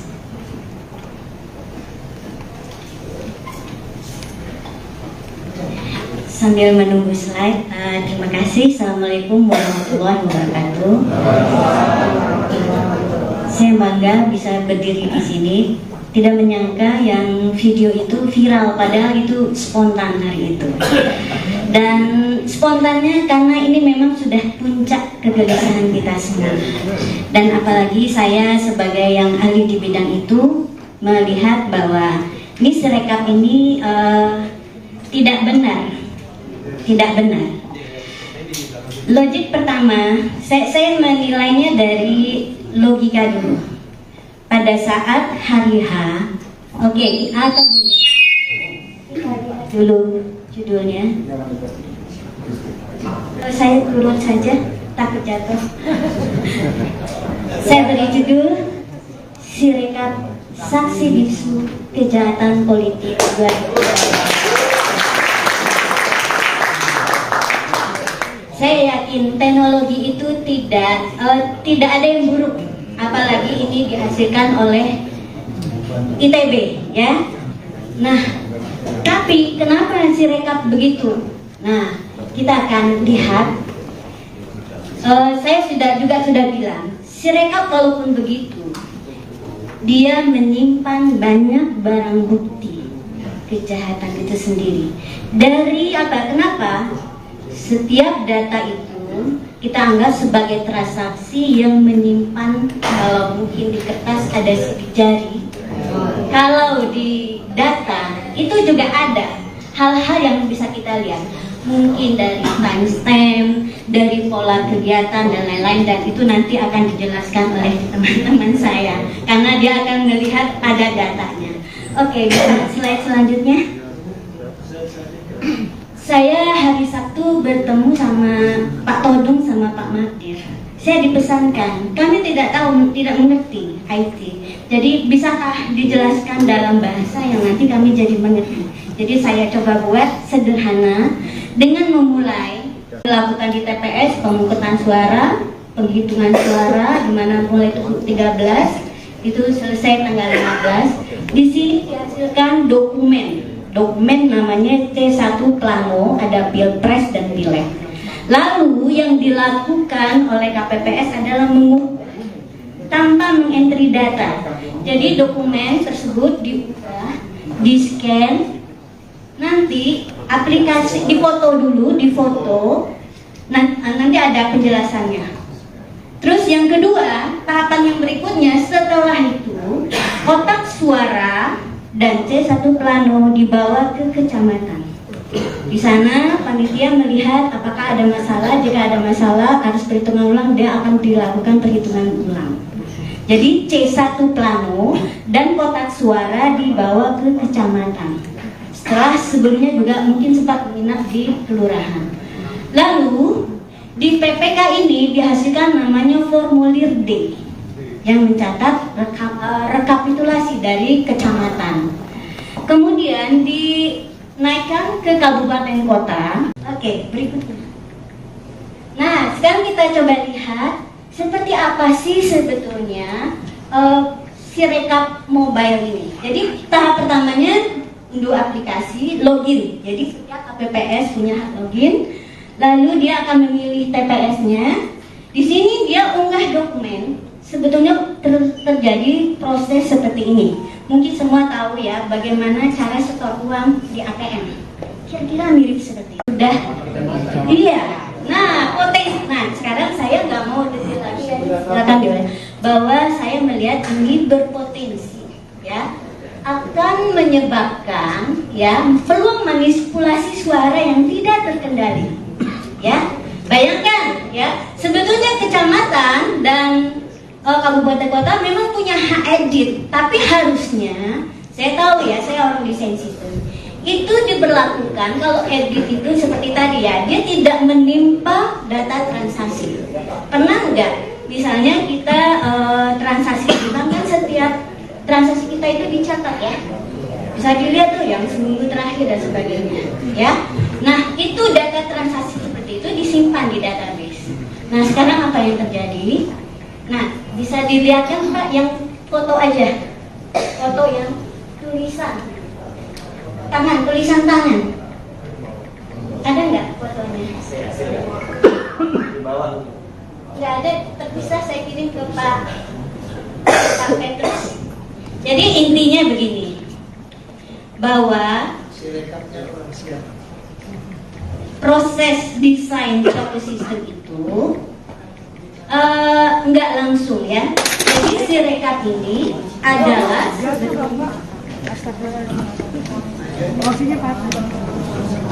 foto Pak.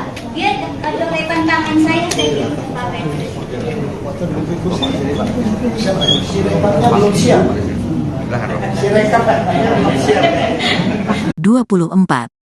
Kini pun muncul dugaan adanya algoritma untuk mengunci suara Ganjar Mahfud di angka 17% saja. Hal tersebut diungkapkan oleh Sekjen PDIP, Hasto Kristianto. Tak hanya Hasto, Cawapres nomor urut 3 Mahfud MD juga turut bersuara soal dugaan penguncian suara Ganjar Mahfud tersebut. Sebelumnya Hasto mengaku mengetahui dugaan adanya algoritma yang seolah menekan suara Ganjar Mahfud berada di angka maksimal 17% itu setelah ia berbicara dengan pakar teknologi informasi. Namun Hasto enggan mengungkapkan siapa pakar yang memberikan informasi itu padanya. Misalnya dimasukkannya suatu algoritma untuk ngelok perolehan Pak Ganjar itu hanya maksimum 17%, kata Hasto di Election Talk Visip UI, Depok, Jawa Barat, Kamis, tanggal 7 Maret tahun 2024. Lebih lanjut, Hasto juga mengungkap dugaan adanya gangguan siber dalam proses Form C1. Menurutnya, perlu ada audit forensik dan meta untuk mengusut gangguan-gangguan itu. Apa yang dilakukan di TPS, pemungutan suara, penghitungan suara, di mana mulai 13, itu selesai tanggal 15. Di sini dihasilkan dokumen namanya C1 Plano, ada Pilpres dan Pileg. Lalu yang dilakukan oleh KPPS adalah tanpa mengentry data. Jadi dokumen tersebut diunggah, di-scan, nanti aplikasi difoto dulu, nanti dan C1 Plano dibawa ke kecamatan. Di sana panitia melihat apakah ada masalah. Jika ada masalah harus perhitungan ulang, dia akan dilakukan perhitungan ulang. Jadi C1 Plano dan kotak suara dibawa ke kecamatan.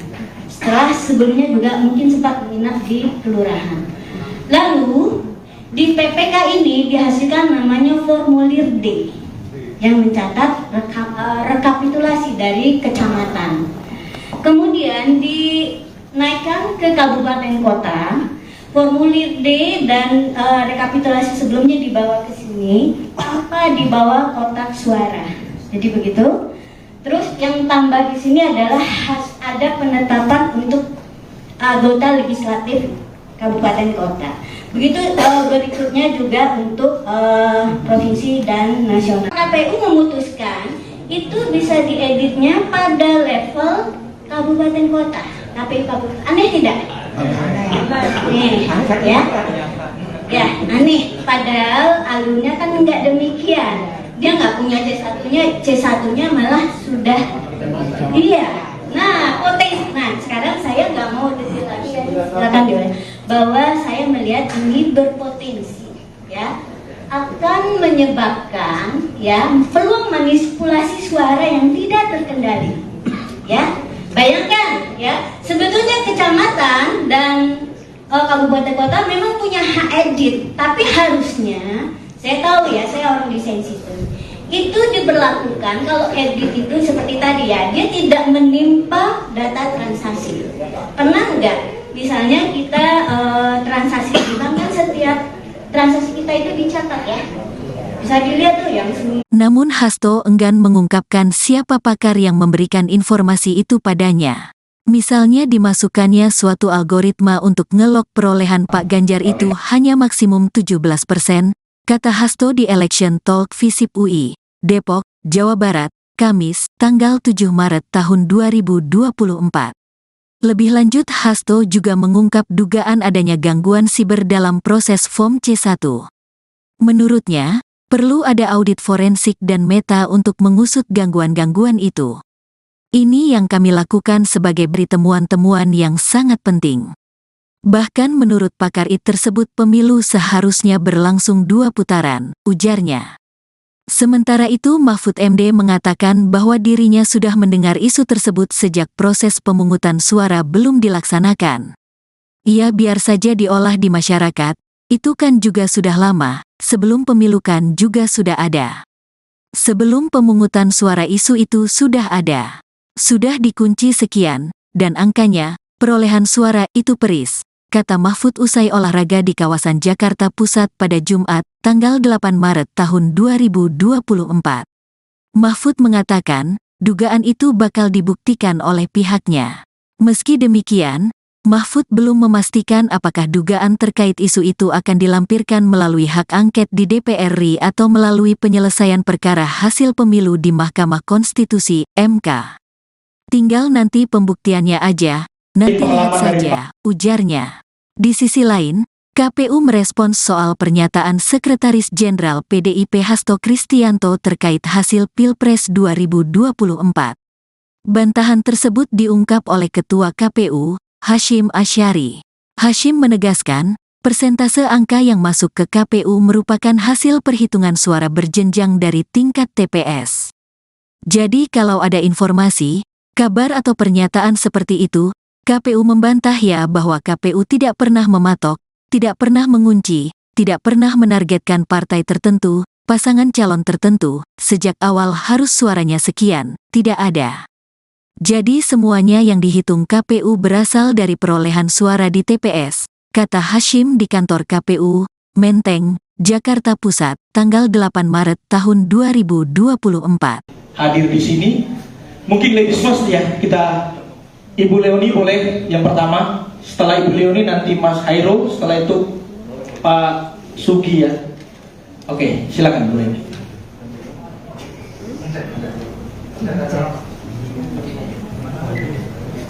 Terima kasih.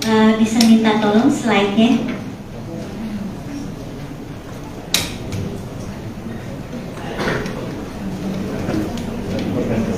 Slide saya sama yang gambar dari kertas.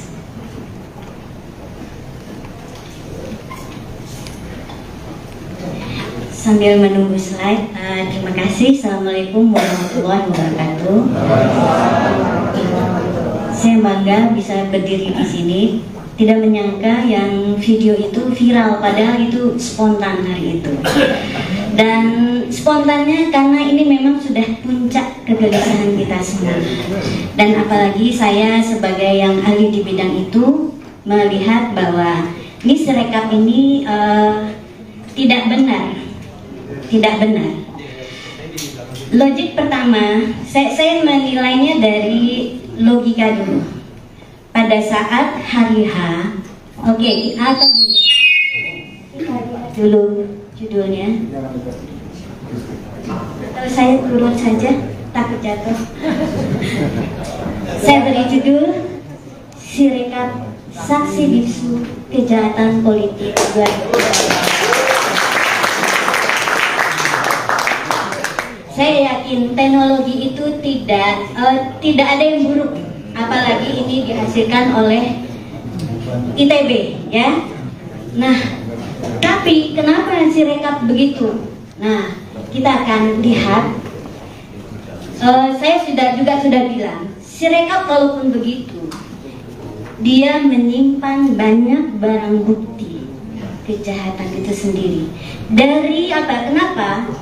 Setiap data itu kita anggap sebagai transaksi yang menyimpan, kalau mungkin di kertas ada sidik jari, kalau di data itu juga ada hal-hal yang bisa kita lihat, mungkin dari timestamp, dari pola kegiatan dan lain-lain, dan itu nanti akan dijelaskan oleh teman-teman saya karena dia akan melihat ada datanya. Oke, bisa slide selanjutnya. Saya hari Sabtu bertemu sama Pak Todung sama Pak Madir. Saya dipesankan, kami tidak mengerti IT. Jadi bisakah dijelaskan dalam bahasa yang nanti kami jadi mengerti. Jadi saya coba buat sederhana dengan memulai. Kita harus semua tahu bagaimana tahapan rekapitulasi suara berjenjang. Pertama itu TPS, ya.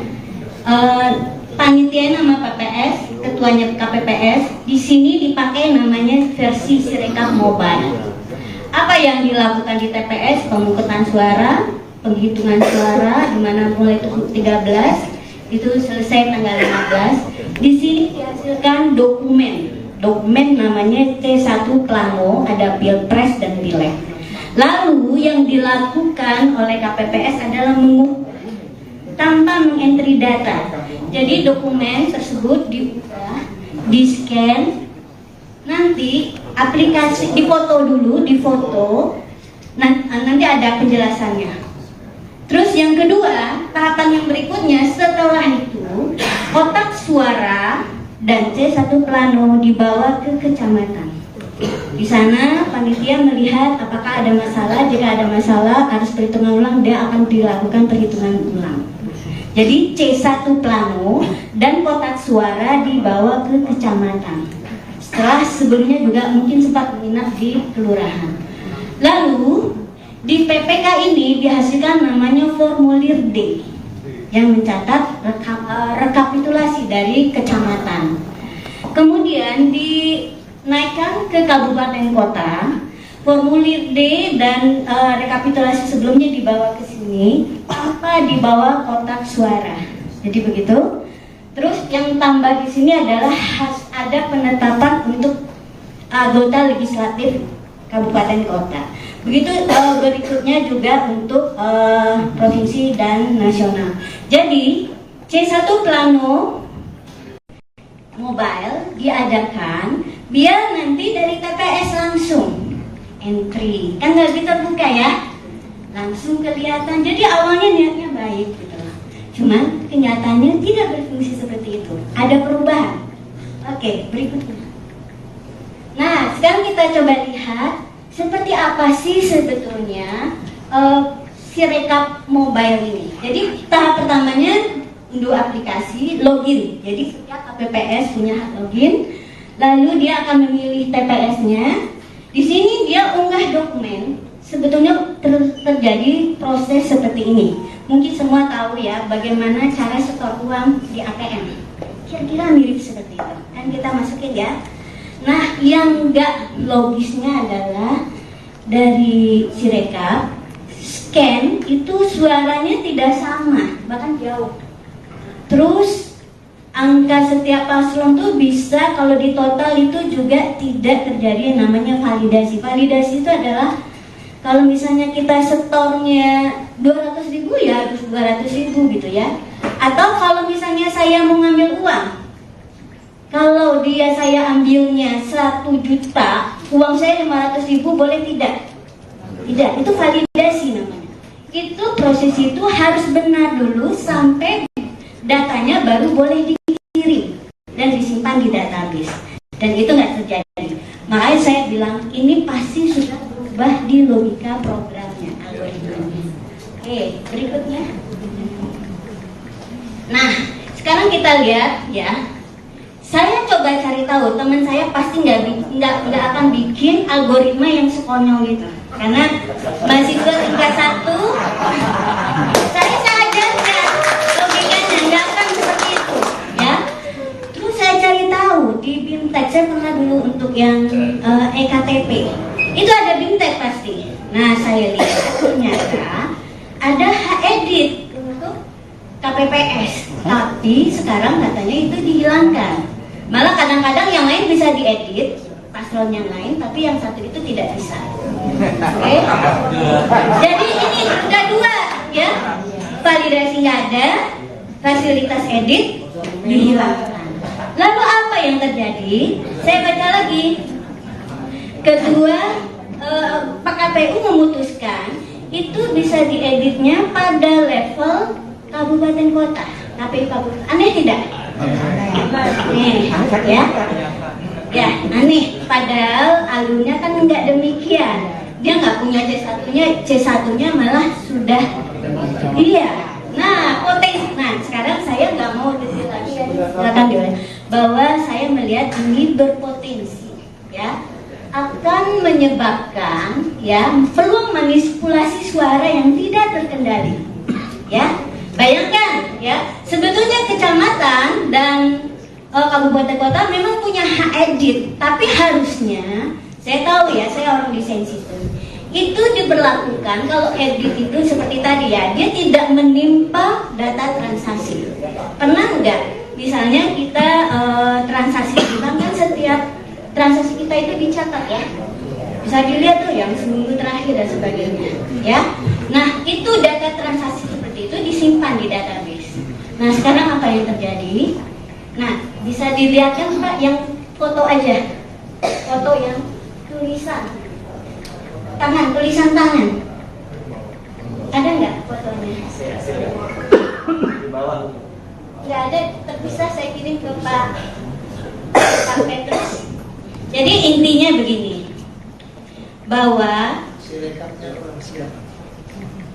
proses desain Choco System itu nggak langsung ya. Jadi Sirekap ini adalah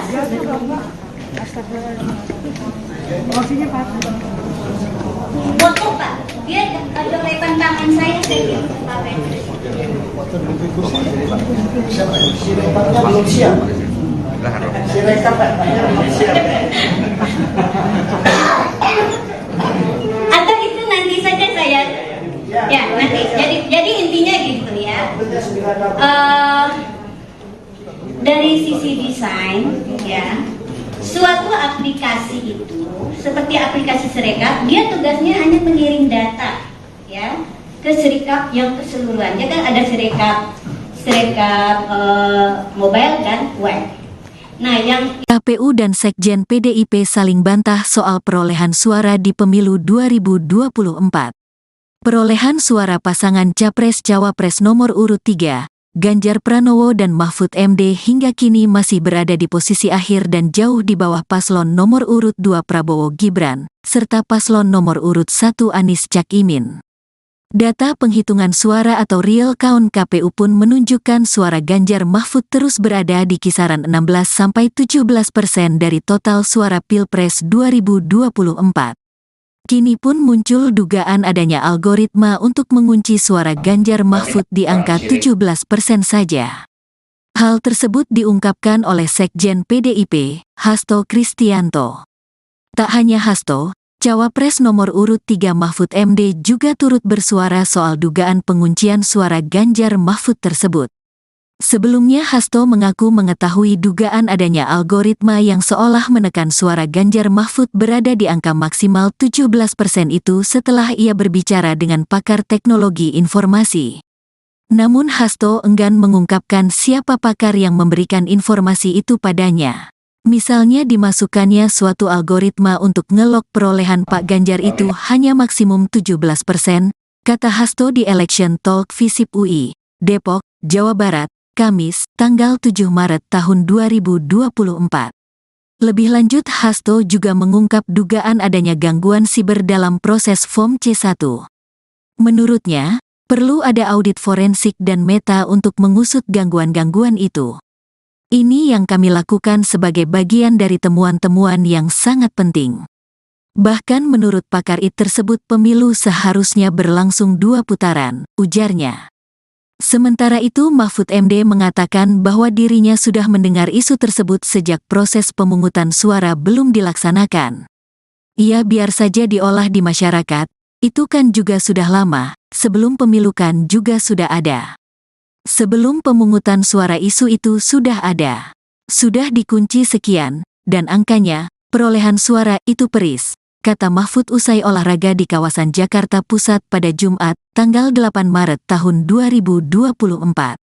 Mahfud mengatakan, dugaan itu bakal dibuktikan oleh pihaknya. Meski demikian, Mahfud belum memastikan apakah dugaan terkait isu itu akan dilampirkan melalui hak angket di DPR RI atau melalui penyelesaian perkara hasil pemilu di Mahkamah Konstitusi, MK. Tinggal nanti pembuktiannya aja, nanti lihat saja, ujarnya. Di sisi lain, KPU merespons soal pernyataan Sekretaris Jenderal PDIP Hasto Kristianto terkait hasil Pilpres 2024. Bantahan tersebut diungkap oleh Ketua KPU, Hasyim Asyari. Hasyim menegaskan, persentase angka yang masuk ke KPU merupakan hasil perhitungan suara berjenjang dari tingkat TPS. Jadi kalau ada informasi, kabar atau pernyataan seperti itu, KPU membantah ya bahwa KPU tidak pernah mematok, tidak pernah mengunci, tidak pernah menargetkan partai tertentu, pasangan calon tertentu, sejak awal harus suaranya sekian, tidak ada. Jadi semuanya yang dihitung KPU berasal dari perolehan suara di TPS, kata Hasyim di kantor KPU, Menteng, Jakarta Pusat, tanggal 8 Maret tahun 2024. Hadir di sini, mungkin ladies first ya, kita Ibu Leoni boleh yang pertama, setelah Ibu Leoni nanti Mas Hairo, setelah itu Pak Sugi ya. Oke, silakan Bu Leoni.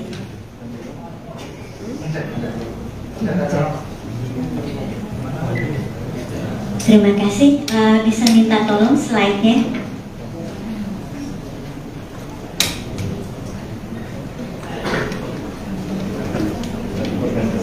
slide saya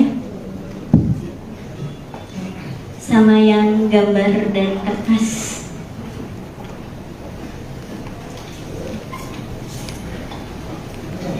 Sambil menunggu slide, terima kasih. Assalamualaikum warahmatullahi wabarakatuh. Saya bangga bisa berdiri di sini. Tidak menyangka yang video itu viral, padahal itu spontan hari itu. Dan spontannya karena ini memang sudah puncak kegelisahan kita semua. Dan apalagi saya sebagai yang ahli di bidang itu melihat bahwa ini Sirekap ini tidak benar. Tidak benar. Logik pertama, saya menilainya dari logika dulu. Pada saat hari H, oke, atau gini, kita lihat dulu judulnya. Atau saya turun saja, takut jatuh. Saya beri judul Sirekap Saksi Bisu Kejahatan Politik 2020. Saya yakin teknologi itu tidak ada yang buruk, apalagi ini dihasilkan oleh ITB, ya. Nah, tapi kenapa Sirekap begitu? Nah, kita akan lihat. Saya sudah bilang, Sirekap kalaupun begitu, dia menyimpan banyak barang bukti kejahatan itu sendiri. Dari apa? Kenapa?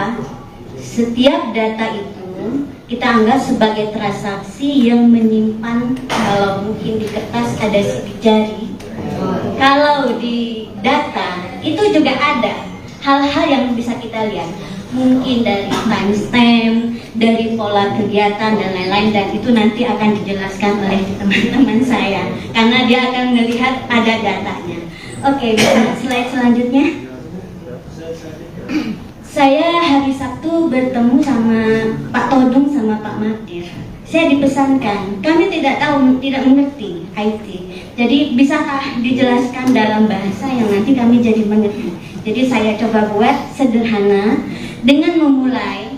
Kita harus semua tahu bagaimana tahapan rekapitulasi suara berjenjang. Pertama itu TPS, ya. Panitia nama PPS, ketuanya KPPS. Di sini dipakai namanya versi Sirekap Mobile. Apa yang dilakukan di TPS? Pemungutan suara, penghitungan suara, di mana mulai 13 itu selesai tanggal 15. Di sini dihasilkan dokumen namanya C1 Plano, ada Pilpres dan Pileg. Lalu yang dilakukan oleh KPPS adalah mengukur tanpa mengentry data. Jadi dokumen tersebut diubah, di-scan, nanti aplikasi difoto dulu, nanti ada penjelasannya. Terus yang kedua, tahapan yang berikutnya setelah itu kotak suara dan C1 Plano dibawa ke kecamatan. Di sana panitia melihat apakah ada masalah. Jika ada masalah harus perhitungan ulang, dia akan dilakukan perhitungan ulang. Jadi C1 Plano dan kotak suara dibawa ke kecamatan. Setelah sebelumnya juga mungkin sempat menginap di kelurahan. Lalu di PPK ini dihasilkan namanya formulir D yang mencatat rekapitulasi dari kecamatan. Kemudian dinaikkan ke kabupaten kota. Formulir D dan rekapitulasi sebelumnya dibawa ke sini tanpa dibawa kotak suara. Jadi begitu. Terus yang tambah di sini adalah ada penetapan untuk anggota legislatif kabupaten kota. Begitu berikutnya juga untuk provinsi dan nasional. Jadi C1 Plano Mobile diadakan biar nanti dari TPS langsung entry, kan nggak terbuka ya, langsung kelihatan. Jadi awalnya niatnya baik gitu, cuman kenyataannya tidak berfungsi seperti itu, ada perubahan. Oke, berikutnya.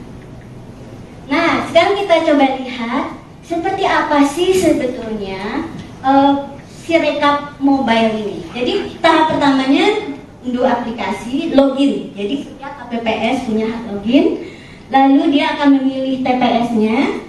Di sini dia unggah dokumen, sebetulnya terjadi proses seperti ini. Mungkin semua tahu ya bagaimana cara setor uang di ATM. Kira-kira mirip seperti itu. Kan kita masukin ya. Nah, yang nggak logisnya adalah dari Sirekap, scan itu suaranya tidak sama, bahkan jauh. Terus angka setiap paslon tuh bisa kalau di total itu juga tidak terjadi yang namanya validasi. Validasi itu adalah kalau misalnya kita setornya 200.000 ya harus 200.000 gitu ya.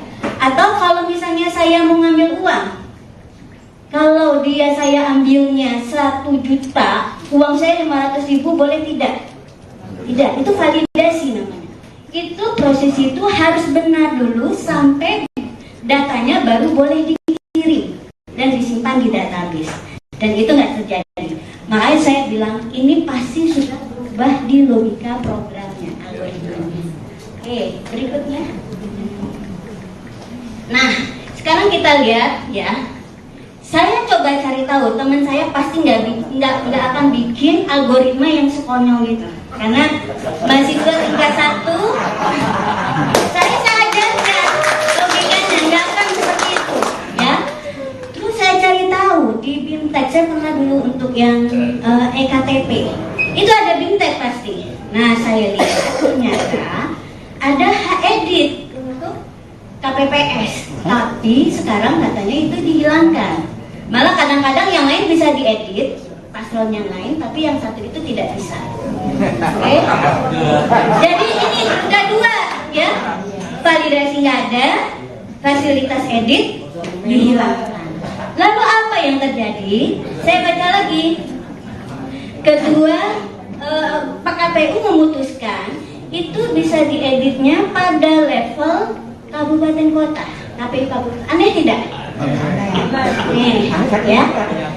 Ya, aneh. Padahal alurnya kan nggak demikian. Dia nggak punya C1-nya malah sudah. Iya. Nah, potensi. Nah, sekarang saya nggak mau detail lagi. Silakan diulang. Bahwa saya melihat ini berpotensi, ya, akan menyebabkan ya peluang manipulasi suara yang tidak terkendali. Ya, bayangkan ya, sebetulnya kecamatan dan kabupaten kota memang punya hak edit, tapi harusnya saya tahu ya, saya orang desain sistem, itu diberlakukan kalau edit itu seperti tadi ya, dia tidak menimpa data transaksi. Pernah nggak? Misalnya kita transaksi di bank kan setiap transaksi kita itu dicatat ya, bisa dilihat tuh yang seminggu terakhir dan sebagainya ya. Nah, itu data transaksi seperti itu disimpan di database. Nah, sekarang apa yang terjadi? Nah, bisa dilihat kan Pak yang foto aja, foto yang tulisan tangan, ada nggak fotonya? Nggak ada, terpisah, saya kirim ke Pak Petrus. Jadi intinya begini, bahwa proses desain suatu sistem itu nggak langsung ya. Jadi Sirekap ini adalah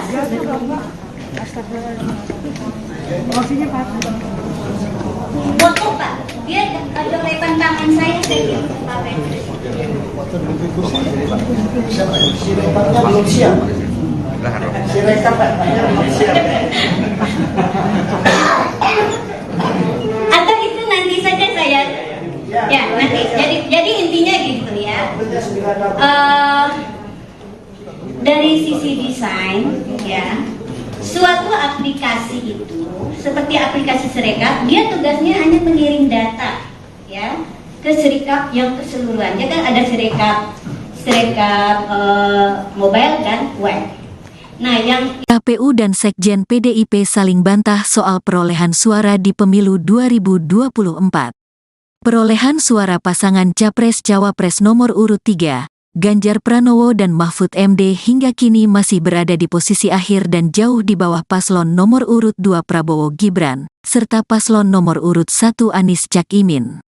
Data penghitungan suara atau real count KPU pun menunjukkan suara Ganjar Mahfud terus berada di kisaran 16–17% dari total suara Pilpres 2024. Kini pun muncul dugaan adanya algoritma untuk mengunci suara Ganjar Mahfud di angka 17% saja. Hal tersebut diungkapkan oleh Sekjen PDIP, Hasto Kristianto. Tak hanya Hasto, Cawapres nomor urut 3 Mahfud MD juga turut bersuara soal dugaan penguncian suara Ganjar Mahfud tersebut. Sebelumnya Hasto mengaku mengetahui dugaan adanya algoritma yang seolah menekan suara Ganjar Mahfud berada di angka maksimal 17% itu setelah ia berbicara dengan pakar teknologi informasi. Namun Hasto enggan mengungkapkan siapa pakar yang memberikan informasi itu padanya. Misalnya dimasukkannya suatu algoritma untuk ngelok perolehan Pak Ganjar itu hanya maksimum 17%, kata Hasto di Election Talk Visip UI, Depok, Jawa Barat, Kamis, tanggal 7 Maret tahun 2024. Lebih lanjut Hasto juga mengungkap dugaan adanya gangguan siber dalam proses Form C1. Menurutnya, perlu ada audit forensik dan meta untuk mengusut gangguan-gangguan itu. Ini yang kami lakukan sebagai bagian dari temuan-temuan yang sangat penting. Bahkan menurut pakar IT tersebut pemilu seharusnya berlangsung 2 putaran, ujarnya. Sementara itu Mahfud MD mengatakan bahwa dirinya sudah mendengar isu tersebut sejak proses pemungutan suara belum dilaksanakan. Ia biar saja diolah di masyarakat, itu kan juga sudah lama, sebelum pemilu kan juga sudah ada. Sebelum pemungutan suara isu itu sudah ada. Sudah dikunci sekian, dan angkanya, perolehan suara itu peris, kata Mahfud usai olahraga di kawasan Jakarta Pusat pada Jumat, tanggal 8 Maret tahun 2024. Mahfud mengatakan, dugaan itu bakal dibuktikan oleh pihaknya. Meski demikian, Mahfud belum memastikan apakah dugaan terkait isu itu akan dilampirkan melalui hak angket di DPR RI atau melalui penyelesaian perkara hasil pemilu di Mahkamah Konstitusi, MK. Tinggal nanti pembuktiannya aja, nanti lihat saja, ujarnya. Di sisi lain, KPU merespons soal pernyataan Sekretaris Jenderal PDIP Hasto Kristianto terkait hasil Pilpres 2024. Bantahan tersebut diungkap oleh Ketua KPU, Hasyim Asyari. Hasyim menegaskan, persentase angka yang masuk ke KPU merupakan hasil perhitungan suara berjenjang dari tingkat TPS. Jadi kalau ada informasi, kabar atau pernyataan seperti itu, KPU membantah ya bahwa KPU tidak pernah mematok, tidak pernah mengunci, tidak pernah menargetkan partai tertentu, pasangan calon tertentu, sejak awal harus suaranya sekian, tidak ada. Jadi semuanya yang dihitung KPU berasal dari perolehan suara di TPS, kata Hasyim di kantor KPU, Menteng, Jakarta Pusat, tanggal 8 Maret tahun 2024. Hadir di sini, mungkin ladies first ya, kita Ibu Leoni boleh yang pertama, setelah Ibu Leoni nanti Mas Hairo, setelah itu Pak Sugi ya. Oke, silakan Bu Leoni.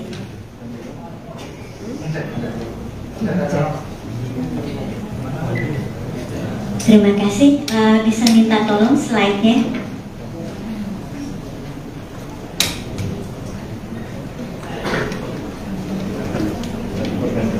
Slide saya sama yang gambar dan kertas.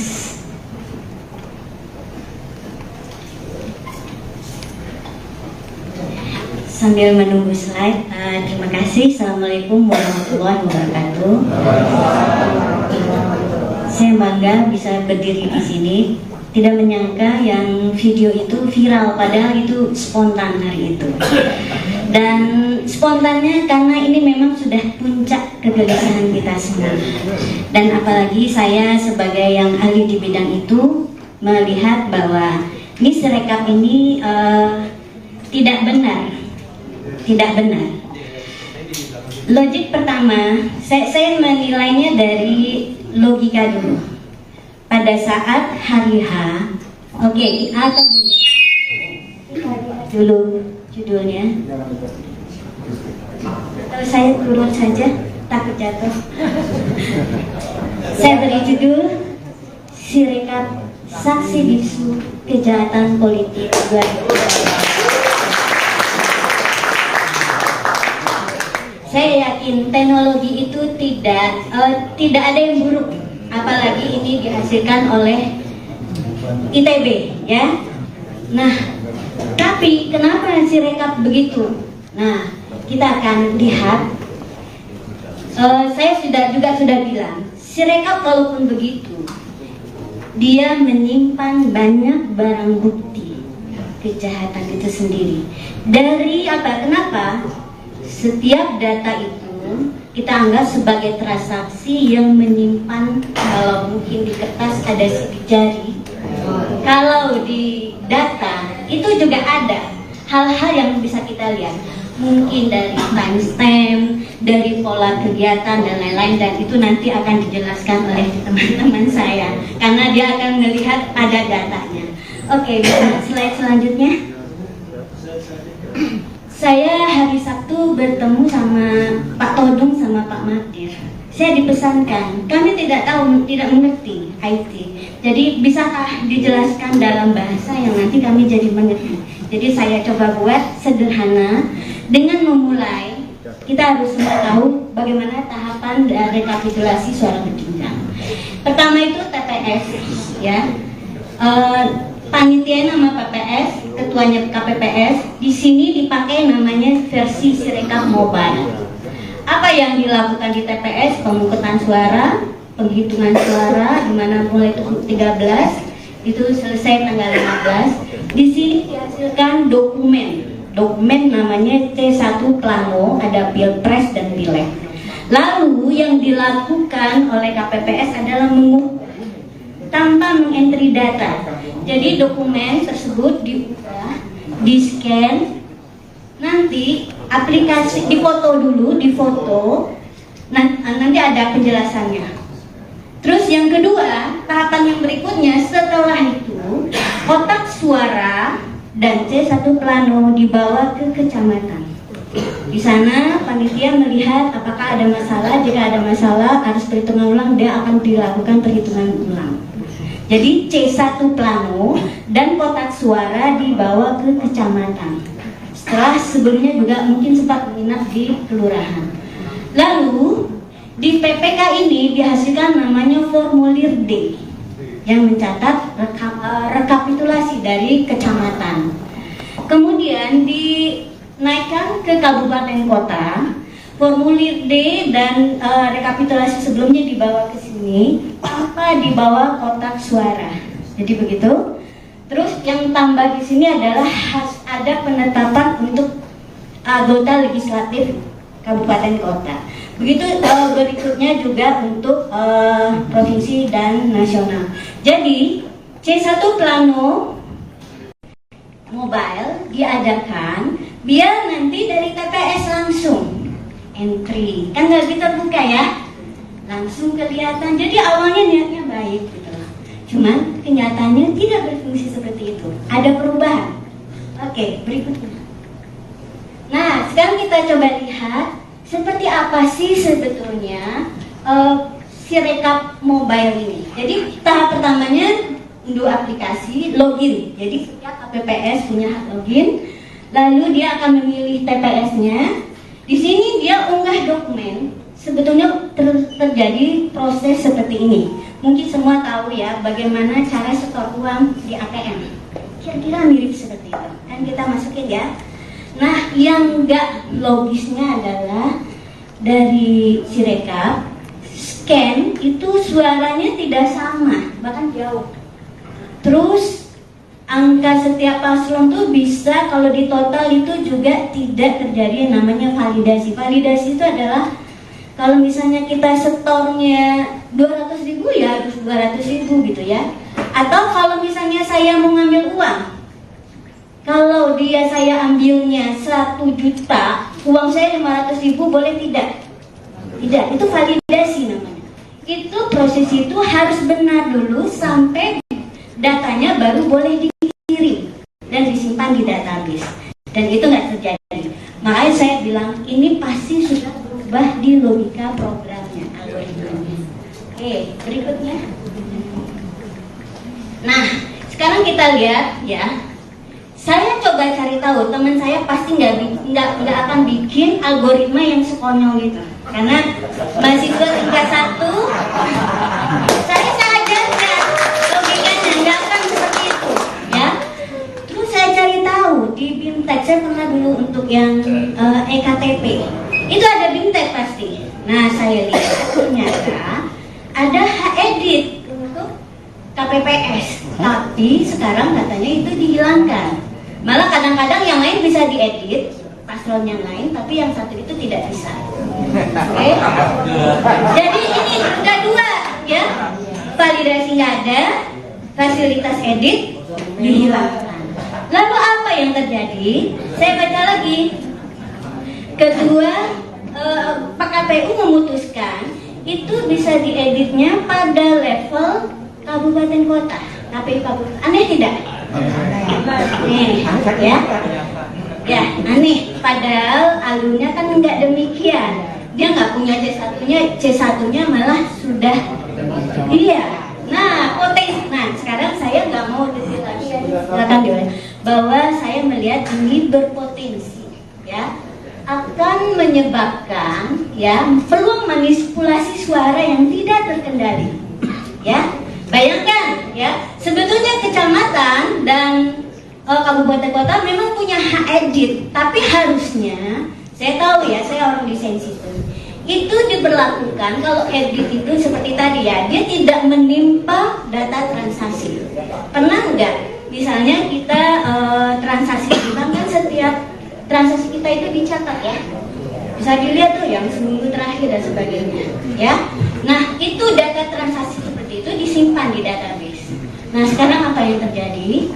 Nah bisa dilihatkan Pak yang foto aja, foto yang tulisan tangan, ada nggak fotonya? Nggak ada, terpisah, saya kirim ke Pak Petrus. Jadi intinya begini, bahwa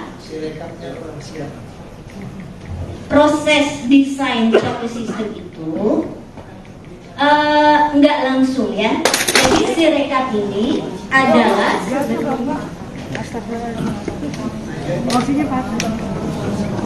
foto Pak. Dia ada lepan tangan saya kirim ke Pak Petrus. Sirekapnya belum siap. Sirekap belum siap. Atau itu nanti saja saya ya nanti. Jadi intinya gitu ya. Dari sisi desain ya, suatu aplikasi itu seperti aplikasi Sirekap, dia tugasnya hanya mengirim data ya ke Sirekap yang keseluruhan. Dia kan ada Sirekap mobile dan web. Nah, yang KPU dan Sekjen PDIP saling bantah soal perolehan suara di pemilu 2024. Perolehan suara pasangan Capres-Cawapres nomor urut 3, Ganjar Pranowo dan Mahfud MD hingga kini masih berada di posisi akhir dan jauh di bawah paslon nomor urut 2 Prabowo Gibran, serta paslon nomor urut 1 Anies Cak Imin. Data penghitungan suara atau real count KPU pun menunjukkan suara Ganjar Mahfud terus berada di kisaran 16-17% dari total suara Pilpres 2024. Kini pun muncul dugaan adanya algoritma untuk mengunci suara Ganjar Mahfud di angka 17% saja. Hal tersebut diungkapkan oleh Sekjen PDIP, Hasto Kristianto.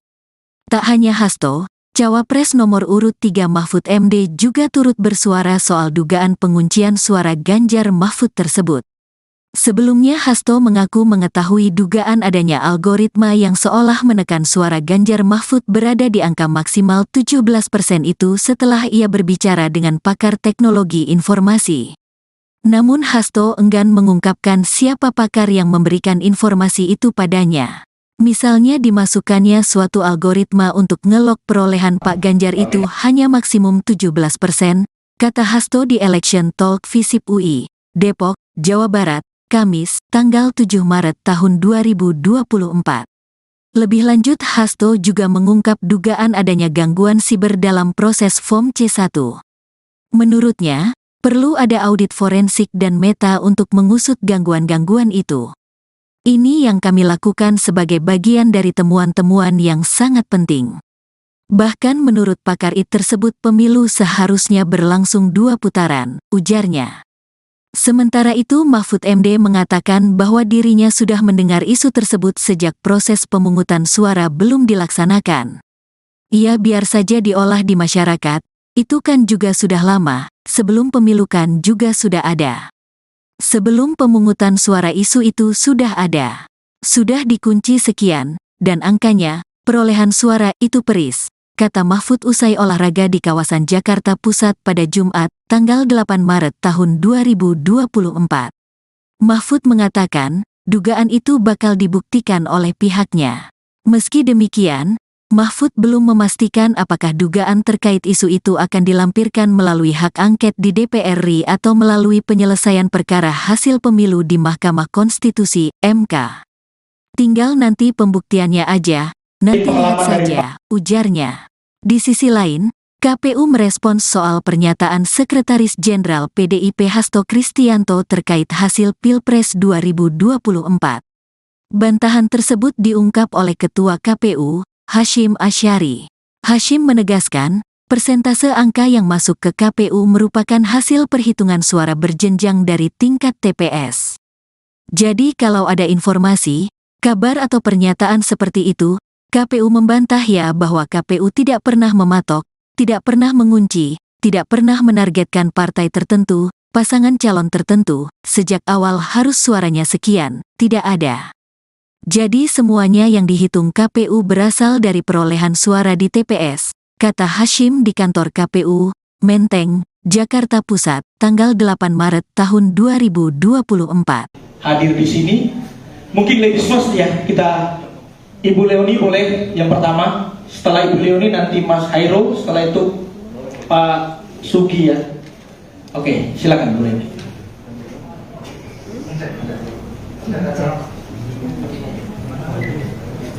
Terima kasih. Bisa minta tolong slide-nya.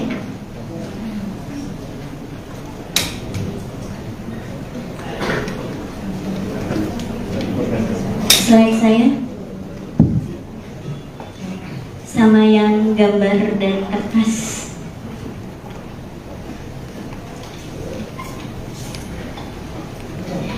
Sambil menunggu slide, terima kasih. Assalamualaikum warahmatullahi wabarakatuh.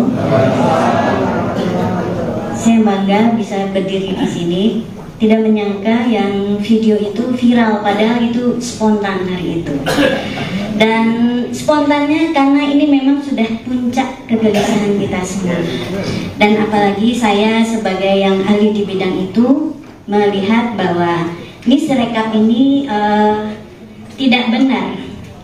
Tidak benar. Logik pertama, saya menilainya dari logika dulu.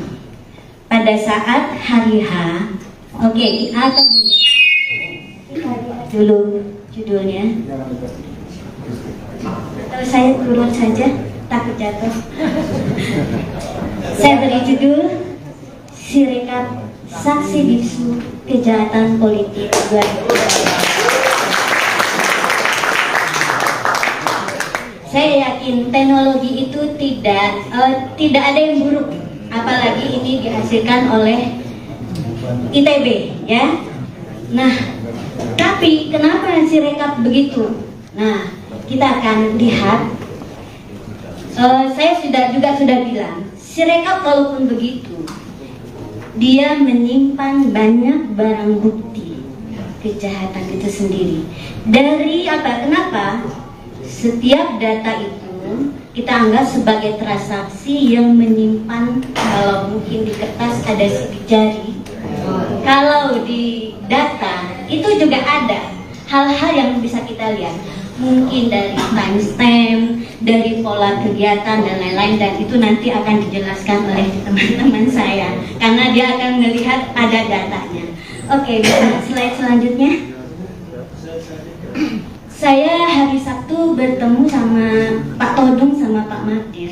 Saya dipesankan, kami tidak tahu, tidak mengerti IT, Jadi bisakah dijelaskan dalam bahasa yang nanti kami jadi mengerti? Jadi saya coba buat sederhana. Dengan memulai, kita harus semua tahu bagaimana tahapan rekapitulasi suara berjenjang. Pertama itu TPS, ya. Panitia nama PPS, ketuanya KPPS. Di sini dipakai namanya versi Sirekap Mobile. Apa yang dilakukan di TPS? Pemungutan suara, penghitungan suara, di mana mulai 13 itu selesai tanggal 15. Di sini dihasilkan dokumen namanya C1 Plano, ada Pilpres dan Pileg. Lalu yang dilakukan oleh KPPS adalah mengukur tanpa mengentry data. Jadi dokumen tersebut diubah, di-scan, nanti aplikasi difoto dulu, nanti ada penjelasannya. Terus yang kedua, tahapan yang berikutnya setelah itu kotak suara dan C1 Plano dibawa ke kecamatan. Di sana panitia melihat apakah ada masalah. Jika ada masalah harus perhitungan ulang, dia akan dilakukan perhitungan ulang. Jadi C1 Plano dan kotak suara dibawa ke kecamatan. Setelah sebelumnya juga mungkin sempat menginap di kelurahan. Lalu di PPK ini dihasilkan namanya formulir D yang mencatat rekapitulasi dari kecamatan. Kemudian dinaikkan ke kabupaten kota. Formulir D dan rekapitulasi sebelumnya dibawa ke sini tanpa dibawa kotak suara. Jadi begitu. Terus yang tambah di sini adalah ada penetapan untuk anggota legislatif kabupaten kota. Begitu berikutnya juga untuk provinsi dan nasional. Jadi C1 Plano Mobile diadakan biar nanti dari TPS langsung entry, kan nggak terbuka ya, langsung kelihatan. Jadi awalnya niatnya baik gitu loh. Cuman kenyataannya tidak berfungsi seperti itu. Ada perubahan. Oke, berikutnya. Nah, sekarang kita coba lihat seperti apa sih sebetulnya Sirekap Mobile ini. Jadi tahap pertamanya unduh aplikasi, login. Jadi setiap KPPS punya hak login. Lalu dia akan memilih TPS-nya. Di sini dia unggah dokumen. Sebetulnya terjadi proses seperti ini. Mungkin semua tahu ya bagaimana cara setor uang di ATM. Kira-kira mirip seperti itu. Kan kita masukin ya. Nah, yang enggak logisnya adalah dari Sirekap scan itu suaranya tidak sama, bahkan jauh.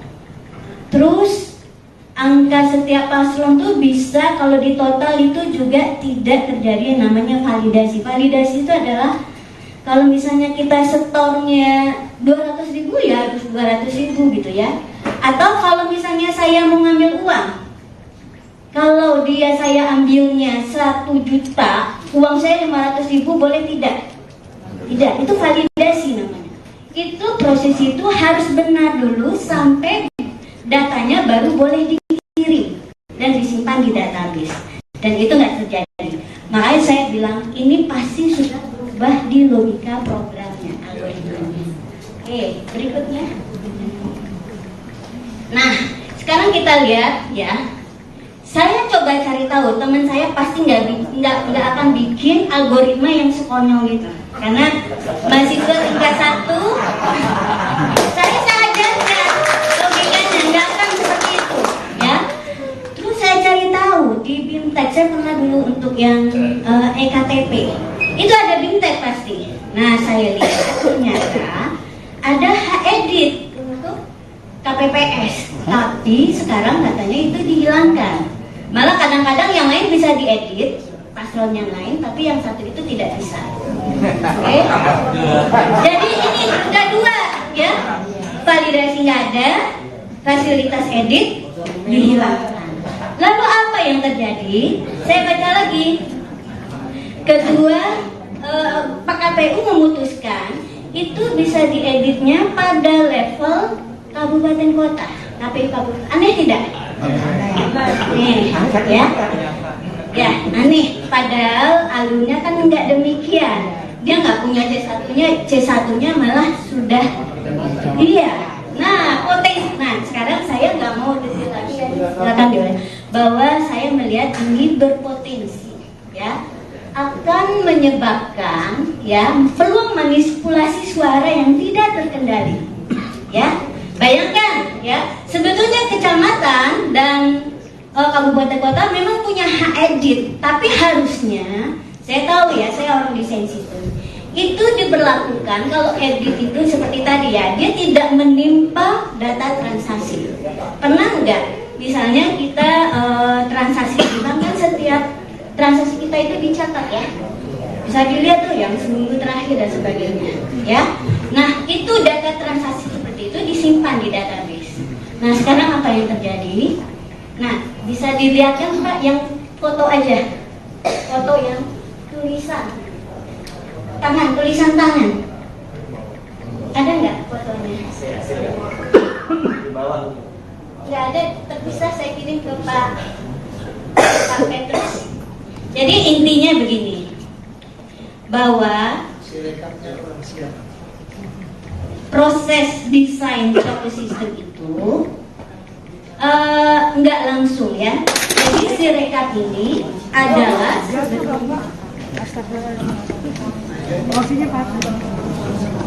foto Pak, dia ada lepan tangan saya kirim ke Pak Petrus. Sirekapnya belum siap. Sirekap belum siap.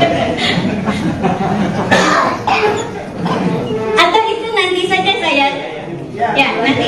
Jadi intinya gitu ya.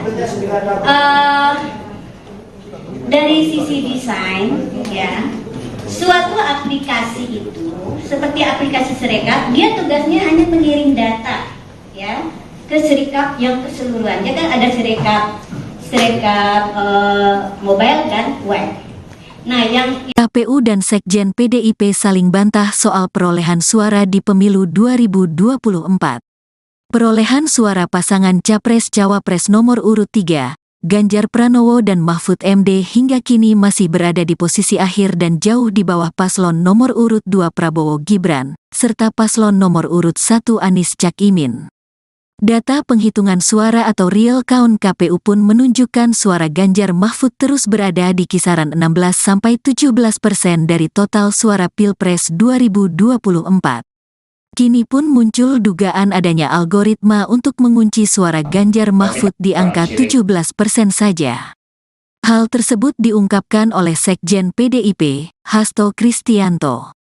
Tak hanya Hasto, Cawapres nomor urut 3 Mahfud MD juga turut bersuara soal dugaan penguncian suara Ganjar Mahfud tersebut. Sebelumnya Hasto mengaku mengetahui dugaan adanya algoritma yang seolah menekan suara Ganjar Mahfud berada di angka maksimal 17% itu setelah ia berbicara dengan pakar teknologi informasi. Namun Hasto enggan mengungkapkan siapa pakar yang memberikan informasi itu padanya. Misalnya dimasukkannya suatu algoritma untuk ngelok perolehan Pak Ganjar itu hanya maksimum 17%, kata Hasto di Election Talk Visip UI, Depok, Jawa Barat, Kamis, tanggal 7 Maret tahun 2024. Lebih lanjut Hasto juga mengungkap dugaan adanya gangguan siber dalam proses Form C1. Menurutnya, perlu ada audit forensik dan meta untuk mengusut gangguan-gangguan itu. Ini yang kami lakukan sebagai bagian dari temuan-temuan yang sangat penting. Bahkan menurut pakar IT tersebut pemilu seharusnya berlangsung 2 putaran, ujarnya. Sementara itu Mahfud MD mengatakan bahwa dirinya sudah mendengar isu tersebut sejak proses pemungutan suara belum dilaksanakan. Ia biar saja diolah di masyarakat, itu kan juga sudah lama, sebelum pemilu kan juga sudah ada. Sebelum pemungutan suara isu itu sudah ada. Sudah dikunci sekian, dan angkanya, perolehan suara itu peris, kata Mahfud usai olahraga di kawasan Jakarta Pusat pada Jumat, tanggal 8 Maret tahun 2024. Mahfud mengatakan, dugaan itu bakal dibuktikan oleh pihaknya. Meski demikian, Mahfud belum memastikan apakah dugaan terkait isu itu akan dilampirkan melalui hak angket di DPR RI atau melalui penyelesaian perkara hasil pemilu di Mahkamah Konstitusi, MK. Tinggal nanti pembuktiannya aja, nanti lihat saja, ujarnya. Di sisi lain, KPU merespons soal pernyataan Sekretaris Jenderal PDIP Hasto Kristianto terkait hasil Pilpres 2024. Bantahan tersebut diungkap oleh Ketua KPU, Hasyim Asyari. Hasyim menegaskan, persentase angka yang masuk ke KPU merupakan hasil perhitungan suara berjenjang dari tingkat TPS. Jadi kalau ada informasi, kabar atau pernyataan seperti itu, KPU membantah ya bahwa KPU tidak pernah mematok, tidak pernah mengunci, tidak pernah menargetkan partai tertentu, pasangan calon tertentu, sejak awal harus suaranya sekian, tidak ada. Jadi semuanya yang dihitung KPU berasal dari perolehan suara di TPS, kata Hasyim di kantor KPU, Menteng, Jakarta Pusat, tanggal 8 Maret tahun 2024. Hadir di sini, mungkin ladies first ya, kita Ibu Leoni boleh yang pertama, setelah Ibu Leoni nanti Mas Hairul, setelah itu Pak Sugi ya. Oke, silakan Bu Leoni.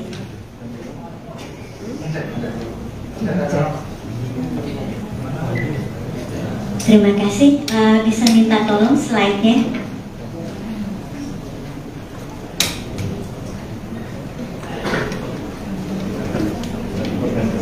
Slide saya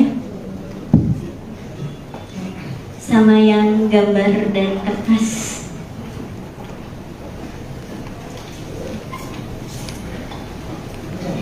Sambil menunggu slide, terima kasih. Assalamualaikum warahmatullahi wabarakatuh.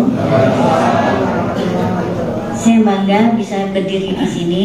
Tidak menyangka yang video itu viral, padahal itu spontan hari itu. Dan spontannya karena ini memang sudah puncak kegelisahan kita semua. Dan apalagi saya sebagai yang ahli di bidang itu melihat bahwa ini Sirekap ini tidak benar. Tidak benar. Logik pertama, saya menilainya dari logika dulu. Pada saat hari H, oke, atau gini, dulu judulnya. Atau saya turun saja, takut jatuh. Saya beri judul Sirekap Saksi Bisu Kejahatan Politik 2024. Saya yakin teknologi itu tidak ada yang buruk, apalagi ini dihasilkan oleh ITB, ya. Nah, tapi kenapa Sirekap begitu? Nah, kita akan lihat. Saya sudah bilang, Sirekap walaupun begitu, dia menyimpan banyak barang bukti kejahatan itu sendiri. Dari apa? Kenapa? Setiap data itu kita anggap sebagai transaksi yang menyimpan, kalau mungkin di kertas ada sidik jari, kalau di data itu juga ada hal-hal yang bisa kita lihat, mungkin dari timestamp, dari pola kegiatan dan lain-lain, dan itu nanti akan dijelaskan oleh teman-teman saya karena dia akan melihat ada datanya. Oke, slide selanjutnya. Saya hari Sabtu bertemu sama Pak Todung sama Pak Madir. Saya dipesankan, kami tidak mengerti IT. Jadi bisakah dijelaskan dalam bahasa yang nanti kami jadi mengerti. Jadi saya coba buat sederhana dengan memulai. Kita harus semua tahu bagaimana tahapan dari rekapitulasi suara berjenjang. Pertama itu TPS, ya. Panitia nama PPS, ketuanya KPPS. Di sini dipakai namanya versi Sirekap Mobile. Apa yang dilakukan di TPS? Pemungutan suara, penghitungan suara, di mana mulai 13 itu selesai tanggal 15. Di sini dihasilkan dokumen namanya C1 Plano, ada Pilpres dan Pileg. Lalu yang dilakukan oleh KPPS adalah mengukur tanpa mengentry data. Jadi dokumen tersebut diubah, di-scan, nanti aplikasi difoto dulu, nanti ada penjelasannya. Terus yang kedua, tahapan yang berikutnya setelah itu, kotak suara dan C1 Plano dibawa ke kecamatan. Di sana panitia melihat apakah ada masalah. Jika ada masalah, harus perhitungan ulang, dia akan dilakukan perhitungan ulang. Jadi C1 plano dan kotak suara dibawa ke kecamatan. Setelah sebelumnya juga mungkin sempat menginap di kelurahan. Lalu di PPK ini dihasilkan namanya formulir D yang mencatat rekapitulasi dari kecamatan. Kemudian dinaikkan ke kabupaten kota. Formulir D dan rekapitulasi sebelumnya dibawa ke sini tanpa dibawa kotak suara. Jadi begitu. Terus yang tambah di sini adalah ada penetapan untuk anggota legislatif kabupaten kota. Begitu berikutnya juga untuk provinsi dan nasional. Jadi C1 plano mobile diadakan biar nanti dari TPS langsung entry, kan nggak terbuka ya, langsung kelihatan. Jadi awalnya niatnya baik gitu, cuman kenyataannya tidak berfungsi seperti itu. Ada perubahan. Oke, berikutnya. Nah, sekarang kita coba lihat seperti apa sih sebetulnya Sirekap mobile ini. Jadi tahap pertamanya unduh aplikasi, login. Jadi setiap KPPS punya hak login. Lalu dia akan memilih TPS-nya. Di sini dia unggah dokumen. Sebetulnya terjadi proses seperti ini. Mungkin semua tahu ya bagaimana cara setor uang di ATM. Kira-kira mirip seperti itu. Kan kita masukin ya. Nah, yang enggak logisnya adalah dari Sirekap scan itu suaranya tidak sama, bahkan jauh.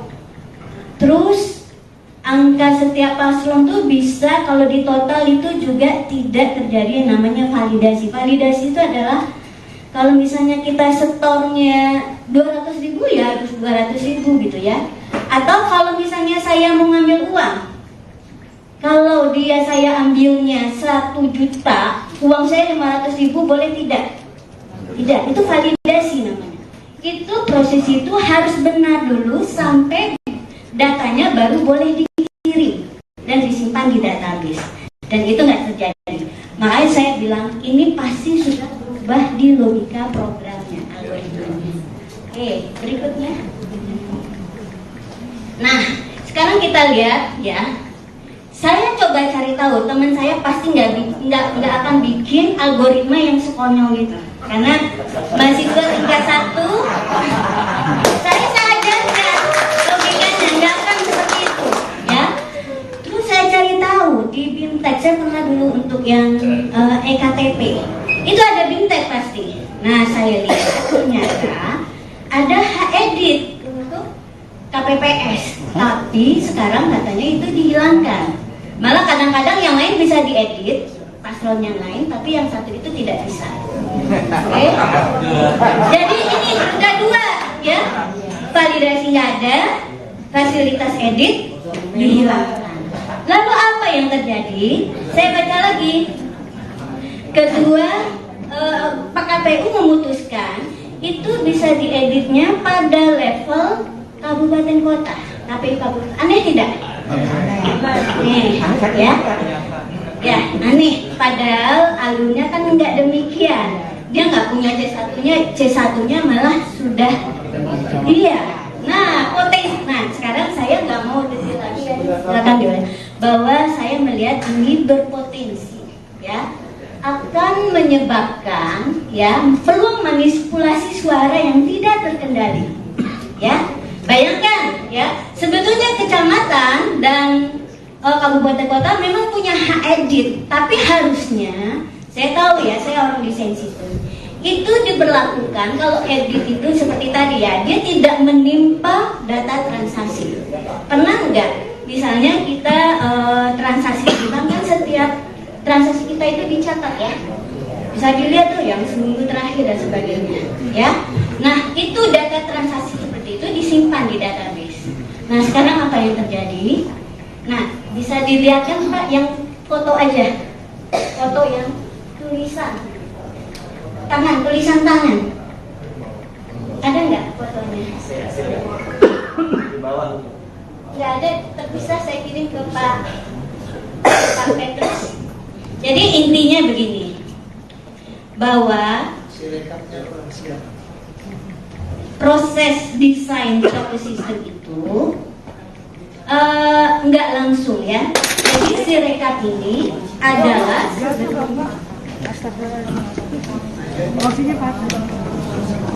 foto Pak. Dia ada lepan tangan saya kirim ke Pak Menteri. Sirekapnya belum siap. Sirekap Pak. Atau itu nanti saja saya ya nanti. Jadi intinya gitu ya. Dari sisi desain ya, suatu aplikasi itu seperti aplikasi Sirekap, dia tugasnya hanya mengirim data ya ke Sirekap yang keseluruhannya kan ada Sirekap mobile dan web. Nah, yang KPU dan Sekjen PDIP saling bantah soal perolehan suara di pemilu 2024. Perolehan suara pasangan Capres-Cawapres nomor urut 3, Ganjar Pranowo dan Mahfud MD hingga kini masih berada di posisi akhir dan jauh di bawah paslon nomor urut 2 Prabowo Gibran, serta paslon nomor urut 1 Anies Cak Imin. Data penghitungan suara atau real count KPU pun menunjukkan suara Ganjar Mahfud terus berada di kisaran 16–17% dari total suara Pilpres 2024. Kini pun muncul dugaan adanya algoritma untuk mengunci suara Ganjar Mahfud di angka 17% saja.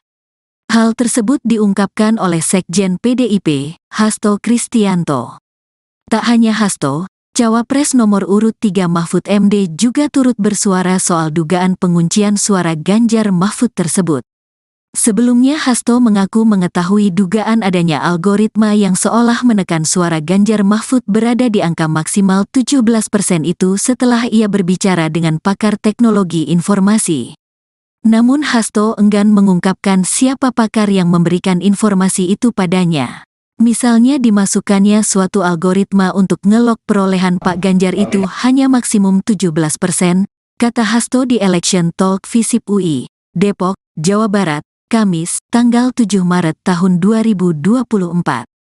Lebih lanjut Hasto juga mengungkap dugaan adanya gangguan siber dalam proses Form C1. Menurutnya, perlu ada audit forensik dan meta untuk mengusut gangguan-gangguan itu. Ini yang kami lakukan sebagai bagian dari temuan-temuan yang sangat penting. Bahkan menurut pakar IT tersebut pemilu seharusnya berlangsung 2 putaran, ujarnya. Sementara itu Mahfud MD mengatakan bahwa dirinya sudah mendengar isu tersebut sejak proses pemungutan suara belum dilaksanakan. Ia biar saja diolah di masyarakat, itu kan juga sudah lama, sebelum pemilu kan juga sudah ada. Sebelum pemungutan suara isu itu sudah ada. Sudah dikunci sekian, dan angkanya, perolehan suara itu peris, kata Mahfud usai olahraga di kawasan Jakarta Pusat pada Jumat, tanggal 8 Maret tahun 2024. Mahfud mengatakan, dugaan itu bakal dibuktikan oleh pihaknya. Meski demikian, Mahfud belum memastikan apakah dugaan terkait isu itu akan dilampirkan melalui hak angket di DPR RI atau melalui penyelesaian perkara hasil pemilu di Mahkamah Konstitusi, MK. Tinggal nanti pembuktiannya aja, nanti lihat saja, ujarnya. Di sisi lain, KPU merespons soal pernyataan Sekretaris Jenderal PDIP Hasto Kristianto terkait hasil Pilpres 2024. Bantahan tersebut diungkap oleh Ketua KPU, Hashim Asyari. Hashim menegaskan, persentase angka yang masuk ke KPU merupakan hasil perhitungan suara berjenjang dari tingkat TPS. Jadi kalau ada informasi, kabar atau pernyataan seperti itu, KPU membantah ya bahwa KPU tidak pernah mematok, tidak pernah mengunci, tidak pernah menargetkan partai tertentu, pasangan calon tertentu, sejak awal harus suaranya sekian, tidak ada. Jadi semuanya yang dihitung KPU berasal dari perolehan suara di TPS, kata Hashim di kantor KPU, Menteng, Jakarta Pusat, tanggal 8 Maret tahun 2024. Hadir di sini, mungkin ladies first ya, kita Ibu Leoni boleh yang pertama, setelah Ibu Leoni nanti Mas Hairo, setelah itu Pak Sugi ya. Oke, silakan Bu Leoni.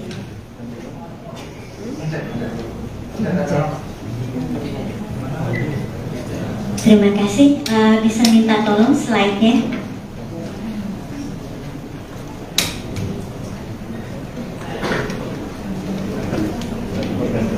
slide saya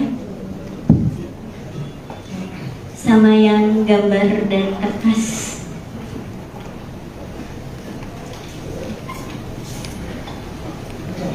Sambil menunggu slide, terima kasih. Assalamualaikum warahmatullahi wabarakatuh. Saya bangga bisa berdiri di sini. Tidak menyangka yang video itu viral, padahal itu spontan hari itu. Dan spontannya karena ini memang sudah puncak kegelisahan kita semua. Dan apalagi saya sebagai yang ahli di bidang itu melihat bahwa ini Sirekap ini tidak benar. Logik pertama, saya menilainya dari logika dulu. Pada saat hari H, oke, atau gini, dulu judulnya. Atau saya turun saja, takut jatuh. Saya beri judul Sirekap Saksi Bisu Kejahatan Politik 2020.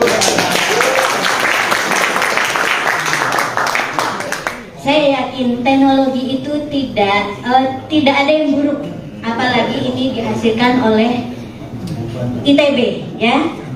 Nah, tapi kenapa Sirekap begitu? Nah, kita akan lihat. Saya sudah bilang, Sirekap walaupun begitu, dia menyimpan banyak barang bukti kejahatan itu sendiri. Dari apa? Kenapa? Setiap data itu kita anggap sebagai transaksi yang menyimpan, kalau mungkin di kertas ada sidik jari, kalau di data itu juga ada hal-hal yang bisa kita lihat, mungkin dari timestamp, dari pola kegiatan dan lain-lain, dan itu nanti akan dijelaskan oleh teman-teman saya karena dia akan melihat ada datanya. Oke, bisa slide selanjutnya. Saya hari Sabtu bertemu sama Pak Todung sama Pak Madir. Saya dipesankan, kami tidak mengerti IT. Jadi bisakah dijelaskan dalam bahasa yang nanti kami jadi mengerti. Jadi saya coba buat sederhana dengan memulai. Kita harus semua tahu bagaimana tahapan rekapitulasi suara berjenjang. Pertama itu TPS, ya. Panitia nama PPS, ketuanya KPPS. Di sini dipakai namanya versi Sirekap Mobile. Apa yang dilakukan di TPS? Pemungutan suara, penghitungan suara, di mana mulai 13 itu selesai tanggal 15. Di sini dihasilkan dokumen namanya C1 Plano, ada Pilpres dan Pileg. Lalu yang dilakukan oleh KPPS adalah mengukur tanpa mengentry data. Jadi dokumen tersebut dibuka, di-scan, nanti aplikasi difoto dulu, nanti ada penjelasannya. Terus yang kedua, tahapan yang berikutnya setelah itu kotak suara dan C1 Plano dibawa ke kecamatan. Di sana panitia melihat apakah ada masalah. Jika ada masalah harus perhitungan ulang, dia akan dilakukan perhitungan ulang.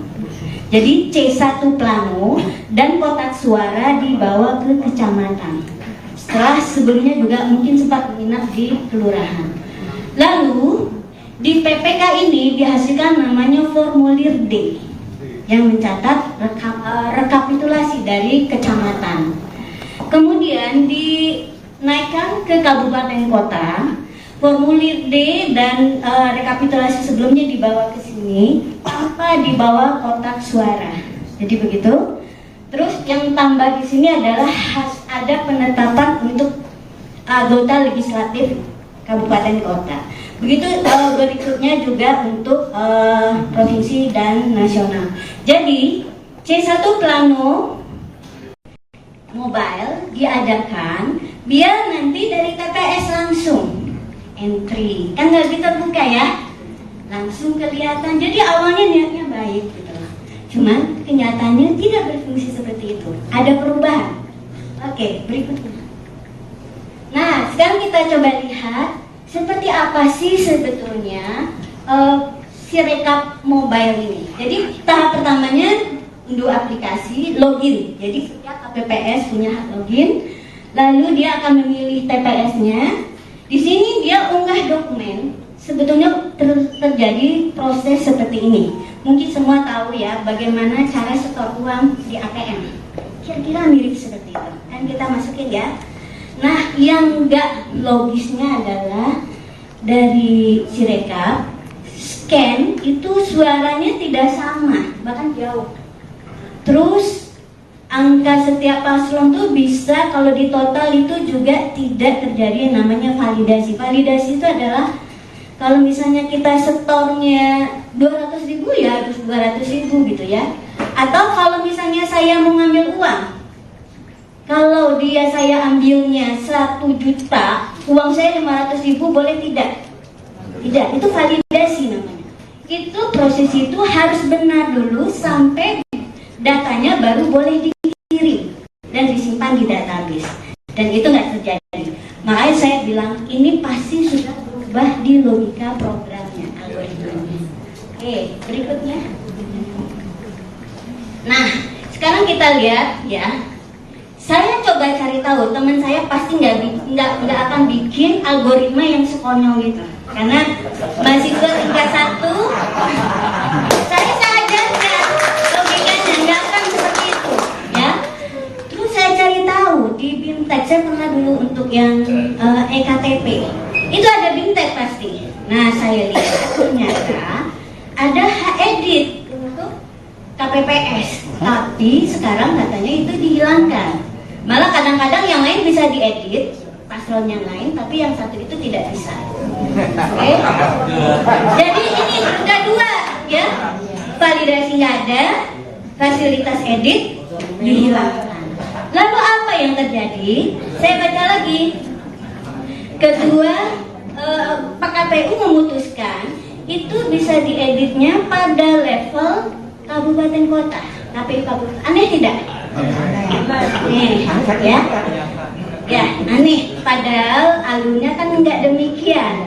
Dia nggak punya C1-nya malah sudah. Iya. Nah, potensi. Nah, sekarang saya nggak mau detail lagi ya. Silakan Dewan. Bahwa saya melihat ini berpotensi, ya, akan menyebabkan ya peluang manipulasi suara yang tidak terkendali, ya. Bayangkan ya, sebetulnya kecamatan dan kabupaten kota memang punya hak edit, tapi harusnya, saya tahu ya, saya orang desain sistem, itu diberlakukan kalau edit itu seperti tadi ya, dia tidak menimpa data transaksi. Pernah nggak? Misalnya kita transaksi di bank kan setiap transaksi kita itu dicatat ya, bisa dilihat tuh yang seminggu terakhir dan sebagainya, ya. Nah, itu data transaksi seperti itu disimpan di database. Nah, sekarang apa yang terjadi? Nah, bisa dilihat kan Pak, yang foto aja, foto yang tulisan tangan. Ada nggak fotonya?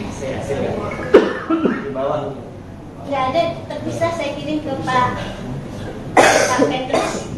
Jadi intinya begini, bahwa proses desain suatu sistem itu nggak langsung ya. Jadi Sirekap ini adalah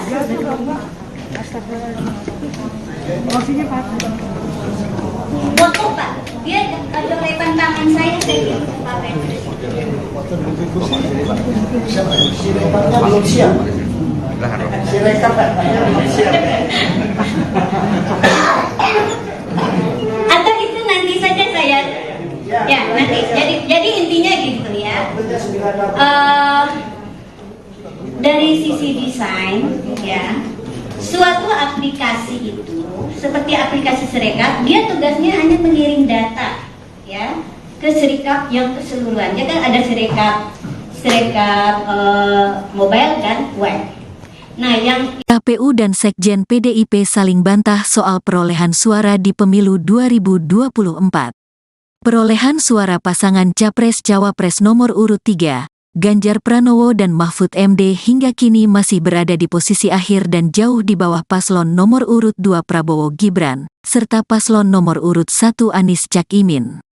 Data penghitungan suara atau real count KPU pun menunjukkan suara Ganjar Mahfud terus berada di kisaran 16–17% dari total suara Pilpres 2024.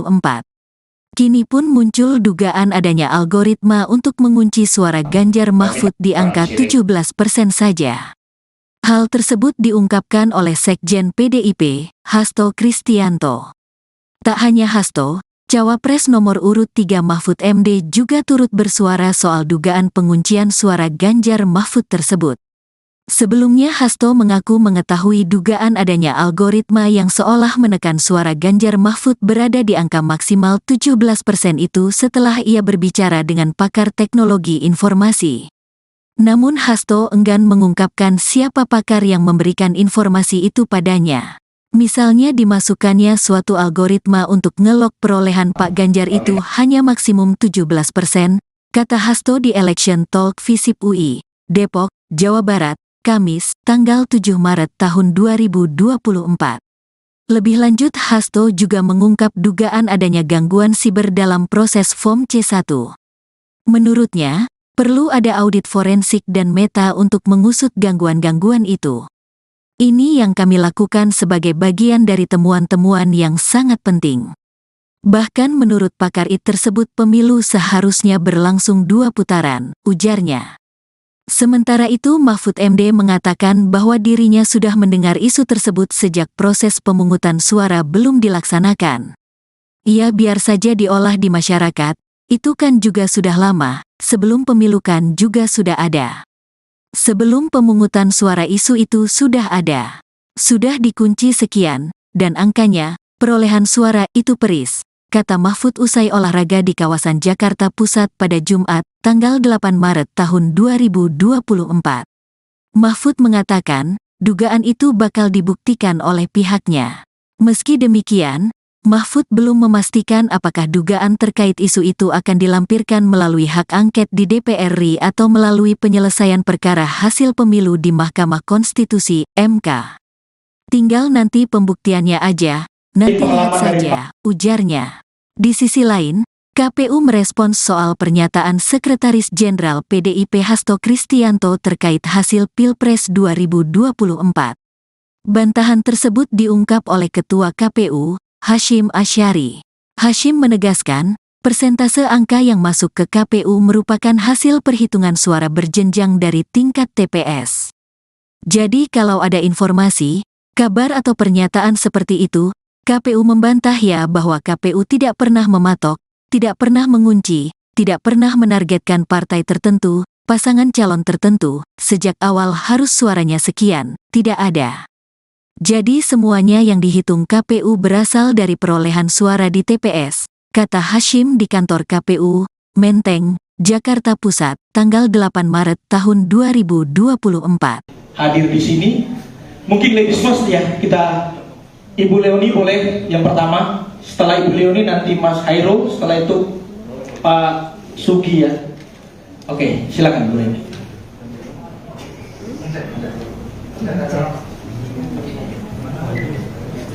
Terima kasih. Bisa minta tolong slide-nya.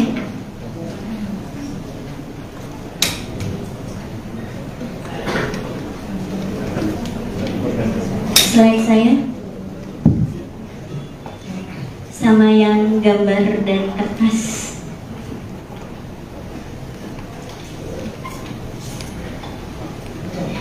Sambil menunggu slide, terima kasih. Assalamualaikum warahmatullahi wabarakatuh. Saya bangga bisa berdiri di sini. Tidak menyangka yang video itu viral, padahal itu spontan hari itu. Dan spontannya karena ini memang sudah puncak kegelisahan kita semua. Dan apalagi saya sebagai yang ahli di bidang itu melihat bahwa ini Sirekap ini tidak benar. Tidak benar. Logik pertama, saya menilainya dari logika dulu.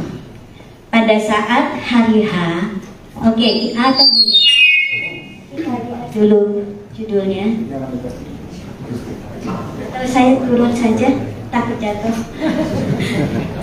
Saya beri judul Sirekap Saksi Bisu Kejahatan Politik 2024. saya yakin teknologi itu tidak ada yang buruk, apalagi ini dihasilkan oleh ITB, ya. Nah, tapi kenapa Sirekap begitu? Nah, kita akan lihat.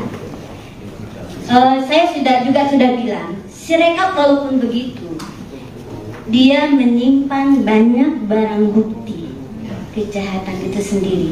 Dari apa? Kenapa? Setiap data itu kita anggap sebagai transaksi yang menyimpan, kalau mungkin di kertas ada sidik jari, kalau di data itu juga ada hal-hal yang bisa kita lihat, mungkin dari timestamp, dari pola kegiatan dan lain-lain, dan itu nanti akan dijelaskan oleh teman-teman saya karena dia akan melihat ada datanya.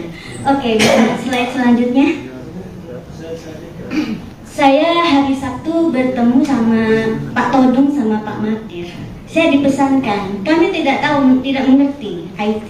Jadi bisakah dijelaskan dalam bahasa yang nanti kami jadi mengerti. Jadi saya coba buat sederhana dengan memulai. Kita harus semua tahu bagaimana tahapan rekapitulasi suara berjenjang. Pertama itu TPS, ya.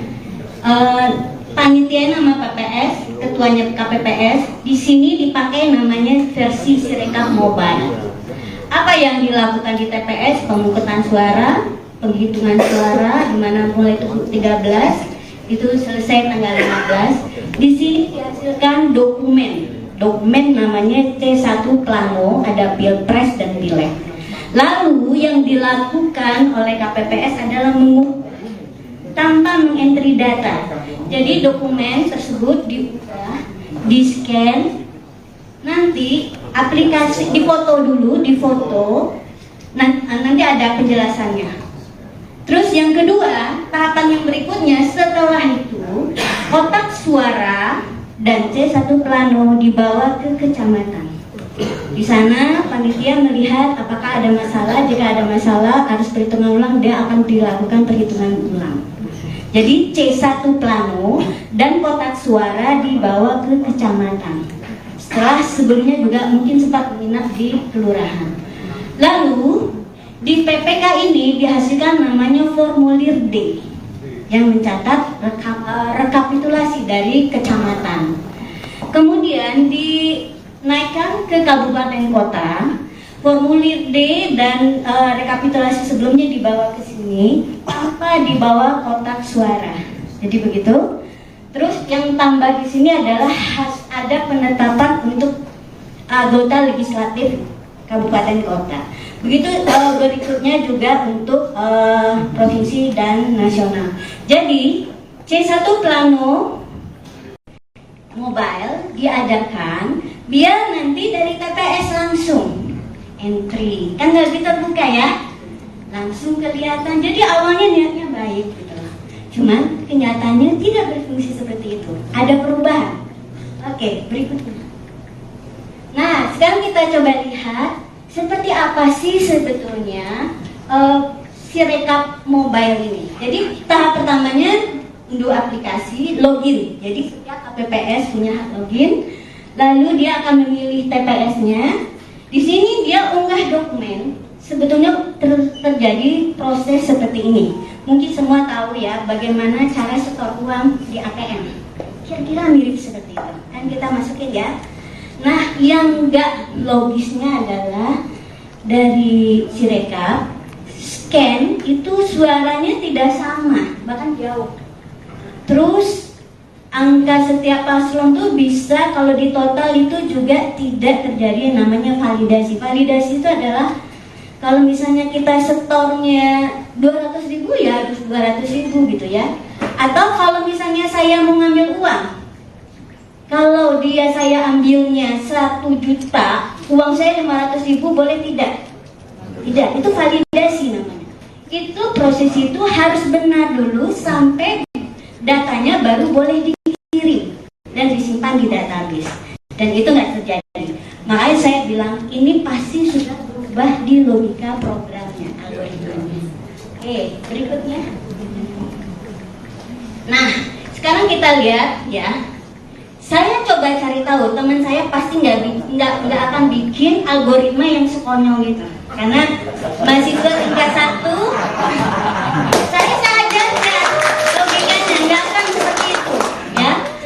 Terus saya cari tahu di BIMTEK, saya pernah dulu untuk yang EKTP, itu ada BIMTEK pasti. Nah, saya lihat ternyata ada edit untuk KPPS, tapi sekarang katanya itu dihilangkan. Malah kadang-kadang yang lain bisa diedit, paslon yang lain, tapi yang satu itu tidak bisa. Oke? Jadi ini udah 2, ya. Validasi nggak ada, fasilitas edit dihilangkan. Lalu apa yang terjadi? Saya baca lagi. Kedua, Pak KPU memutuskan itu bisa dieditnya pada level kabupaten kota, KPU kabupaten. Aneh tidak? Aneh, ya. Ya, aneh. Padahal alurnya kan enggak demikian. Dia nggak punya C1-nya malah sudah. Iya. Nah, potensi. Nah, sekarang saya nggak mau detail lagi, silakan diulang. Bahwa saya melihat ini berpotensi, ya, akan menyebabkan, ya, peluang manipulasi suara yang tidak terkendali, ya. Bayangkan, ya, sebetulnya kecamatan dan kabupaten kota memang punya hak edit, tapi harusnya, saya tahu ya, saya orang desain sistem, itu diberlakukan kalau edit itu seperti tadi, ya, dia tidak menimpa data transaksi. Pernah nggak? Misalnya kita transaksi di bank kan setiap transaksi kita itu dicatat, ya, bisa dilihat tuh yang seminggu terakhir dan sebagainya, ya. Nah, itu data transaksi seperti itu disimpan di database. Nah, sekarang apa yang terjadi? Nah, bisa dilihat kan Pak, yang foto aja, foto yang tulisan tangan, ada nggak fotonya?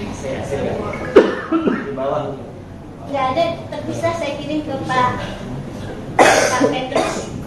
Jadi intinya begini, bahwa proses desain suatu sistem itu nggak langsung, ya. Jadi Sirekap ini adalah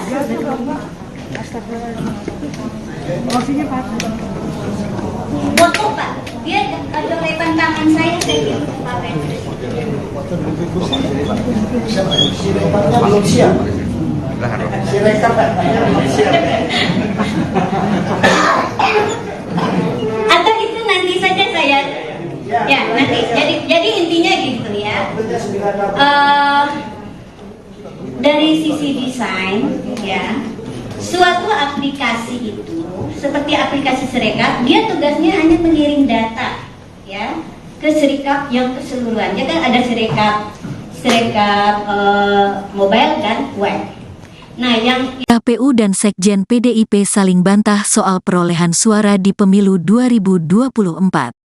Perolehan suara pasangan Capres-Cawapres nomor urut 3, Ganjar Pranowo dan Mahfud MD hingga kini masih berada di posisi akhir dan jauh di bawah paslon nomor urut 2 Prabowo Gibran, serta paslon nomor urut 1 Anies Cak Imin. Data penghitungan suara atau real count KPU pun menunjukkan suara Ganjar Mahfud terus berada di kisaran 16-17% dari total suara Pilpres 2024. Kini pun muncul dugaan adanya algoritma untuk mengunci suara Ganjar Mahfud di angka 17% saja. Hal tersebut diungkapkan oleh Sekjen PDIP, Hasto Kristianto. Tak hanya Hasto, Cawapres nomor urut 3 Mahfud MD juga turut bersuara soal dugaan penguncian suara Ganjar Mahfud tersebut. Sebelumnya Hasto mengaku mengetahui dugaan adanya algoritma yang seolah menekan suara Ganjar Mahfud berada di angka maksimal 17% itu setelah ia berbicara dengan pakar teknologi informasi. Namun Hasto enggan mengungkapkan siapa pakar yang memberikan informasi itu padanya. Misalnya dimasukkannya suatu algoritma untuk ngelok perolehan Pak Ganjar itu hanya maksimum 17%, kata Hasto di Election Talk Visip UI, Depok, Jawa Barat, Kamis, tanggal 7 Maret tahun 2024. Lebih lanjut Hasto juga mengungkap dugaan adanya gangguan siber dalam proses Form C1. Menurutnya, perlu ada audit forensik dan meta untuk mengusut gangguan-gangguan itu. Ini yang kami lakukan sebagai bagian dari temuan-temuan yang sangat penting. Bahkan menurut pakar IT tersebut pemilu seharusnya berlangsung 2 putaran, ujarnya. Sementara itu Mahfud MD mengatakan bahwa dirinya sudah mendengar isu tersebut sejak proses pemungutan suara belum dilaksanakan. Ia biar saja diolah di masyarakat, itu kan juga sudah lama, sebelum pemilu kan juga sudah ada. Sebelum pemungutan suara isu itu sudah ada. Sudah dikunci sekian, dan angkanya, perolehan suara itu peris, kata Mahfud usai olahraga di kawasan Jakarta Pusat pada Jumat, tanggal 8 Maret tahun 2024. Mahfud mengatakan, dugaan itu bakal dibuktikan oleh pihaknya. Meski demikian, Mahfud belum memastikan apakah dugaan terkait isu itu akan dilampirkan melalui hak angket di DPR RI atau melalui penyelesaian perkara hasil pemilu di Mahkamah Konstitusi, MK. Tinggal nanti pembuktiannya aja, nanti lihat saja, ujarnya. Di sisi lain, KPU merespons soal pernyataan Sekretaris Jenderal PDIP Hasto Kristianto terkait hasil Pilpres 2024. Bantahan tersebut diungkap oleh Ketua KPU, Hasyim Asyari. Hasyim menegaskan, persentase angka yang masuk ke KPU merupakan hasil perhitungan suara berjenjang dari tingkat TPS.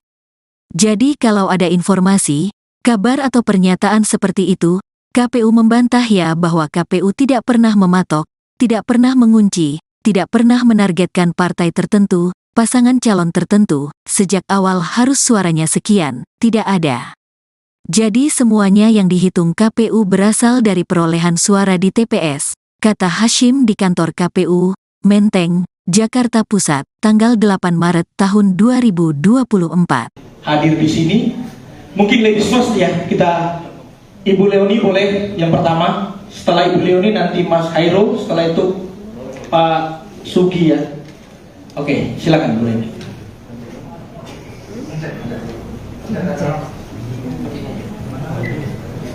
Terima kasih. Bisa minta tolong slide-nya.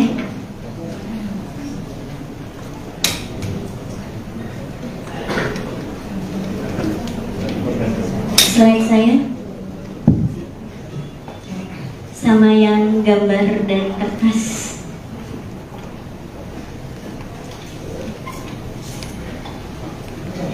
Sambil menunggu slide, terima kasih. Assalamualaikum warahmatullahi wabarakatuh. Saya bangga bisa berdiri di sini. Tidak menyangka yang video itu viral, padahal itu spontan hari itu.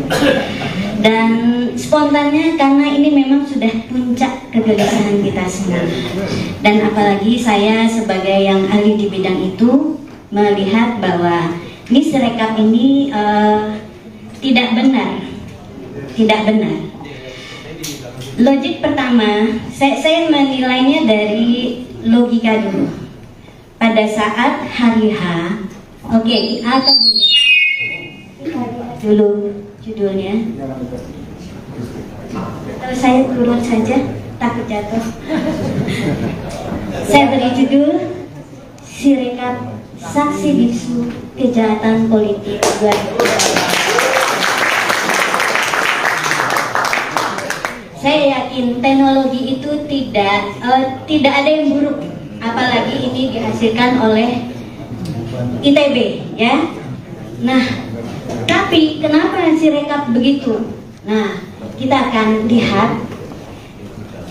Saya sudah bilang, Sirekap kalaupun begitu, dia menyimpan banyak barang bukti kejahatan itu sendiri. Dari apa? Kenapa? Setiap data itu kita anggap sebagai transaksi yang menyimpan, kalau mungkin di kertas ada sidik jari, kalau di data itu juga ada hal-hal yang bisa kita lihat, mungkin dari timestamp, dari pola kegiatan dan lain-lain, dan itu nanti akan dijelaskan oleh teman-teman saya karena dia akan melihat ada datanya. Oke, bisa slide selanjutnya.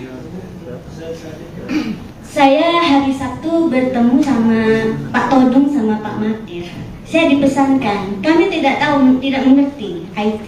Jadi bisakah dijelaskan dalam bahasa yang nanti kami jadi mengerti. Jadi saya coba buat sederhana dengan memulai kita harus semua tahu bagaimana tahapan rekapitulasi suara berjenjang. Pertama itu TPS, ya. Panitia nama PPS, ketuanya KPPS. Di sini dipakai namanya versi Sirekap Mobile. Apa yang dilakukan di TPS? Pemungutan suara, penghitungan suara, di mana mulai 13 itu selesai tanggal 15. Di sini dihasilkan dokumen namanya C1 Plano, ada Pilpres dan Pileg. Lalu yang dilakukan oleh KPPS adalah mengukur tanpa mengentry data. Jadi dokumen tersebut diubah, di-scan, nanti aplikasi difoto dulu, nanti ada penjelasannya. Terus yang kedua, tahapan yang berikutnya setelah itu kotak suara dan C1 Plano dibawa ke kecamatan. Di sana panitia melihat apakah ada masalah. Jika ada masalah harus perhitungan ulang, dia akan dilakukan perhitungan ulang. Jadi C1 Plano dan kotak suara dibawa ke kecamatan. Setelah sebelumnya juga mungkin sempat menginap di kelurahan. Lalu di PPK ini dihasilkan namanya formulir D yang mencatat rekapitulasi dari kecamatan. Kemudian dinaikkan ke kabupaten kota, formulir D dan rekapitulasi sebelumnya dibawa ke sini tanpa dibawa kotak suara. Jadi begitu. Terus yang tambah di sini adalah ada penetapan untuk anggota legislatif kabupaten kota. Begitu berikutnya juga untuk provinsi dan nasional. Jadi C1 Plano Mobile diadakan biar nanti dari TPS langsung entry, kan nggak bisa buka ya, langsung kelihatan. Jadi awalnya niatnya baik gitu, cuman kenyataannya tidak berfungsi seperti itu. Ada perubahan. Oke, berikutnya. Nah, sekarang kita coba lihat seperti apa sih sebetulnya Sirekap Mobile ini. Jadi tahap pertamanya unduh aplikasi, login. Jadi setiap KPPS punya hak login. Lalu dia akan memilih TPS-nya. Di sini dia unggah dokumen. Sebetulnya terjadi proses seperti ini. Mungkin semua tahu ya bagaimana cara setor uang di ATM. Kira-kira mirip seperti itu. Dan kita masukin ya. Nah, yang enggak logisnya adalah dari Sirekap scan itu suaranya tidak sama, bahkan jauh. Terus angka setiap paslon tuh bisa kalau di total itu juga tidak terjadi yang namanya validasi. Validasi itu adalah kalau misalnya kita setornya 200.000 ya harus 200.000 gitu ya. Atau kalau misalnya saya mau ngambil uang, kalau saya ambilnya 1 juta, uang saya 500.000 boleh tidak? Tidak, itu validasi namanya.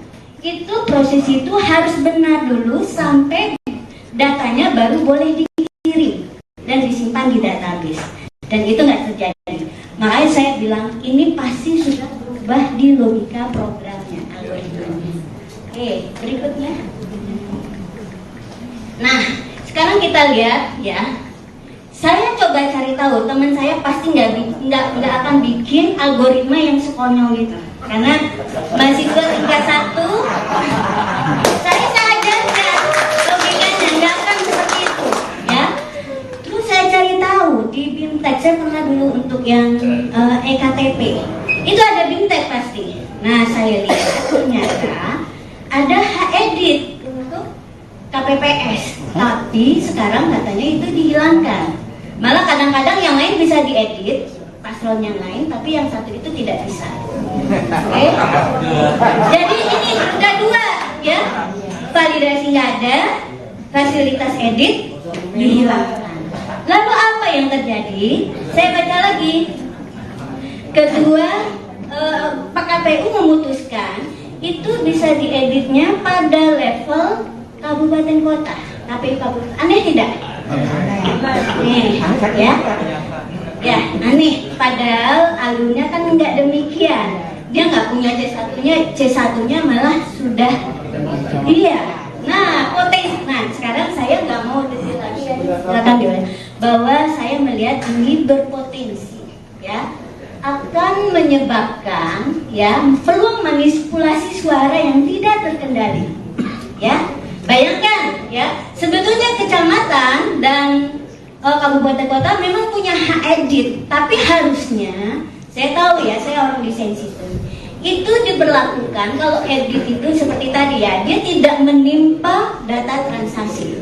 Pernah nggak? Misalnya kita transaksi di bank kan setiap transaksi kita itu dicatat ya, bisa dilihat tuh yang seminggu terakhir dan sebagainya ya. Nah itu data transaksi seperti itu disimpan di database. Nah sekarang apa yang terjadi? Nah bisa dilihat kan Pak yang foto aja, foto yang tulisan tangan, tulisan tangan, ada nggak fotonya? Nggak ada, terpisah saya kirim ke Pak Petrus. Jadi intinya begini, bahwa proses desain suatu sistem itu nggak langsung ya. Jadi Sirekap ini adalah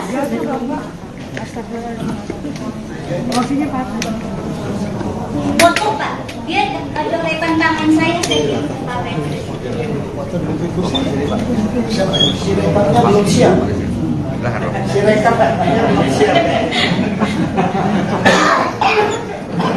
Atau itu nanti saja saya ya nanti. Jadi intinya gitu ya. Dari sisi desain ya, suatu aplikasi itu seperti aplikasi Sirekap, dia tugasnya hanya mengirim data ya ke Sirekap yang keseluruhan. Dia kan ada Sirekap mobile dan web. Nah, yang KPU dan Sekjen PDIP saling bantah soal perolehan suara di pemilu 2024. Perolehan suara pasangan Capres-Cawapres nomor urut 3, Ganjar Pranowo dan Mahfud MD hingga kini masih berada di posisi akhir dan jauh di bawah paslon nomor urut 2 Prabowo Gibran, serta paslon nomor urut 1 Anies Cak Imin. Data penghitungan suara atau real count KPU pun menunjukkan suara Ganjar Mahfud terus berada di kisaran 16-17% dari total suara Pilpres 2024. Kini pun muncul dugaan adanya algoritma untuk mengunci suara Ganjar Mahfud di angka 17% saja. Hal tersebut diungkapkan oleh Sekjen PDIP, Hasto Kristianto. Tak hanya Hasto, Cawapres nomor urut 3 Mahfud MD juga turut bersuara soal dugaan penguncian suara Ganjar Mahfud tersebut. Sebelumnya Hasto mengaku mengetahui dugaan adanya algoritma yang seolah menekan suara Ganjar Mahfud berada di angka maksimal 17% itu setelah ia berbicara dengan pakar teknologi informasi. Namun Hasto enggan mengungkapkan siapa pakar yang memberikan informasi itu padanya. Misalnya dimasukkannya suatu algoritma untuk ngelok perolehan Pak Ganjar itu hanya maksimum 17%, kata Hasto di Election Talk Visip UI, Depok, Jawa Barat, Kamis, tanggal 7 Maret tahun 2024. Lebih lanjut Hasto juga mengungkap dugaan adanya gangguan siber dalam proses Form C1. Menurutnya, perlu ada audit forensik dan meta untuk mengusut gangguan-gangguan itu. Ini yang kami lakukan sebagai bagian dari temuan-temuan yang sangat penting. Bahkan menurut pakar IT tersebut pemilu seharusnya berlangsung 2 putaran, ujarnya. Sementara itu Mahfud MD mengatakan bahwa dirinya sudah mendengar isu tersebut sejak proses pemungutan suara belum dilaksanakan. Ia biar saja diolah di masyarakat, itu kan juga sudah lama, sebelum pemilu kan juga sudah ada. Sebelum pemungutan suara isu itu sudah ada. Sudah dikunci sekian, dan angkanya, perolehan suara itu peris, kata Mahfud usai olahraga di kawasan Jakarta Pusat pada Jumat, tanggal 8 Maret tahun 2024. Mahfud mengatakan, dugaan itu bakal dibuktikan oleh pihaknya. Meski demikian, Mahfud belum memastikan apakah dugaan terkait isu itu akan dilampirkan melalui hak angket di DPR RI atau melalui penyelesaian perkara hasil pemilu di Mahkamah Konstitusi, MK. Tinggal nanti pembuktiannya aja, nanti lihat saja, ujarnya. Di sisi lain, KPU merespons soal pernyataan Sekretaris Jenderal PDIP Hasto Kristianto terkait hasil Pilpres 2024. Bantahan tersebut diungkap oleh Ketua KPU, Hasyim Asyari. Hasyim menegaskan, persentase angka yang masuk ke KPU merupakan hasil perhitungan suara berjenjang dari tingkat TPS. Jadi kalau ada informasi, kabar atau pernyataan seperti itu, KPU membantah ya bahwa KPU tidak pernah mematok, tidak pernah mengunci, tidak pernah menargetkan partai tertentu, pasangan calon tertentu, sejak awal harus suaranya sekian, tidak ada. Jadi semuanya yang dihitung KPU berasal dari perolehan suara di TPS, kata Hasyim di kantor KPU, Menteng, Jakarta Pusat, tanggal 8 Maret tahun 2024. Hadir di sini, mungkin ladies first ya, kita Ibu Leoni boleh yang pertama, setelah Ibu Leoni nanti Mas Hairul, setelah itu Pak Sugi ya. Oke, silakan Bu Leoni.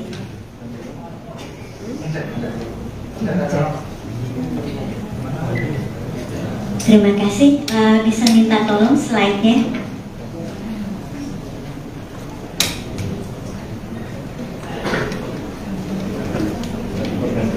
Slide saya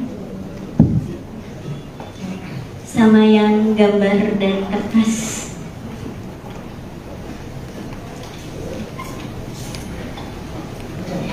Sambil menunggu slide, terima kasih. Assalamualaikum warahmatullahi wabarakatuh.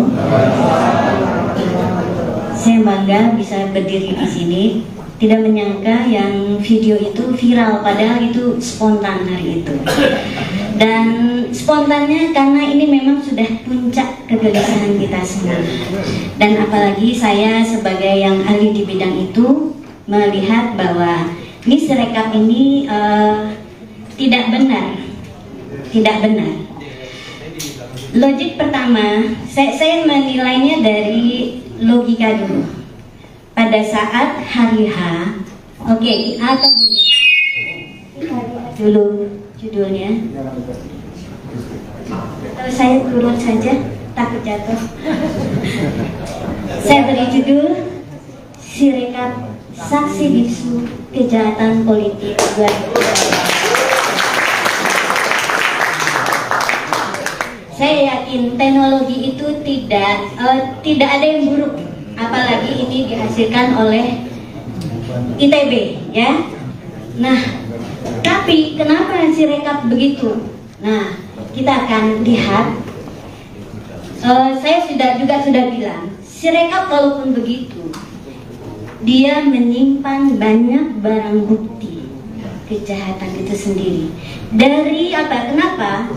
Setiap data itu kita anggap sebagai transaksi yang menyimpan, kalau mungkin di kertas ada sidik jari, kalau di data itu juga ada hal-hal yang bisa kita lihat, mungkin dari timestamp, dari pola kegiatan dan lain-lain, dan itu nanti akan dijelaskan oleh teman-teman saya karena dia akan melihat ada datanya.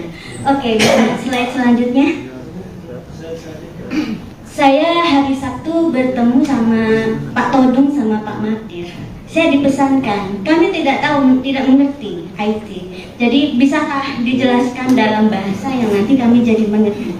Jadi saya coba buat sederhana dengan memulai. Kita harus semua tahu bagaimana tahapan rekapitulasi suara berjenjang. Pertama itu TPS, ya. Panitia nama PPS, ketuanya KPPS, di sini dipakai namanya versi Sirekap Mobile.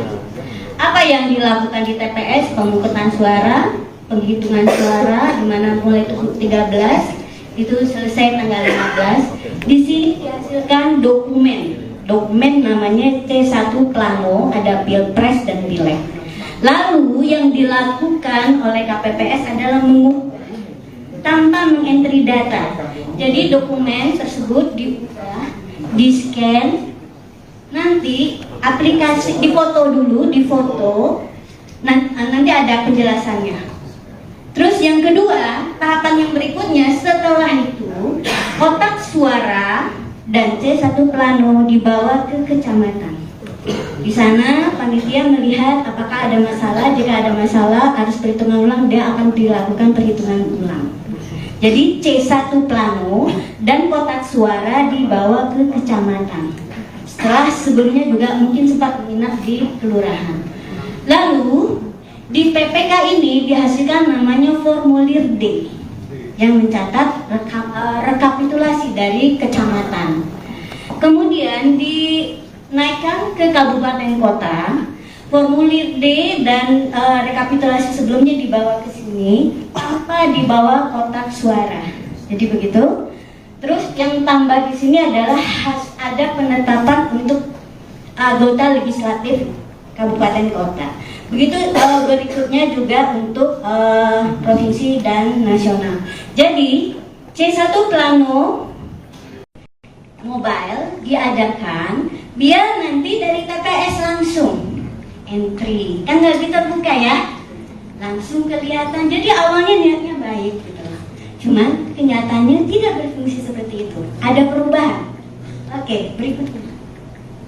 Nah, sekarang kita coba lihat seperti apa sih sebetulnya Sirekap mobile ini. Jadi tahap pertamanya unduh aplikasi, login. Jadi setiap KPPS punya hak login. Lalu dia akan memilih TPS-nya. Di sini dia unggah dokumen. Sebetulnya terjadi proses seperti ini. Mungkin semua tahu ya bagaimana cara setor uang di ATM. Kira-kira mirip seperti itu. Kan kita masukin ya. Nah, yang enggak logisnya adalah dari Sirekap scan itu suaranya tidak sama, bahkan jauh. Terus angka setiap paslon tuh bisa kalau di total itu juga tidak terjadi yang namanya validasi. Validasi itu adalah kalau misalnya kita setornya 200.000 ya harus 200.000 gitu ya. Atau kalau misalnya saya mau ngambil uang, kalau saya ambilnya 1 juta, uang saya 500.000 boleh tidak? Tidak, itu validasi namanya. Itu proses itu harus benar dulu sampai datanya baru boleh dikirim dan disimpan di database. Dan itu nggak terjadi. Makanya saya bilang ini pasti sudah berubah di logika programnya, algoritmanya. Oke, berikutnya. Nah, sekarang kita lihat ya. Saya coba cari tahu, teman saya pasti nggak akan bikin algoritma yang sekonyol gitu. Karena mahasiswa tingkat 1, saya ajarkan logikanya nggak akan seperti itu, ya. Terus saya cari tahu di BIMTEK, saya pernah dulu untuk yang EKTP, itu ada BIMTEK pasti. Nah, saya lihat ternyata ada edit untuk KPPS, tapi sekarang katanya itu dihilangkan. Malah kadang-kadang yang lain bisa diedit, paslon yang lain, tapi yang satu itu tidak bisa. Oke? Jadi ini ada dua, ya. Validasi nggak ada, fasilitas edit dihilangkan. Lalu apa yang terjadi? Saya baca lagi.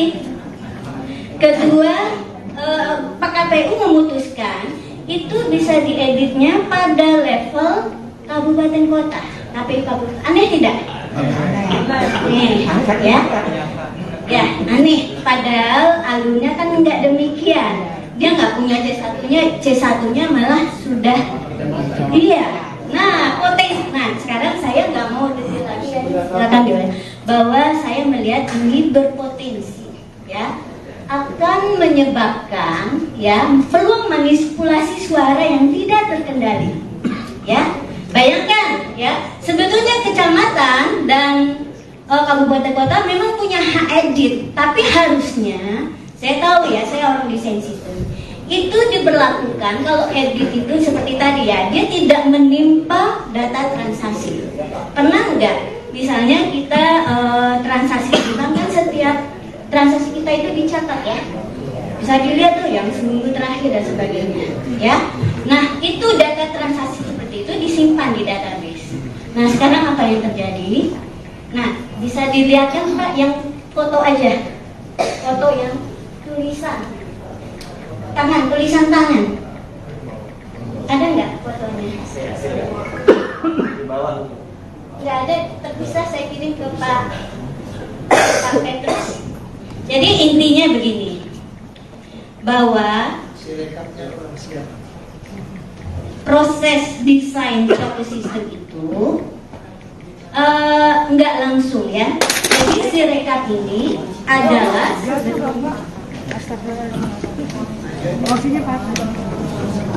Foto Pak, dia coretan tangan saya gitu Pak. Sirekapnya belum siap. Sirekap Pak, belum siap. Atau itu nanti saja saya, ya nanti. Jadi intinya gitu ya. Dari sisi desain, ya, suatu aplikasi itu seperti aplikasi Sirekap, dia tugasnya hanya mengirim data, ya, ke Sirekap yang keseluruhan. Jadi kan ada Sirekap mobile dan web. Nah, yang KPU dan Sekjen PDIP saling bantah soal perolehan suara di pemilu 2024. Perolehan suara pasangan Capres-Cawapres nomor urut 3, Ganjar Pranowo dan Mahfud MD hingga kini masih berada di posisi akhir dan jauh di bawah paslon nomor urut 2 Prabowo Gibran, serta paslon nomor urut 1 Anies Cak Imin. Data penghitungan suara atau real count KPU pun menunjukkan suara Ganjar Mahfud terus berada di kisaran 16–17% dari total suara Pilpres 2024. Kini pun muncul dugaan adanya algoritma untuk mengunci suara Ganjar Mahfud di angka 17% saja. Hal tersebut diungkapkan oleh Sekjen PDIP, Hasto Kristianto. Tak hanya Hasto, Cawapres nomor urut 3 Mahfud MD juga turut bersuara soal dugaan penguncian suara Ganjar Mahfud tersebut. Sebelumnya Hasto mengaku mengetahui dugaan adanya algoritma yang seolah menekan suara Ganjar Mahfud berada di angka maksimal 17% itu setelah ia berbicara dengan pakar teknologi informasi. Namun Hasto enggan mengungkapkan siapa pakar yang memberikan informasi itu padanya. Misalnya dimasukkannya suatu algoritma untuk ngelok perolehan Pak Ganjar itu hanya maksimum 17%, kata Hasto di Election Talk Visip UI, Depok, Jawa Barat, Kamis, tanggal 7 Maret tahun 2024. Lebih lanjut, Hasto juga mengungkap dugaan adanya gangguan siber dalam proses Form C1. Menurutnya, perlu ada audit forensik dan meta untuk mengusut gangguan-gangguan itu. Ini yang kami lakukan sebagai bagian dari temuan-temuan yang sangat penting. Bahkan menurut pakar IT tersebut pemilu seharusnya berlangsung 2 putaran, ujarnya. Sementara itu Mahfud MD mengatakan bahwa dirinya sudah mendengar isu tersebut sejak proses pemungutan suara belum dilaksanakan. Ia biar saja diolah di masyarakat, itu kan juga sudah lama, sebelum pemilu kan juga sudah ada. Sebelum pemungutan suara isu itu sudah ada. Sudah dikunci sekian, dan angkanya, perolehan suara itu peris, kata Mahfud usai olahraga di kawasan Jakarta Pusat pada Jumat, tanggal 8 Maret tahun 2024. Mahfud mengatakan, dugaan itu bakal dibuktikan oleh pihaknya. Meski demikian, Mahfud belum memastikan apakah dugaan terkait isu itu akan dilampirkan melalui hak angket di DPR RI atau melalui penyelesaian perkara hasil pemilu di Mahkamah Konstitusi, MK. Tinggal nanti pembuktiannya aja, nanti lihat saja, ujarnya. Di sisi lain, KPU merespons soal pernyataan Sekretaris Jenderal PDIP Hasto Kristianto terkait hasil Pilpres 2024. Bantahan tersebut diungkap oleh Ketua KPU, Hasyim Asyari. Hasyim menegaskan, persentase angka yang masuk ke KPU merupakan hasil perhitungan suara berjenjang dari tingkat TPS. Jadi kalau ada informasi, kabar atau pernyataan seperti itu, KPU membantah ya bahwa KPU tidak pernah mematok, tidak pernah mengunci, tidak pernah menargetkan partai tertentu, pasangan calon tertentu, sejak awal harus suaranya sekian, tidak ada. Jadi semuanya yang dihitung KPU berasal dari perolehan suara di TPS, kata Hasyim di kantor KPU, Menteng, Jakarta Pusat, tanggal 8 Maret tahun 2024. Hadir di sini, mungkin ladies first ya, kita Ibu Leoni boleh yang pertama, setelah Ibu Leoni nanti Mas Hairul, setelah itu Pak Sugi ya. Oke, silakan Bu Leoni.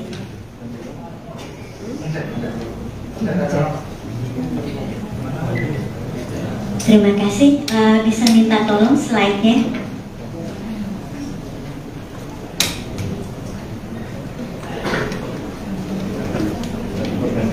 Slide saya sama yang gambar dari kertas.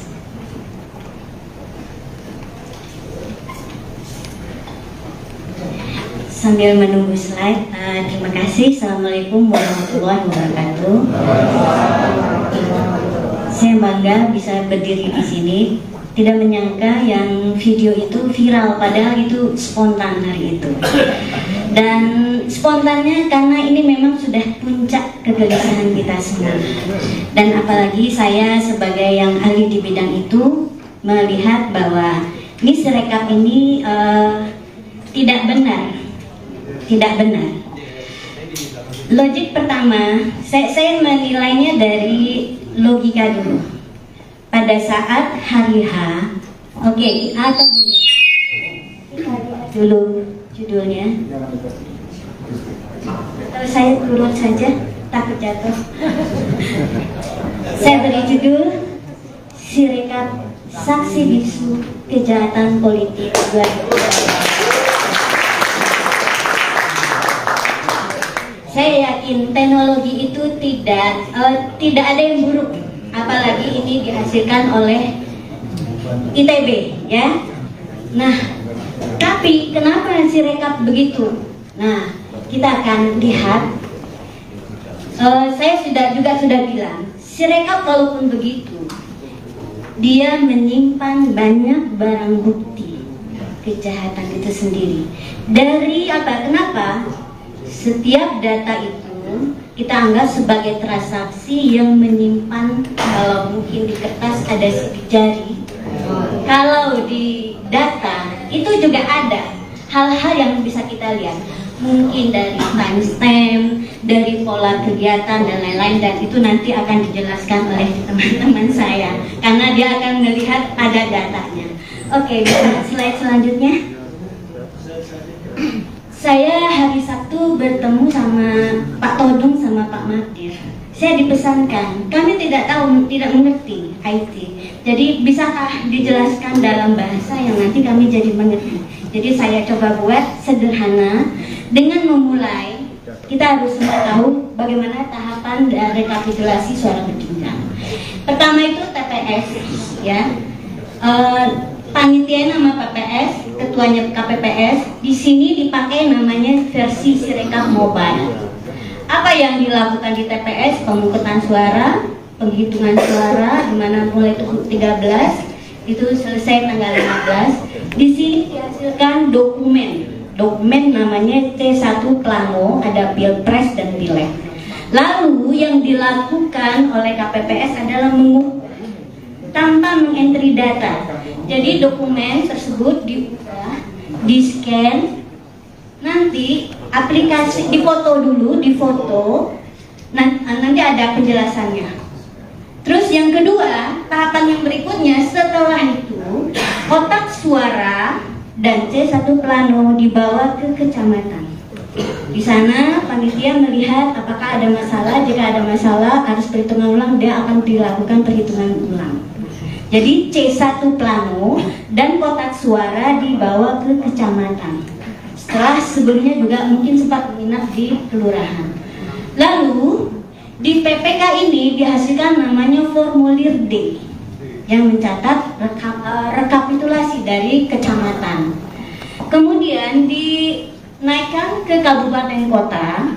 Formulir D dan rekapitulasi sebelumnya dibawa ke sini tanpa dibawa kotak suara. Jadi begitu. Terus yang tambah di sini adalah ada penetapan untuk anggota legislatif kabupaten kota. Begitu berikutnya juga untuk provinsi dan nasional. Jadi C1 Plano Mobile diadakan biar nanti dari TPS langsung entry, kan nggak terbuka ya, langsung kelihatan. Jadi awalnya niatnya baik gitu loh. Cuman kenyataannya tidak berfungsi seperti itu. Ada perubahan. Oke, berikutnya. Nah, sekarang kita coba lihat seperti apa sih sebetulnya Sirekap Mobile ini. Jadi tahap pertamanya unduh aplikasi, login. Jadi setiap KPPS punya hak login. Lalu dia akan memilih TPS-nya. Di sini dia unggah dokumen. Sebetulnya terjadi proses seperti ini. Mungkin semua tahu ya bagaimana cara setor uang di ATM. Kira-kira mirip seperti itu. Kan kita masukin ya. Nah, yang nggak logisnya adalah dari Sirekap scan itu suaranya tidak sama, bahkan jauh. Terus angka setiap paslon tuh bisa kalau di total itu juga tidak terjadi yang namanya validasi. Validasi itu adalah kalau misalnya kita setornya 200.000 ya harus 200.000 gitu ya. Atau kalau misalnya saya mau ngambil uang, kalau saya ambilnya 1 juta, uang saya 500.000 boleh tidak? Tidak, itu validasi namanya. Itu proses itu harus benar dulu sampai datanya baru boleh dikirim dan disimpan di database. Dan itu nggak terjadi. Makanya saya bilang ini pasti sudah berubah di logika programnya, algoritmanya. Oke, berikutnya. Nah, sekarang kita lihat ya. Saya coba cari tahu, teman saya pasti nggak akan bikin algoritma yang sekonyol itu, karena mahasiswa tingkat 1, saya ajarkan logikanya nggak akan seperti itu, ya. Terus saya cari tahu di BIMTEK, saya pernah dulu untuk yang EKTP, itu ada BIMTEK pasti. Nah, saya lihat ternyata ada edit untuk KPPS, tapi sekarang katanya itu dihilangkan. Malah kadang-kadang yang lain bisa diedit, paslon yang lain, tapi yang satu itu tidak bisa. Oke? Jadi ini udah dua, ya. Validasi nggak ada, fasilitas edit dihilangkan. Lalu apa yang terjadi? Saya baca lagi.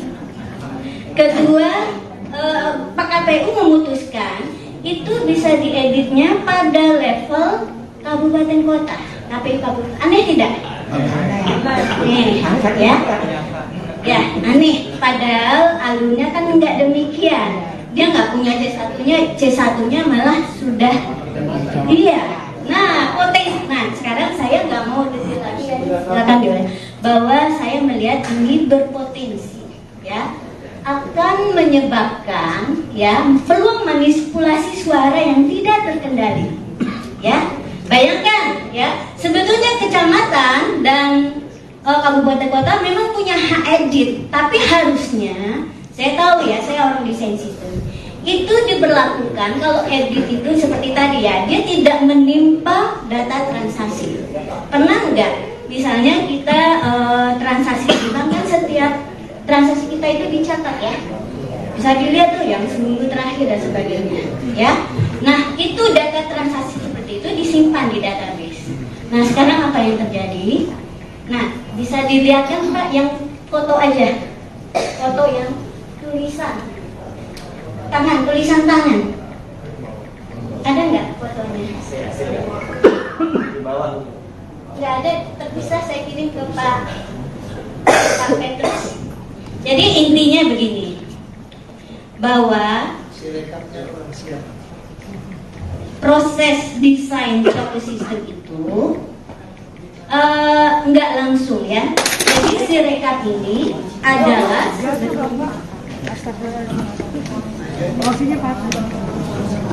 foto Pak. Dia ada lepan tangan saya kirim ke Pak Petrus. Sirekapnya belum siap. Sirekap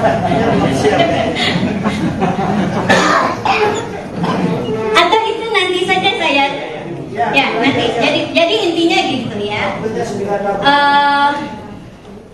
Dari sisi desain ya, suatu aplikasi itu seperti aplikasi Sirekap, dia tugasnya hanya mengirim data ya ke Sirekap yang keseluruhan. Jadi kan ada Sirekap mobile dan web.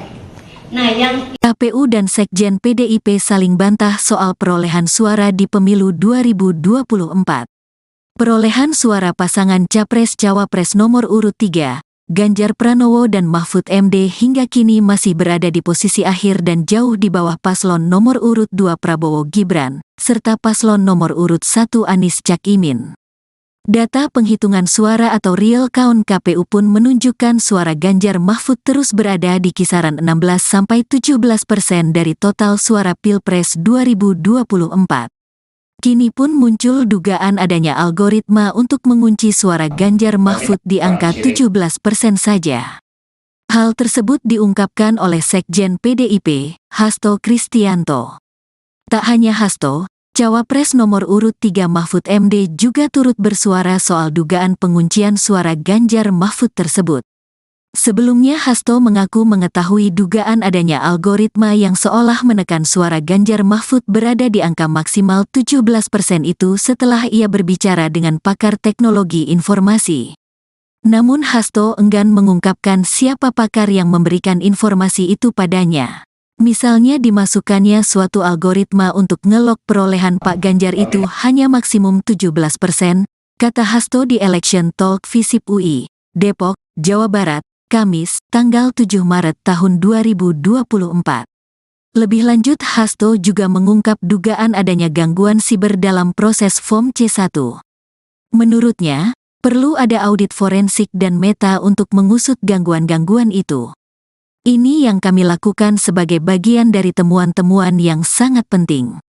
Bahkan menurut pakar IT tersebut pemilu seharusnya berlangsung 2 putaran, ujarnya.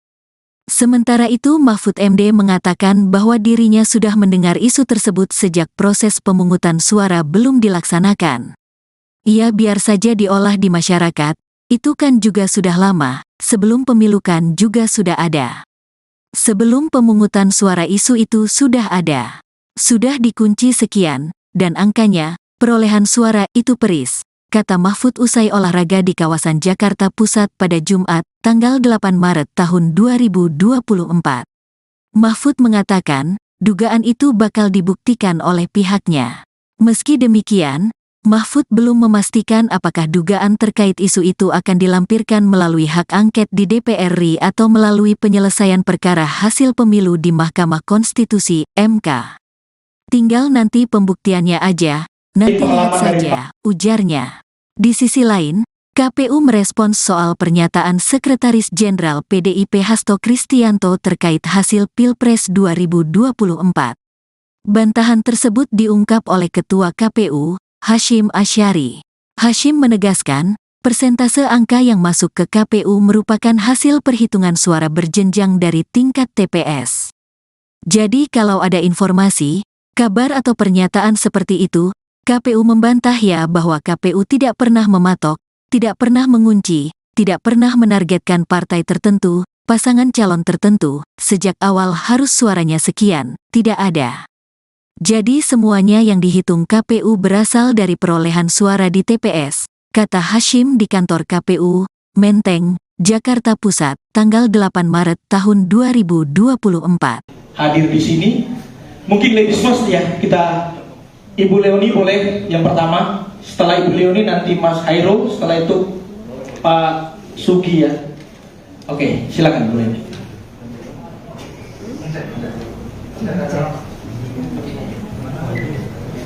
Terima kasih. Bisa minta tolong slide-nya.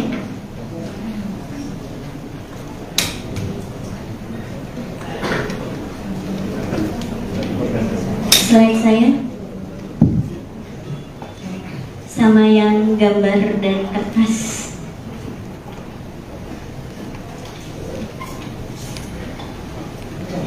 Sambil menunggu slide, terima kasih. Assalamualaikum warahmatullahi wabarakatuh. Saya bangga bisa berdiri di sini. Tidak menyangka yang video itu viral, padahal itu spontan hari itu. Dan spontannya karena ini memang sudah puncak kegelisahan kita semua. Dan apalagi saya sebagai yang ahli di bidang itu melihat bahwa ini Sirekap ini tidak benar. Tidak benar. Logik pertama, saya menilainya dari logika dulu. Pada saat hari H, oke, atau gini, dulu judulnya. Kalau saya turun saja, takut jatuh. Saya beri judul Sirekap Saksi Bisu Kejahatan Politik 2020. Saya yakin teknologi itu tidak ada yang buruk, apalagi ini dihasilkan oleh ITB, ya. Nah, tapi kenapa Sirekap begitu? Nah, kita akan lihat. Saya sudah bilang, Sirekap walaupun begitu, dia menyimpan banyak barang bukti kejahatan itu sendiri. Dari apa? Kenapa? Setiap data itu kita anggap sebagai transaksi yang menyimpan, kalau mungkin di kertas ada sidik jari, kalau di data itu juga ada hal-hal yang bisa kita lihat, mungkin dari timestamp, dari pola kegiatan dan lain-lain, dan itu nanti akan dijelaskan oleh teman-teman saya karena dia akan melihat ada datanya. Oke, slide selanjutnya. Saya hari Sabtu bertemu sama Pak Todung sama Pak Magdir. Saya dipesankan, kami tidak mengerti IT. Jadi bisakah dijelaskan dalam bahasa yang nanti kami jadi mengerti. Jadi saya coba buat sederhana dengan memulai. Kita harus semua tahu bagaimana tahapan rekapitulasi suara berjenjang. Pertama itu TPS, ya. Panitia nama PPS, ketuanya KPPS. Di sini dipakai namanya versi Sirekap Mobile. Apa yang dilakukan di TPS? Pemungutan suara, penghitungan suara, di mana mulai 13 itu selesai tanggal 15. Di sini dihasilkan dokumen namanya C1 Plano, ada Pilpres dan Pileg. Lalu yang dilakukan oleh KPPS adalah mengukur tanpa mengentry data. Jadi dokumen tersebut diunggah, di-scan, nanti aplikasi difoto dulu, nanti ada penjelasannya. Terus yang kedua, tahapan yang berikutnya setelah itu kotak suara dan C1 Plano dibawa ke kecamatan. Di sana panitia melihat apakah ada masalah. Jika ada masalah harus perhitungan ulang, dia akan dilakukan perhitungan ulang. Jadi C1 Plano dan kotak suara dibawa ke kecamatan. Setelah sebelumnya juga mungkin sempat menginap di kelurahan. Lalu di PPK ini dihasilkan namanya formulir D yang mencatat rekapitulasi dari kecamatan. Kemudian dinaikkan ke kabupaten kota. Formulir D dan rekapitulasi sebelumnya dibawa ke sini tanpa dibawa kotak suara. Jadi begitu. Terus yang tambah di sini adalah ada penetapan untuk anggota legislatif kabupaten kota. Begitu berikutnya juga untuk provinsi dan nasional. Jadi C1 Plano Mobile diadakan biar nanti dari TPS langsung entry, kan nggak terbuka ya, langsung kelihatan. Jadi awalnya niatnya baik gitu loh. Cuman kenyataannya tidak berfungsi seperti itu. Ada perubahan. Oke, berikutnya. Nah, sekarang kita coba lihat seperti apa sih sebetulnya Sirekap Mobile ini. Jadi tahap pertamanya unduh aplikasi, login. Jadi setiap KPPS punya hak login. Lalu dia akan memilih TPS-nya. Di sini dia unggah dokumen. Sebetulnya terjadi proses seperti ini. Mungkin semua tahu ya bagaimana cara setor uang di ATM. Kira-kira mirip seperti itu. Kan kita masukin ya. Nah, yang enggak logisnya adalah dari Sirekap scan itu suaranya tidak sama, bahkan jauh. Terus angka setiap paslon tuh bisa kalau di total itu juga tidak terjadi yang namanya validasi. Validasi itu adalah kalau misalnya kita setornya 200.000 ya harus 200.000 gitu ya. Atau kalau misalnya saya mau ngambil uang, kalau saya ambilnya 1 juta, uang saya 500.000 boleh tidak? Tidak, itu validasi namanya. Itu proses itu harus benar dulu sampai datanya baru boleh dikirim dan disimpan di database. Dan itu nggak terjadi. Makanya saya bilang ini pasti sudah berubah di logika programnya, algoritmanya. Oke, berikutnya. Nah, sekarang kita lihat ya.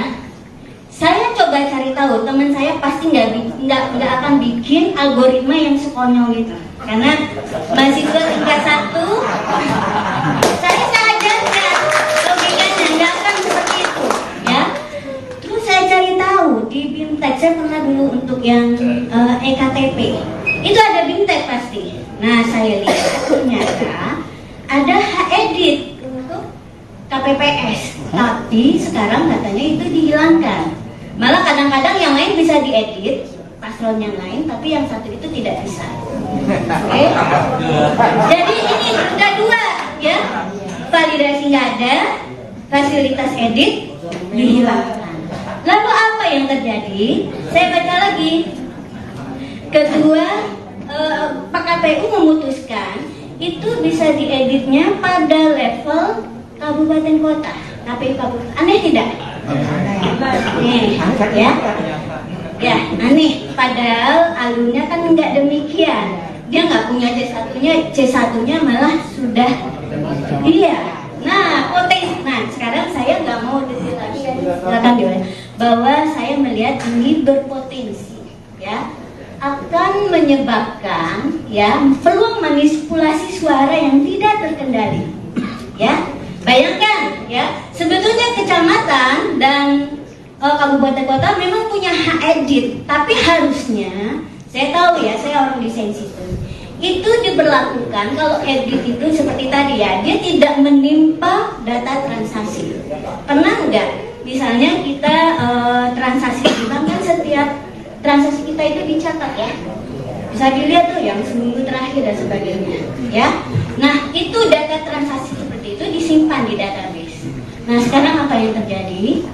Nah bisa dilihat kan Pak, yang foto aja, foto yang tulisan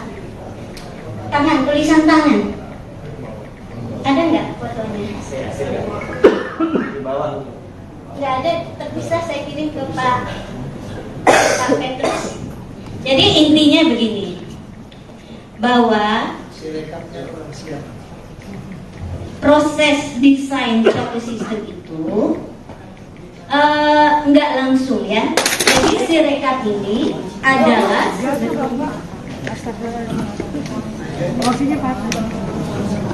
foto Pak, dia ada lepan tangan saya kirim ke Pak Petrus.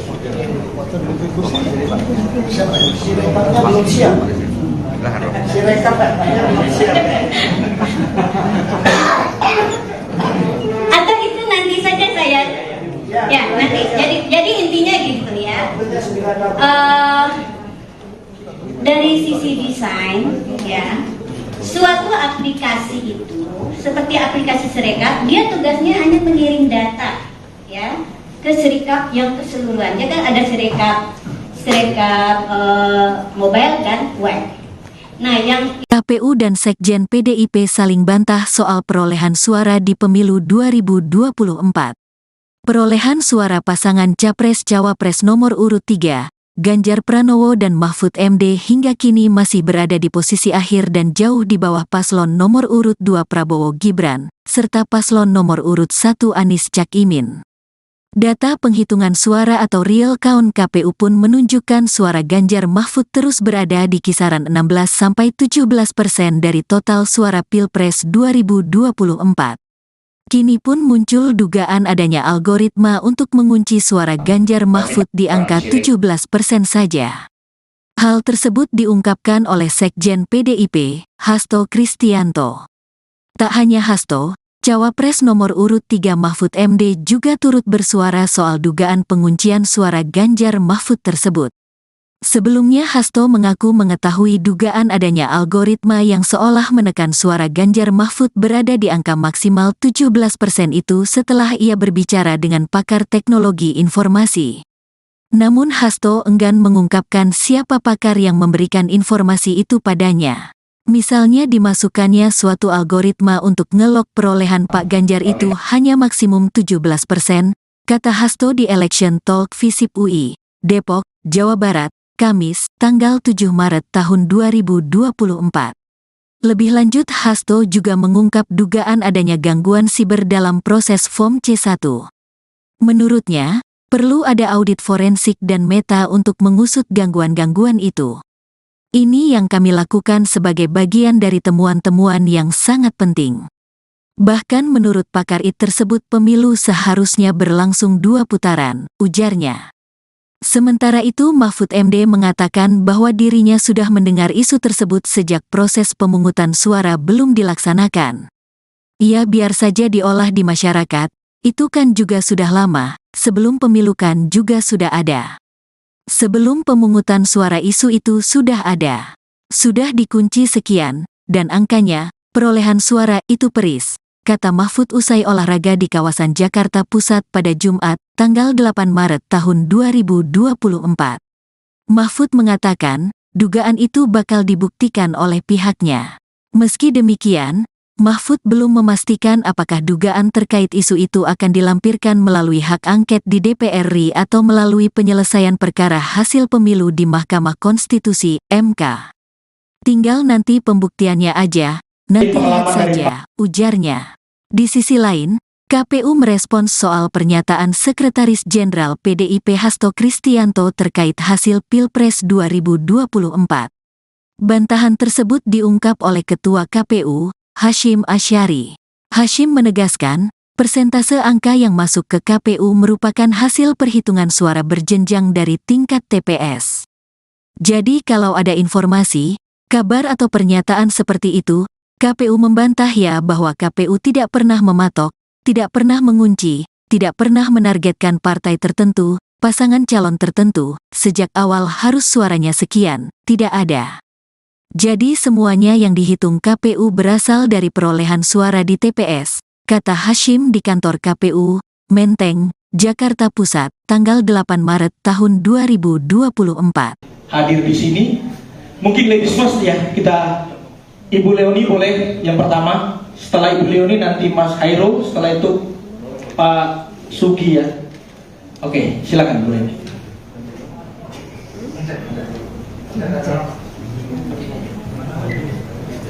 Terima kasih. Bisa minta tolong slide-nya.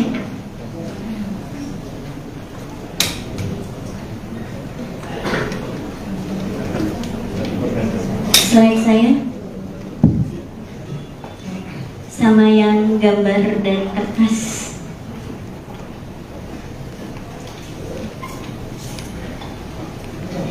Sambil menunggu slide, terima kasih. Assalamualaikum warahmatullahi wabarakatuh. Saya bangga bisa berdiri di sini. Tidak menyangka yang video itu viral, padahal itu spontan hari itu. Dan spontannya karena ini memang sudah puncak kegelisahan kita semua. Dan apalagi saya sebagai yang ahli di bidang itu melihat bahwa ini Sirekap ini tidak benar. Tidak benar. Logik pertama, saya menilainya dari logika dulu. Pada saat hari H, oke, atau gini, dulu judulnya. Atau saya turun saja, takut jatuh. Saya beri judul Sirekap Saksi Bisu Kejahatan Politik 2024.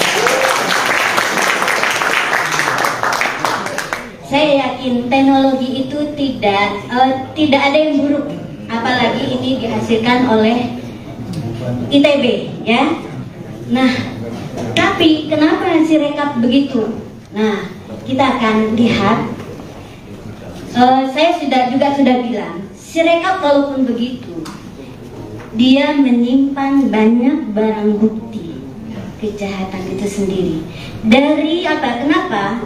Setiap data itu kita anggap sebagai transaksi yang menyimpan, kalau mungkin di kertas ada sidik jari, kalau di data itu juga ada hal-hal yang bisa kita lihat, mungkin dari timestamp, dari pola kegiatan dan lain-lain, dan itu nanti akan dijelaskan oleh teman-teman saya karena dia akan melihat ada datanya.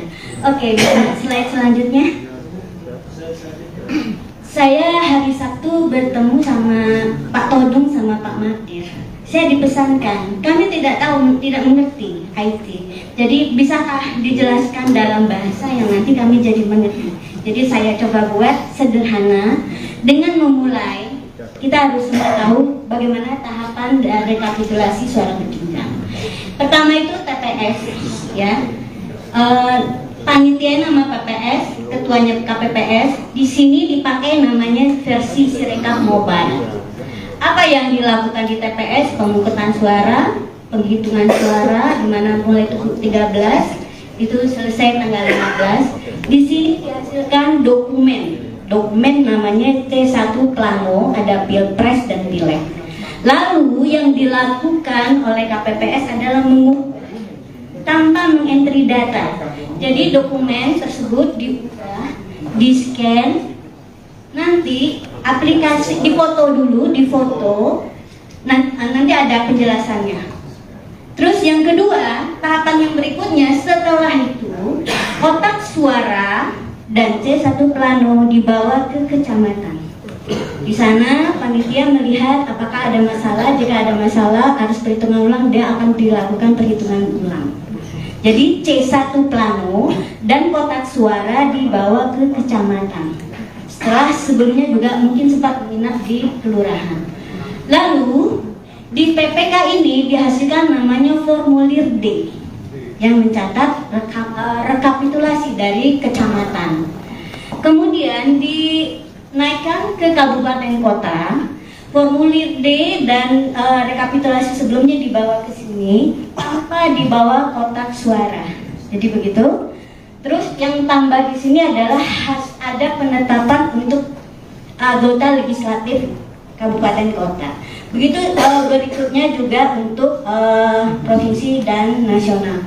Jadi C1 Plano mobile diadakan biar nanti dari TPS langsung entry, kan nggak terbuka ya, langsung kelihatan. Jadi awalnya niatnya baik gitu, cuman kenyataannya tidak berfungsi seperti itu, ada perubahan. Oke, berikutnya.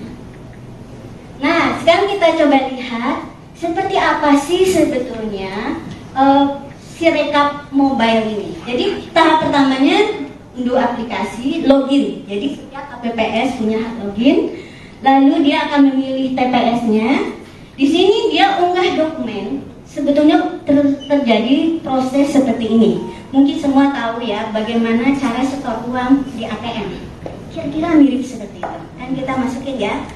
Nah, yang enggak logisnya adalah dari Sirekap scan itu suaranya tidak sama, bahkan jauh.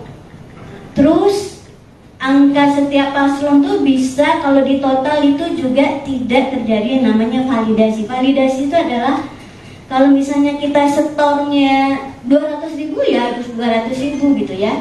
Atau kalau misalnya saya mau ngambil uang, kalau saya ambilnya 1 juta, uang saya 500.000 boleh tidak? Tidak, itu validasi namanya. Itu proses itu harus benar dulu sampai datanya baru boleh dikirim dan disimpan di database. Dan itu nggak terjadi. Makanya saya bilang ini pasti sudah berubah di logika programnya, algoritmanya. Oke, berikutnya. Nah, sekarang kita lihat ya. Saya coba cari tahu, teman saya pasti nggak akan bikin algoritma yang sekonyol itu, karena mahasiswa tingkat 1, saya ajarkan logikanya nggak akan seperti itu, ya. Terus saya cari tahu di BIMTEK, saya pernah dulu untuk yang EKTP, itu ada BIMTEK pasti. Nah, saya lihat ternyata ada hak edit untuk KPPS, tapi sekarang katanya itu dihilangkan. Malah kadang-kadang yang lain bisa diedit, paslon yang lain, tapi yang satu itu tidak bisa.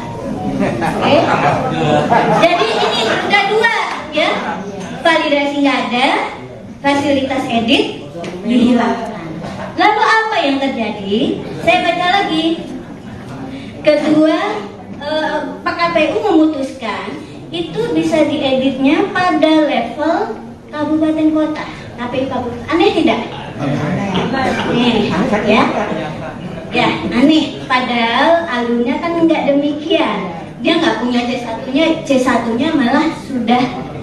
Iya. Nah, potensi. Nah, sekarang saya nggak mau detail lagi, silakan diulang.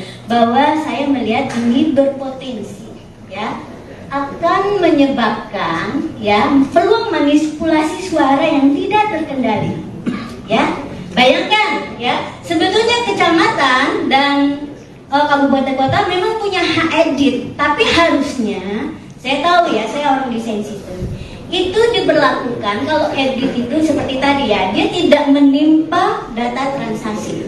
Pernah nggak misalnya kita transaksi di bank kan, setiap transaksi kita itu dicatat ya, bisa dilihat tuh yang seminggu terakhir dan sebagainya ya. Nah itu data transaksi seperti itu disimpan di database. Nah sekarang apa yang terjadi? Nah bisa dilihat kan Pak, yang foto aja, foto yang tulisan tangan, tulisan tangan. Ada nggak fotonya?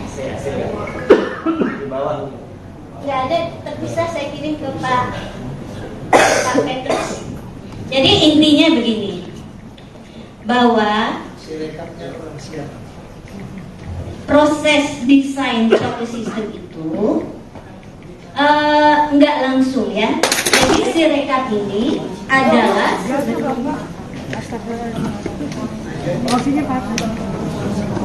foto Pak, dia ada lepan tangan saya kirim ke Pak Petrus. Sirekapnya belum siap. Sirekap Pak, belum siap. Atau itu nanti saja saya, ya nanti. Jadi intinya gitu ya. Dari sisi desain ya, suatu aplikasi itu seperti aplikasi Sirekap, dia tugasnya hanya mengirim data ya ke Sirekap yang keseluruhan. Ya kan ada Sirekap mobile dan web.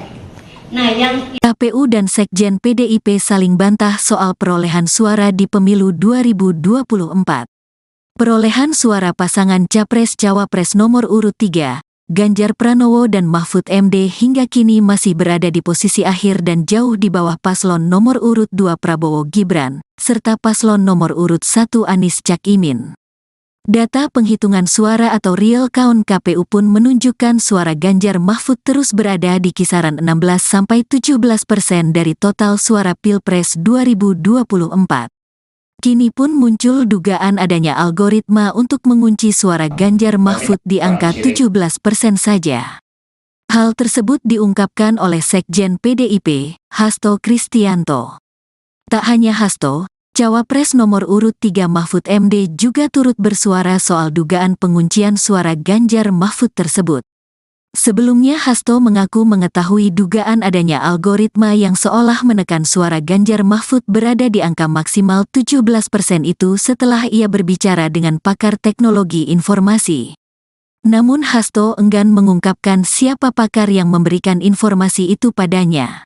Misalnya dimasukkannya suatu algoritma untuk ngelok perolehan Pak Ganjar itu hanya maksimum 17%, kata Hasto di Election Talk Visip UI, Depok, Jawa Barat, Kamis, tanggal 7 Maret tahun 2024. Lebih lanjut Hasto juga mengungkap dugaan adanya gangguan siber dalam proses Form C1. Menurutnya, perlu ada audit forensik dan meta untuk mengusut gangguan-gangguan itu. Ini yang kami lakukan sebagai bagian dari temuan-temuan yang sangat penting.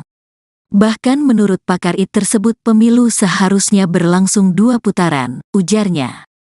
Sementara itu Mahfud MD mengatakan bahwa dirinya sudah mendengar isu tersebut sejak proses pemungutan suara belum dilaksanakan. Ia biar saja diolah di masyarakat, itu kan juga sudah lama, sebelum pemilu kan juga sudah ada. Sebelum pemungutan suara isu itu sudah ada.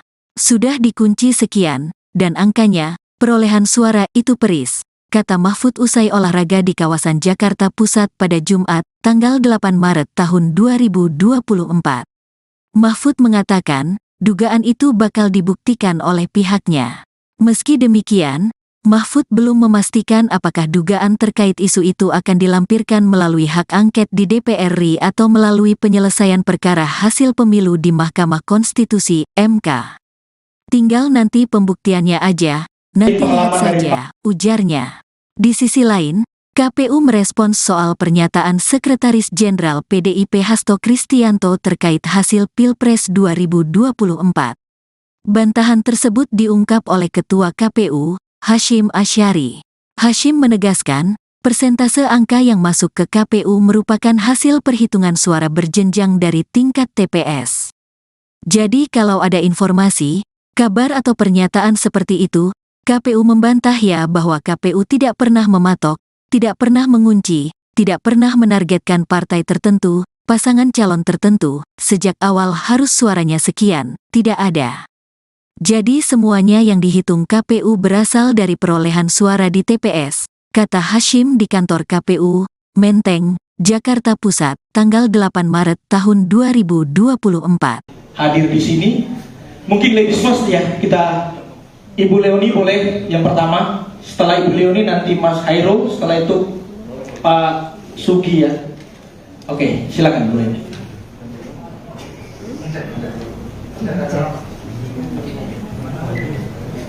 Terima kasih.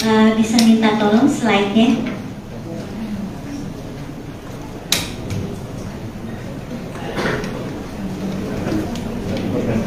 Slide saya sama yang gambar dari kertas.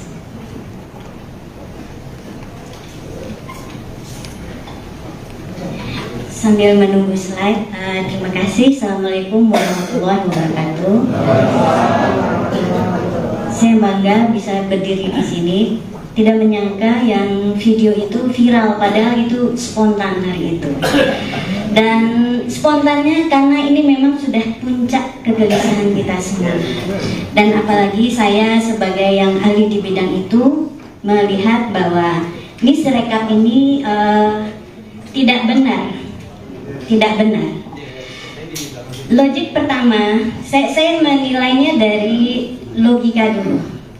Pada saat hari H, oke, atau gini, dulu judulnya. Atau saya turun saja, takut jatuh. Saya beri judul Sirekap Saksi Bisu Kejahatan Politik 2020. Saya yakin teknologi itu tidak ada yang buruk, apalagi ini dihasilkan oleh ITB, ya. Nah, tapi kenapa Sirekap begitu? Nah, kita akan lihat. Saya sudah bilang, Sirekap walaupun begitu, dia menyimpan banyak barang bukti kejahatan itu sendiri. Dari apa? Kenapa? Setiap data itu kita anggap sebagai transaksi yang menyimpan, kalau mungkin di kertas ada sidik jari, kalau di data itu juga ada hal-hal yang bisa kita lihat, mungkin dari timestamp, dari pola kegiatan dan lain-lain, dan itu nanti akan dijelaskan oleh teman-teman saya karena dia akan melihat ada datanya. Oke, slide selanjutnya. Saya hari Sabtu bertemu sama Pak Todung sama Pak Madir.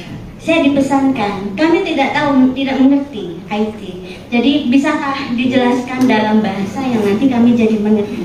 Jadi saya coba buat sederhana dengan memulai. Kita harus semua tahu bagaimana tahapan rekapitulasi suara berjenjang. Pertama itu TPS, ya. Panitia nama PPS, ketuanya KPPS, di sini dipakai namanya versi Sirekap Mobile.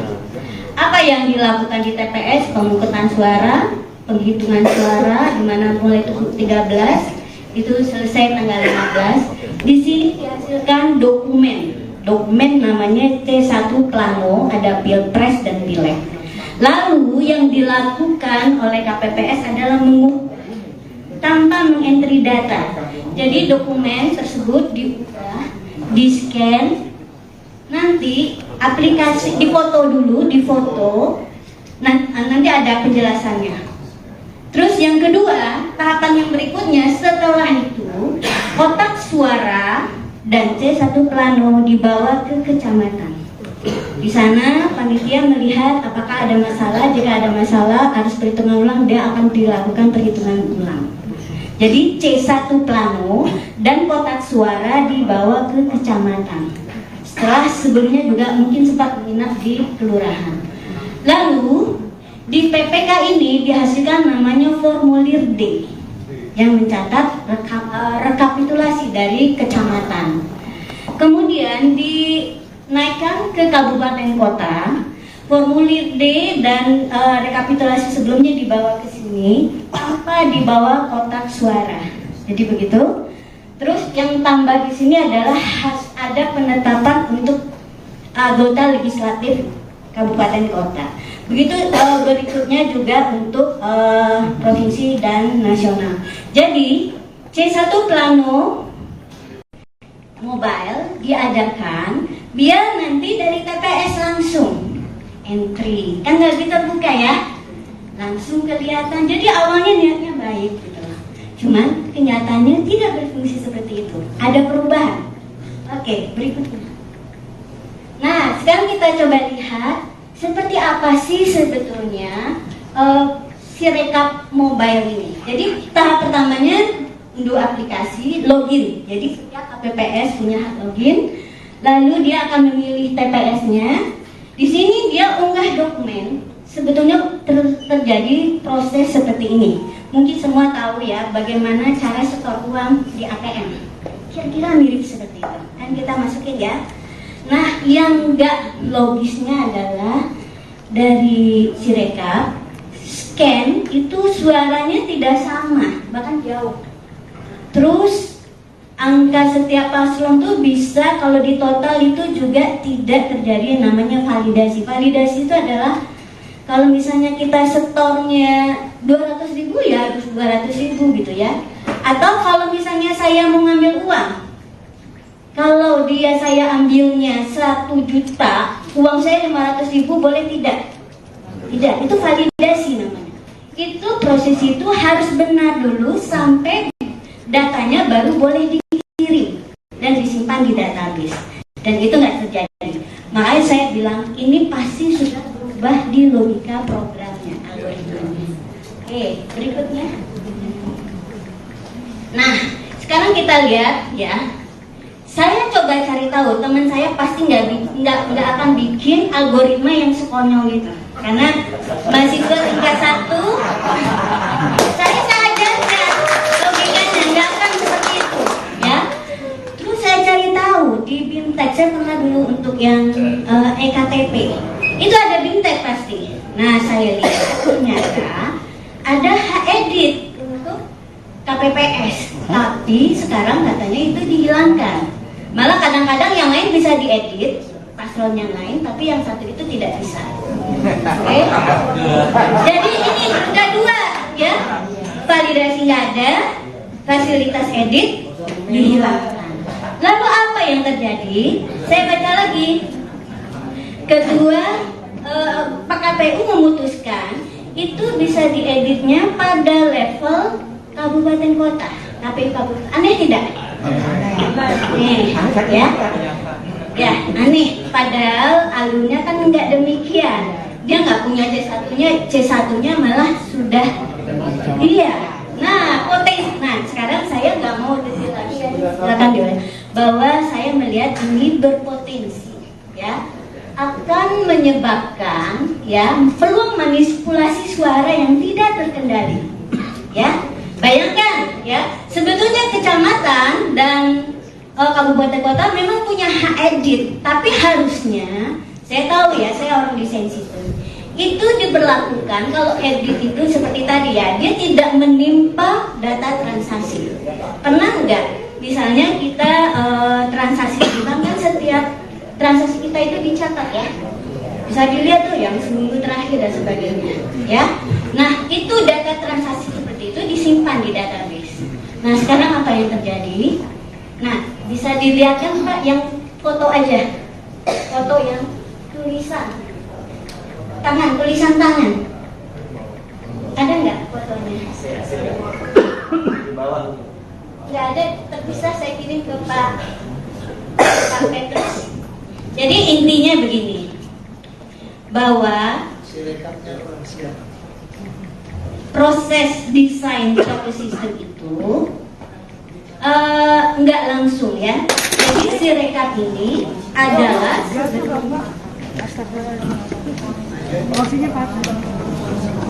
foto Pak. Dia ada lepan tangan saya kirim ke Pak Petrus. Sirekapnya belum siap. Sirekap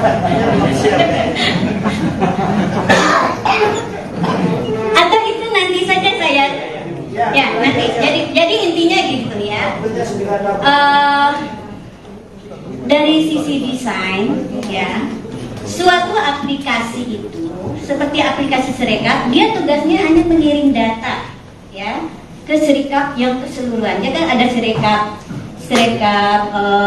mobile dan web.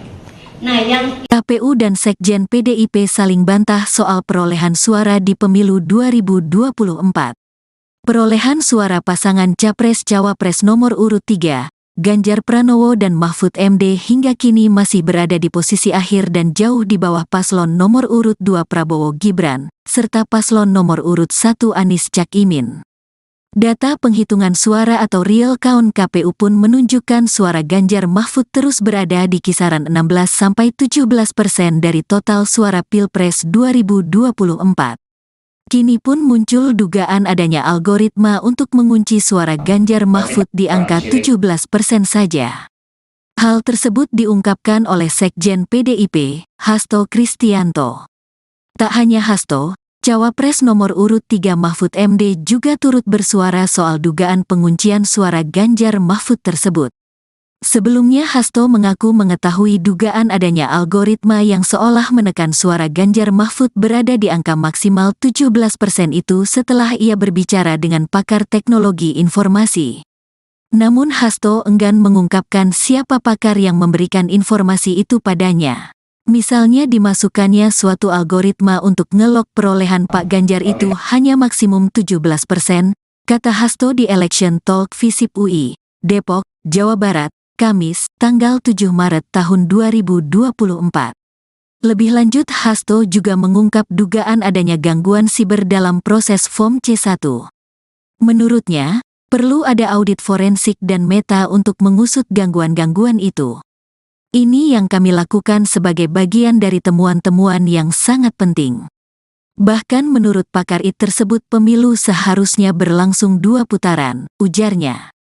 Sementara itu Mahfud MD mengatakan bahwa dirinya sudah mendengar isu tersebut sejak proses pemungutan suara belum dilaksanakan.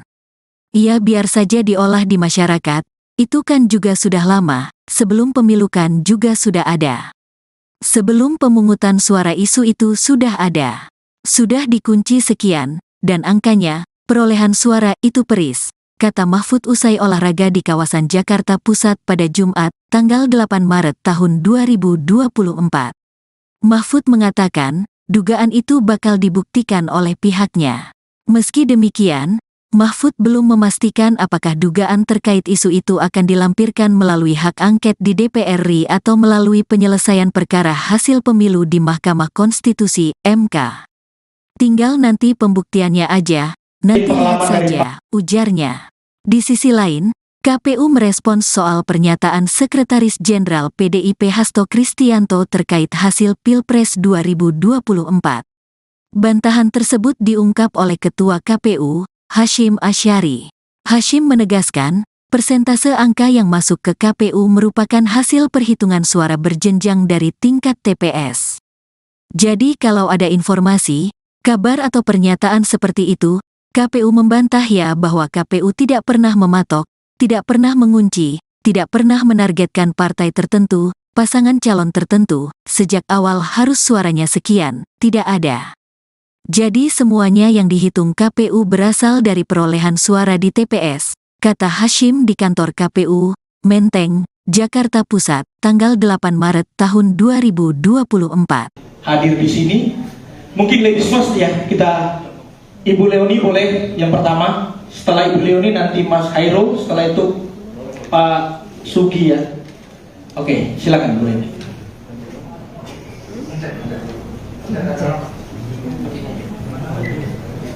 terima kasih. Bisa minta tolong slide-nya.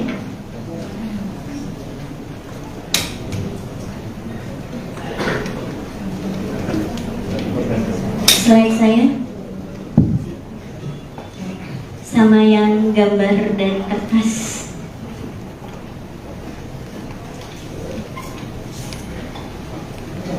Sambil menunggu slide, terima kasih. Assalamualaikum warahmatullahi wabarakatuh.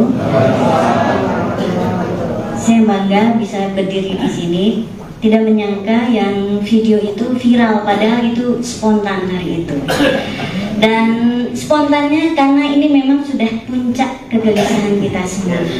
Dan apalagi saya sebagai yang ahli di bidang itu melihat bahwa ini Sirekap ini tidak benar. Logik pertama, saya menilainya dari logika dulu. Pada saat hari H, oke, atau gini, kita lihat dulu judulnya. Atau saya turun saja, takut jatuh. Saya beri judul Sirekap Saksi Bisu Kejahatan Politik 2020. Saya yakin teknologi itu tidak ada yang buruk, apalagi ini dihasilkan oleh ITB, ya. Nah, tapi kenapa Sirekap begitu? Nah, kita akan lihat. Saya sudah bilang, Sirekap walaupun begitu, dia menyimpan banyak barang bukti kejahatan itu sendiri. Dari apa? Kenapa? Setiap data itu kita anggap sebagai transaksi yang menyimpan, kalau mungkin di kertas ada sidik jari, kalau di data itu juga ada hal-hal yang bisa kita lihat, mungkin dari timestamp, dari pola kegiatan dan lain-lain, dan itu nanti akan dijelaskan oleh teman-teman saya karena dia akan melihat ada datanya. Oke, slide selanjutnya. Saya hari Sabtu bertemu sama Pak Todung sama Pak Madir. Saya dipesankan, kami tidak mengerti IT.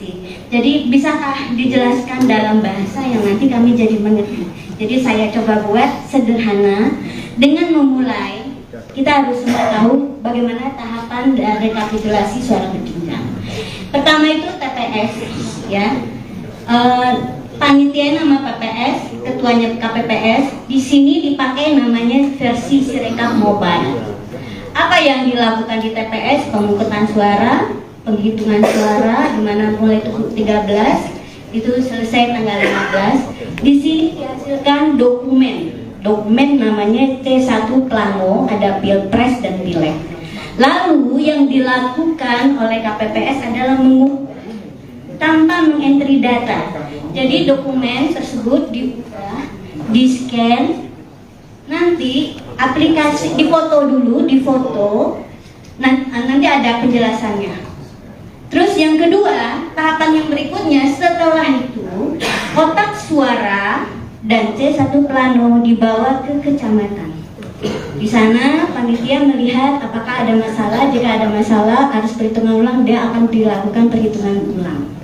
Jadi C1 Plano dan kotak suara dibawa ke kecamatan. Setelah sebelumnya juga mungkin sempat menginap di kelurahan. Lalu di PPK ini dihasilkan namanya formulir D yang mencatat rekapitulasi dari kecamatan.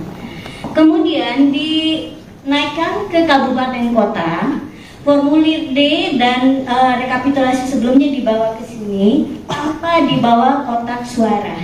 Jadi begitu. Terus yang tambah di sini adalah ada penetapan untuk anggota legislatif kabupaten kota. Begitu berikutnya juga untuk provinsi dan nasional. Jadi C1 Plano Mobile diadakan biar nanti dari TPS langsung entry, kan nggak terbuka ya, langsung kelihatan. Jadi awalnya niatnya baik gitu, cuman kenyataannya tidak berfungsi seperti itu, ada perubahan. Oke, berikutnya. Nah, sekarang kita coba lihat seperti apa sih sebetulnya Sirekap Mobile ini. Jadi tahap pertamanya unduh aplikasi, login. Jadi setiap KPPS punya hak login, lalu dia akan memilih TPS-nya. Di sini dia unggah dokumen. Sebetulnya terjadi proses seperti ini. Mungkin semua tahu ya bagaimana cara setor uang di ATM. Kira-kira mirip seperti itu. Kan kita masukin ya. Nah, yang enggak logisnya adalah dari Sirekap scan itu suaranya tidak sama, bahkan jauh. Terus angka setiap paslon tuh bisa kalau di total itu juga tidak terjadi yang namanya validasi. Validasi itu adalah kalau misalnya kita setornya 200.000 ya harus 200.000 gitu ya. Atau kalau misalnya saya mau ngambil uang, kalau saya ambilnya 1 juta, uang saya 500.000 boleh tidak?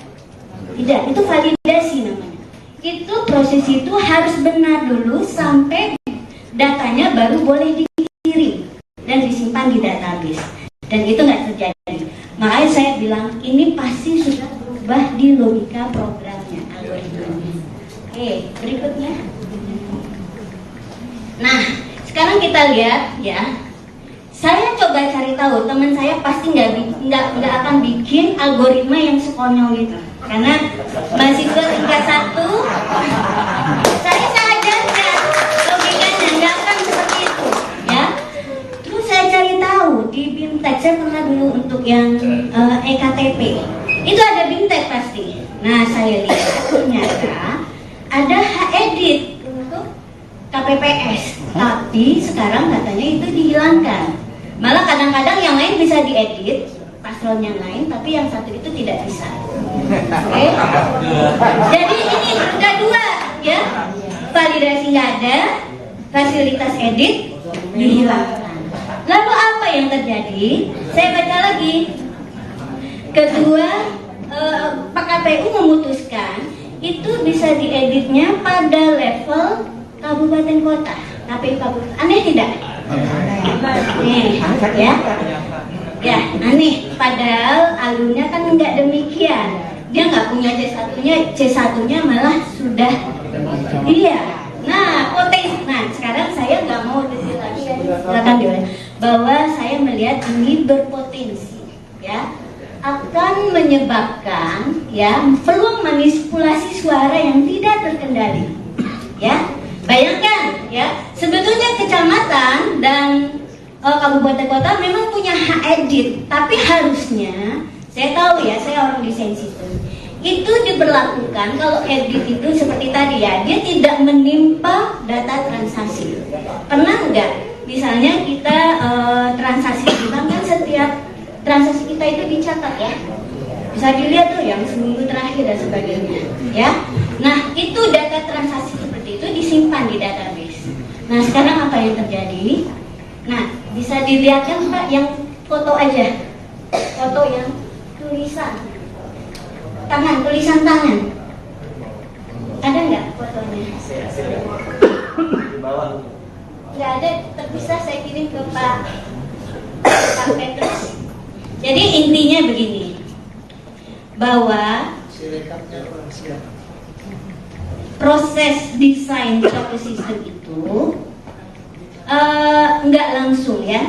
Jadi Sirekap ini adalah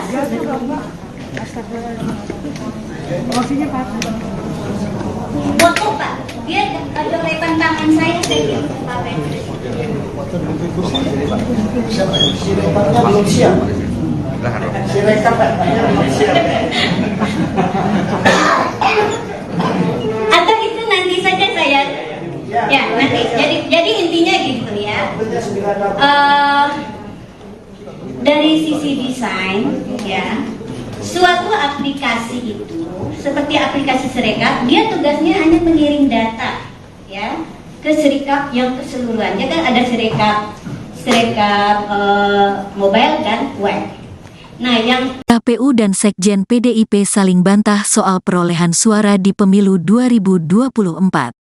Perolehan suara pasangan Capres-Cawapres nomor urut 3, Ganjar Pranowo dan Mahfud MD hingga kini masih berada di posisi akhir dan jauh di bawah paslon nomor urut 2 Prabowo Gibran, serta paslon nomor urut 1 Anies Cak Imin. Data penghitungan suara atau real count KPU pun menunjukkan suara Ganjar Mahfud terus berada di kisaran 16-17% dari total suara Pilpres 2024.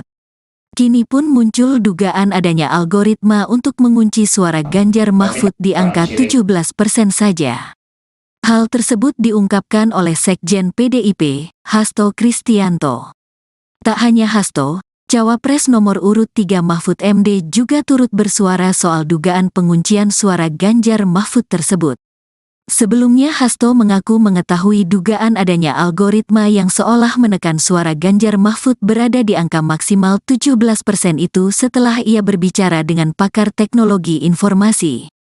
Namun Hasto enggan mengungkapkan siapa pakar yang memberikan informasi itu padanya. Misalnya dimasukkannya suatu algoritma untuk ngelok perolehan Pak Ganjar itu hanya maksimum 17%, kata Hasto di Election Talk Visip UI, Depok, Jawa Barat, Kamis, tanggal 7 Maret tahun 2024. Lebih lanjut Hasto juga mengungkap dugaan adanya gangguan siber dalam proses Form C1. Menurutnya, perlu ada audit forensik dan meta untuk mengusut gangguan-gangguan itu. Ini yang kami lakukan sebagai bagian dari temuan-temuan yang sangat penting.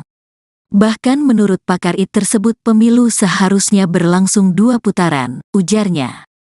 Sementara itu Mahfud MD mengatakan bahwa dirinya sudah mendengar isu tersebut sejak proses pemungutan suara belum dilaksanakan. Ia biar saja diolah di masyarakat, itu kan juga sudah lama, sebelum pemilu kan juga sudah ada. Sebelum pemungutan suara isu itu sudah ada. Sudah dikunci sekian, dan angkanya, perolehan suara itu peris, kata Mahfud usai olahraga di kawasan Jakarta Pusat pada Jumat, tanggal 8 Maret tahun 2024. Mahfud mengatakan, dugaan itu bakal dibuktikan oleh pihaknya. Meski demikian, Mahfud belum memastikan apakah dugaan terkait isu itu akan dilampirkan melalui hak angket di DPR RI atau melalui penyelesaian perkara hasil pemilu di Mahkamah Konstitusi, MK. Tinggal nanti pembuktiannya aja, nanti lihat saja, ujarnya.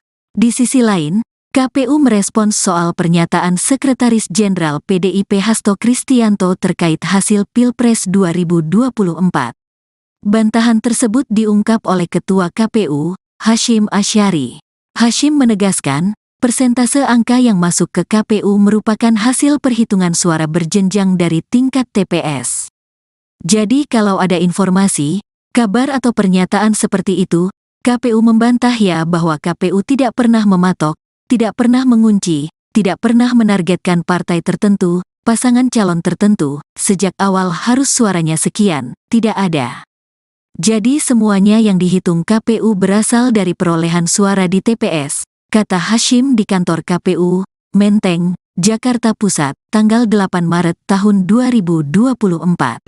Hadir di sini, mungkin ladies first ya, Ibu Leoni boleh yang pertama, setelah Ibu Leoni nanti Mas Hairul, setelah itu Pak Sugi ya. Oke, silakan Bu Leoni.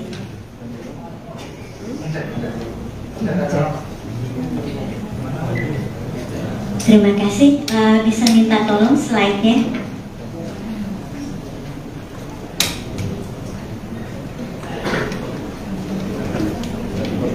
Slide saya sama yang gambar dari kertas.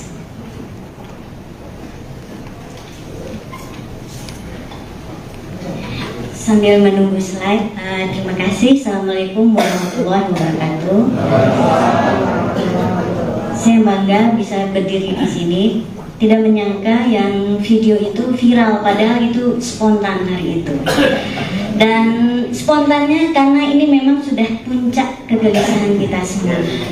Dan apalagi saya sebagai yang ahli di bidang itu melihat bahwa ini Sirekap ini tidak benar. Tidak benar. Logik pertama, saya menilainya dari logika dulu. Pada saat hari H, oke, atau gini, dulu judulnya. Kalau saya turun saja, takut jatuh. Saya beri judul Sirekap Saksi Bisu Kejahatan Politik 2024.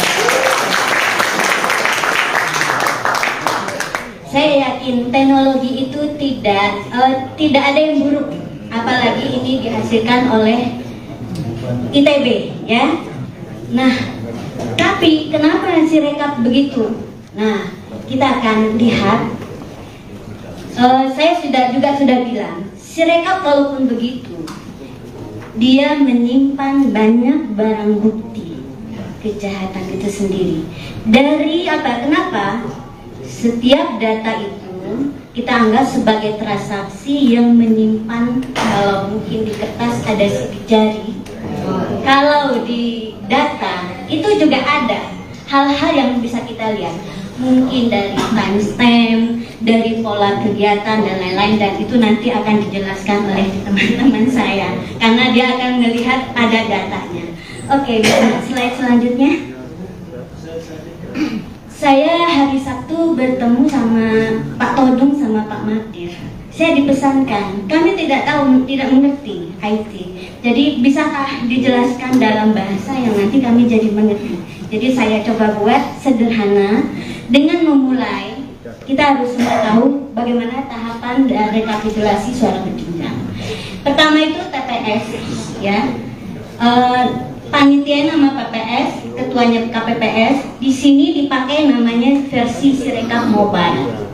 Apa yang dilakukan di TPS? Pemungutan suara, penghitungan suara, di mana mulai 13 itu selesai tanggal 15. Di sini dihasilkan dokumen namanya C1 Plano, ada Pilpres dan Pileg. Lalu yang dilakukan oleh KPPS adalah mengukur tanpa mengentry data. Jadi dokumen tersebut dibuka, di-scan, nanti aplikasi difoto dulu, nanti ada penjelasannya. Terus yang kedua, tahapan yang berikutnya setelah itu kotak suara dan C1 Plano dibawa ke kecamatan. Di sana panitia melihat apakah ada masalah. Jika ada masalah harus perhitungan ulang, dia akan dilakukan perhitungan ulang. Jadi C1 Plano dan kotak suara dibawa ke kecamatan. Setelah sebelumnya juga mungkin sempat menginap di kelurahan. Lalu di PPK ini dihasilkan namanya formulir D yang mencatat rekapitulasi dari kecamatan. Kemudian dinaikkan ke kabupaten kota. Formulir D dan rekapitulasi sebelumnya dibawa ke sini tanpa dibawa kotak suara. Jadi begitu. Terus yang tambah di sini adalah ada penetapan untuk anggota legislatif kabupaten kota. Begitu berikutnya juga untuk provinsi dan nasional. Jadi C1 Plano Mobile diadakan biar nanti dari TPS langsung entry, kan nggak terbuka ya, langsung kelihatan. Jadi awalnya niatnya baik gitu, cuman kenyataannya tidak berfungsi seperti itu, ada perubahan. Oke, berikutnya. Nah, sekarang kita coba lihat seperti apa sih sebetulnya Sirekap Mobile ini. Jadi tahap pertamanya unduh aplikasi, login. Jadi setiap KPPS punya hak login, lalu dia akan memilih TPS-nya. Di sini dia unggah dokumen. Sebetulnya terjadi proses seperti ini. Mungkin semua tahu ya bagaimana cara setor uang di ATM.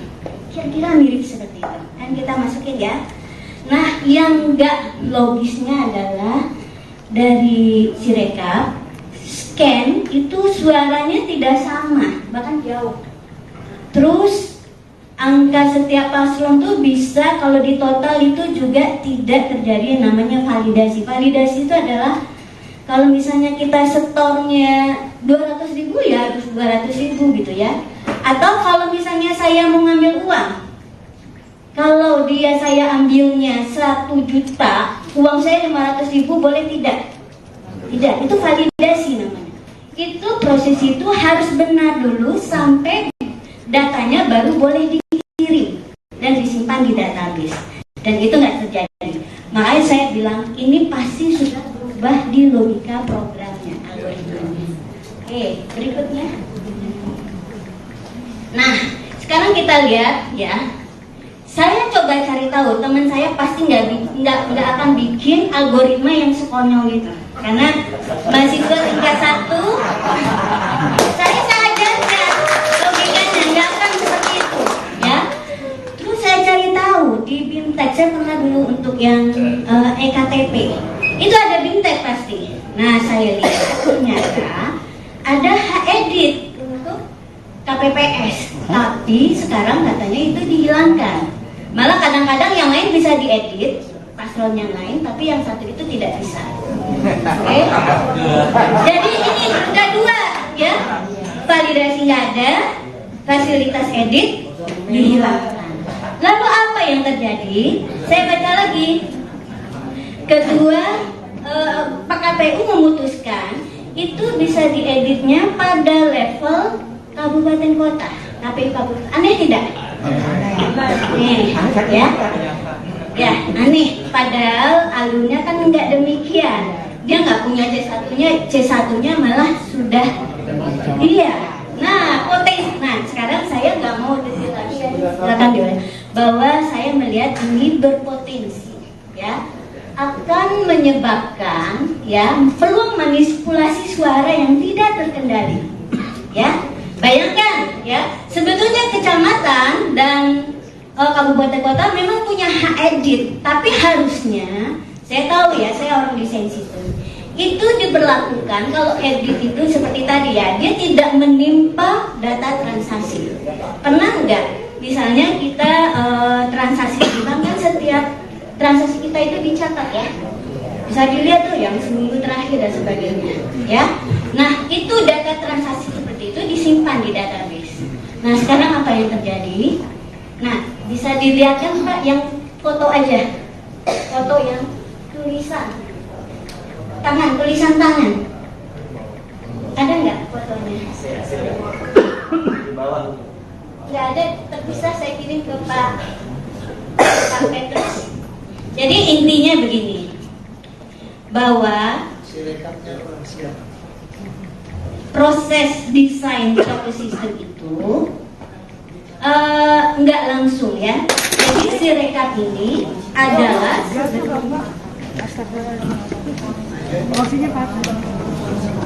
foto Pak, dia ada lepan tangan saya kirim ke Pak Petrus. Sirekapnya belum siap. Sirekap atau itu nanti saja saya ya nanti. Jadi intinya gitu ya. Dari sisi desain ya, suatu aplikasi itu seperti aplikasi Sirekap, dia tugasnya hanya mengirim data ya ke Sirekap yang keseluruhan. Ya kan ada Sirekap mobile dan web. Nah, yang KPU dan Sekjen PDIP saling bantah soal perolehan suara di pemilu 2024. Perolehan suara pasangan Capres-Cawapres nomor urut 3, Ganjar Pranowo dan Mahfud MD hingga kini masih berada di posisi akhir dan jauh di bawah paslon nomor urut 2 Prabowo Gibran, serta paslon nomor urut 1 Anies Caimin.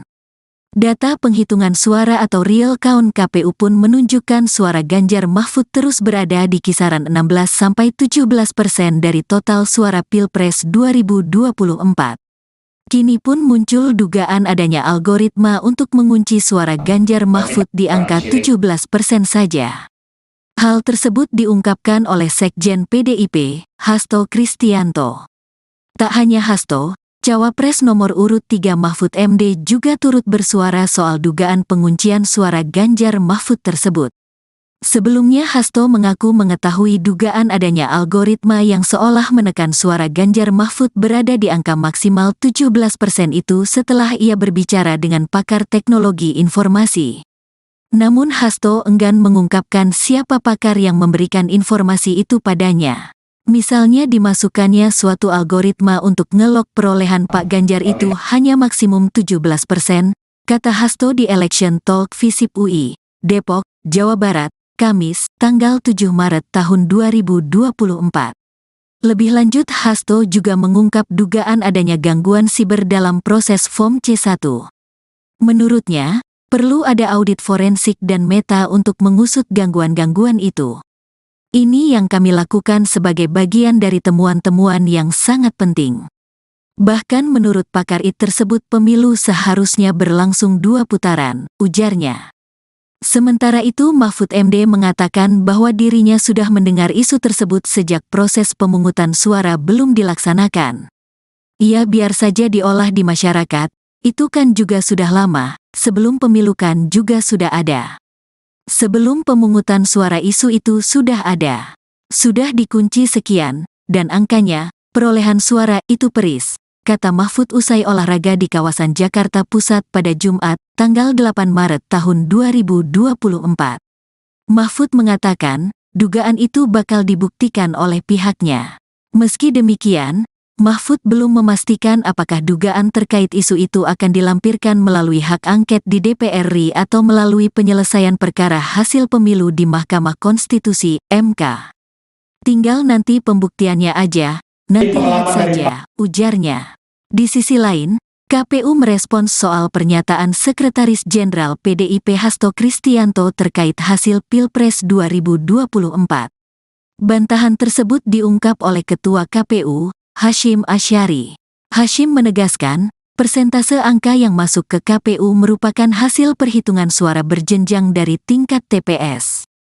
Jadi kalau ada informasi, kabar atau pernyataan seperti itu, KPU membantah ya bahwa KPU tidak pernah mematok, tidak pernah mengunci, tidak pernah menargetkan partai tertentu, pasangan calon tertentu, sejak awal harus suaranya sekian, tidak ada. Jadi semuanya yang dihitung KPU berasal dari perolehan suara di TPS, kata Hasyim di kantor KPU, Menteng, Jakarta Pusat, tanggal 8 Maret tahun 2024. Hadir di sini, mungkin ladies first ya, kita Ibu Leoni boleh yang pertama, setelah Ibu Leoni nanti Mas Hairul, setelah itu Pak Sugi ya. Oke, silakan Bu Leoni.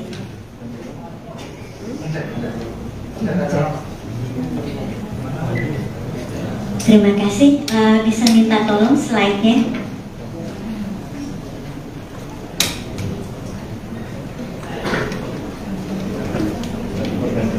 Slide saya sama yang gambar dan kertas.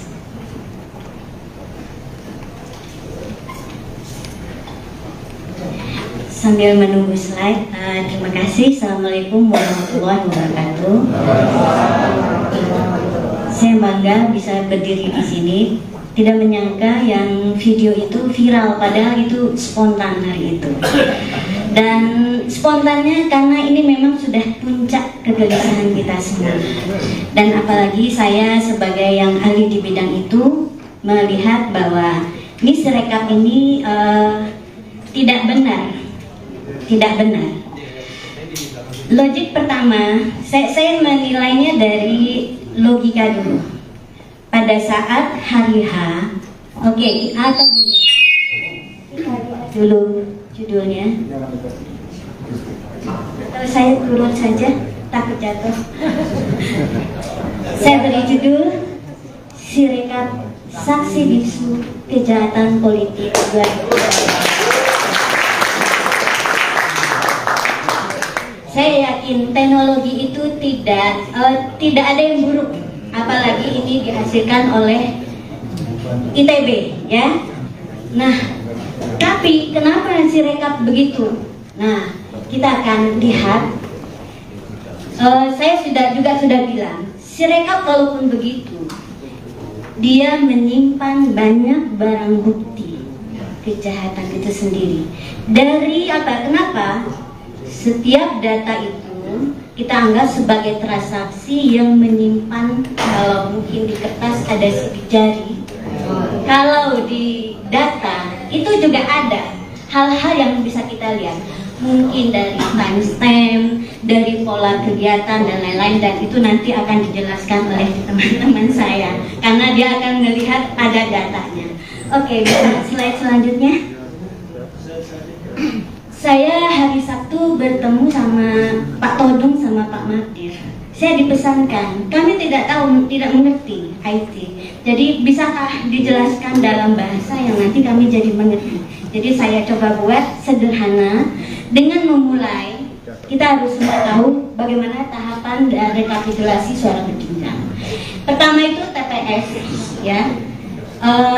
Panitia nama PPS, ketuanya KPPS, di sini dipakai namanya versi Sirekap Mobile.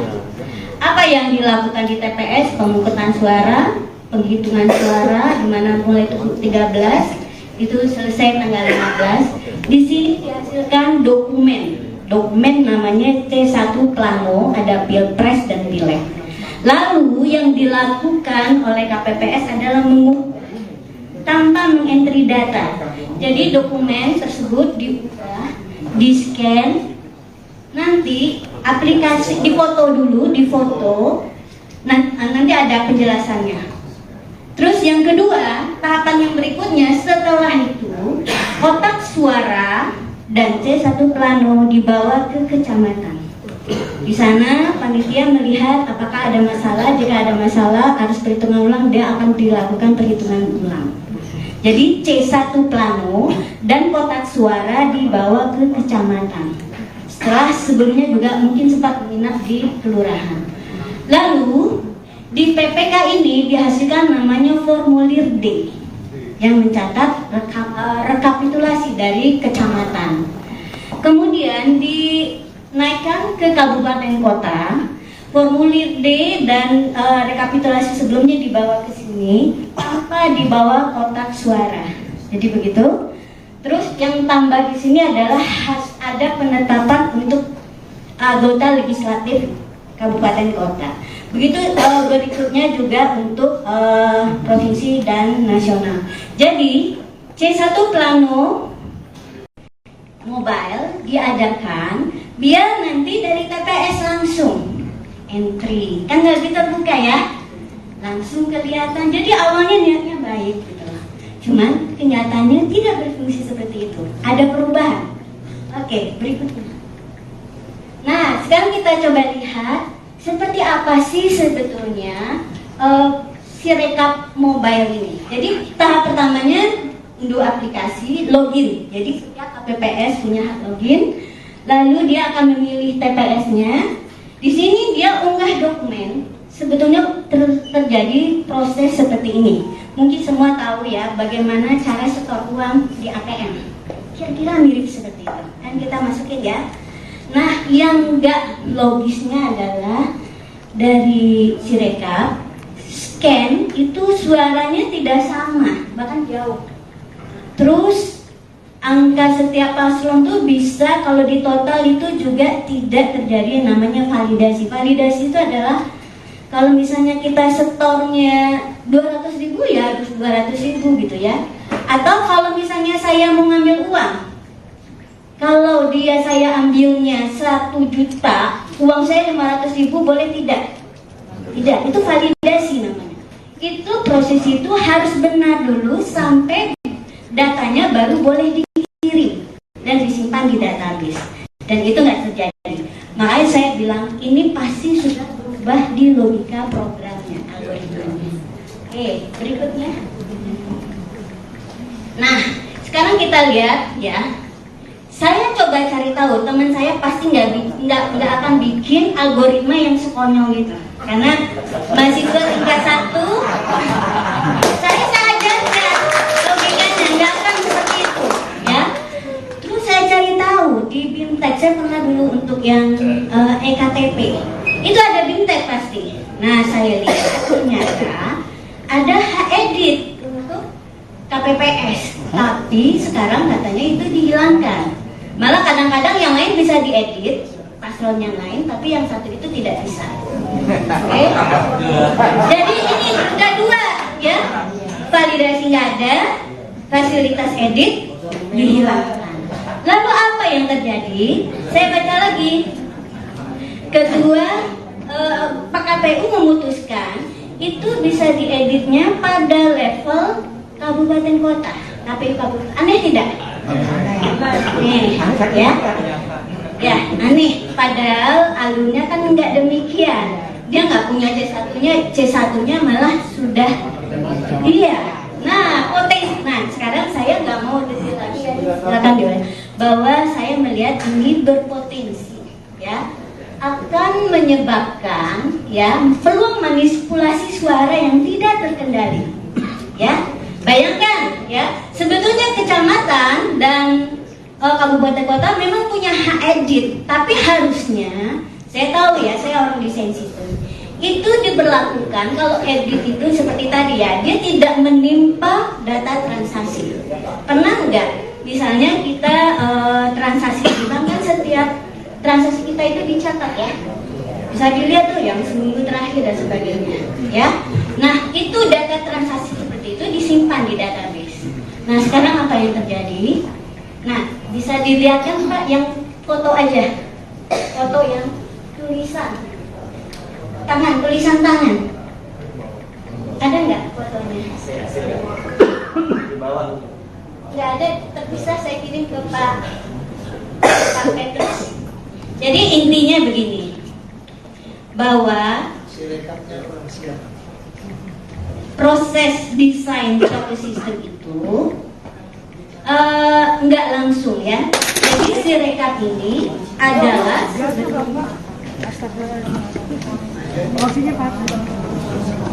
foto Pak. Dia ada lepan tangan saya kirim ke Pak Petrus. Sirekapnya belum siap. Sirekap belum siap. Atau itu nanti saja saya ya nanti. Jadi intinya gitu ya. Dari sisi desain ya, suatu aplikasi itu seperti aplikasi Sirekap, dia tugasnya hanya mengirim data ya ke Sirekap yang keseluruhannya kan ada Sirekap mobile dan web. Nah, yang KPU dan Sekjen PDIP saling bantah soal perolehan suara di pemilu 2024. Perolehan suara pasangan Capres-Cawapres nomor urut 3, Ganjar Pranowo dan Mahfud MD hingga kini masih berada di posisi akhir dan jauh di bawah paslon nomor urut 2 Prabowo Gibran, serta paslon nomor urut 1 Anies Caimin. Data penghitungan suara atau real count KPU pun menunjukkan suara Ganjar Mahfud terus berada di kisaran 16–17% dari total suara Pilpres 2024. Kini pun muncul dugaan adanya algoritma untuk mengunci suara Ganjar Mahfud di angka 17% saja. Hal tersebut diungkapkan oleh Sekjen PDIP, Hasto Kristianto. Tak hanya Hasto, Cawapres nomor urut 3 Mahfud MD juga turut bersuara soal dugaan penguncian suara Ganjar Mahfud tersebut. Sebelumnya Hasto mengaku mengetahui dugaan adanya algoritma yang seolah menekan suara Ganjar Mahfud berada di angka maksimal 17% itu setelah ia berbicara dengan pakar teknologi informasi. Namun Hasto enggan mengungkapkan siapa pakar yang memberikan informasi itu padanya. Misalnya dimasukkannya suatu algoritma untuk ngelok perolehan Pak Ganjar itu hanya maksimum 17%, kata Hasto di Election Talk Visip UI, Depok, Jawa Barat, Kamis, tanggal 7 Maret tahun 2024. Lebih lanjut Hasto juga mengungkap dugaan adanya gangguan siber dalam proses Form C1. Menurutnya, perlu ada audit forensik dan meta untuk mengusut gangguan-gangguan itu. Ini yang kami lakukan sebagai bagian dari temuan-temuan yang sangat penting. Bahkan menurut pakar IT tersebut pemilu seharusnya berlangsung 2 putaran, ujarnya. Sementara itu Mahfud MD mengatakan bahwa dirinya sudah mendengar isu tersebut sejak proses pemungutan suara belum dilaksanakan. Ya biar saja diolah di masyarakat, itu kan juga sudah lama, sebelum pemilu kan juga sudah ada. Sebelum pemungutan suara isu itu sudah ada. Sudah dikunci sekian, dan angkanya, perolehan suara itu peris, kata Mahfud usai olahraga di kawasan Jakarta Pusat pada Jumat, tanggal 8 Maret tahun 2024. Mahfud mengatakan, dugaan itu bakal dibuktikan oleh pihaknya. Meski demikian, Mahfud belum memastikan apakah dugaan terkait isu itu akan dilampirkan melalui hak angket di DPR RI atau melalui penyelesaian perkara hasil pemilu di Mahkamah Konstitusi, MK. Tinggal nanti pembuktiannya aja, nanti lihat saja, ujarnya. Di sisi lain, KPU merespons soal pernyataan Sekretaris Jenderal PDIP Hasto Kristianto terkait hasil Pilpres 2024. Bantahan tersebut diungkap oleh Ketua KPU, Hashim Asyari. Hashim menegaskan, persentase angka yang masuk ke KPU merupakan hasil perhitungan suara berjenjang dari tingkat TPS. Jadi kalau ada informasi, kabar atau pernyataan seperti itu, KPU membantah ya bahwa KPU tidak pernah mematok, tidak pernah mengunci, tidak pernah menargetkan partai tertentu, pasangan calon tertentu, sejak awal harus suaranya sekian, tidak ada. Jadi semuanya yang dihitung KPU berasal dari perolehan suara di TPS, kata Hashim di kantor KPU, Menteng, Jakarta Pusat, tanggal 8 Maret tahun 2024. Hadir di sini, mungkin ladies first ya, kita Ibu Leoni boleh yang pertama, setelah Ibu Leoni nanti Mas Hairul, setelah itu Pak Sugi ya. Oke, silakan Bu Leoni.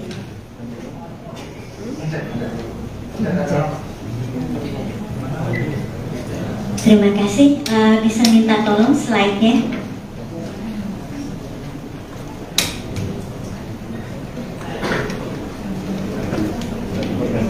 Slide saya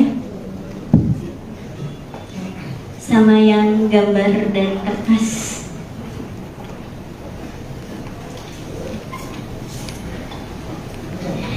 Sambil menunggu slide, terima kasih. Assalamualaikum warahmatullahi wabarakatuh.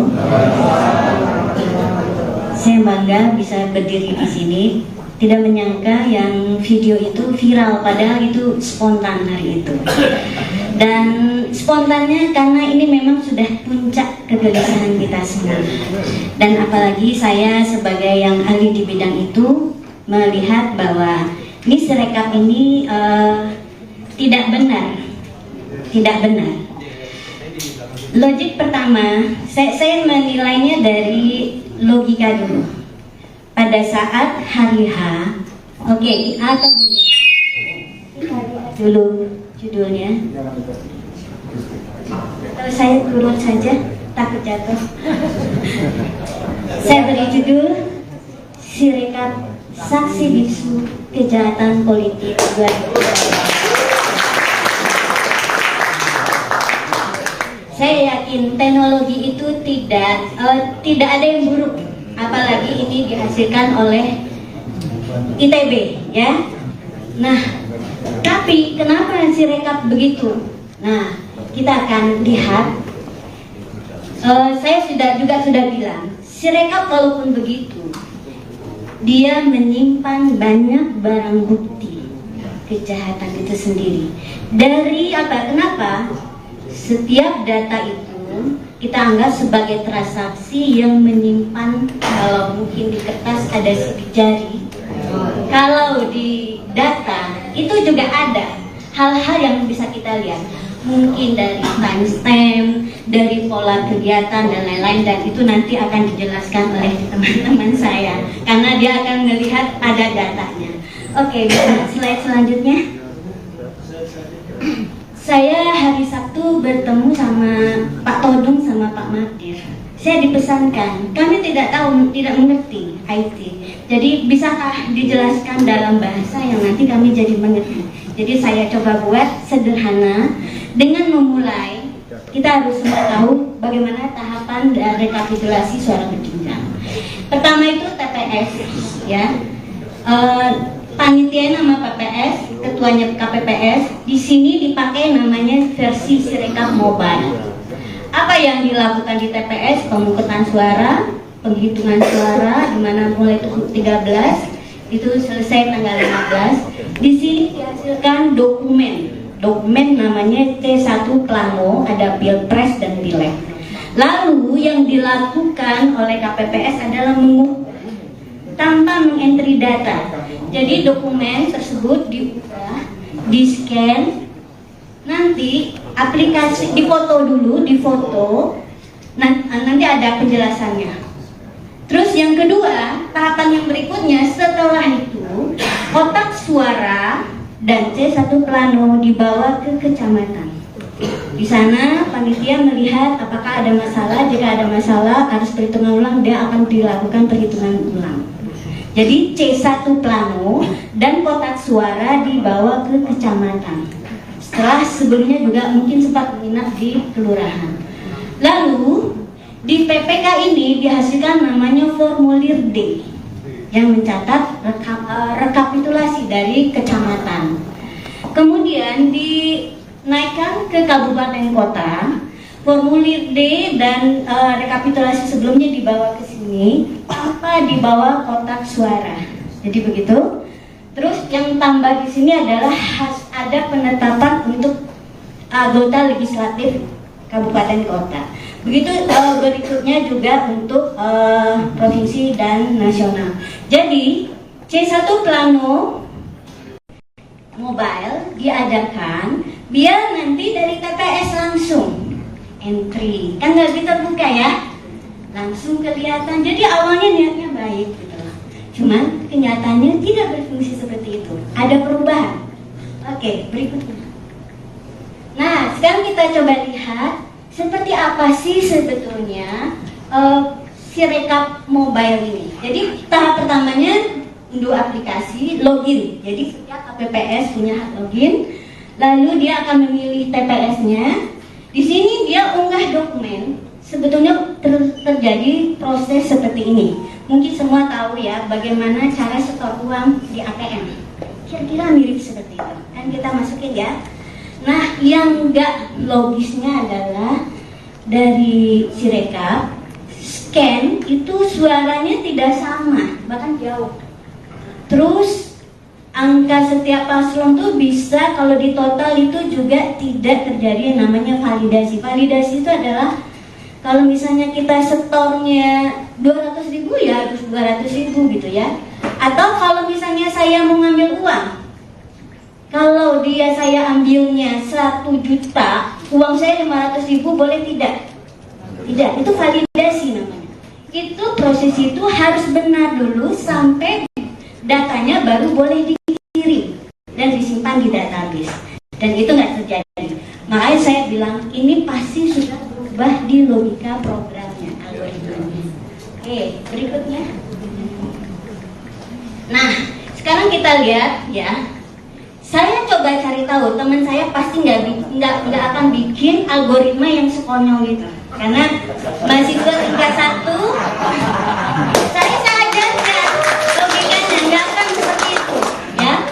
Terus saya cari tahu di BIMTEK, saya pernah dulu untuk yang EKTP, itu ada BIMTEK pasti. Nah, saya lihat ternyata ada hak edit untuk KPPS, tapi sekarang katanya itu dihilangkan. Malah kadang-kadang yang lain bisa diedit, paslon yang lain, tapi yang satu itu tidak bisa. Oke? Jadi ini udah dua, ya. Validasi nggak ada, fasilitas edit dihilangkan. Lalu apa yang terjadi? Saya baca lagi. Kedua, Pak KPU memutuskan itu bisa dieditnya pada level kabupaten kota, KPU kabupaten. Aneh tidak? Nih, ya, aneh. Padahal alurnya kan nggak demikian. Dia nggak punya C1-nya malah sudah. Iya. Nah, potensi. Nah, sekarang saya nggak mau detail lagi. Silakan diulang. Bahwa saya melihat ini berpotensi, ya, akan menyebabkan ya peluang manipulasi suara yang tidak terkendali, ya. Bayangkan ya, sebetulnya kecamatan dan kabupaten kota memang punya hak edit, tapi harusnya, saya tahu ya, saya orang desain sistem, itu diberlakukan kalau edit itu seperti tadi ya, dia tidak menimpa data transaksi. Pernah nggak? Misalnya kita transaksi di bank kan setiap transaksi kita itu dicatat ya, bisa dilihat tuh yang seminggu terakhir dan sebagainya, ya. Nah, itu data transaksi itu disimpan di database. Nah, sekarang apa yang terjadi? Nah, bisa dilihat kan Pak, yang foto aja, foto yang tulisan tangan, ada nggak fotonya? Nggak ada, terpisah. Saya kirim ke Pak Petrus. Jadi intinya begini, bahwa proses desain suatu sistem itu nggak langsung ya. Jadi Sirekap ini adalah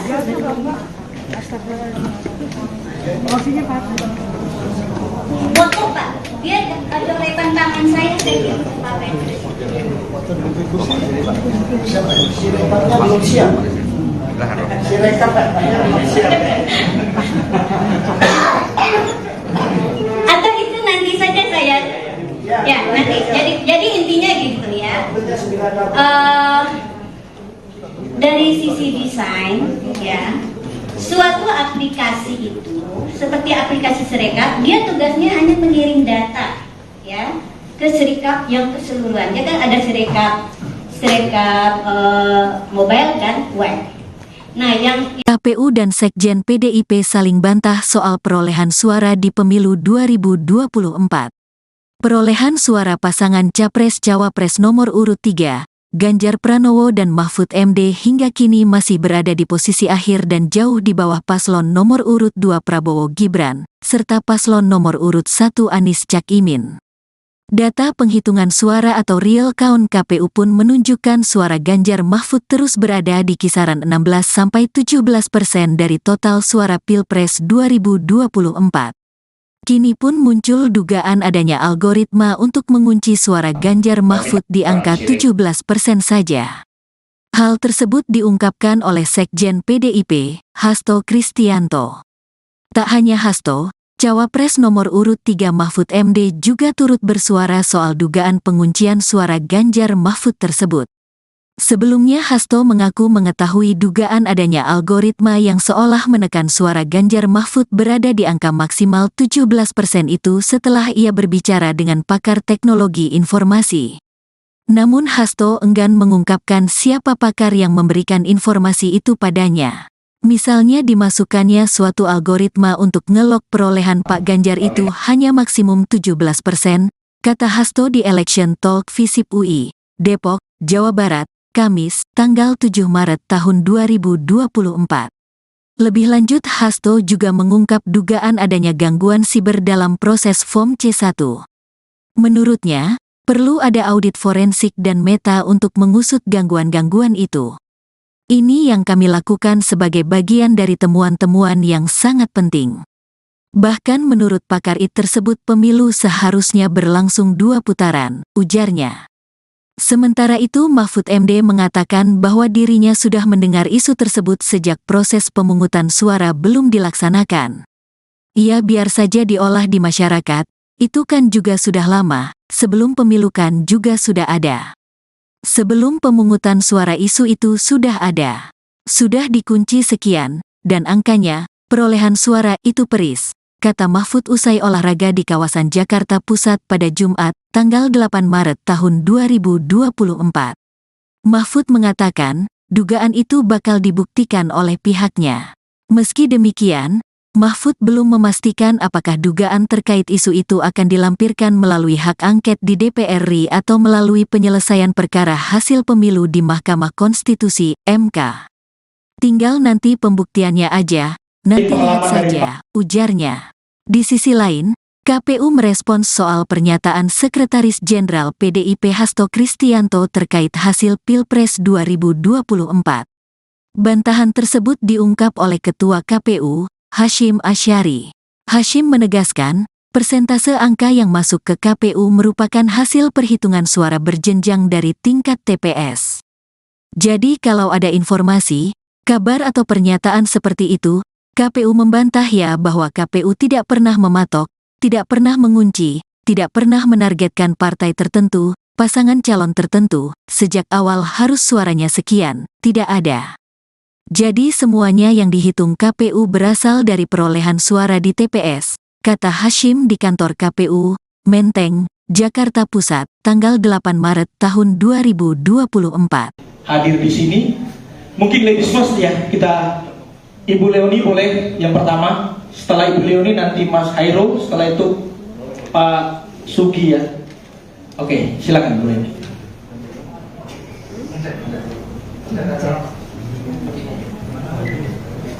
Terima kasih, bisa minta tolong slide-nya.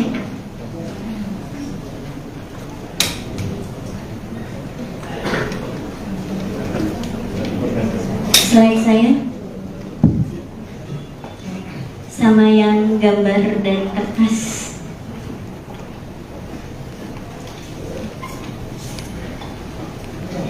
Sambil menunggu slide, terima kasih. Assalamualaikum warahmatullahi wabarakatuh.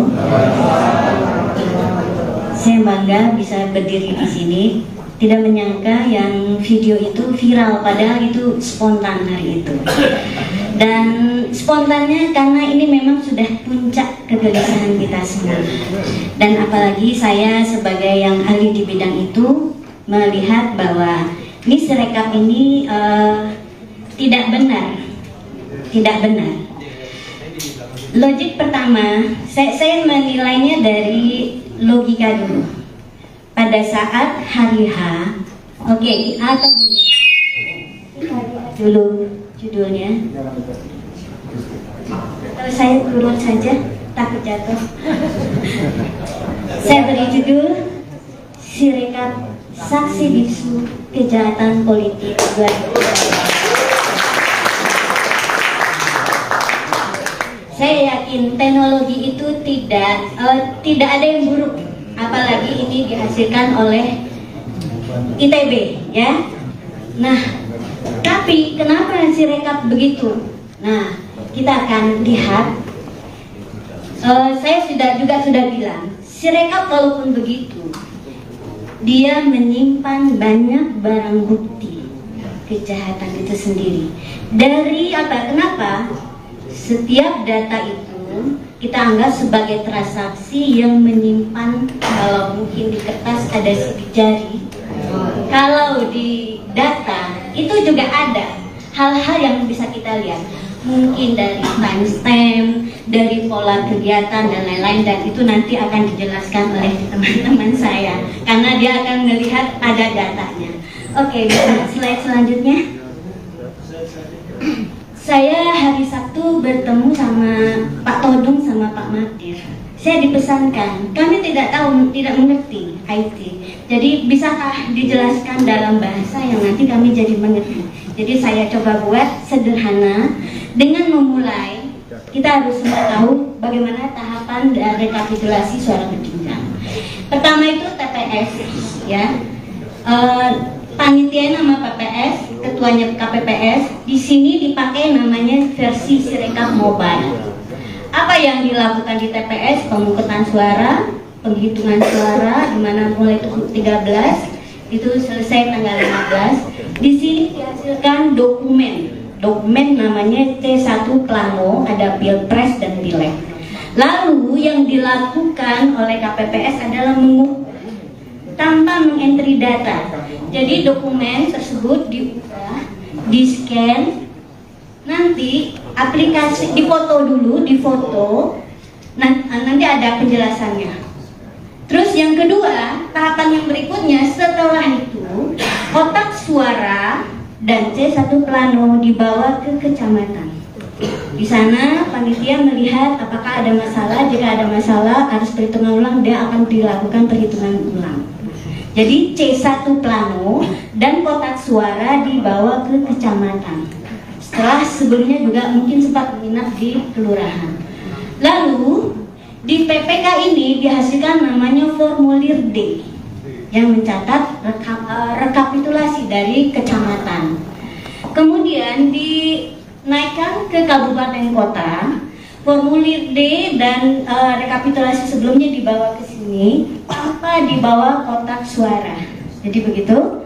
Terus yang tambah di sini adalah ada penetapan untuk anggota legislatif kabupaten kota. Begitu berikutnya juga untuk provinsi dan nasional. Jadi C1 Plano Mobile diadakan biar nanti dari TPS langsung entry, kan nggak terbuka ya, langsung kelihatan. Jadi awalnya niatnya baik gitu, cuman kenyataannya tidak berfungsi seperti itu, ada perubahan. Oke, berikutnya. Nah, sekarang kita coba lihat seperti apa sih sebetulnya Sirekap Mobile ini. Jadi tahap pertamanya unduh aplikasi, login. Jadi setiap KPPS punya hak login, lalu dia akan memilih TPS-nya. Di sini dia unggah dokumen. Sebetulnya terjadi proses seperti ini. Mungkin semua tahu ya bagaimana cara setor uang di ATM. Kira-kira mirip seperti itu. Kan kita masukin ya. Nah, yang enggak logisnya adalah dari Sirekap scan itu suaranya tidak sama, bahkan jauh. Terus angka setiap paslon tuh bisa kalau di total itu juga tidak terjadi yang namanya validasi. Validasi itu adalah kalau misalnya kita setornya 200.000 ya harus 200.000 gitu ya. Atau kalau misalnya saya mau ngambil uang, kalau dia saya ambilnya 1 juta, uang saya 500.000 boleh tidak? Tidak, itu validasi namanya. Itu proses itu harus benar dulu sampai datanya baru boleh dikirim dan disimpan di database. Dan itu nggak terjadi. Makanya saya bilang ini pasti sudah berubah di logika programnya, algoritmanya. Oke, berikutnya. Nah, sekarang kita lihat ya. Saya coba cari tahu, teman saya pasti nggak akan bikin algoritma yang sekonyol itu. Karena mahasiswa tingkat 1, saya sadarkan logikanya nggak akan seperti itu, ya. Terus saya cari tahu di BIMTEK, saya pernah dulu untuk yang EKTP, itu ada BIMTEK pasti. Nah, saya lihat ternyata ada hak-edit untuk KPPS, tapi sekarang katanya itu dihilangkan. Malah kadang-kadang yang lain bisa diedit, paslon yang lain, tapi yang satu itu tidak bisa. Oke? Jadi ini udah 2, ya. Validasi nggak ada, fasilitas edit dihilangkan. Lalu apa yang terjadi? Saya baca lagi. Kedua, Pak KPU memutuskan itu bisa dieditnya pada level kabupaten kota, KPU kabupaten. Aneh tidak? Aneh, ya. Ya, aneh. Padahal alurnya kan nggak demikian. Dia nggak punya C1-nya malah sudah. Iya. Nah, potensi. Nah, sekarang saya nggak mau detail lagi, silakan diulang. Bahwa saya melihat ini berpotensi, ya, akan menyebabkan ya peluang manipulasi suara yang tidak terkendali, ya. Bayangkan ya, sebetulnya kecamatan dan kabupaten kota memang punya hak edit, tapi harusnya saya tahu ya, saya orang desain sistem, itu diberlakukan kalau edit itu seperti tadi ya, dia tidak menimpa data transaksi. Pernah nggak? Misalnya kita transaksi di bank kan setiap transaksi kita itu dicatat ya, bisa dilihat tuh yang seminggu terakhir dan sebagainya, ya. Nah itu data transaksi itu disimpan di database. Nah sekarang apa yang terjadi? Nah bisa dilihat kan Pak yang foto aja, foto yang tulisan tangan, ada nggak fotonya? Nggak ada, terpisah saya kirim ke Pak Petrus. Jadi intinya begini, bahwa proses desain suatu sistem itu nggak langsung ya. Jadi Sirekap ini adalah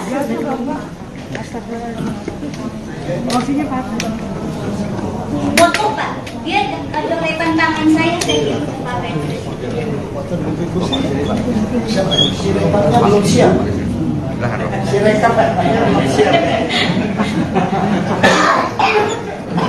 Atau itu nanti saja saya ya nanti. Jadi intinya gitu ya. Dari sisi desain ya, suatu aplikasi itu seperti aplikasi Sirekap, dia tugasnya hanya mengirim data ya ke Sirekap yang keseluruhan. Ya kan ada Sirekap mobile dan web. Nah, yang KPU dan Sekjen PDIP saling bantah soal perolehan suara di pemilu 2024. Perolehan suara pasangan Capres-Cawapres nomor urut 3, Ganjar Pranowo dan Mahfud MD hingga kini masih berada di posisi akhir dan jauh di bawah paslon nomor urut 2 Prabowo Gibran, serta paslon nomor urut 1 Anies Cak Imin. Data penghitungan suara atau real count KPU pun menunjukkan suara Ganjar Mahfud terus berada di kisaran 16-17% dari total suara Pilpres 2024.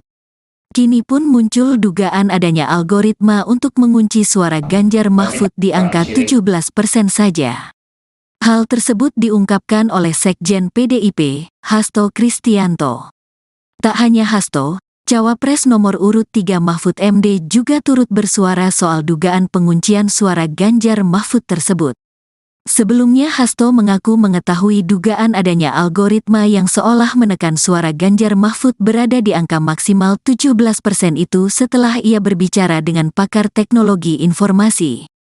Namun Hasto enggan mengungkapkan siapa pakar yang memberikan informasi itu padanya. Misalnya dimasukkannya suatu algoritma untuk ngelok perolehan Pak Ganjar itu hanya maksimum 17%, kata Hasto di Election Talk Visip UI, Depok, Jawa Barat, Kamis, tanggal 7 Maret tahun 2024. Lebih lanjut, Hasto juga mengungkap dugaan adanya gangguan siber dalam proses Form C1. Menurutnya, perlu ada audit forensik dan meta untuk mengusut gangguan-gangguan itu. Ini yang kami lakukan sebagai bagian dari temuan-temuan yang sangat penting. Bahkan menurut pakar IT tersebut pemilu seharusnya berlangsung 2 putaran, ujarnya. Sementara itu Mahfud MD mengatakan bahwa dirinya sudah mendengar isu tersebut sejak proses pemungutan suara belum dilaksanakan. Ia biar saja diolah di masyarakat, itu kan juga sudah lama, sebelum pemilu kan juga sudah ada. Sebelum pemungutan suara isu itu sudah ada. Sudah dikunci sekian, dan angkanya, perolehan suara itu peris, kata Mahfud usai olahraga di kawasan Jakarta Pusat pada Jumat, tanggal 8 Maret tahun 2024. Mahfud mengatakan, dugaan itu bakal dibuktikan oleh pihaknya. Meski demikian, Mahfud belum memastikan apakah dugaan terkait isu itu akan dilampirkan melalui hak angket di DPR RI atau melalui penyelesaian perkara hasil pemilu di Mahkamah Konstitusi, MK. Tinggal nanti pembuktiannya aja, nanti lihat saja, ujarnya. Di sisi lain, KPU merespons soal pernyataan Sekretaris Jenderal PDIP Hasto Kristianto terkait hasil Pilpres 2024. Bantahan tersebut diungkap oleh Ketua KPU, Hashim Asyari. Hashim menegaskan, persentase angka yang masuk ke KPU merupakan hasil perhitungan suara berjenjang dari tingkat TPS.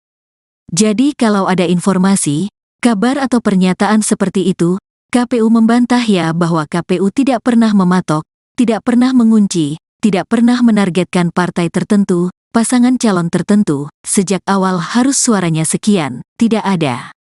Jadi semuanya yang dihitung KPU berasal dari perolehan suara di TPS, kata Hashim di kantor KPU, Menteng, Jakarta Pusat, tanggal 8 Maret tahun 2024. Hadir di sini, mungkin ladies first ya, kita Ibu Leoni boleh yang pertama, setelah Ibu Leoni nanti Mas Hairul, setelah itu Pak Sugi ya. Oke, silakan Bu Leoni.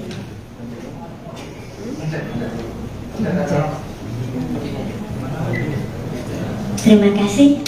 Bisa minta tolong slide-nya.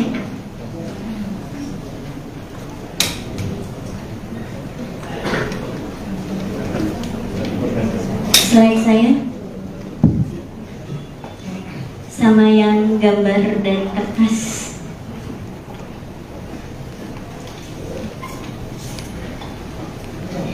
Sambil menunggu slide, terima kasih. Assalamualaikum warahmatullahi wabarakatuh. Saya bangga bisa berdiri di sini. Tidak menyangka yang video itu viral, padahal itu spontan hari itu. Dan spontannya karena ini memang sudah puncak kegelisahan kita semua. Dan apalagi saya sebagai yang ahli di bidang itu melihat bahwa ini Sirekap ini tidak benar. Tidak benar. Logik pertama, saya menilainya dari logika dulu. Pada saat hari H, oke, atau gini, dulu judulnya. Kalau saya turun saja, takut jatuh. Saya beri judul Sirekap Saksi Bisu Kejahatan Politik 2024. Saya yakin teknologi itu tidak ada yang buruk, apalagi ini dihasilkan oleh ITB, ya. Nah, tapi kenapa Sirekap begitu? Nah, kita akan lihat.